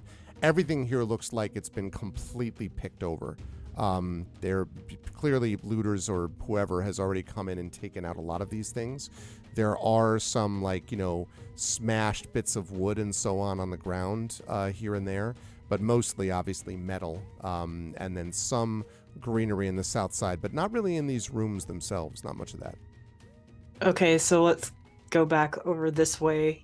You were saying there's a corridor down through here too. That's right. Mm-hmm. We're just gonna check out this whole space. I figured. I guess. I figured, yeah. More of the greenery. There is another small little bulb here, I will say, but there are no vines off of it. It's just like there. How about we stab it anyway? You could I was definitely about do to that. say, let's stab it anyway. So you do, and you hear there's a little like poof, and a little bit of puff of spores, but I mean not anywhere close to you, just sort of like slightly, and then you hear a why? No, I'm just kidding. I made that part up. I made that up. But yeah, so you do so, and nothing really around it moves because it was pretty small. But Is there anything south here where I still am? Like this? Do we access this? you could from get here. into it and find a lot of the green. It seems like the vines and the greenery are not as much in the center as they are around the edges of this place. So yeah, that's just again like lots of green grass and tufts of grass and things like that. And the same with what's to the left. And that would be more, yes. The farther away you get from the green, the more it's just sort of smashed rooms. But again, reminds you a little bit of what you saw up here. Got it. No, Okay. yeah, it doesn't seem like there's more stuff in there. As long as that's the case, then Draxus will go and rejoin everyone. All right, Nulls. As you're going around the outside, this all looks familiar too. Again, these sort of radial rooms here around this central hub. All the way to like that. And again, mostly just, there's a little bit of green here and there, some grass here and there, but mostly just sort of broken out metal and bits of things on the ground. Nothing of value that's obvious to you. Okay, so there's this room, I guess, where Raven is then? That's true. Is that a room? That's true. That door is that door seems to be stuck because the grass and dirt and everything is sort of grown up around it. You could try to force the door or burn away the grass or something like that, but it currently is sort of stuck into the door. Okay. Well, do you want to use your pew pew? Well, I'm wondering, don't we have torches or something? I might do. I might have something that will not require the pew pew. Yeah, Jaraxxus will pull out 2 torches and the tinderbox to light them. And say, We don't really use these where I'm from. and he'll hand them to Nalik and or Sataria. Okay, and Nalik takes them and lights the fire and puts it around the grass and tries under the door. Okay. All the grass in the room goes up now, but does sort of burn away pretty quickly, actually, surprisingly quickly. And then the door itself can be opened. It's not going to automatically work anymore, but you can pretty much slide it open with some difficulty to reveal a central. You might have remembered this from up here, that this was kind of a bathroom or a house, like a pool almost, like a sauna maybe, there. And it looks like that's very much what this is too. Although there is no real water here or anything like that anymore, but that's seems to have served what would have been the same function at that time.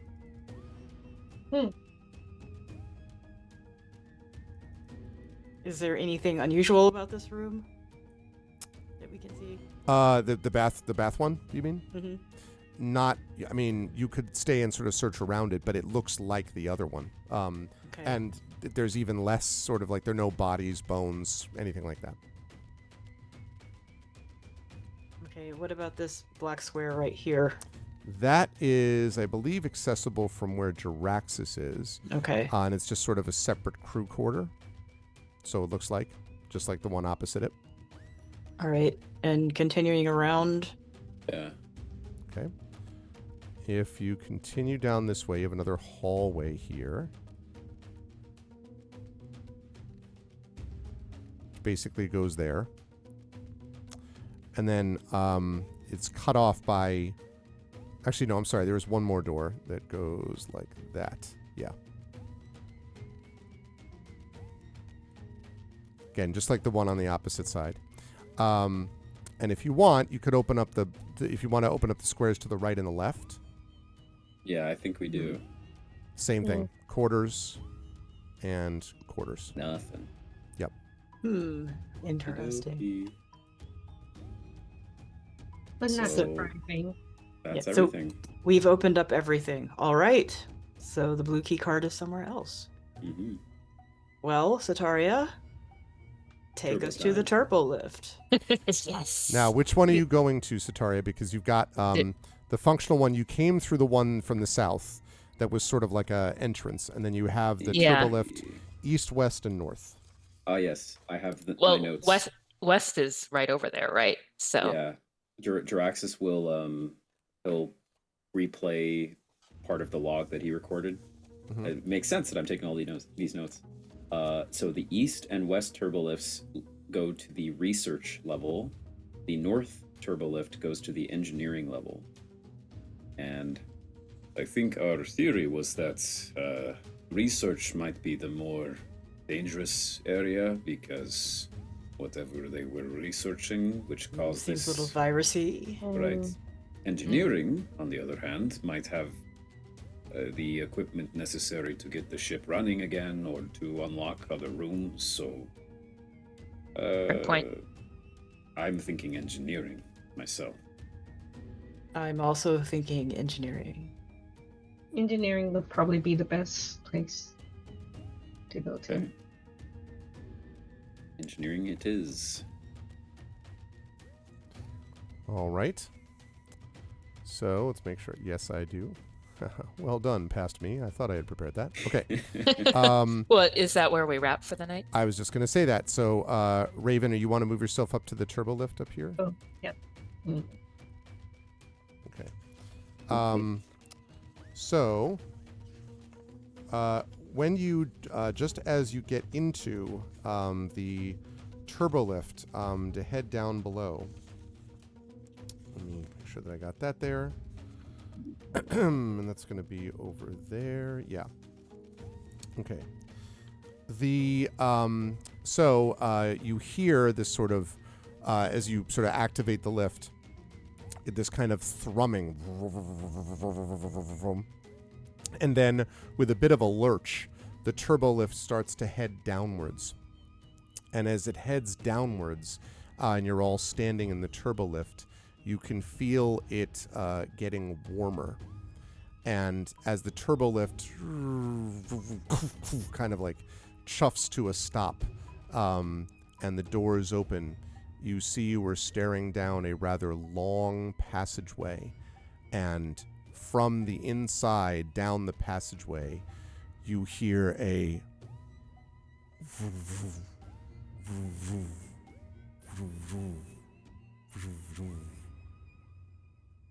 and that's where we will bring our session to a close.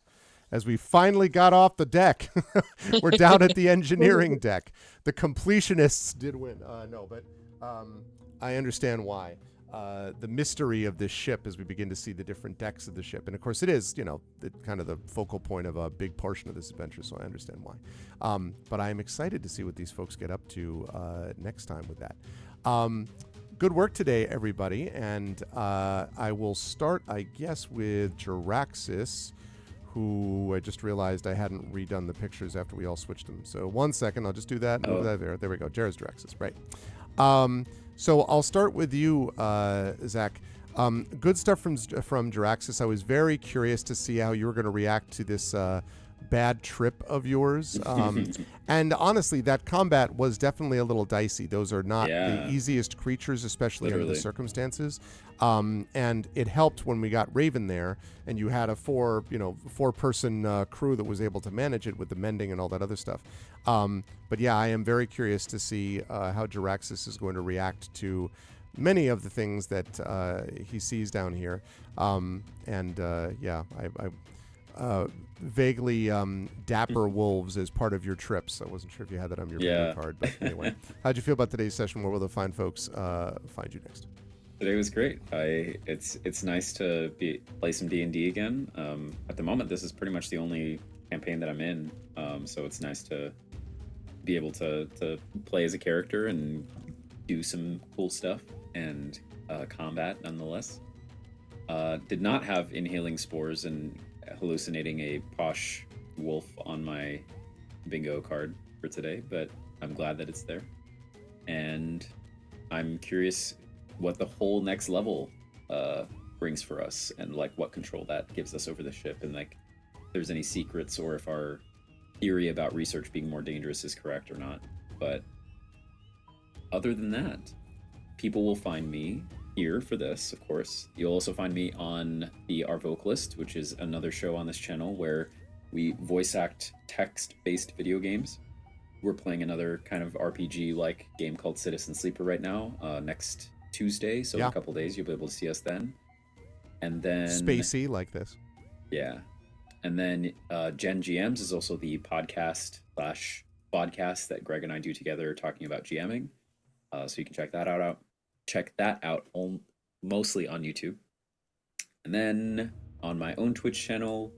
And then that's about it at the moment. So yeah, exciting stuff. Happy to be here. Good stuff. Thanks, Zach. Good to have you back with this, have as part of the crew. And also good to have LaShawn back as part of the crew. It's good to have you back, LaShawn, and to once again inhabit the space of Raven. Raven has definitely got more surprises about her, as you said would be the case, as time goes on, and revealing things not only to the rest of them, but I think also a little bit to herself. And that has been interesting to sort of watch kind of get laid out here. I am interested, too, to see how Raven's going to react to other aspects of this exploration as you go through the ship.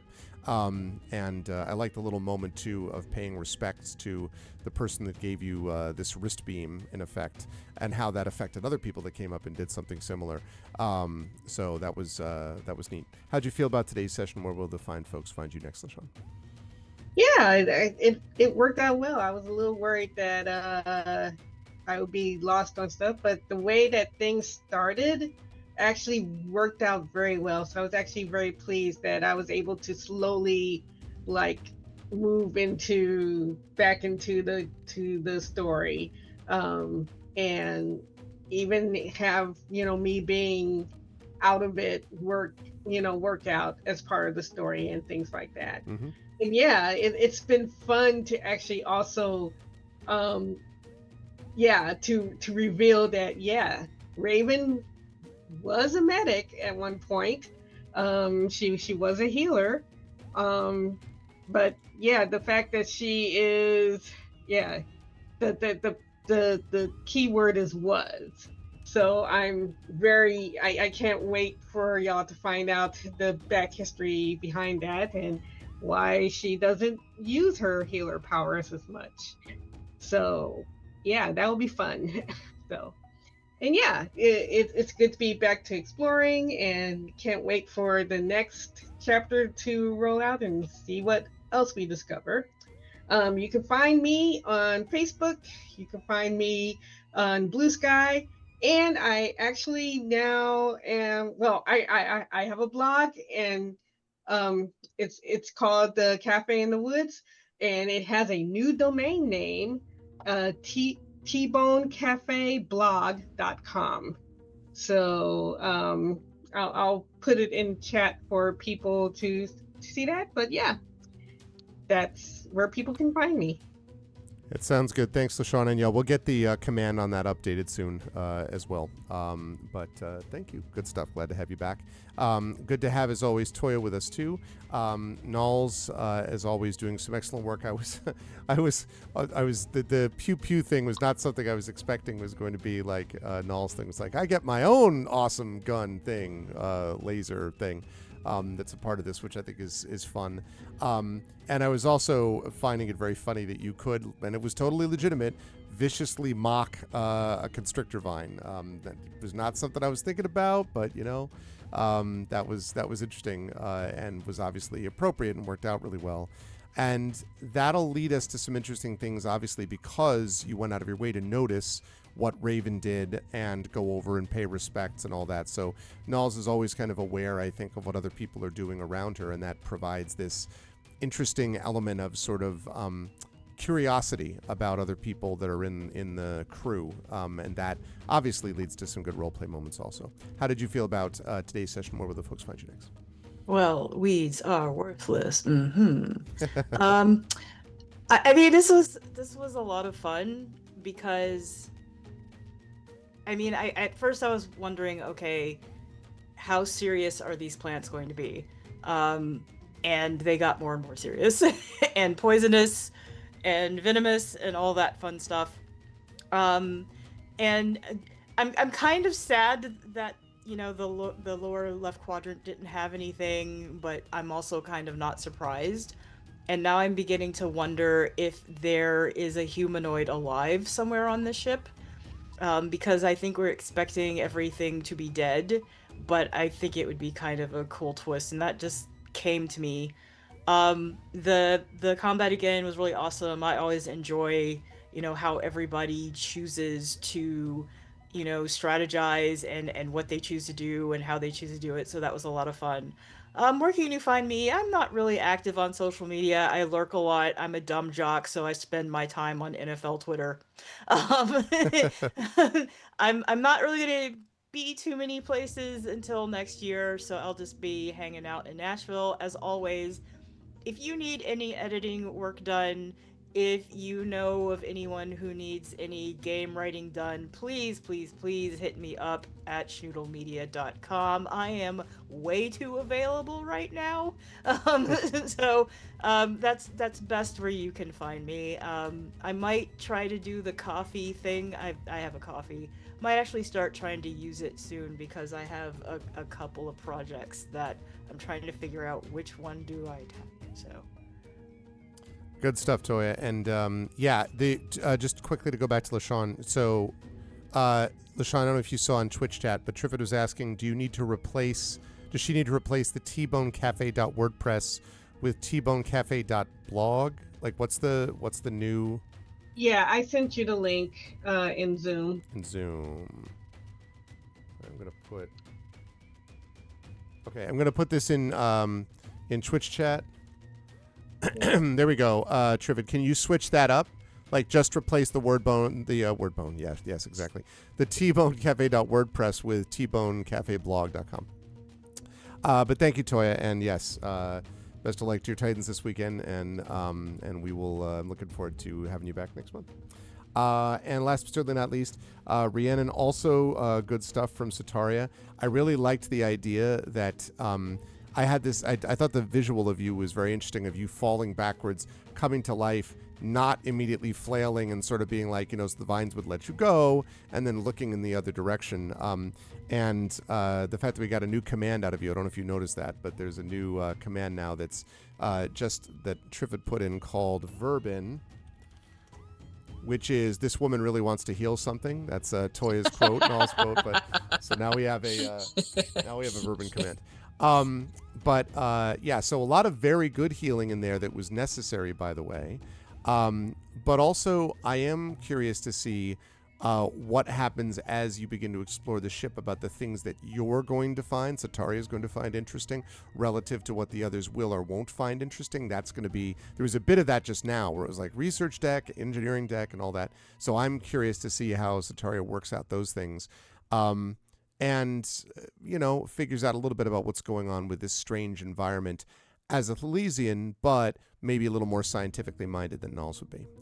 How'd you feel about today's session? Where will the find folks find you next? Ton of fun. I like the opportunity. It's like when you tie your identity up in what you can do, then it's bad, because when you can't do that, or other people can also do that, then it's like a blow to your self-identity. But that was precious, by the way. When you're like doing the ha ha ha ha ha ha. That was great. Everyone's a healer. Yay. That was very fun. At least one of the healers now has a gun to focus on. Yeah. Sataria feels a little bit better. That was very fun. So in a couple weekends, October 17 and 18, I'm going to be at the Oricon here in Portland, Oregon. The last Oricon. So if you are in the area and are thinking of come out, see it, the last one, I will be on panels. And also check out my books. Going around in a spaceship makes me think especially that you might enjoy my series of space opera novellas under RZ Held, the Amsterdam Institute series. So you can pick one of those up. It's just a novella. You can try it out.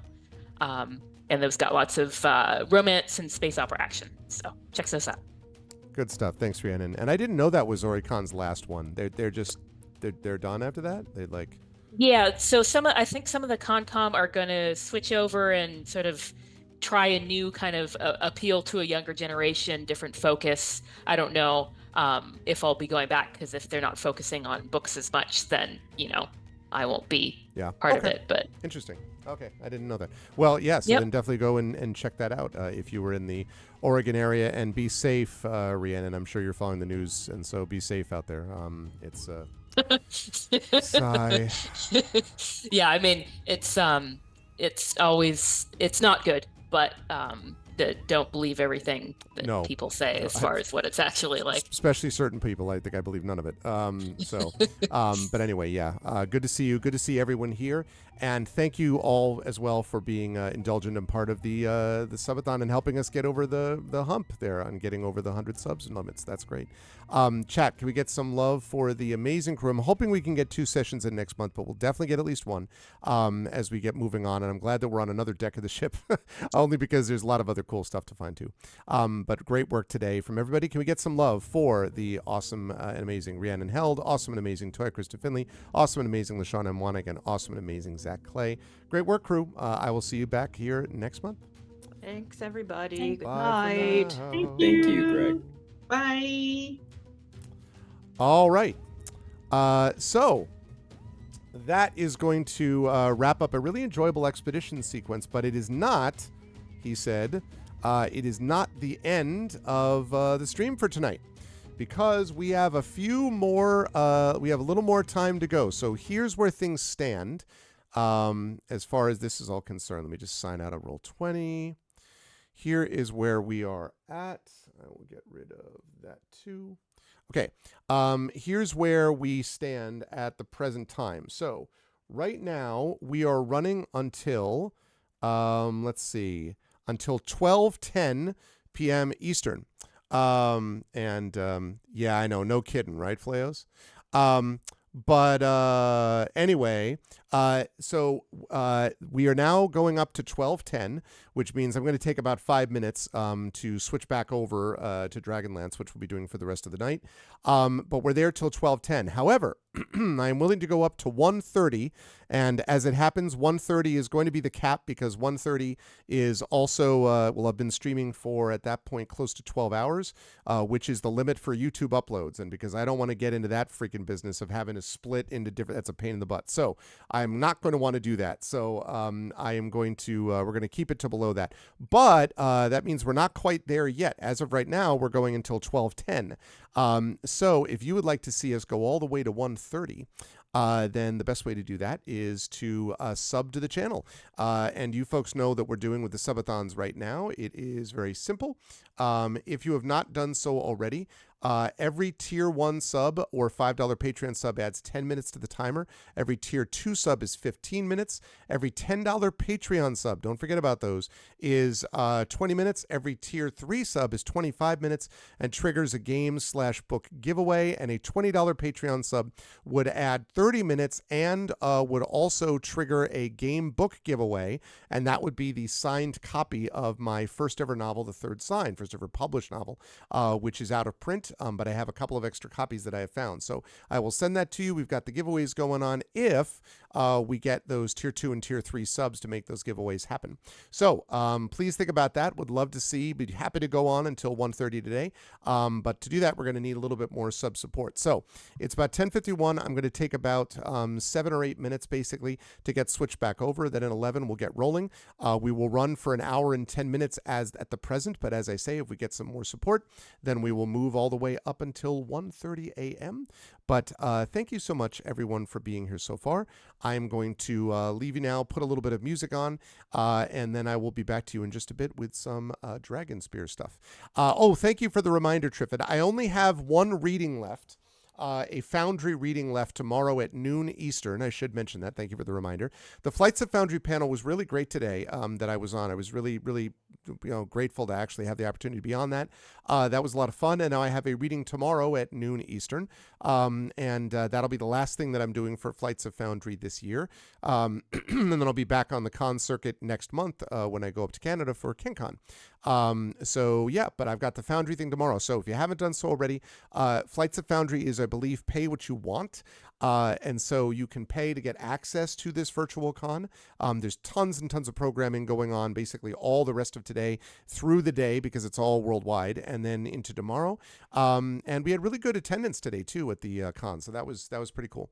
So yes, so join us for all of those things and join me for my reading tomorrow at noon Eastern, after which I'm going to be doing some schoolwork and some stuff I have to do after that and hanging out with the family. So that is the plan. But that's going to do it for me for this stream for this session, this part of the stream. But I'm not cutting stream yet because we've got more time to go. So please, if you haven't done so already, sub to the channel and talk amongst yourselves. I'm going to play a little music and I'll be right back at around the top of the hour to finish up the night with some more Dragonlance. So hang tight.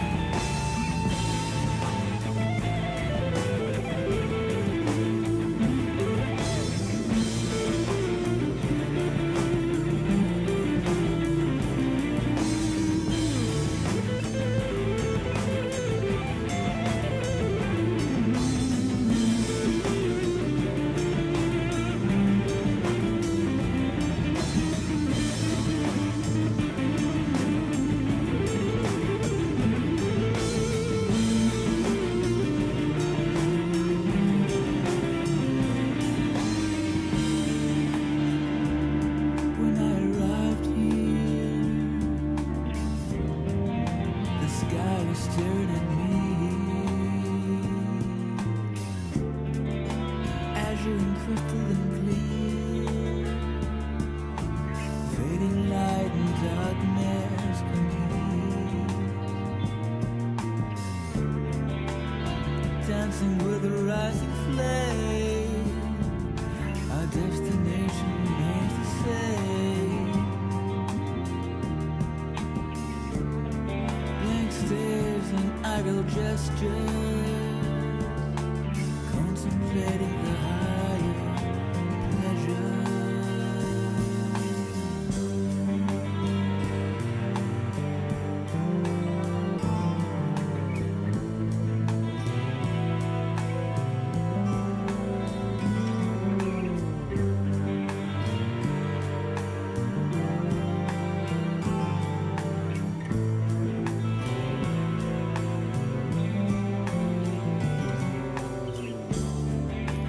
Sandstorms and dust devils obscure my sight.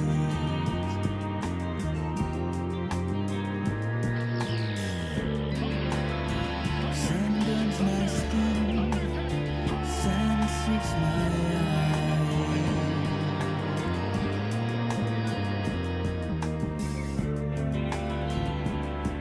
Common fortune, we all share the same plight. Some can go no more, a sad goodbye.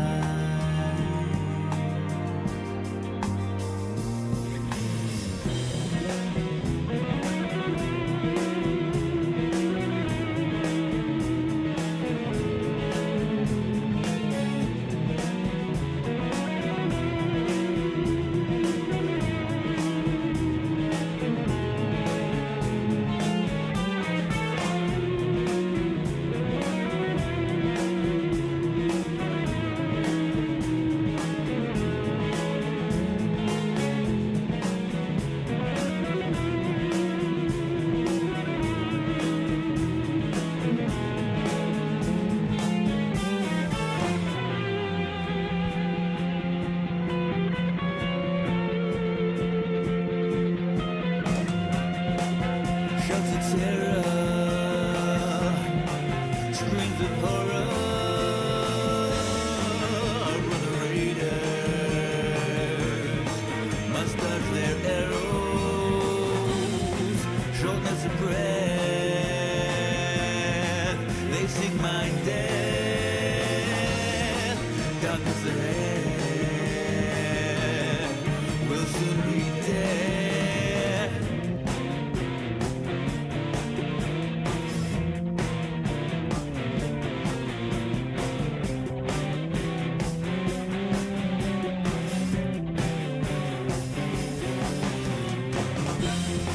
But hope appears, destination nears, a light shines through, hope for the remaining few,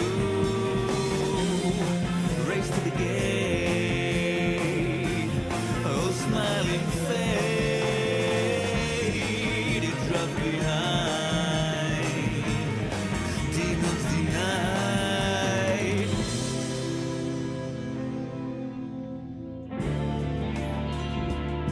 We have arrived at the sacred site of Mecca,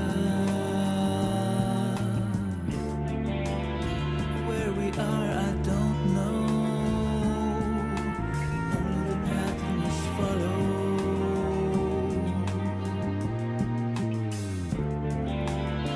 I'll search the night, scan the distant horizon, living and learning, and waiting for you to come.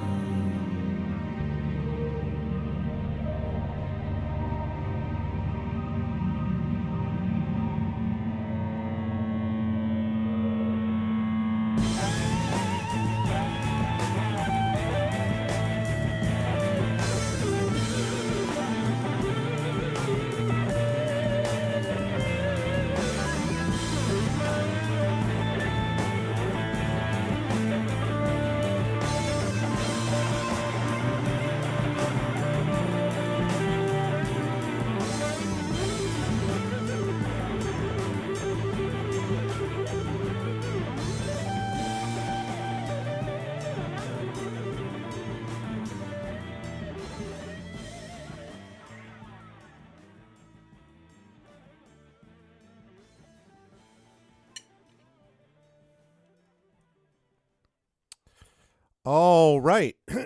So welcome back, everybody. Thank you to Big Fatty Plus. I saw that you came in and rated while I was setting up for the next part, the final part here of the stream. So welcome back, and thank you for the raid. I appreciate it. And yes, happy to have anyone who was doing Carmageddon. I was always more of a Twisted Metal guy myself, but obviously always liked hearing about people doing stuff with Carmageddon and those things too, so those classics. Okay. Last stage of Arvathon 2025. The stream is get us to 1:30, which will be the cap on what we're doing today. So that was fun. That worked out. So let's do this. Let's do that. There we are. And this. Great. All right. And we are back. All right, we're back. We got different lights. You can tell that we're ready to go. So thanks a lot to Rhiannon and LaShawn and Toya and Zach for being a part of the Arvathon. I appreciate that very much. Thank you, Echo. Gifting a sub to Big Fatty Plus. There you go. That's the stuff I like to see. Thank you, Echo. I appreciate that. And that also means that we are, we're now at 104 out of 100. So we're also now, let's see, we are also now up to 12:20 p.m.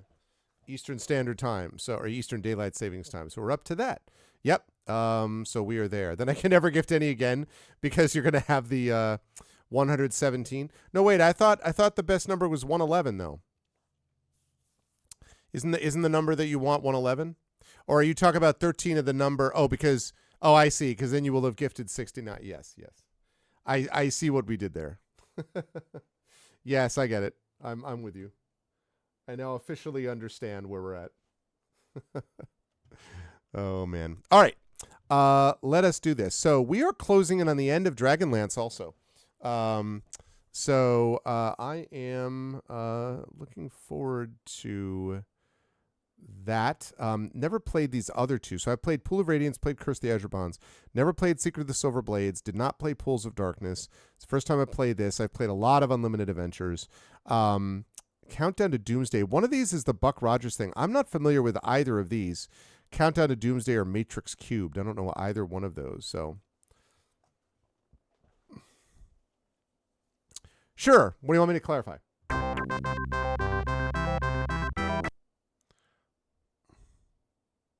Oh, that's a subtitle. So it's the official title is Dungeons and Dragons, obviously, Dragonlance: Champions of Krynn.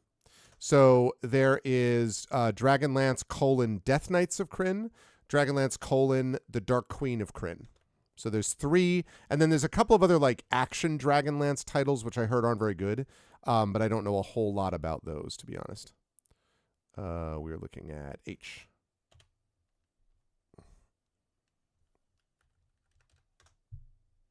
Yeah, so it is a subtitle. Okay, now, for those of you who want to know what we're doing here and like what the deal is with this, so we are on this flying citadel. Which is about to crash into the ground. We are going to go, I already did this, we're about to go deal with these red dragons.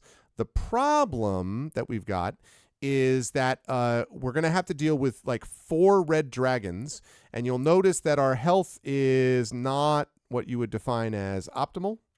And I don't think I have any potions left. But actually, I should check that. I don't think I have any potions left. I have 1. All right. Well, that's going to go to my healer. I mean, to my mage.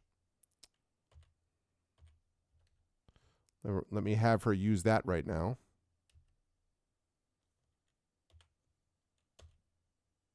Okay, 12. That's better than 5. He also has 1. Okay. Yeah, it's got to go. Another one has got to go to...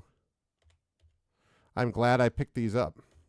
See, I would love to have gone back and got myself healed up here, but or like to buy items and ID items and, you know, all these things, but I can't. One of these is a Wand of Lightning. I don't know what the other one is. Okay, 20. All right. So that puts us in a little bit of a better spot.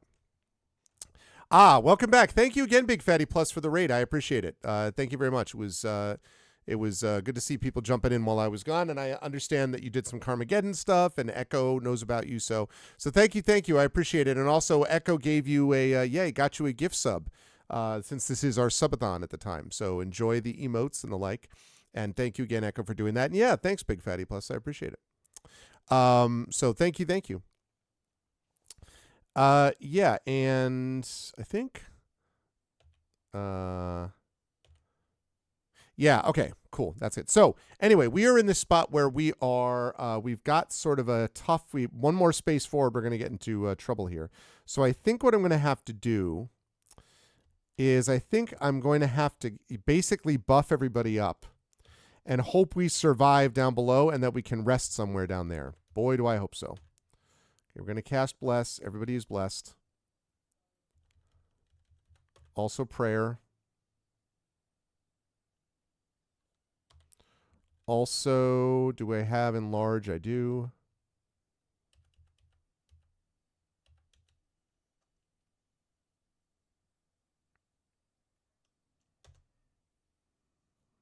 Okay. All right. So now we're going to save this under... Let's save this under E for Eek. All right, here we go. So the citadels are over the middle of Krynn, sinking slowly. Bits of rock are falling steadily, wreaking havoc. Several dragons arrive and men dismount. Your only hope is to capture them and force them to take you to Krynn. Do you do this? I imagine if you say no, that's the end. So, yes. And Larvanaut. Exactly, Josiah. The men are not expecting opposition and are quickly cowed. You mount up and head toward Krynn. Krynn Square. Your hostages escape, but there are dragons. Here there be dragons. Okay, so...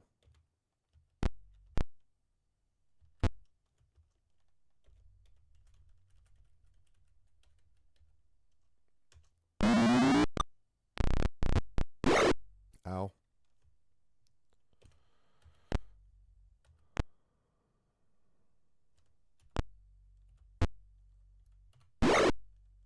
Okay.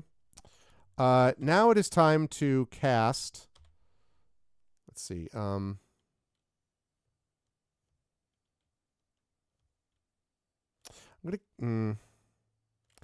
tempted to cast Magic Missile right now, but I also don't know what this wand is.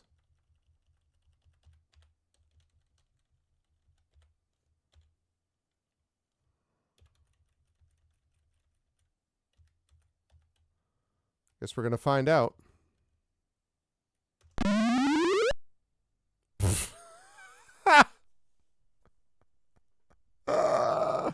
Well,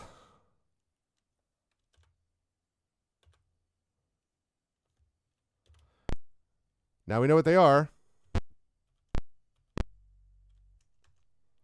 Whoopsie.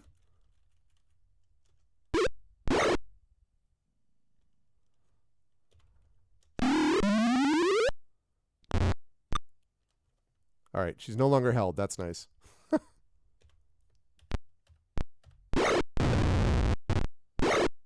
Ow.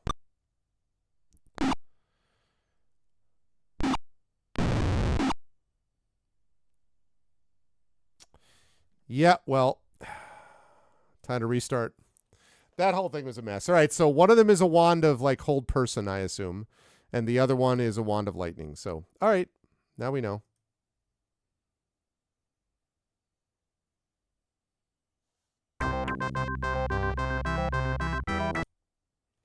That's okay. That's why we saved it. We saved it all buffed up. All right, here we are. Here we are, masters of the universe. Okay. All right.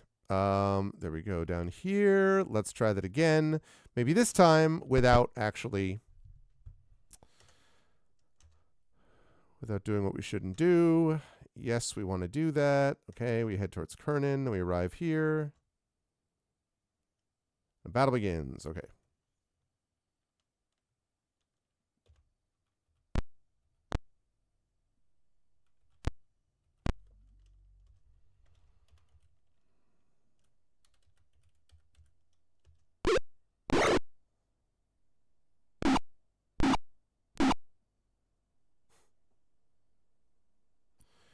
That's not a good way to start. I got to be honest. That's not a great place to start.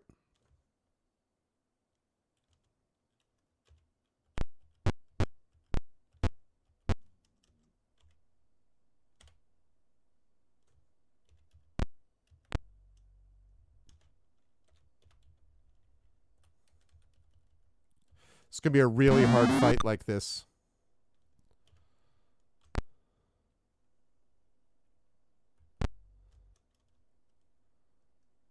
Cast. Oh, that's right. You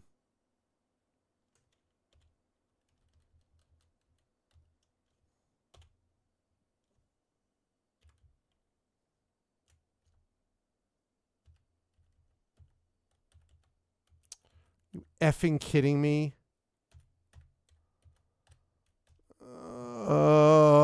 This fight is so annoying. Okay, right. Yeah, no. I don't know. This may not work. We may have to go back and try to find a place to rest. The problem is we can't rest on the citadel that's falling to its doom. That's the problem.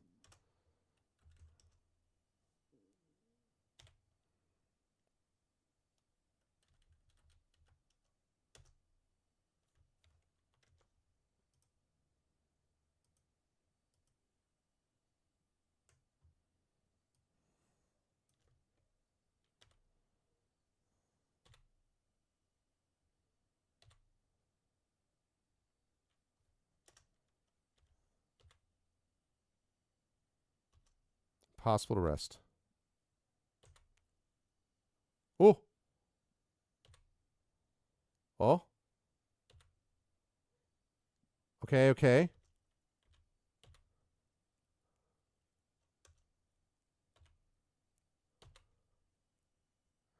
Well, I got 4 of them healed.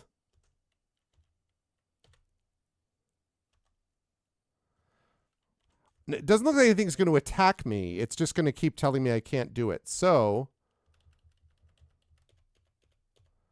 I'm going to see if I can get like a couple of things while I'm doing this, you know?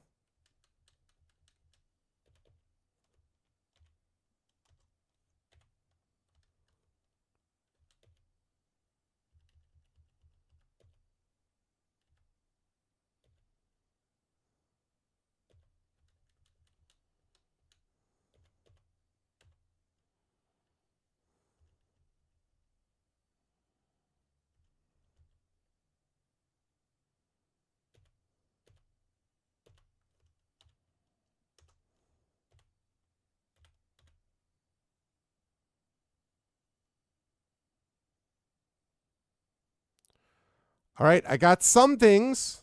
I got some things rested.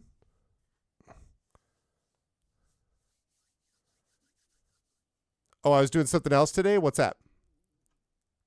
You're trying to get the last endings in the mortuary assistant, but could only get the best ending. You're trying to get the worst ending? It's really?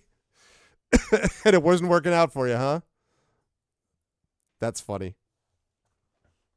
That's funny. Hey, Fleos, did you play this, by the way? I don't know if I asked you this before. I apologize.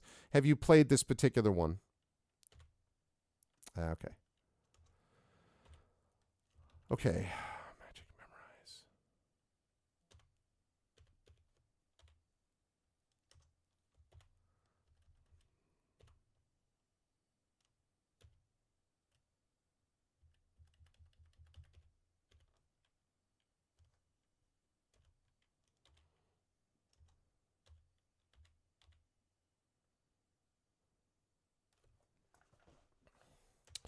I got more of it. I got more of it done. You're trying to get all the endings, but RNG was not having it, really. How many endings does it have?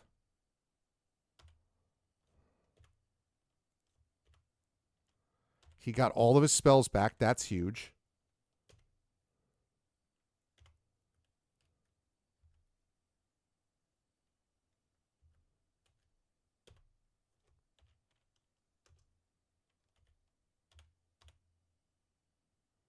Wow. Okay. That's all right. That's all right. That's all right. Because what that allowed me to do is it means I was able to cast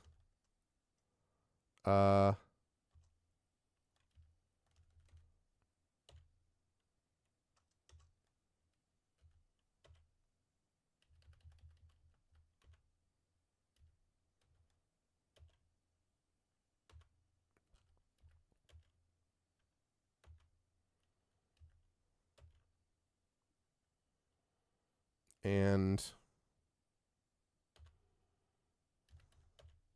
okay. But that's a lot better spot than we were in. So we're going to save that under... Still going to save that under E, I think. Okay. Now we're going to buff ourselves up like we did before. But this time we actually have ourselves at a much better health situation than we did previously.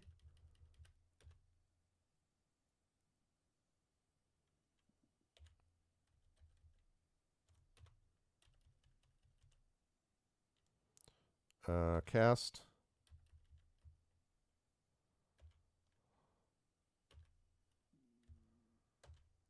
Okay. Save. We're going to save that under F if I know this is going to work, but technically 6 was Pool of Radiance. Yeah, I know you love the gold box combat, but I didn't remember if you'd done the other one. Yeah, we did, Esturma, thanks to some more generosity from folks. Yes, we did.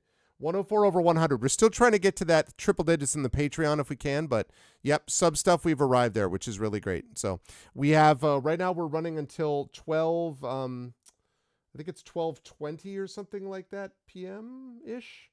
So we've only got like another hour-ish to go to get to the, close to the final one. I know, Josiah, I was thinking about that. I was like, well, 6 with 2 extra endings, 8 total. Wow. That's a lot of endings. I did not know that. And Big Fatty, the answer to your question is that this up here, the health bar is weird because there's so much stuff stacked on top of it. But this up here is part of my gold box companion that I have, which you can get, which is compatible with all the gold box games and provides you that auto map that you see to the right, and also provides you with some like some different quality of life things, including that character list up top, which I think is really cool because it makes it a lot easier to see what it is that you're doing with your characters. So I am a fan. No, do not quit to us. I think I saved this under F, if I'm not mistaken. Okay, here we go. Okay, so we've done this before, but we've still got these 4 dragons that we have to beat. But at least now we have like reasonable health amounts, and we're buffed, and we have our other offensive spells too. So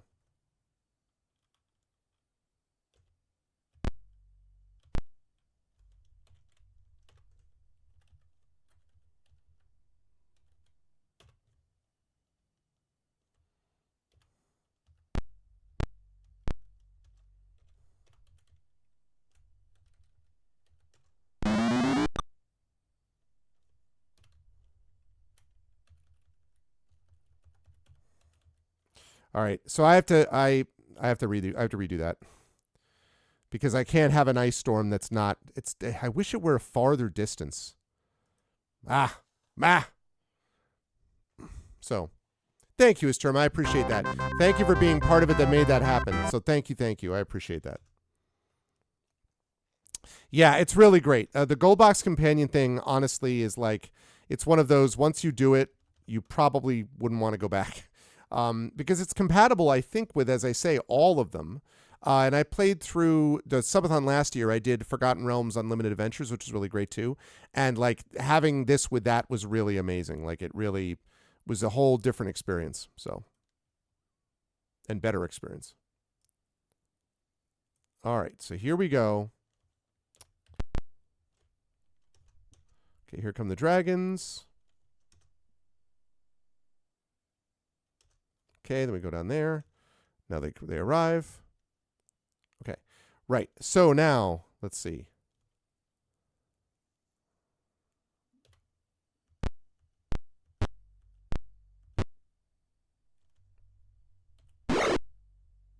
Okay.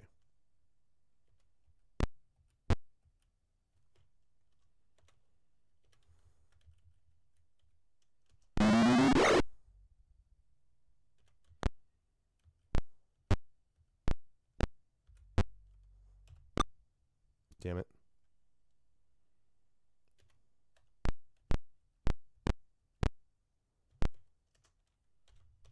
Okay. Love to take this guy out.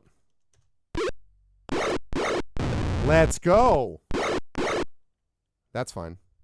Right. Okay. Now.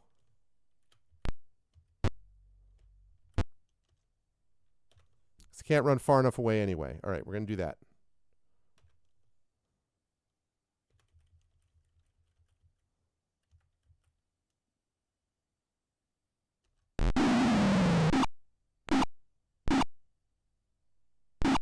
Ow. Ow. I would have loved to have gotten that other fight in first. That would have been nice.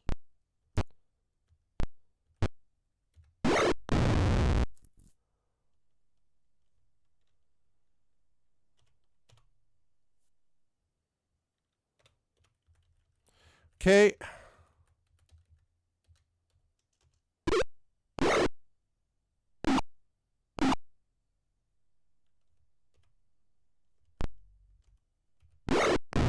Nice. Let's go. Let us go. Let us go. Oh, yeah, yeah, yeah, yeah, yeah, yeah, yeah, yeah. I like to see what I'm seeing. Oh, I don't actually have any more healing spells, do I? Don't really play the games first time with mods. Yeah, that's exactly. Exactly. Because it just is so much easier to manage, honestly. All right, that went a lot better.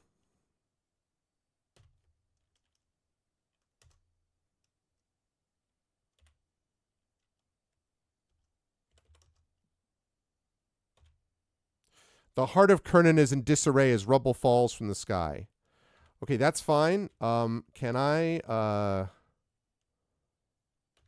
I can't, can I? All right, let me just save it. Oh god, after this stupid thing.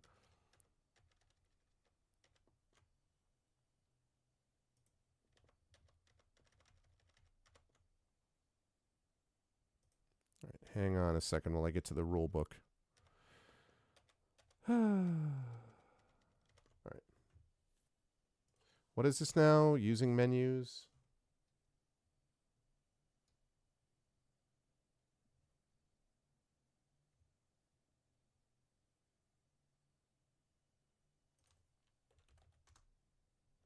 Okay, we're going to save that under J. For JK, bro. Yeah, first try. Yeah, exactly.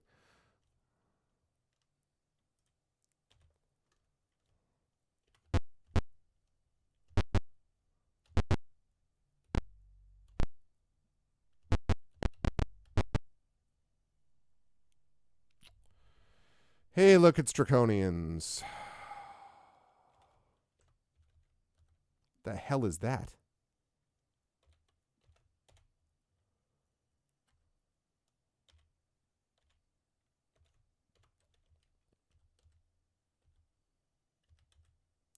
Why can't I target? Why can't I? Can't I target him?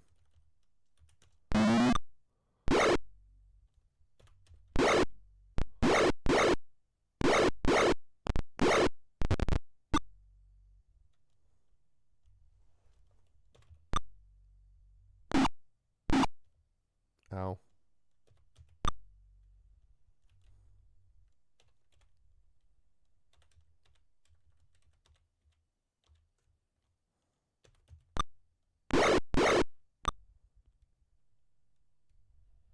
Um.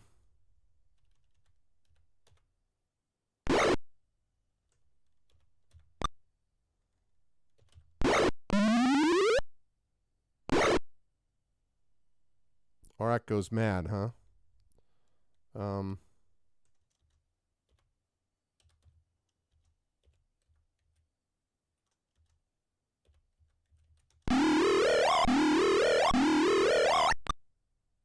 Great. Aurak arises in a new form. What the frick is this?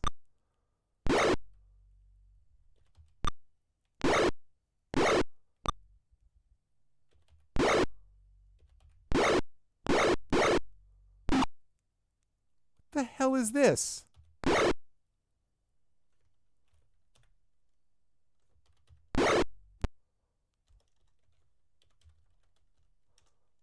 What? What?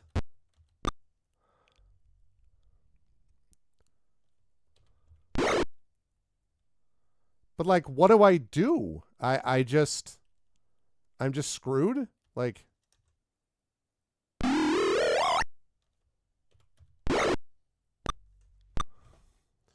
wasn't even his final form.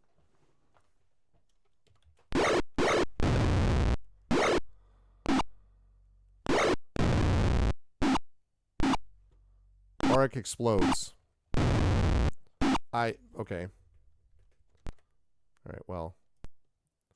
That's funny. I mean, what I really want to do is get to a place where I can rest anyway. But Jay? I don't remember if it was Jay, actually.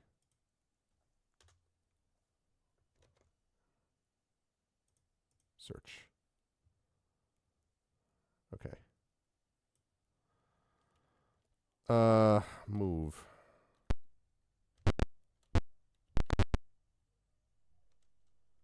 You spot a group of humans deep in discussion. You record it in journal entry 53. Men discussing a rebellion.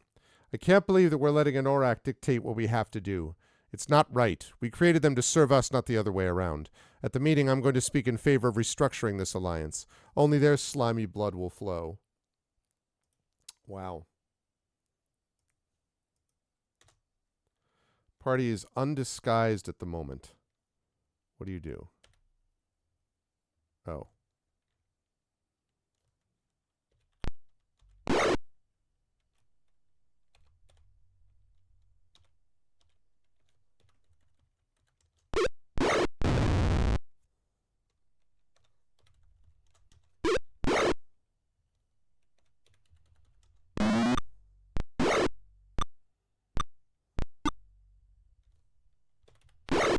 He's also enlarged. Enlarged and in charge.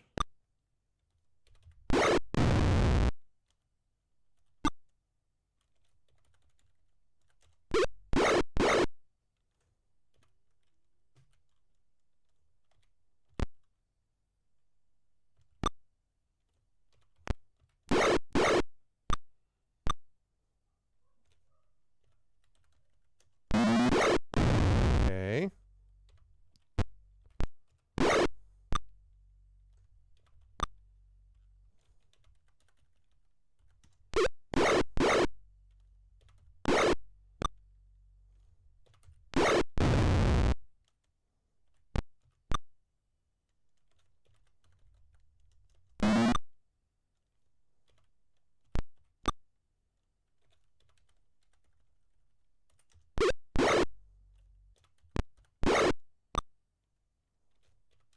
Interesting, this guy hasn't tried to flee or surrender yet.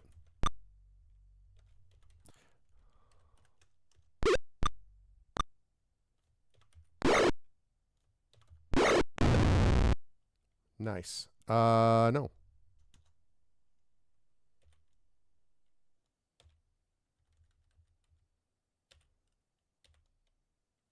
Overloaded. Overloaded with what?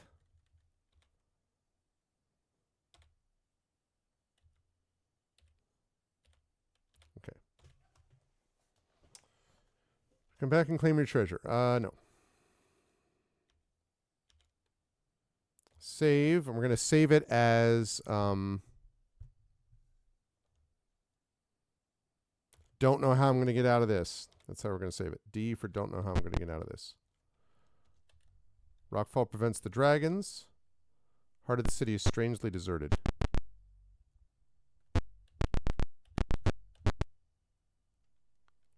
The ogres greet you and agree to help with your plan. The ogres!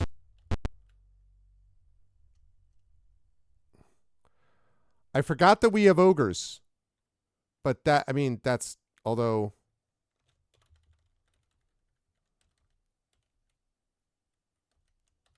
Okay, I actually don't want these guys to come up on me, so... Done guard.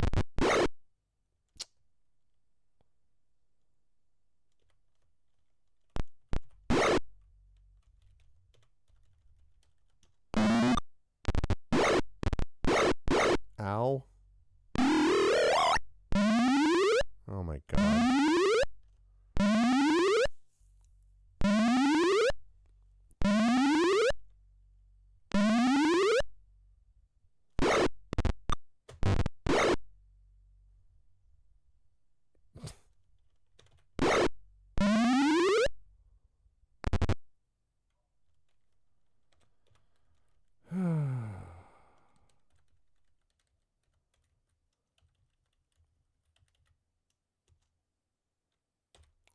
Why can I not? Okay. Get rid of that.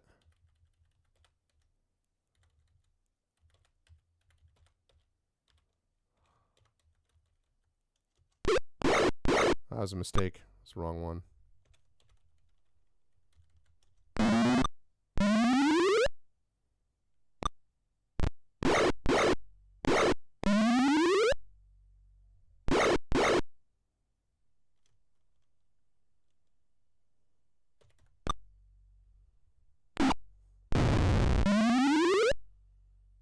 This is so weird. I'm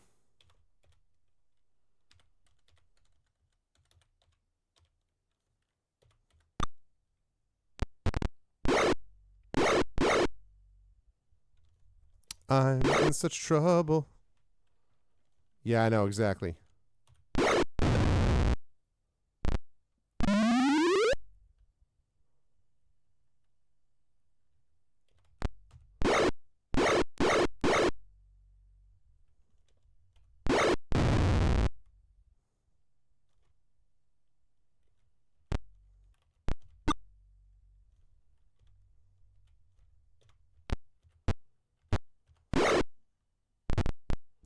Stop fleeing.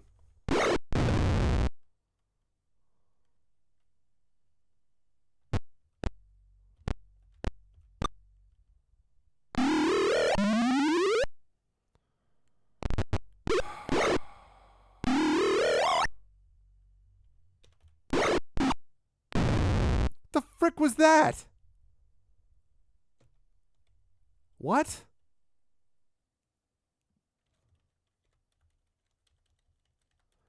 Dude, these Orax suck. I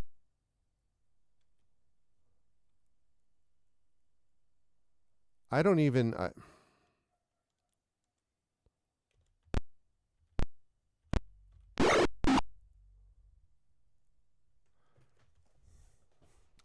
Because they've got Fire Shield?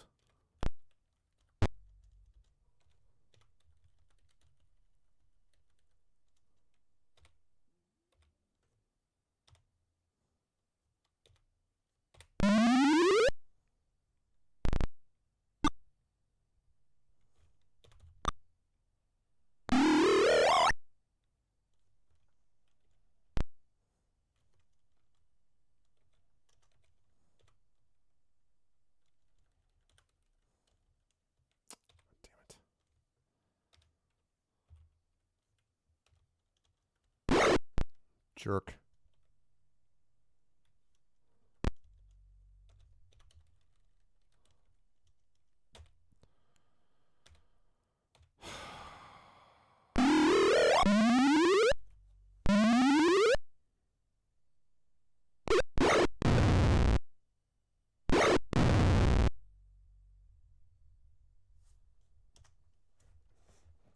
That's great. That's great. All right. Well, I'm going to use this as an exploration thing right now.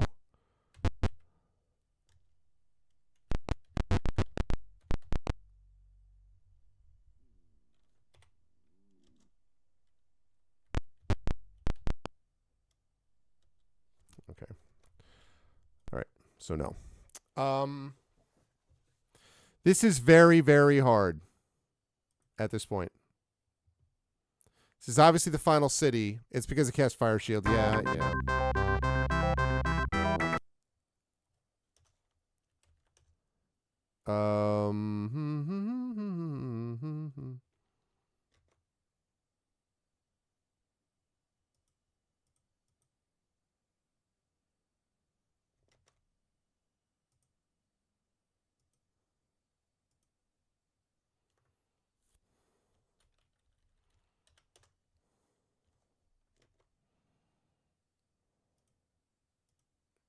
I don't know. It's gonna be rough. I don't know. Yeah, that did go very badly. Yes. Struck by falling rocks. Oh, okay. That's great.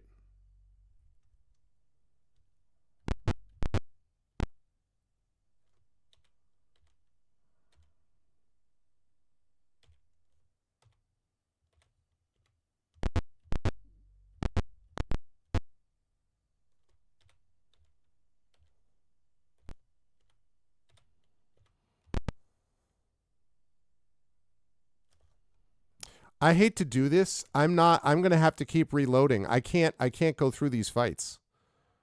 Like, they're too difficult. The fights are too hard until I can find some place that I might be able to rest.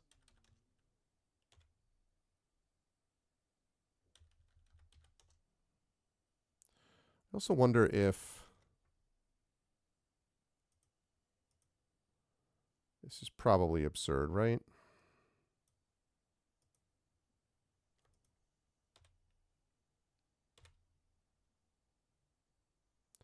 Let's stop Britannia. The good armies will fall. Shut up, Taz.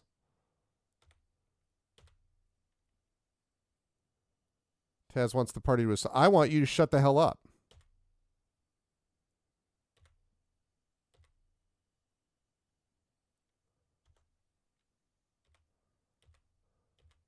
I'm gonna resolutely ignore.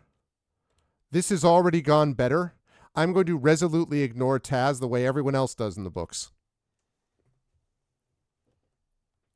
I am 100% going to do that.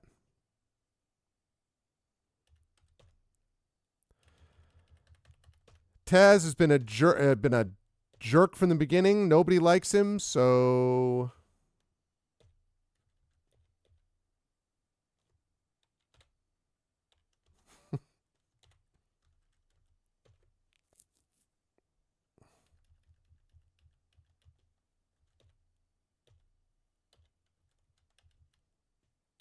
okay.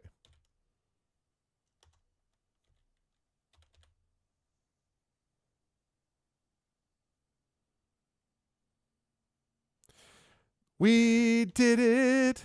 We saved the game. Oh my God. We saved it and we rested. Now Taz can suck it.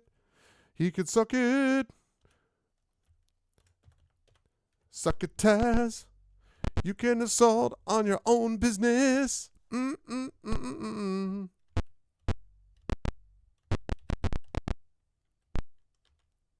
am glad that I ran into those ogres, though.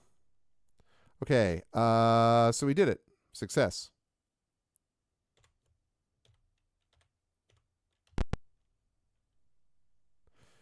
Many humans are gathered here arguing whether to replace Britannia as a low... Oh, golly. Also,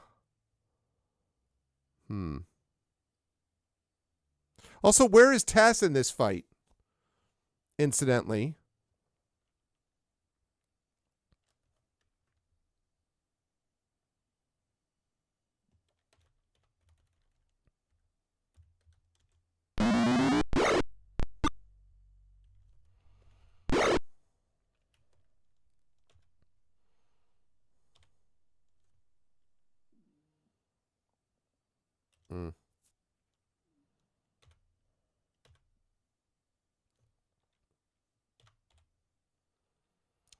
6 arrows left.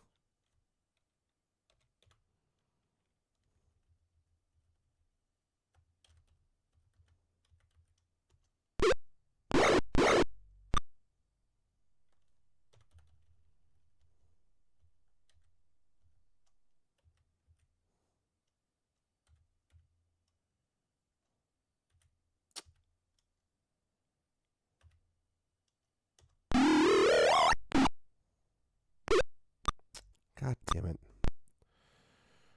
So far away from me. I just can't see.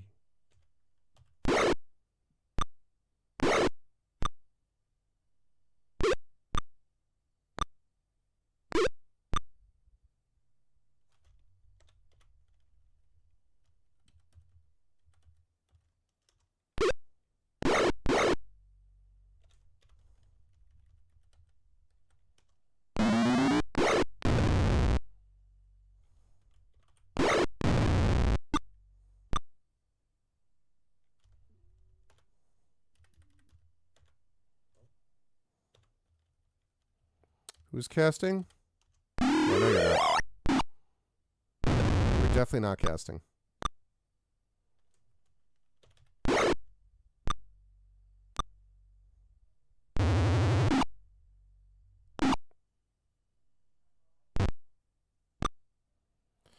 That's annoying. That's a lot of enchanters. He's almost out of arrows.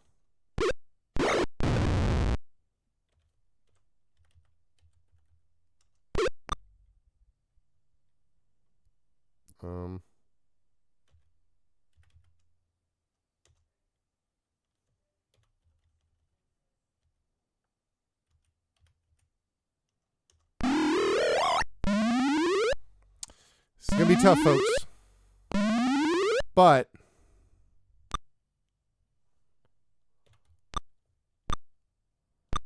I don't actually have to do this fight, because I have it saved outside this room.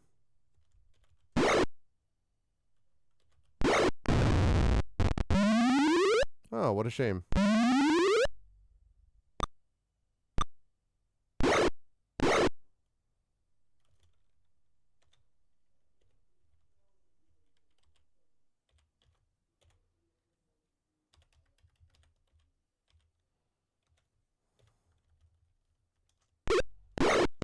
Dead.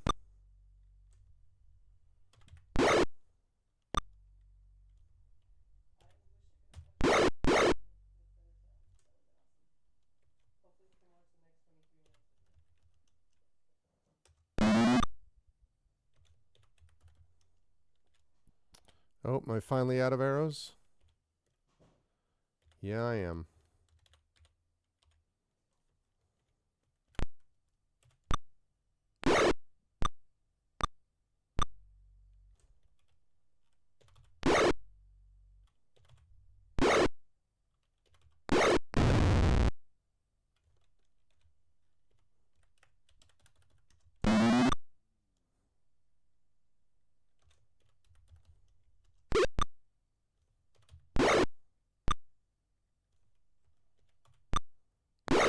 Stop missing.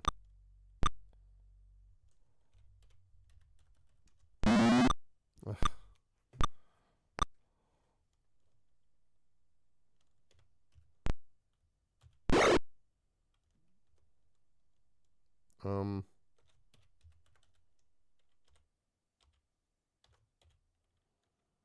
I have a wand. I don't want to use that yet.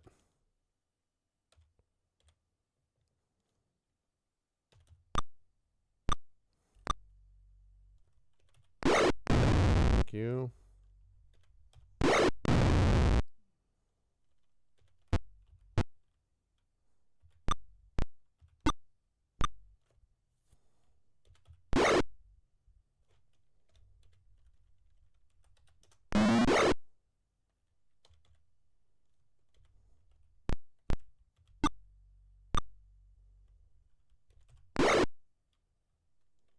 Okay. I know. Like a shove thing would be amazing. I wouldn't think it would have been that hard to program.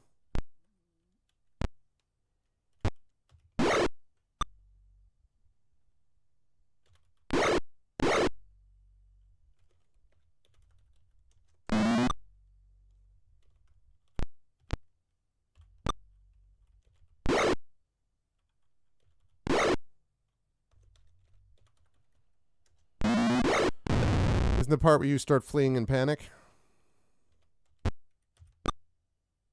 Oh, yeah, of course.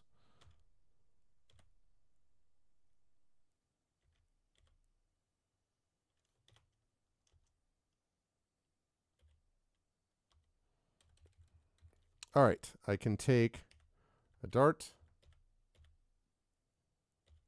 Overloaded. What?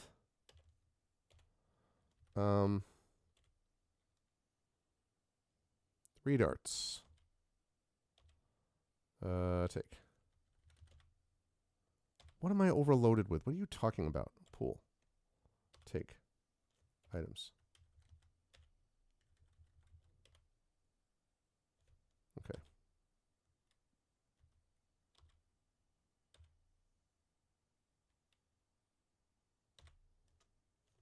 Nope. View. Items. Join. Grand total of 7 darts.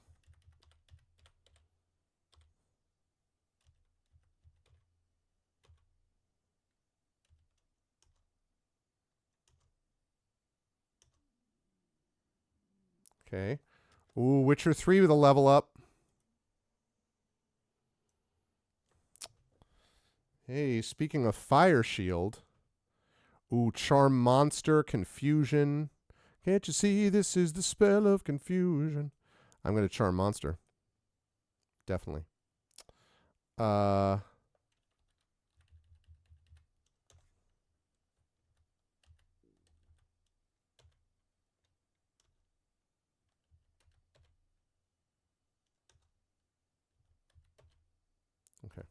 that's good. Maybe I can shoot darts out of the bow. If only. Save this under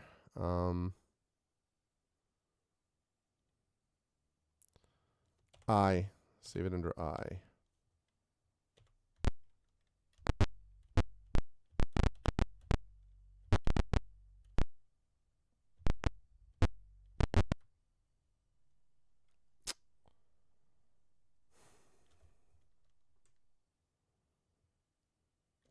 I hate to do this. I don't want to keep save scumming, but like I've got to figure out a way to get more to get more of the map shown off. Have to figure out a way to do that.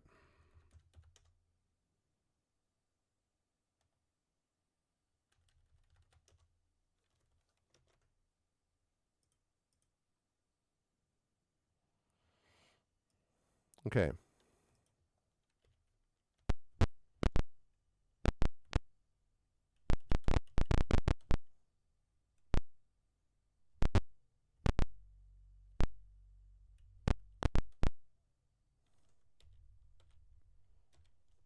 I know. Exit. Move. Okay.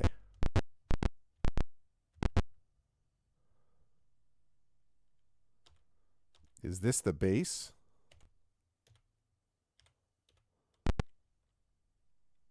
You've reached the doors to Murtani's stronghold. There are too many enemies to defeat. You'll have to find a way to draw some off. As you attempt to speak, the Draconians recognize you as the enemy. What?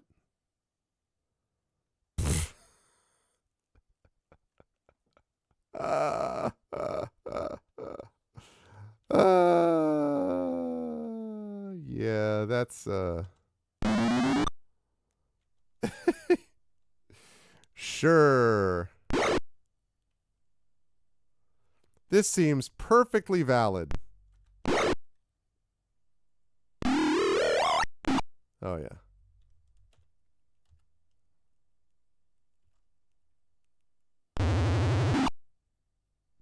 Awesome. Awesome.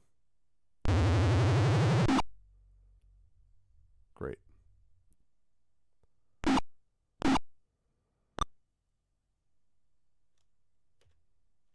Naturally.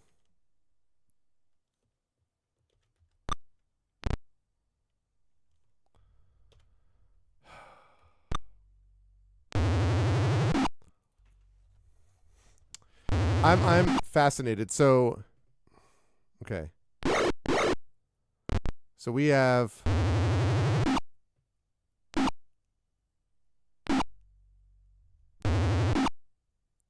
Awesome. That's great. That's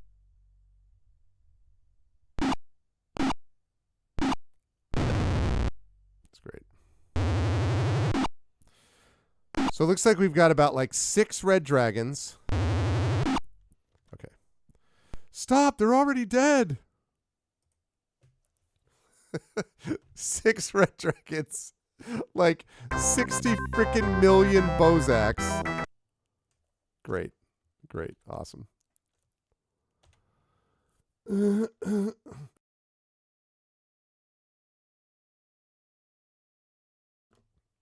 Amazing.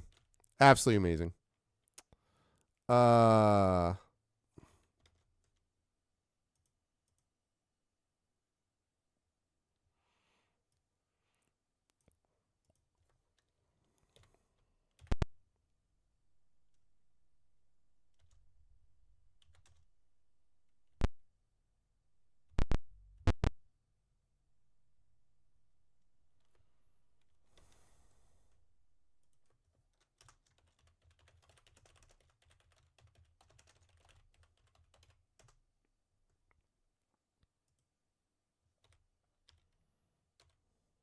Oh my god, I hate this so much.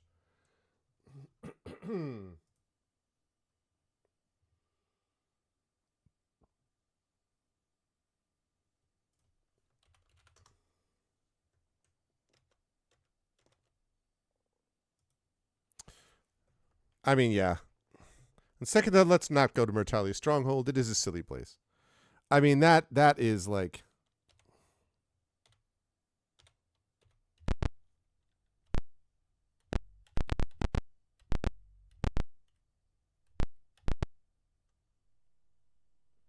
You enter a large barracks of draconians. What do? Report humans. They listen. Then their commander yells, "Go out and slay all humans but these." They rush to obey, carrying you along.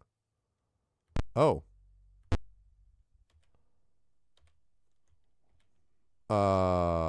Okay. I'm going to save this under G for GG.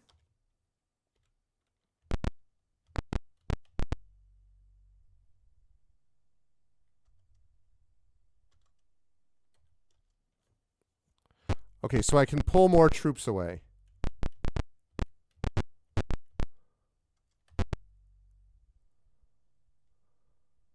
Here lies an old and battered dragon. It peers at you with rheumy eyes. What do? Greet. The dragon babbles to you in an abstracted voice, and you record it in journal entry 57. Once when I was young and my scales were sleek and smooth, I was appointed protector of the crown jewels. Beautiful they were, glistening in the torchlight. Many a tasty thief came by to admire them, but I always kept them safe. Then the city fell and the jewels were lost. Since then I've sought them everywhere.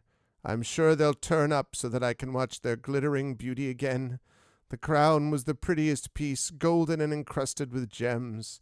Ah, such a wondrous time. Now, I found a crown. I wonder if...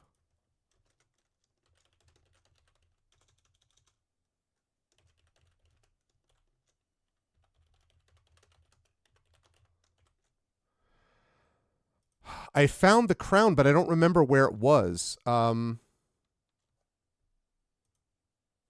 shoot.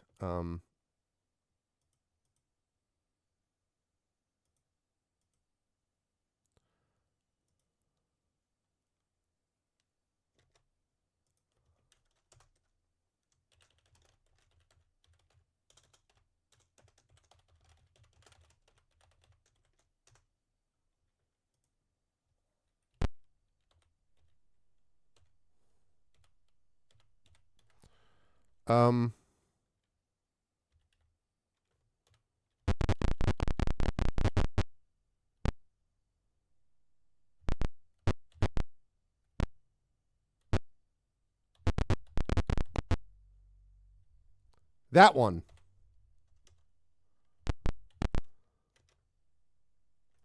Just in case I forget. Okay. Save. as G. No.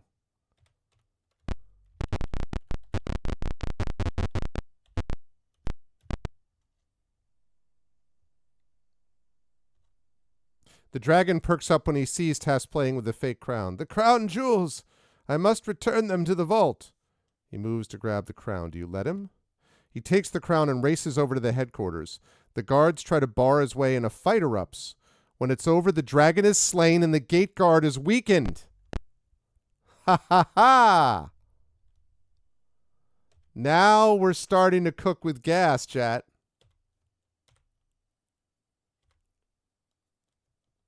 Oh, and I managed to rest too.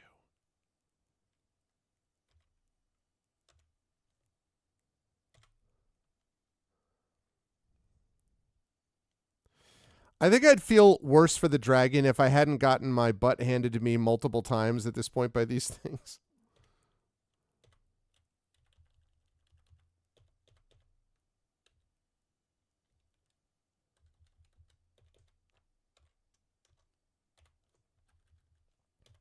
Okay. Large.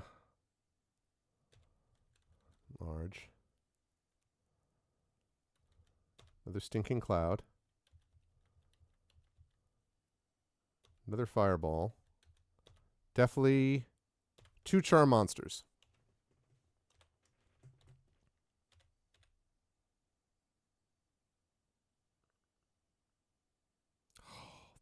Let's go. All right. Now I think we're in a different spot. So now we can actually save this under C, which is sort of that's pretty good. Yeah, a little bit. I can see that. I hadn't thought of Ka as a character for a long time. You've reached the doors to Murtani's stronghold. There are fewer guards now. It looks like a very nasty fight now. I'm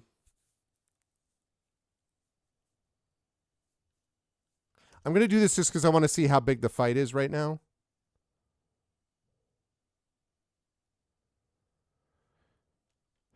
There's still 4 dragons.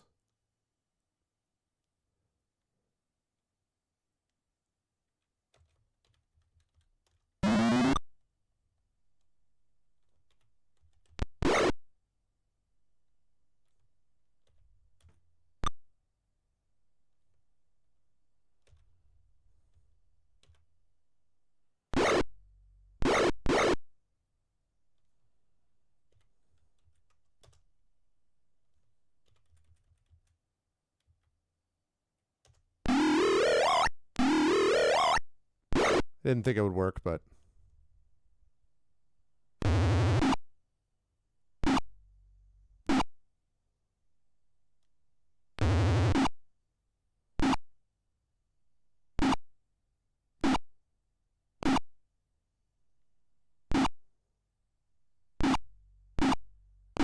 This is, I can't quite tell yet how this is working.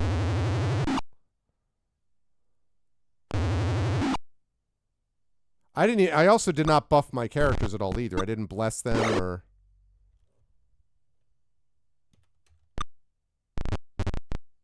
Oh, that's bad.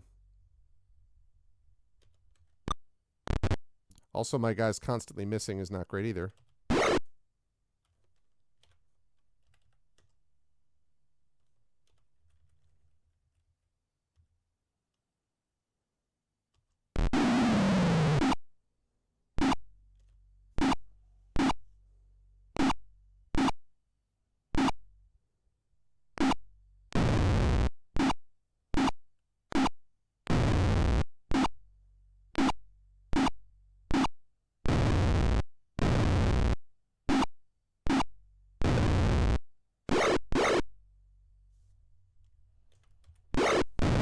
Okay.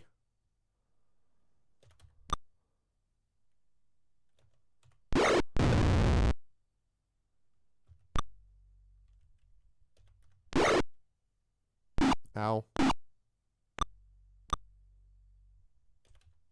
Stop missing.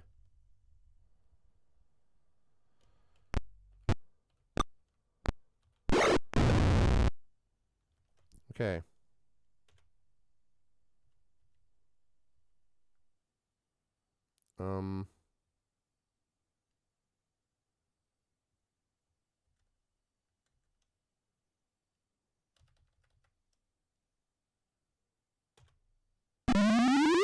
Okay.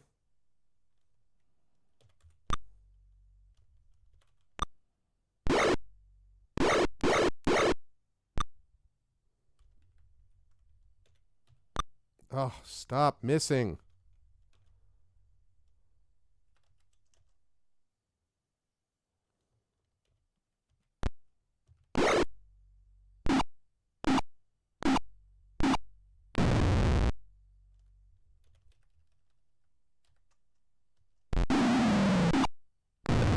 Nice.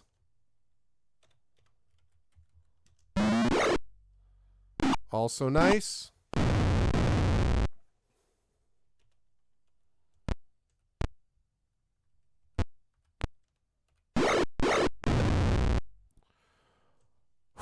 Okay.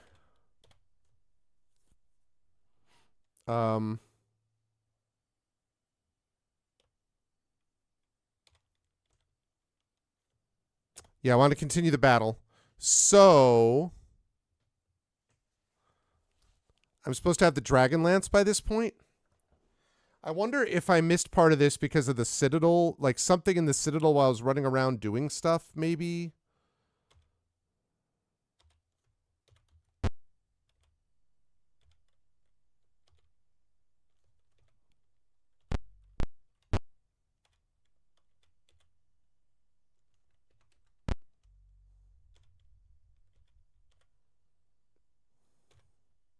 I mean, it wasn't obvious, you know?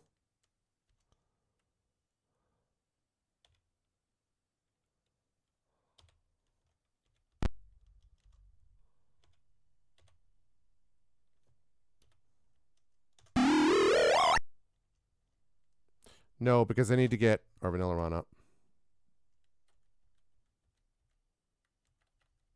Do I not have... Still a huge force here. Do you flee?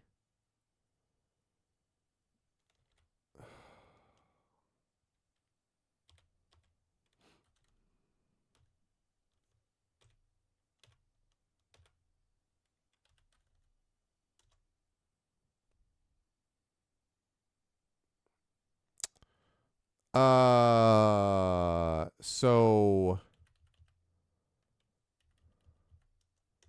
yeah, I don't even understand. Like, the thing is, I got the Dragonlance like little map, and I kept looking for a place that it might apply, and I could not find any place in any of the places that I went where it could apply. But also, there's a lot of things where it's like, all right, race down into, the Citadel. Try to, like there was all this stuff. I'm gonna save it under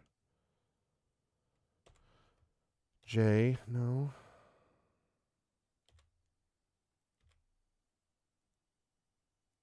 Yes, thanks, Tess. Shut up.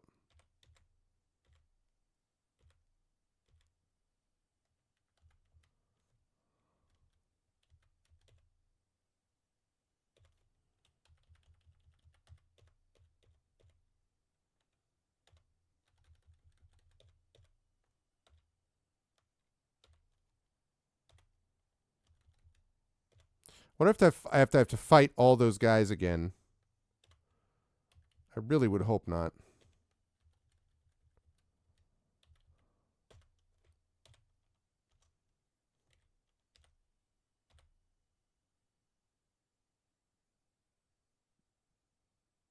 Okay.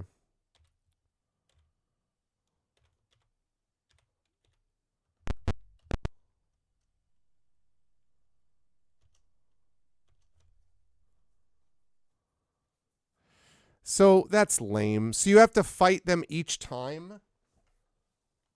All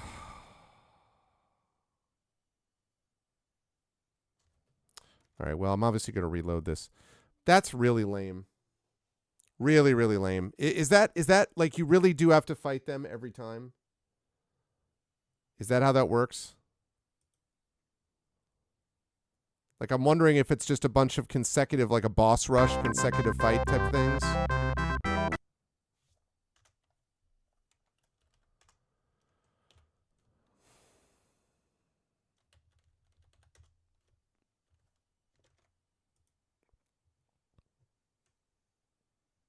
Yeah.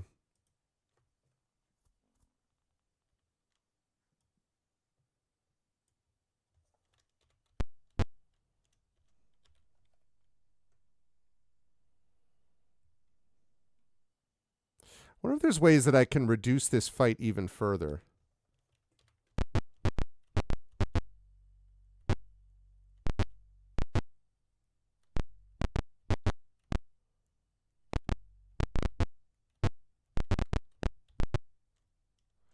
The ogres identify themselves as allies of Gravnek. How do you respond? I greet them. You're expected. You will be aided. Oh, nice. I got the ogres. So maybe that helps then?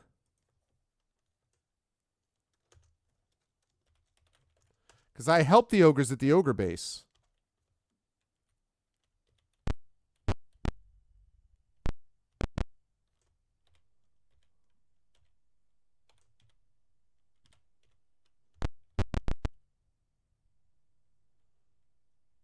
I greet them. Okay.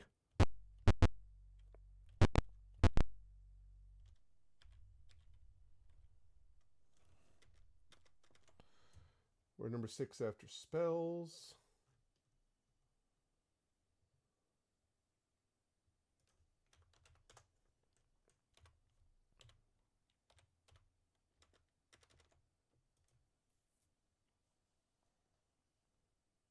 Yeah, there were at this fight, but I guess I had to like gather them together or something.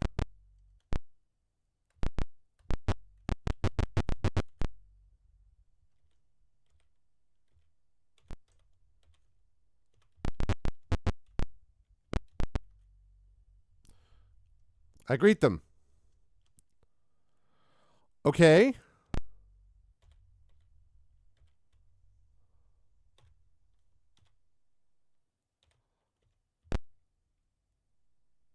You meet the ogre leader Gravnek again. He roars. So you've arrived. Mertani is in the headquarters. When you attack the gates, my ogres will help. He sends you away. Okay. All right. Now things are getting a little bit easier. Yeah, basically it is. It's copy protection.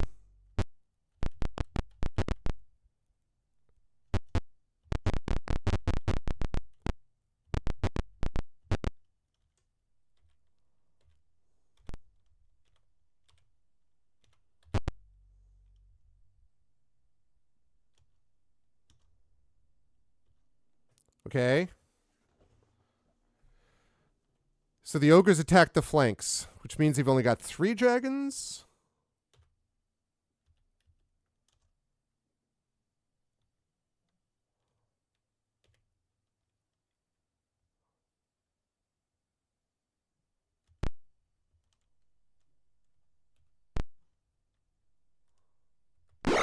Shoot.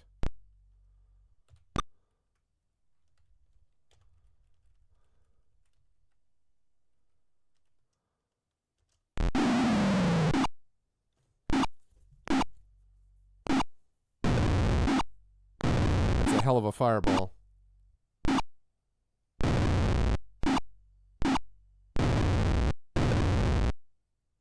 That's what we call a good fireball, everybody.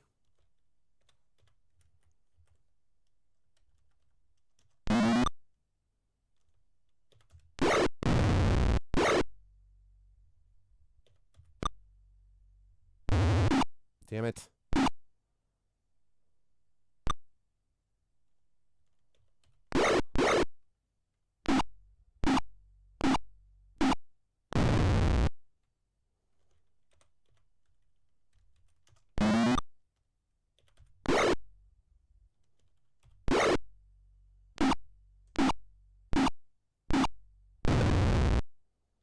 Okay.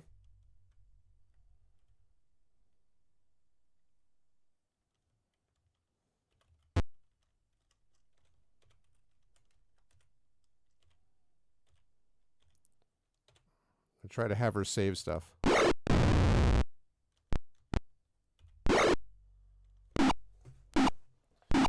Nice work, everybody. Yes, continue the battle. That was a damn good fireball. All right.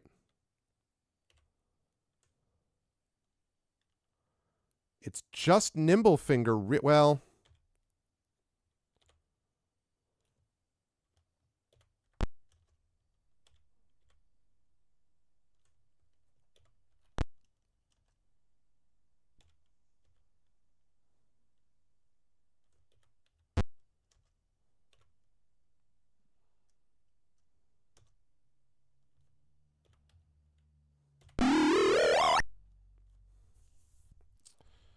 yeah, I want to do that one more time.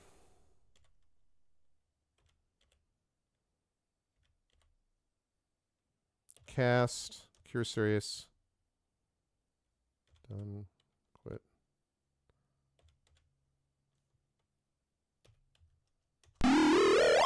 Okay. No. Gate to Murtani's base is secured. The ogres will protect you while you rest. Ho, ho, ho, ho. Let's go. My freaking ogres. That fireball was sick, by the way.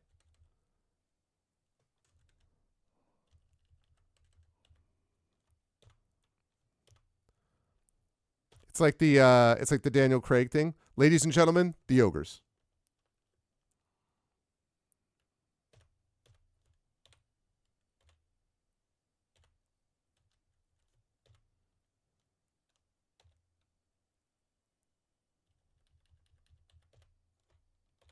That's a freaking mega fireball. Okay. We're going to save that under C. Nope.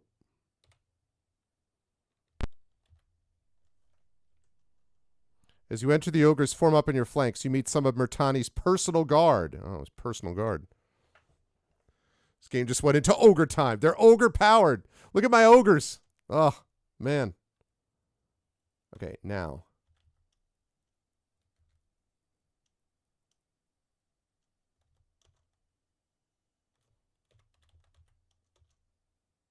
What? Oh.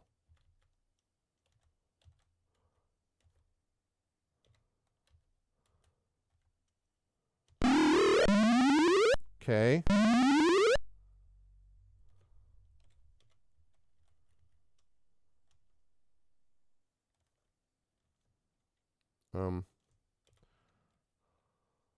That's right. I gotta get the ogres out of here.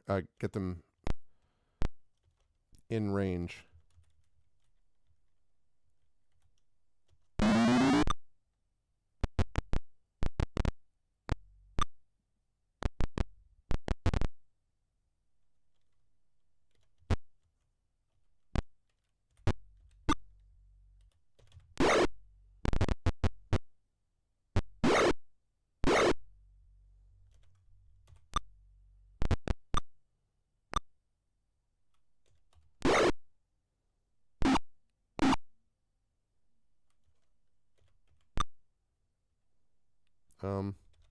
Look at my ogres fighting side by side. Ogre time. Okay.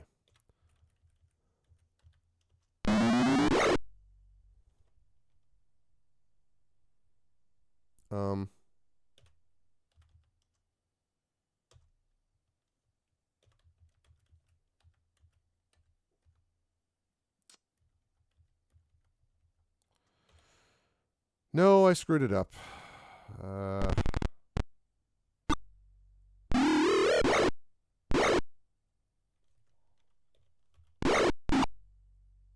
Shoot fire shield.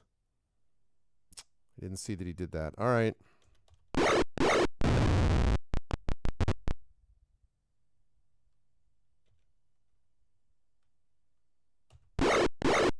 Forgot about that one.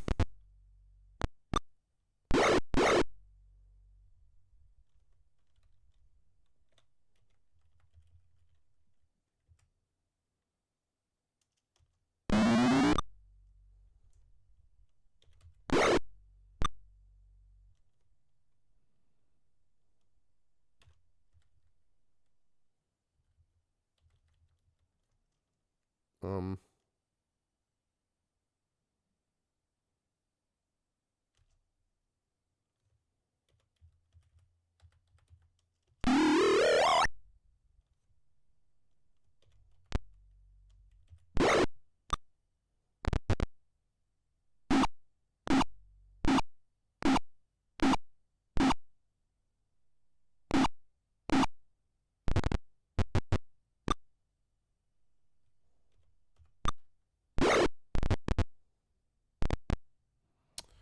Man.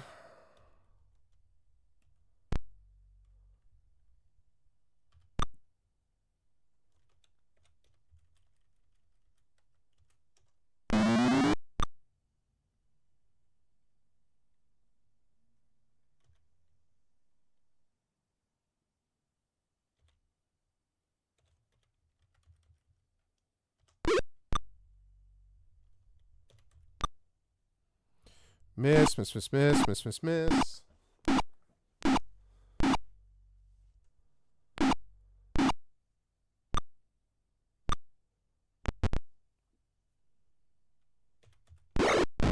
Thank you. Thank you again.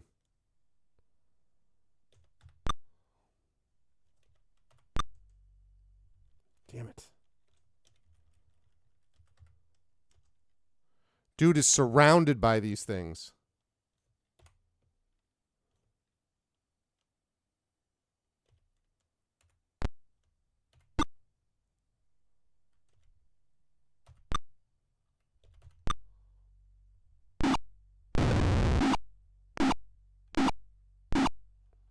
We lost an ogre.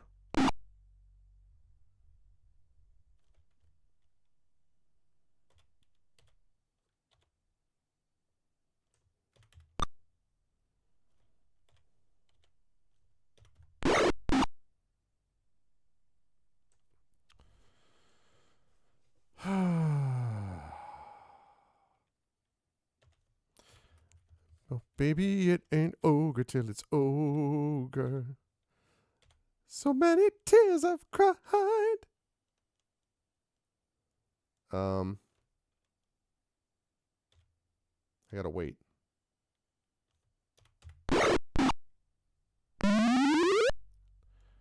Now we get this arises in a new form crap. He still has his fire shield on, does he? That's how this works?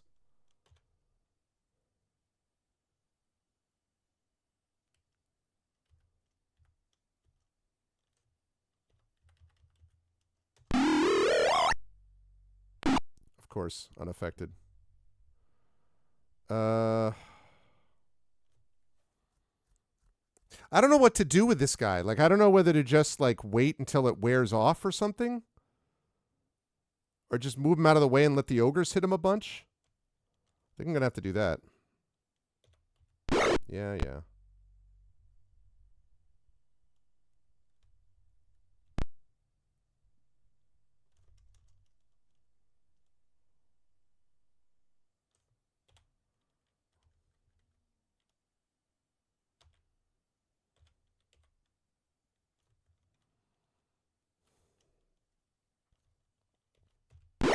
Ow.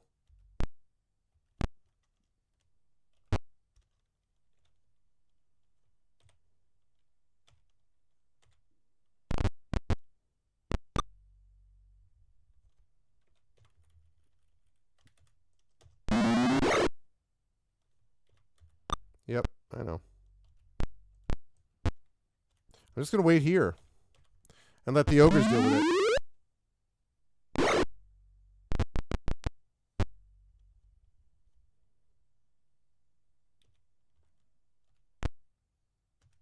Ow.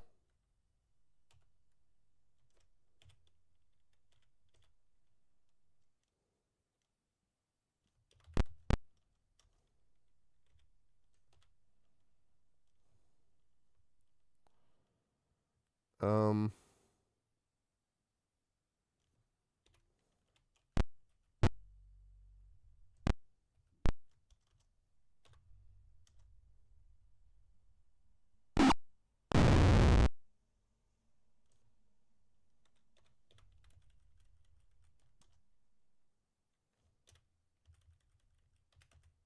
Oh, we're back to we can't target you again for some reason.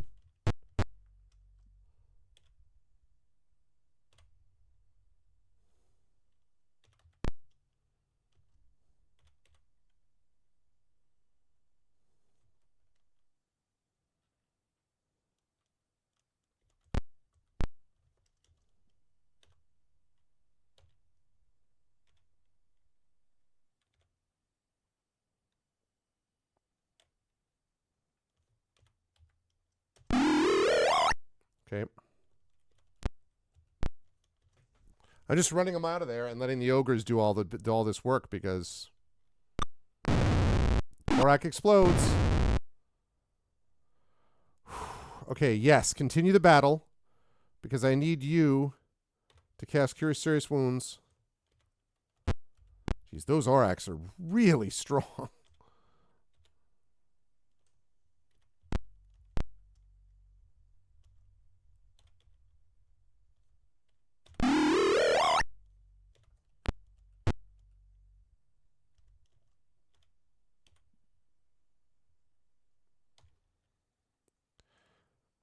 I mean, when you put it that way. Oh, man. All right, folks. Well, here's the deal. If people want to see this final battle, technically, I am a couple of minutes over already. So, if there are a few more subs in the offing, he said. I feel like I'm pretty close to the end. I mean, this is clearly Murtani's final, his final thing. You went into Ogre Drive. Ogre Drive! Ogre kill. All right, done. Guard. Move.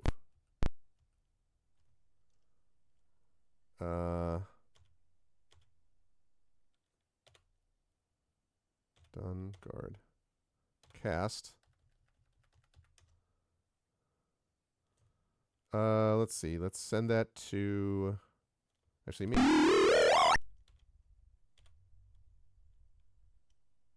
Okay.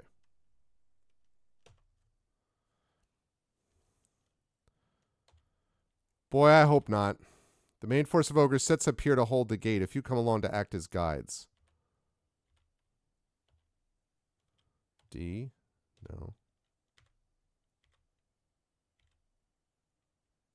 Is it going to let me do that? Because, oh my gosh, if it's going to let me do that. Because of the ogres? Oh my god, the ogres. And the only reason I have all these ogres, by the way, is because I did the side quest for the ogre base. This is why you do side quests, people. It's not because you're procrastinating. It's not because you're like, oh, well, I could.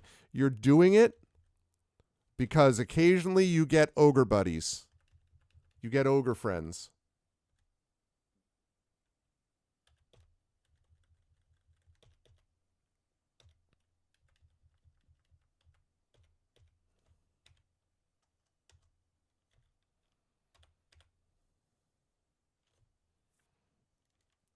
Absolutely amazing. Now, Arvin still doesn't have arrows, but otherwise...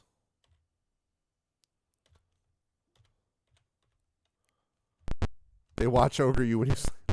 Someone to watch ogre me.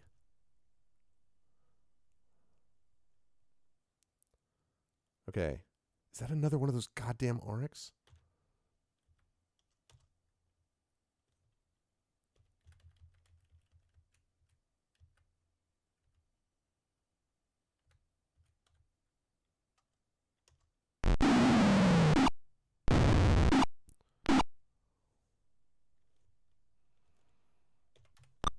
Oh, God.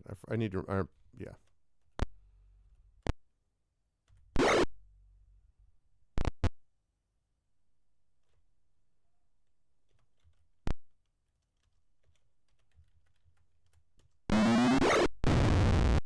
Outstanding.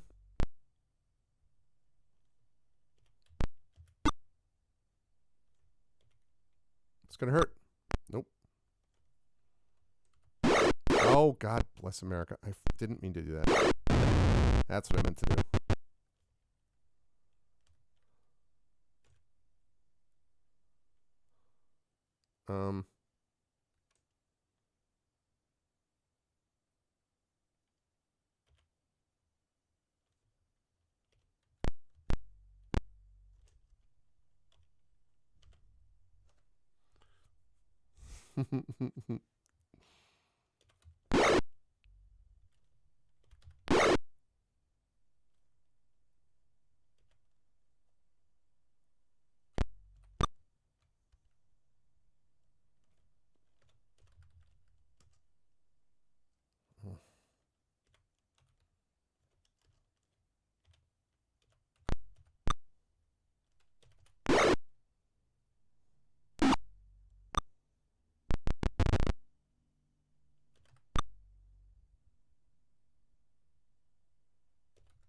Ah.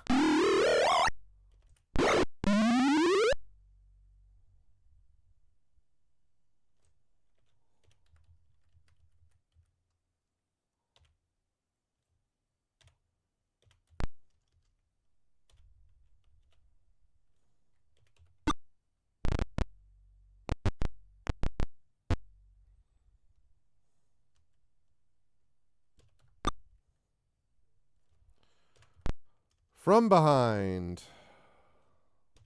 Here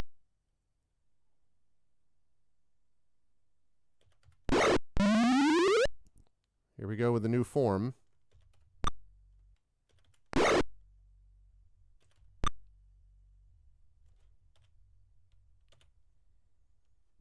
Yeah, these Oraks are...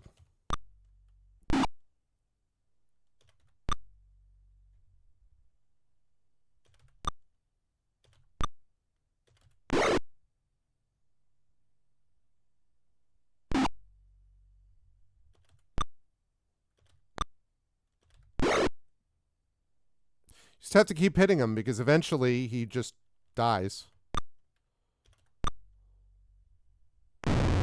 Like that.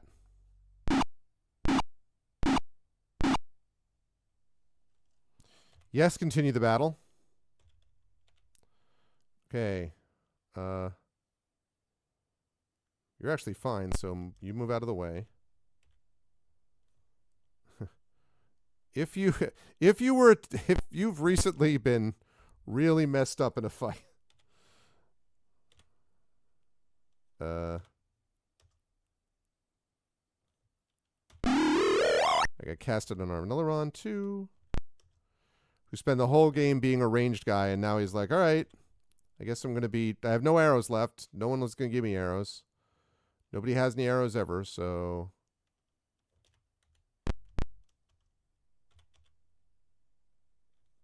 Yeah.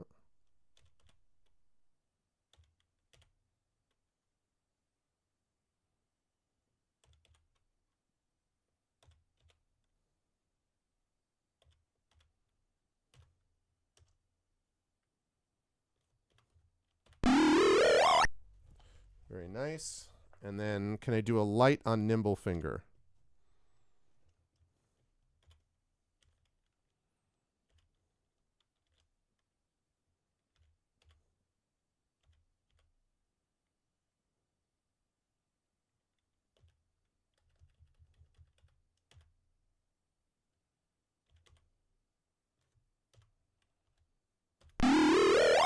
Nice.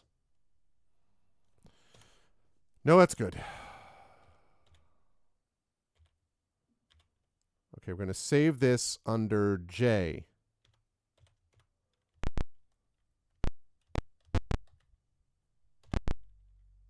You've reached a treasure vault.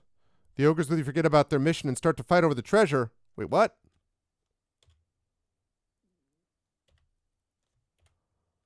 Gauntlets. Okay. Two-handed sword.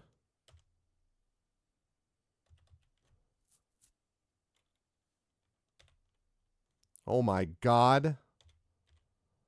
View items. I don't know if I want those guys not fighting with me because they're mad about like fighting over treasure. That may be not something I want. Okay. Gauntlets of Ogre Power. Strength 1800. Trade. Ugh, of course I'm overloaded.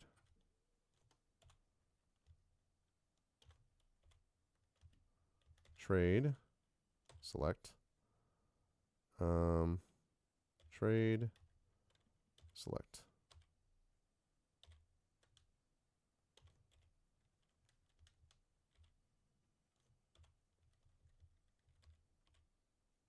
Yep.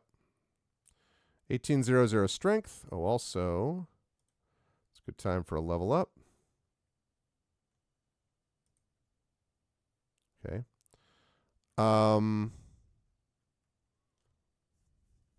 I haven't had access to a shop for ages, yeah. Yeah.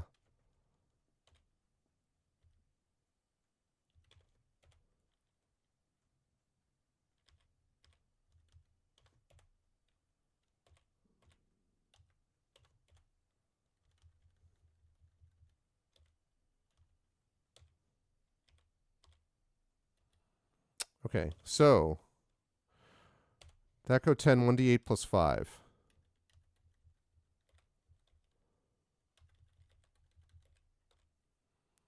That go 9, 1d10 plus 6.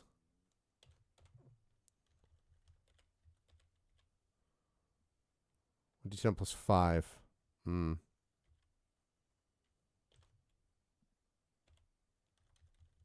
Not worth it.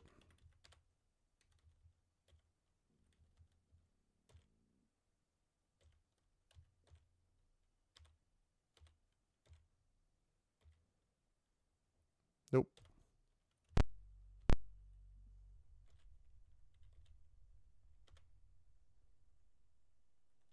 You cannot rest while Bertani... Shut up, Tess. I can do what I want. He's like, blah, blah, blah, blah, blah, blah. Like, ugh. You know what I can do is utterly ignore you. That's what I can do.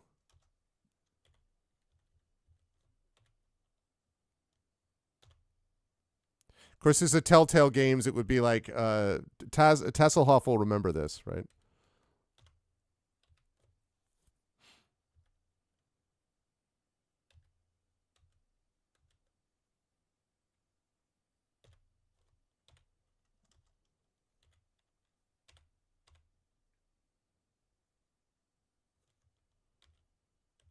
Save under G.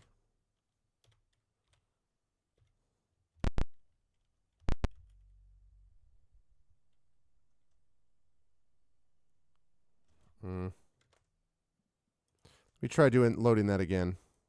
And I'm still not sure if I want to do that. That may not be worth it to just get basically gauntlets and a bunch of money. And in fact, you know what? 1800 is great and all that, but I have 1889 strength to begin with on that guy. I think I'm not going to do that. I think I'm just going to do... Shoot, I don't remember if it's J or not.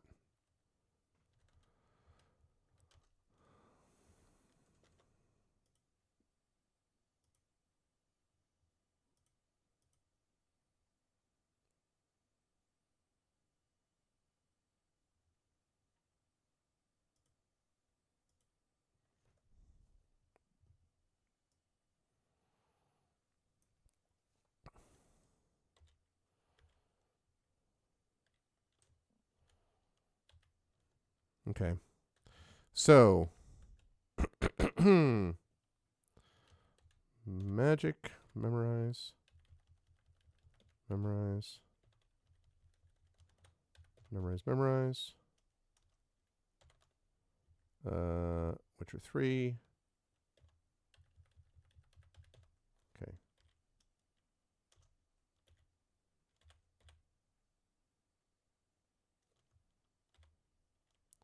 Save J. Door is held by another contingent of guards. Okay, I'm going the right way.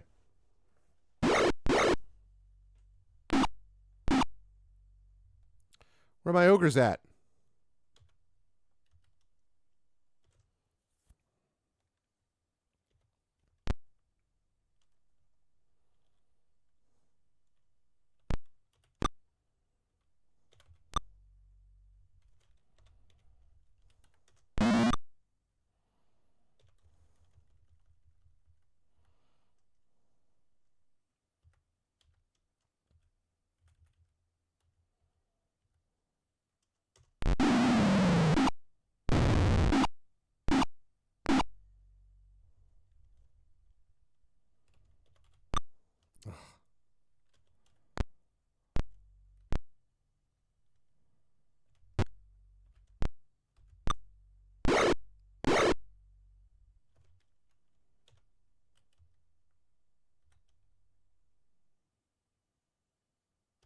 Can I charm them?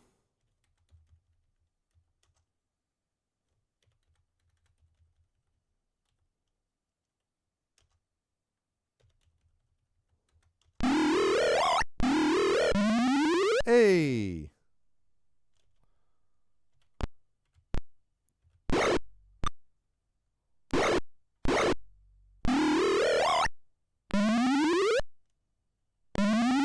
Oh, God damn it.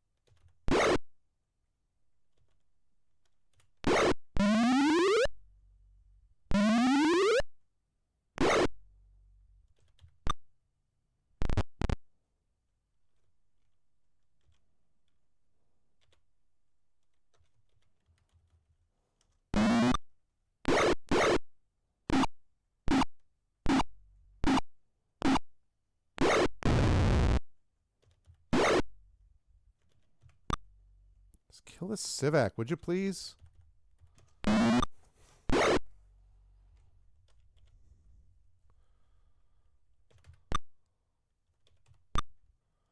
Stop missing.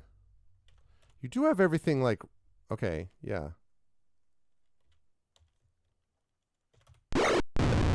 Thank you.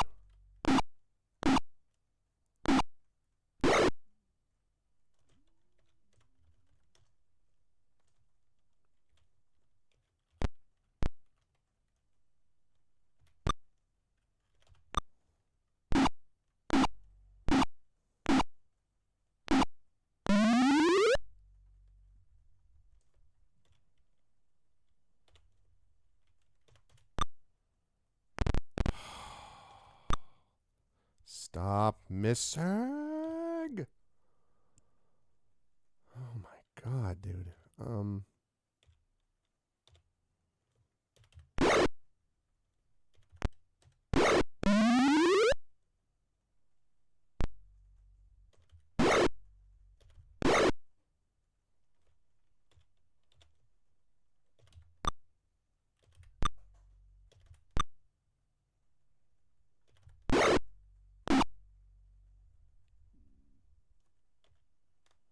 Not happy about Nimblefinger's situation right now.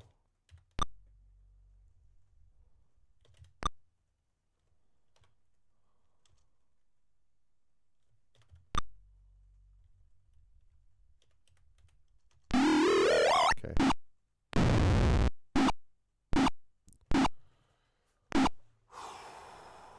Yes, you damn right. Continue the battle. All right.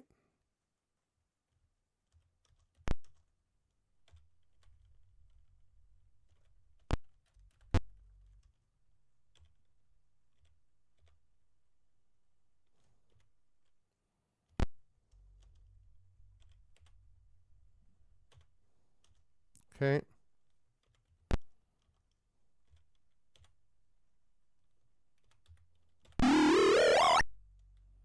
Yep, keep continuing it. Hey, what's up, Excel? Just to come to expression.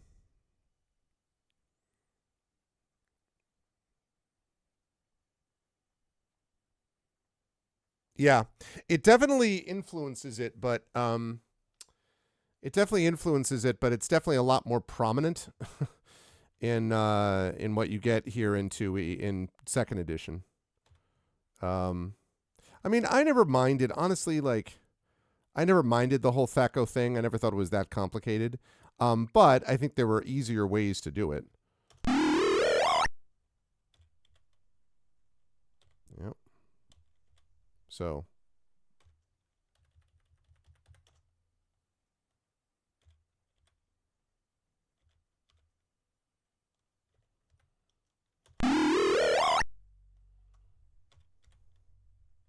I need to save one of those, so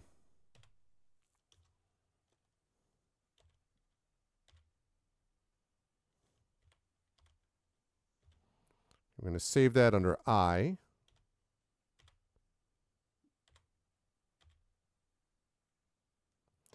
Shut up, Taz. Okay. Oh, how do I remove... Oh, she's still blind? Is that a...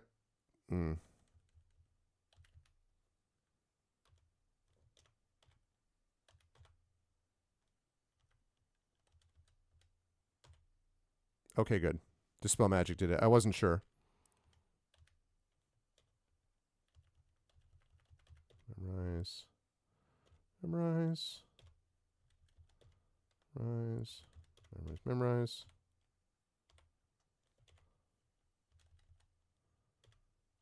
Okay. Next.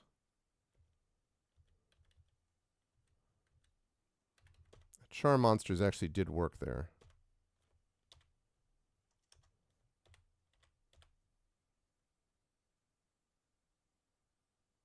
Huzzah! Swan's Kid is almost leveled up, as is Rockon, and everybody else is already max level.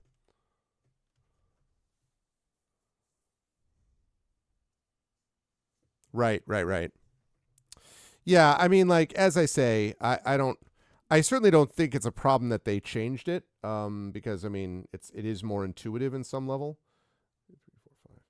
But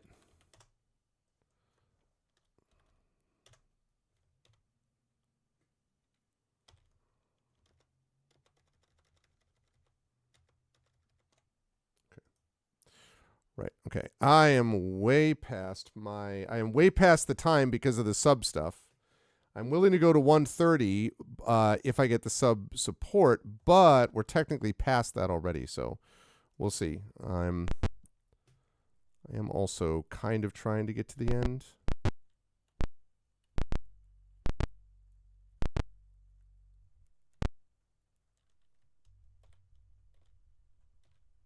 Okay, save.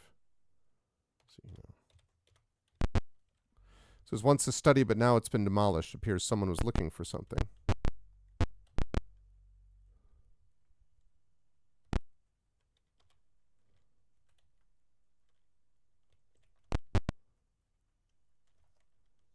Nope. No, you don't.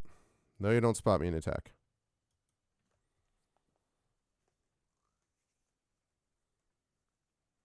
Right. That's right. Okay. Load save game. See. Begin adventuring.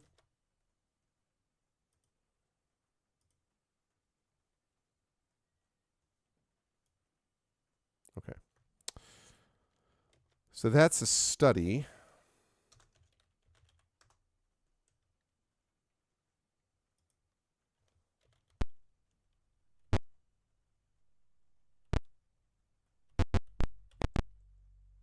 You've entered an ornate bedroom, perhaps one used by Murtani.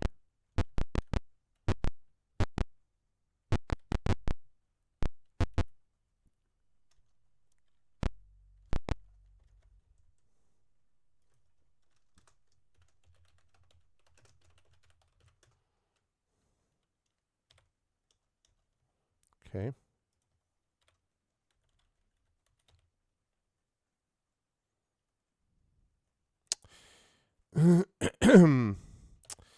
Yeah, I do think, I mean, remember, of course, as you know, Pathfinder is playing off of 3.5, and or at least it is rooted in 3.5. Obviously, they've changed things since then, but it was started with that, and did not love 3.5. Of all the editions that I played, I still find 5e the best. Not saying it's perfect, but compared to, I played all the editions, and I've DM'd first, second, third, fourth, and fifth. I did not DM 3.5. I played a little bit in it. And just of all the ones out there, I think 5e did the best job of sort of capturing a balance of things. Ancient Library. One giant decayed tome dominates the room. Examining reveals a complex lock. Pick the lock. You succeed in opening the book. It contains the recipe of the salve that will protect the party from the Guardian. The Guardian. Oh,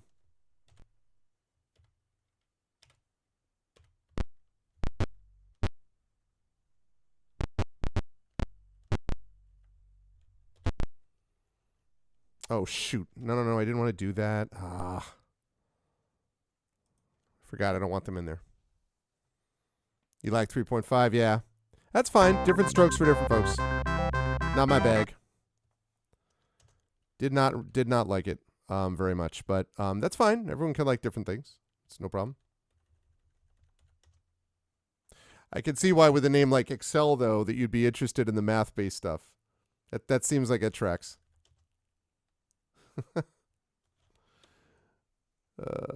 Let's see.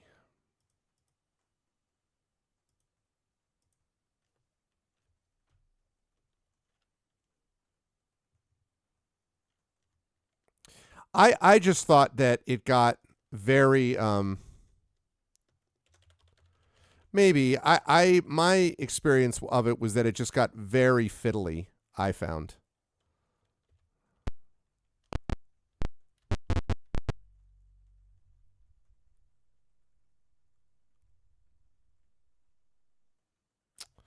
I wonder if I can get over to... I'm admittedly save scumming a bit. I'm so close.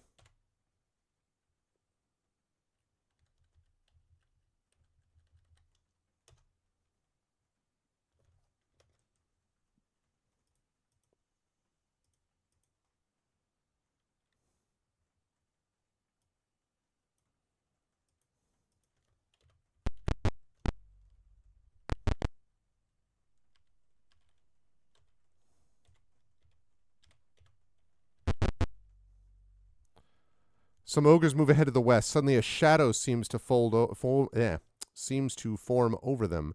Bolts of energy strike the ogres, turning them to ash. Gravnak comes up, looking grave. He speaks, and you record it in journal entry number 79.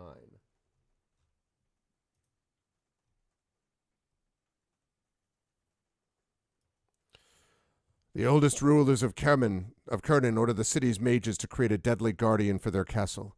How they did it, no one knows. But the magicians gave this thing to the king. Over the years, it became unruly and was locked in the vaults below this building. We know of no way to harm it or chase it back to the vaults where it was kept. All that we know is that an ancient tome in the library contains a recipe for a salve that will protect the wearer from the guardian's deadly bolts. You must construct this salve in the alchemist's study before you can succeed in passing the guardian.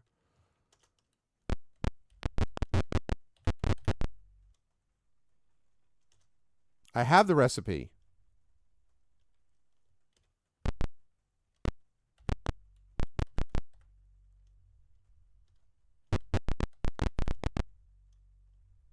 Oh.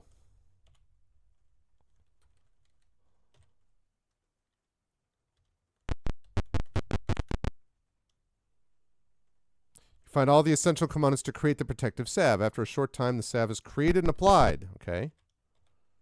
Save. J. No. X. Move. Shadow forms, little sparks arc between you and it, but you take no damage. The salve has protected you. F. No.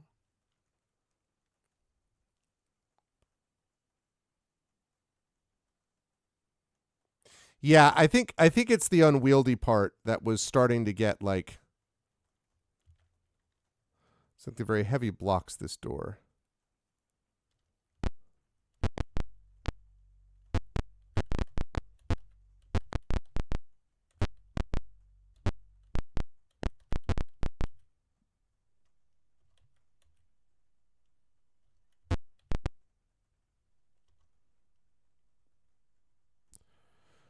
Okay, group of human guards. But we're getting there, though.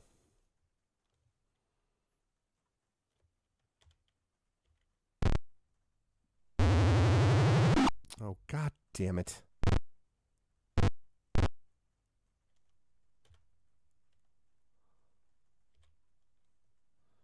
I have the necklace of missiles, right? Yeah, I do.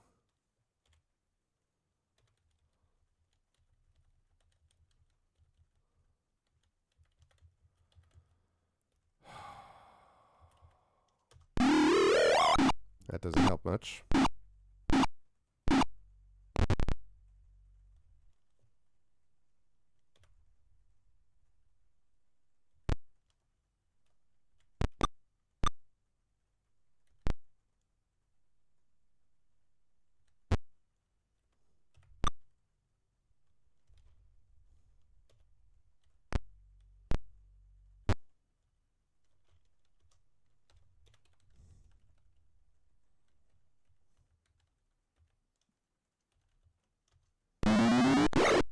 Nice. Nice try, guy.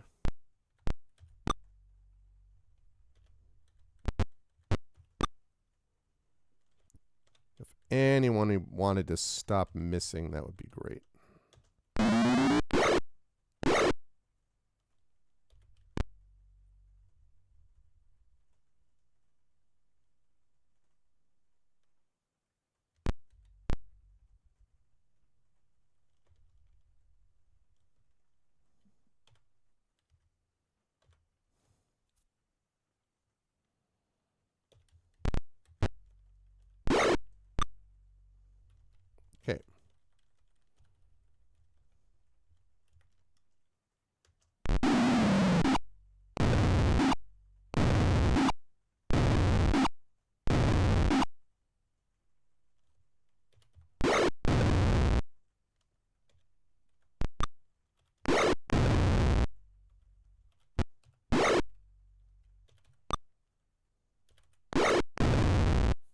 Okay.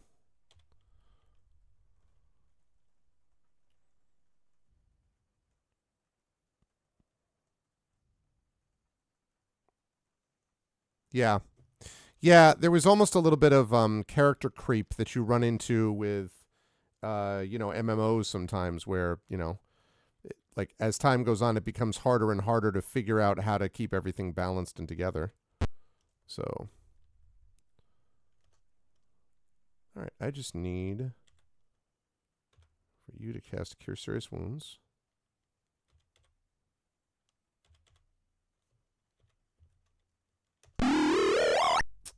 $47. I was hoping I could, yeah, because I really want to get him a little bit higher than that.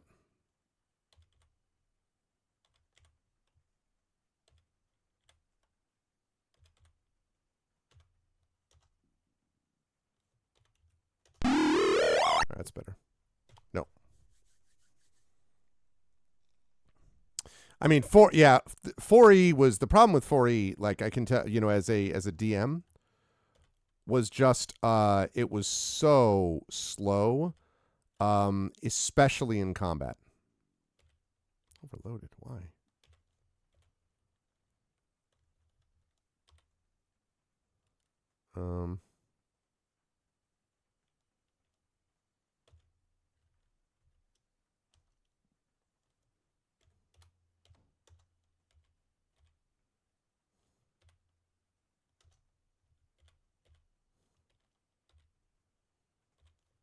It was really slow. And it did feel a little bit like we were trying to make everybody the same kind of thing also, which was not optimal.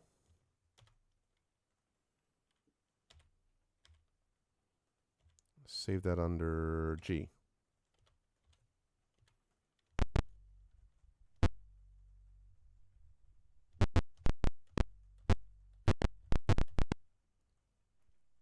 Bertani's Dragon Master stands here in his full regalia. His young pupils are at his side. He speaks.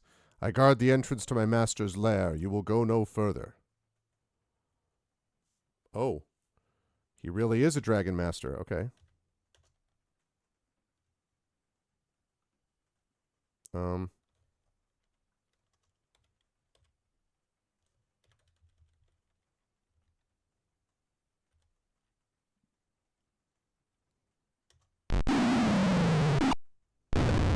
40 points from a fireball, baby.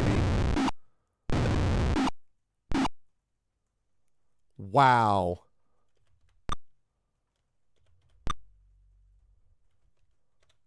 That is a fireball and a half. God damn it. All I had to do was hit him one time, man.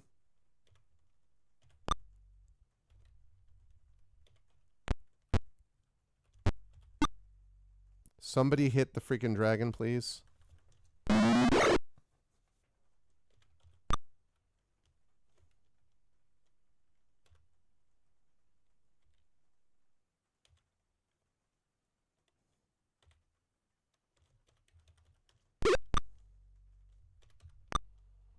Freaking hit the dragon. Thank you.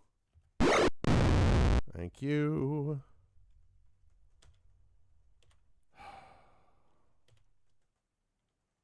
Would have been amazing if he hadn't had a chance to breathe fire.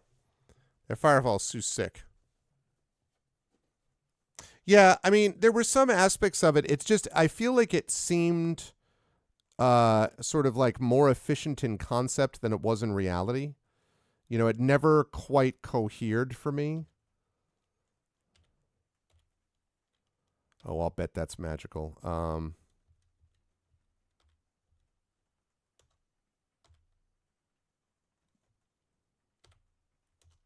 Yep.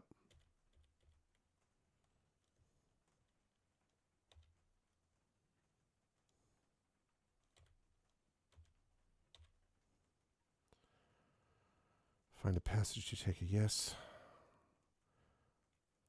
Oh, Murtani is here talking with his lieutenants. He turns to you and snarls, "You've reached the heart of my domain.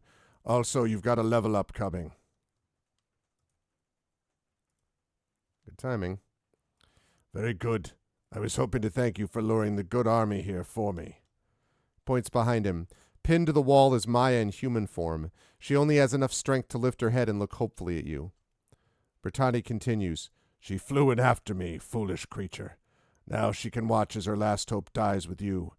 I'm done fencing with you through my minions. Now you face the master. Prepare for your doom. He attacks. Okay, that seems bad.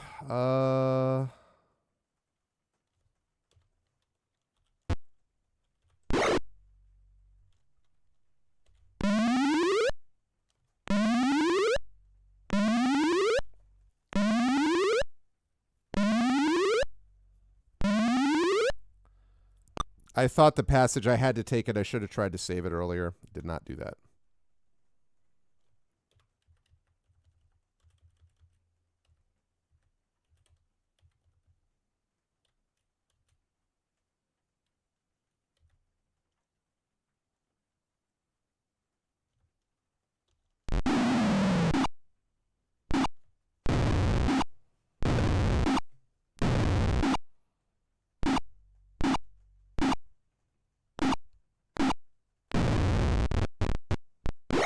That was a good fireball. I like what I see.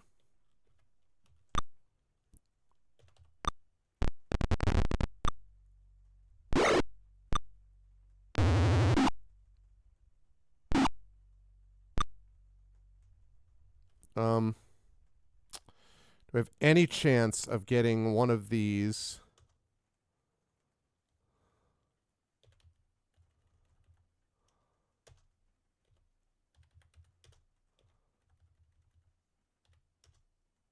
Oh.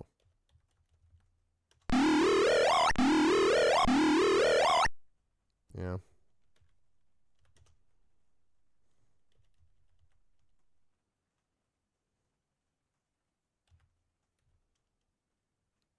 Still worth it.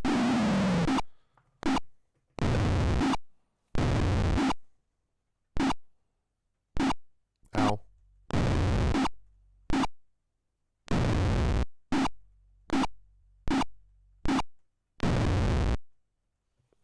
Okay.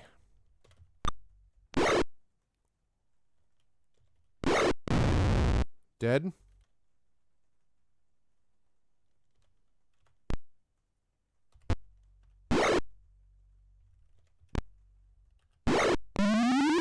Uh-oh. He goes mad. He's like an Aurak.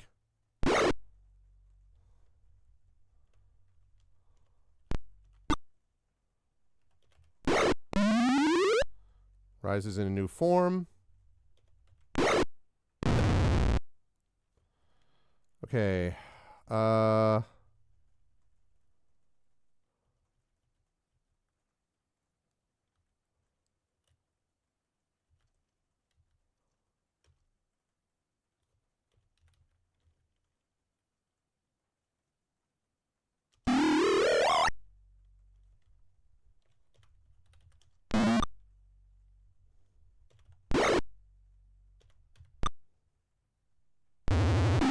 God damn it.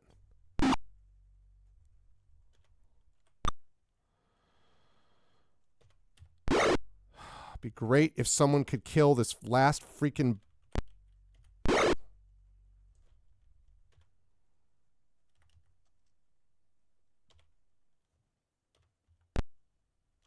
right, can I...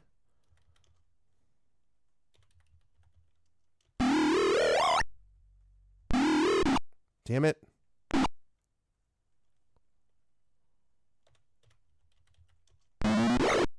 Thank you. All right.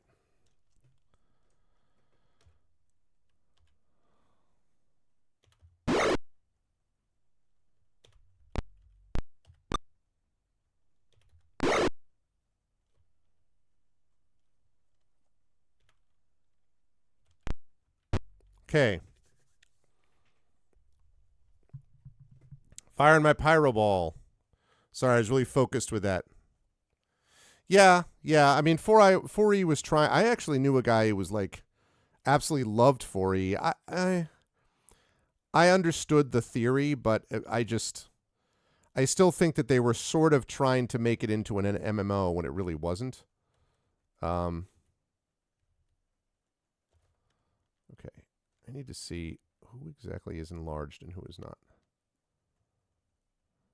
Oh, Rockwell is enlarged. Okay. So...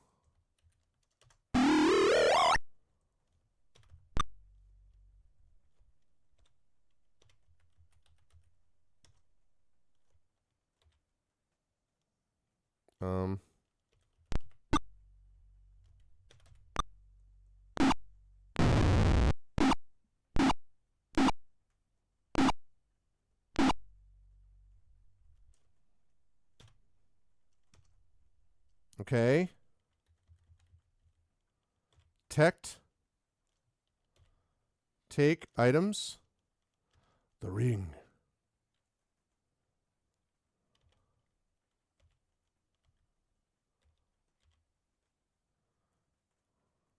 I think that's a ring of protection. Sure is.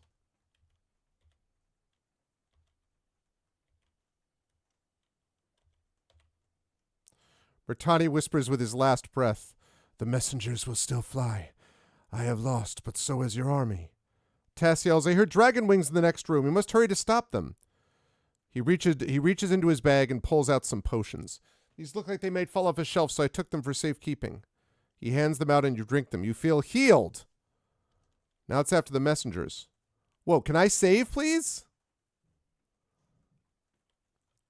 The roof has been opened to the sun. The sky is clear and the 3 dragons prepare to take flight. If you fail to stop them, then the good armies will be destroyed. Come on, I'm not even allowed to save? Oh my god. They're adult dragons, though!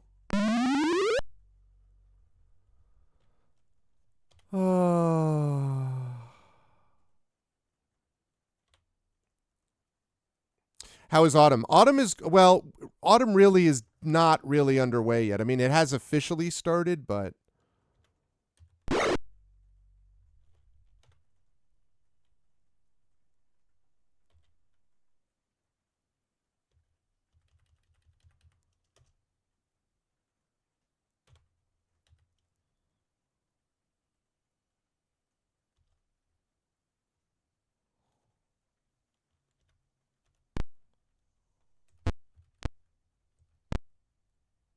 Oh, shoot. Well, that's a problem.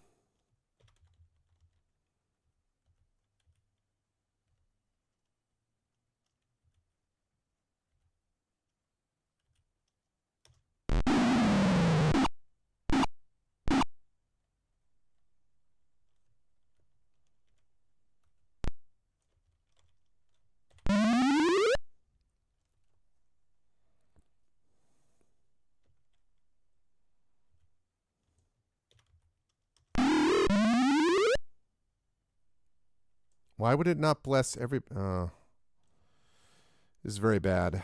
Very, very bad.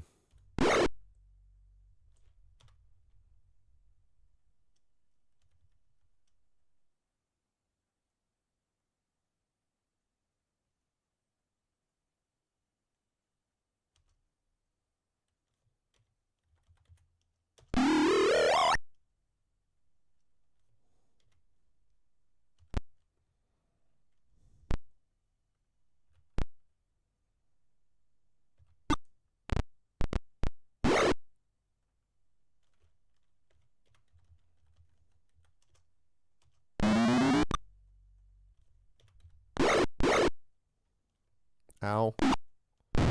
77 points of damage. Wow.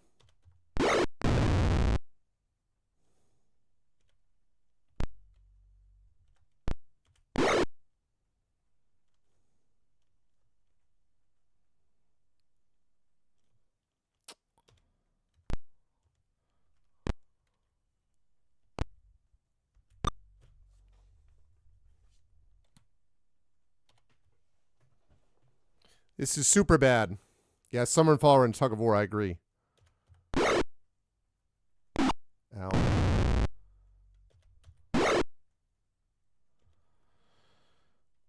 $77 points, huh? It's like every time he breathes fire, it's just instant death.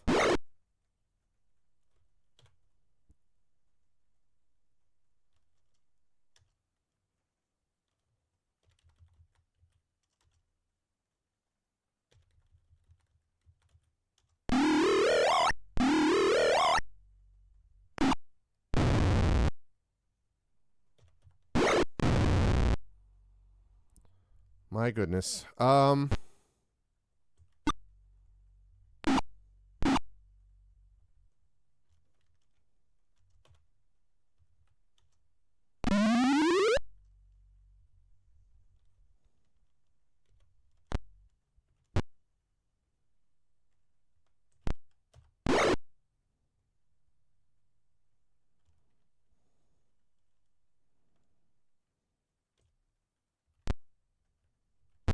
Okay.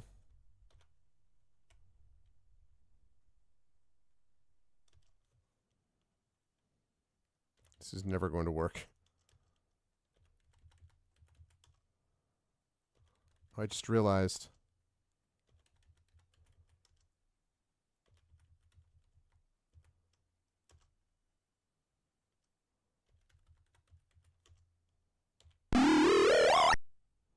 I just realized I could have used a necklace of missiles.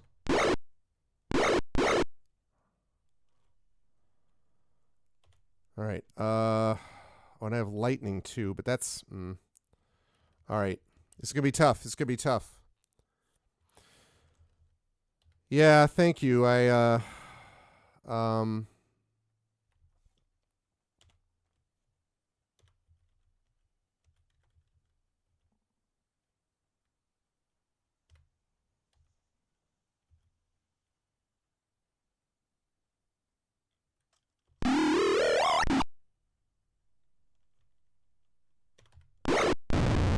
Oh!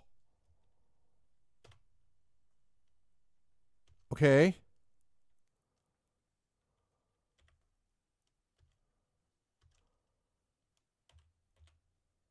Victory, you have saved the good armies. Everyone's dead or unconscious, but they can be resurrected. The Salamnic Knights arrive on Dragonback. They land and bow before you. You've prevented the destruction of our armies. Your valiant fighting and great wisdom are inspirations to us all. With the threat of evil abated in these lands, you can pass your responsibilities on to others. You may take a well-deserved rest. You've given us the tools needed for the fight elsewhere. You give your major items to the knights to aid them in other battles. Thank you again for your dedication to duty. You must accept these medallions. You are now members of the Special Salamnic Order of the Champions of Krynn. You will be honored in song and legend forever. Mai is helped forward. She smiles. I wanted to thank you personally for your heroism. You've honored the memory of Sir Carl. You are truly heroes. In the distance beyond the cheering crowd is a single glowering figure. A whisper comes on the wind. I am impressed, but do not think that this will help against me. Lord Soth turns and leaves. The knights fly you back to the outpost. Hell yeah.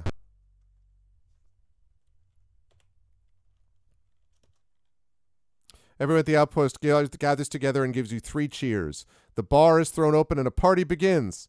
Lub lub. Dub up ba doo bup. Bup bup ba ba bup. Ba dup bup ba ba ba. Oh.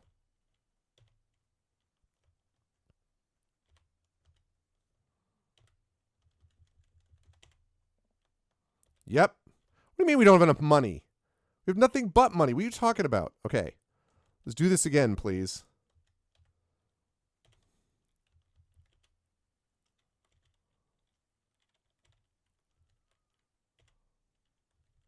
This is going to work, people. This is going to work. This is actually going to work. They'll all be alive. I have enough money to do it. This is very satisfying because, yes, I don't know how I missed... Wait, what? No.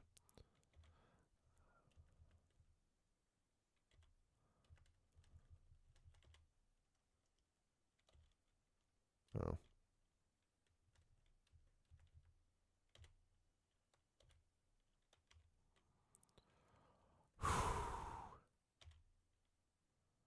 Oh, yes. Yes, I do. We're going to the inn.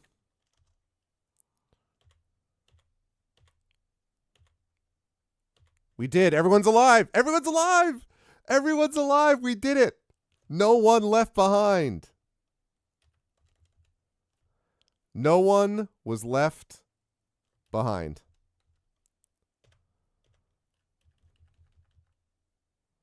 That's very cool. Yeah, because I kind of got out over my skis on that one. Because I was trying to do what I needed to do. Resist fire would have been a good idea, by the way, as someone suggested to me. If I had that spell up, which I didn't at the time.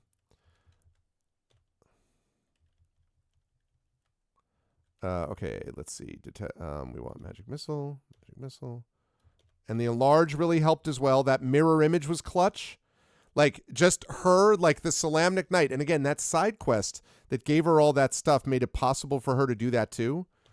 Otherwise, she wouldn't have been able to stand up to it. And then Witcher 3 with that mirror image stayed alive long enough that she could use the Necklace of Missiles. And how good were her freaking fireballs at the end too, by the way.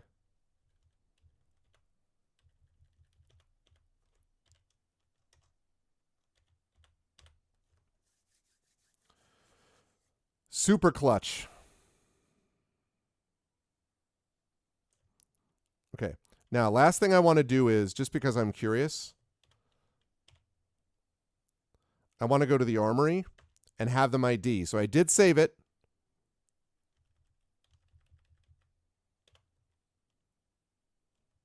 Wait, no.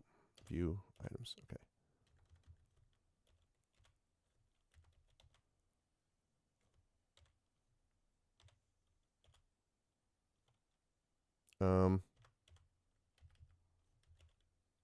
And the ogres were critical too, by the way.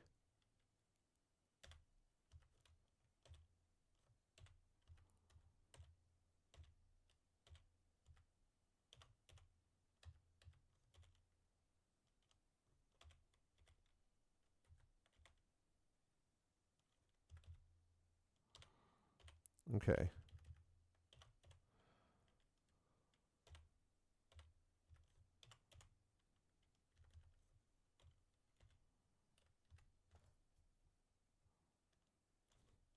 Longsword +3. Mm-hmm.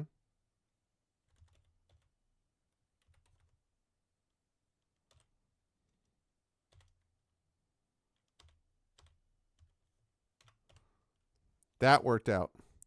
Money's no good here is what they should say. Yeah, that's true, actually. I just saved everybody.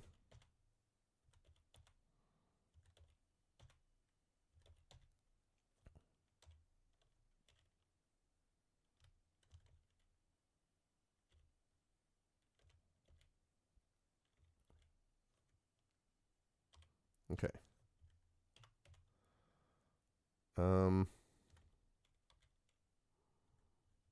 Oh, I thought he had a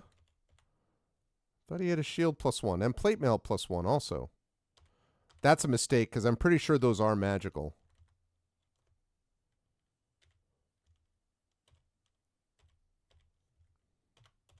Okay.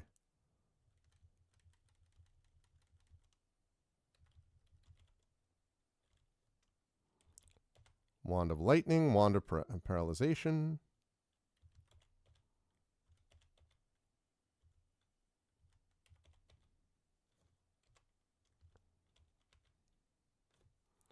Ring of Protection +3. Okay. Now if I go back to the inn and I encamp. Oh, 2 raiders from the... Yay!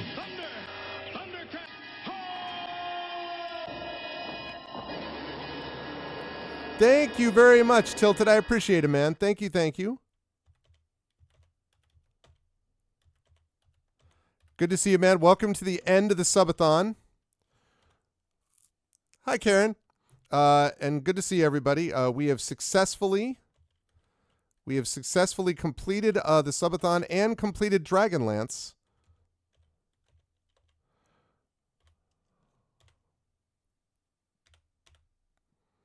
which is perfect. Thank you, Josiah. And tilted up, he was playing Tomb Raider.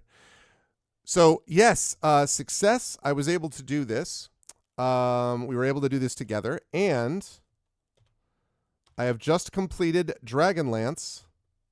Proclamation is on the door. The good armies have been triumphant because of the acts of some great heroes. They will be remembered forever.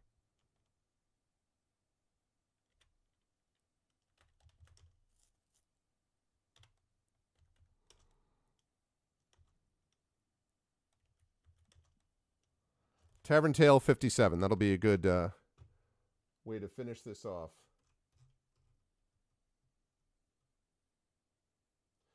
Those rescued slaves had horrible stories to tell. We're sure glad they were helped to escape. Yeah, well, I did what I could.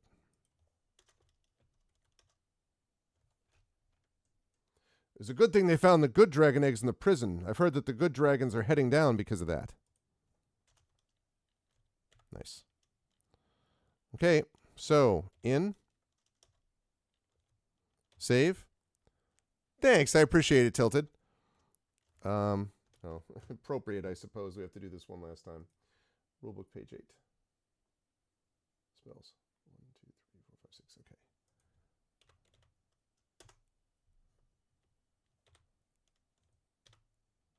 Okay. Save A. And here we go. The final details. Lizwana Kit, level 8, who was really the MVP, kind of. Knight of the Crown. The Arvanaut, level 8 fighter. Rock on Rocky Fell, level 7 cleric. He was the only one who didn't get maxed out in the end. Oh, yeah. Arvin Eleron, that guy, level 7 ranger. Nimblefinger, level 9 Kender Thief. Did a lot of good work too. And Witcher 3. And it was between Witcher 3 and Lizwana Kit that everything got finished in the end. A level 8 white mage. And that's it. Success. We did it. Dragonlance is complete. And not only did we finish it, we did it before we reached the 12-hour mark, which is when YouTube no longer allows you to do this stuff. So we did it. And also, on top of that, we set it up now so that because Dragonlance is finished, that means that Final Fantasy Tactics Remastered drops on Tuesday. I'm going to be playing, as promised, the Patreon Field Chat Chosen Game of the Month called Sword of the Sea. But Thursday night is the premiere of my favorite game probably of all time, at least the original Final Fantasy Tactics. I have played it on 3 separate systems, although it's been quite a while since I played it the last time. I played it on originally on the PlayStation 1. I played it on Android, and I've played it on PSP. I love Final Fantasy Tactics so much, and everything I've heard is that this game is off the hook incredible, this remaster. So I'm super excited to play it, and that's going to be starting on Thursday. So this worked out perfectly. I played it on data, yes. This worked out perfectly. And in addition to that, folks, this was really a lot of fun. We had great turnout most of the weekend. We got Expedition of the Mysterious Peaks went really well. And we ended up with, we didn't get anything for the Patreon, which I'll have to keep pushing that later on and try to get that number up. But we got 104 out of 100 subs, so we did. And remember, we started with 30, so we got 74 subs this weekend. That is a hell of a subathon. That is a very successful Arvathon, and I'm really grateful to all of you, not just those who donated subs, but to those of you who were hanging out this whole weekend, Friday and Saturday. It was a lot of fun. I was nervous about doing this when I first started the subathon a few years ago because I'm like, I don't know, like, do I really want to focus my attention on that? But for one weekend, bringing the community together in this way, I think works really well. And also, I think that everybody, I mean, you tell me, I really enjoyed this Dragonlance game. I mean, I would say that this was like, this probably was like an 7.5, maybe an 8 out of 10 for me. Because I actually thought they did a lot of stuff fairly cleverly. There was the whole Maya stuff. I really liked the tomb with the different tests. The series of stuff with the dragons was cool in its own way. I liked that even though I didn't find the Dragonlance, which I feel sad about, I don't know why, it was still manageable. I liked how the side quests played into this game. So going to the ogre base really helped because we got the ogre support, which we needed. Our having found those humans when we were walking around the city let us draw off more guards. Our finding the crown allowed us to give it to the dragon. He fought some more guards, and that reduced it further. And the fact that we went into the tomb and got the Solamnic Knight, the Solamnic Plate, and everything, we didn't have to do those side quests, but if we hadn't done it, there's no way that we win, especially when we didn't have the Dragonlance. And at the very end, everybody was there except for that one time we just attacked melee. If they breathed fire again, I would have been screwed. But it was me and it was Arvin Elrond. No, it's Lizwana Kit. It was the knight. Very appropriate that it's a Solamnic Knight. That's one of the last standing. And the Witcher 3, our mage. And those two together managed to bring down the last dragon. And that allowed us to get everyone back to the city and heal everybody and raise everybody from the dead. So it really went beautifully well. So. Nice. I'm glad, Echo. No, I get it. And like I say, I really like the gold box games. I do think that I'm looking forward to seeing people who are able to, I know that TomTom's working on one, but can put even more story into these things. That would be, I think, really neat. But it was fun to play this again, to play the gold box again. And I had never played this Dragonlance game back in the days. That was very cool. We have other ones. There are Death Knights of Krynn and the Dark Queen of Krynn, I think, are the other two. I've heard Champions of Krynn is really good. I think the second one is supposed to be maybe the best, and the third one's kind of meh. But we may come back to it and play those other ones at some point down the line. I think that's possible. But I'm so glad that we got this done. We got it done in September, and now we're ready to get started. And it will be on, I guess that would be October, right? Yeah, it'll be October 2nd is when we will get rolling with the Final Fantasy Tactics Remastered. And you're in for a treat. If you've never seen this game, that's a game that basically to me has no weaknesses. It's a tremendous tactical game. It's tremendously deep, but it's deep without being obnoxious. It is challenging. There are some really tough spots. The story is amazing. The music is amazing. The graphics, the sprite work was amazing. And apparently the stuff that they've done that has really improved even that stuff with quality of life things. I'm very, very pleased with it. If any of you were sort of have been around for a while and watched my Triangle Strategy playthrough, Triangle Strategy was amazing, and Final Fantasy Tactics is a step up from there. It's just amazing. So I'm super excited to get a chance to play it. Also, I don't know that we're going to get it done by December, but man, it would be interesting if we did, because in December, Metroid Prime 4 drops, and I'm also really interested in that. So we'll see. But I'm really glad I got Dragonlance done. That's great. It worked out perfectly. I think it was a 7-day thing. So we played it. It took 7 days for us to finish it. But it went really well. So super glad, super happy that it all went well. And yeah, it was good stuff. What's up, Golden Drake? Yeah, so I was happy about that. So we and I have about 15 minutes left, and I have to finish this up so I don't go over the 12-hour limit, and I can upload this video. Again, folks, I want to thank you so much for being a part of this. This was really awesome. So many of you contributed multiple gift packs. So many of you were a big part of this weekend and let other people know about it as well. I'm really grateful to the mods who hung out with me and did some stuff. I'm really grateful to the players for the expedition who were able to hang out with me and do this. I was really grateful to people like Echo who brought in folks on the other channel. Everyone who raided. We just had Flayos, obviously Tilted raided just now. We had multiple people, Big Daddy, what was that? Big Daddy, I'm sorry, I had, where was it? There it is, Big Fatty Plus, who came in and actually raided, so that was really awesome. So it was really fun, and it was, like ARFCon obviously is the most intense event that we do every year, and this is a little bit lower key, and doesn't require as much sort of stuff from me, but it was great. I'm really, really grateful to everyone that made it what it was tonight. So thank you, everybody. And thank you for making this possible and for giving me the sub support and all that stuff. I really am grateful for it. So next week we have Sword of the Sea on Tuesday. Then that's going to be around noon Eastern. Then at 4 p.m. Eastern, I will be playing more of with Pen and Pixels with Expeditions Rome. We're heading into the home stretch in that game as well. And then after that, I will be back here playing with our vocalist doing more Citizen Sleeper 2 to wrap up Tuesday. So I am to wrap up September, actually.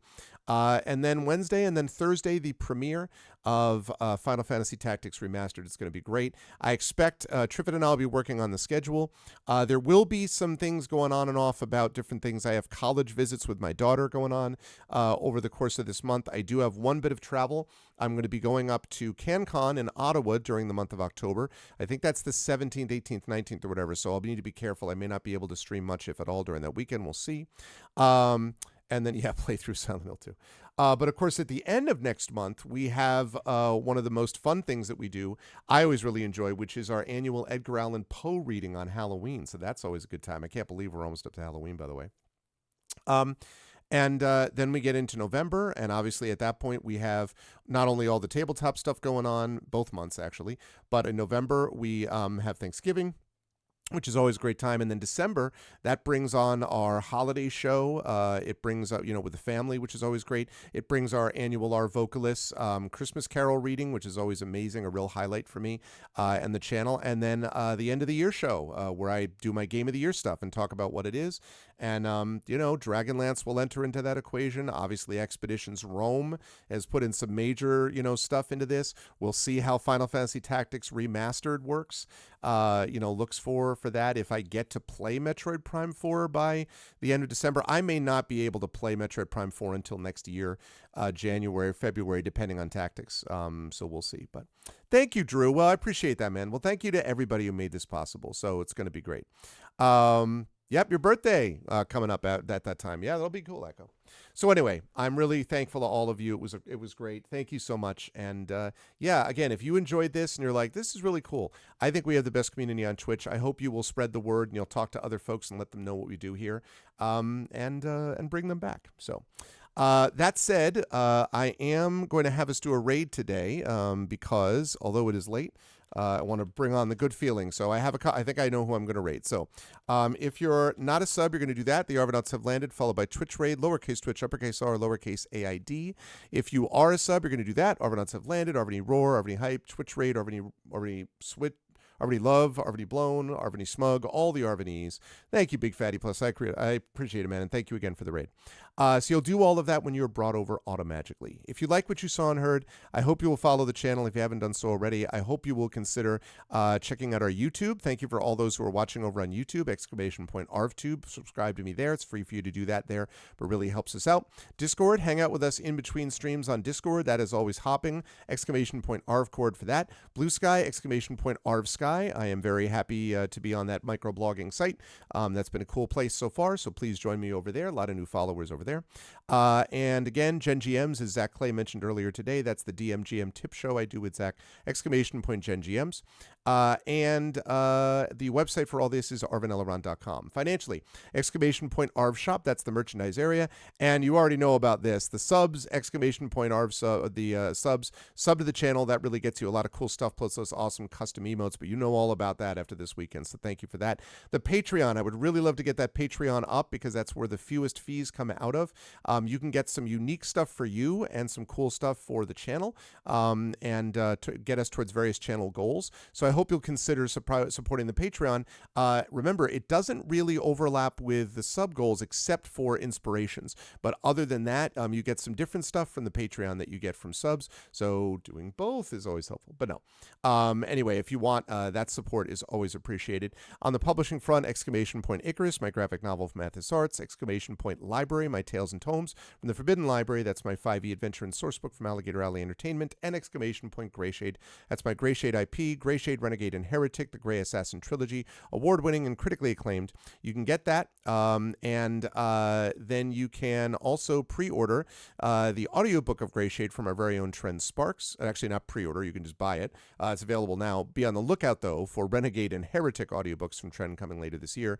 And you can pre-order, this is what I meant to say pre-order, the tabletop role-playing game of Greyshade from our very own Brandon O'Brien, coming out from Alligator Alley Entertainment. That will be out in just about a month. So that is the deal for that. I want to thank everyone who made this an awesome stream today. He said, pulling this up. Thank you to my wonderful mods. Thank you to Prince Justin, Triffity Mats. Thank you to Drew the Damager. Thank you to Coven of Lenara. It's good to see you, Coven. It's good to see everybody here. Thank you so, so much, mods. Thank you to my wonderful Patreon supporters and subscribers. Thank you to Prince Justin, to Triffid. Thank you to Drew. Thank you to Nonstop. Thank you to Echo. Thank you to Tilted, to Big Fatty Plus, to Cicero, Dr. Hugo C. Hackenbush, Fleos, Imaginary Exponent, Terma, and Josiah Firesnake.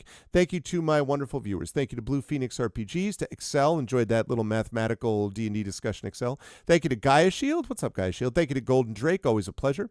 Thank you to Hard Cats Only. Love that. Thank you to Jagtress, of course. Mrs. Dunsel, who's a sub as well, lurking in the background. Thank you to PKD Fan. Good to see you.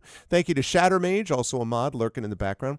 And thank you to Valorant for those bonus subs. We actually got a lot of bonus subs from that, so that's cool that they did that. Yeah, thank you, everybody, for being awesome. Please stick around for the raid, and I will see you lovely folks back here on Tuesday. Dragonlance, D&D Dragonlance Champions of Krynn complete, and Arvathon 2025 is in the books. Huge success. Thank you, everyone who made it that way, and I will see all of you lovely folks back here on Tuesday. Until then, enjoy the rest of your weekend. Oh, tomorrow, if you're going to be hanging out at Flights of Foundry, I will be available, so please come check out Flights of Foundry at noon Eastern when I'll be doing a reading. That is an online convention. You pay what you want. I did want to make sure that I mentioned that because I'll be doing a reading tomorrow, noon Eastern, for Flights of Foundry. Okay, that's it. Thanks, everyone. Much love, and I will see you folks back here on Tuesday. Until then, everyone, please be good to each other, and have a great night.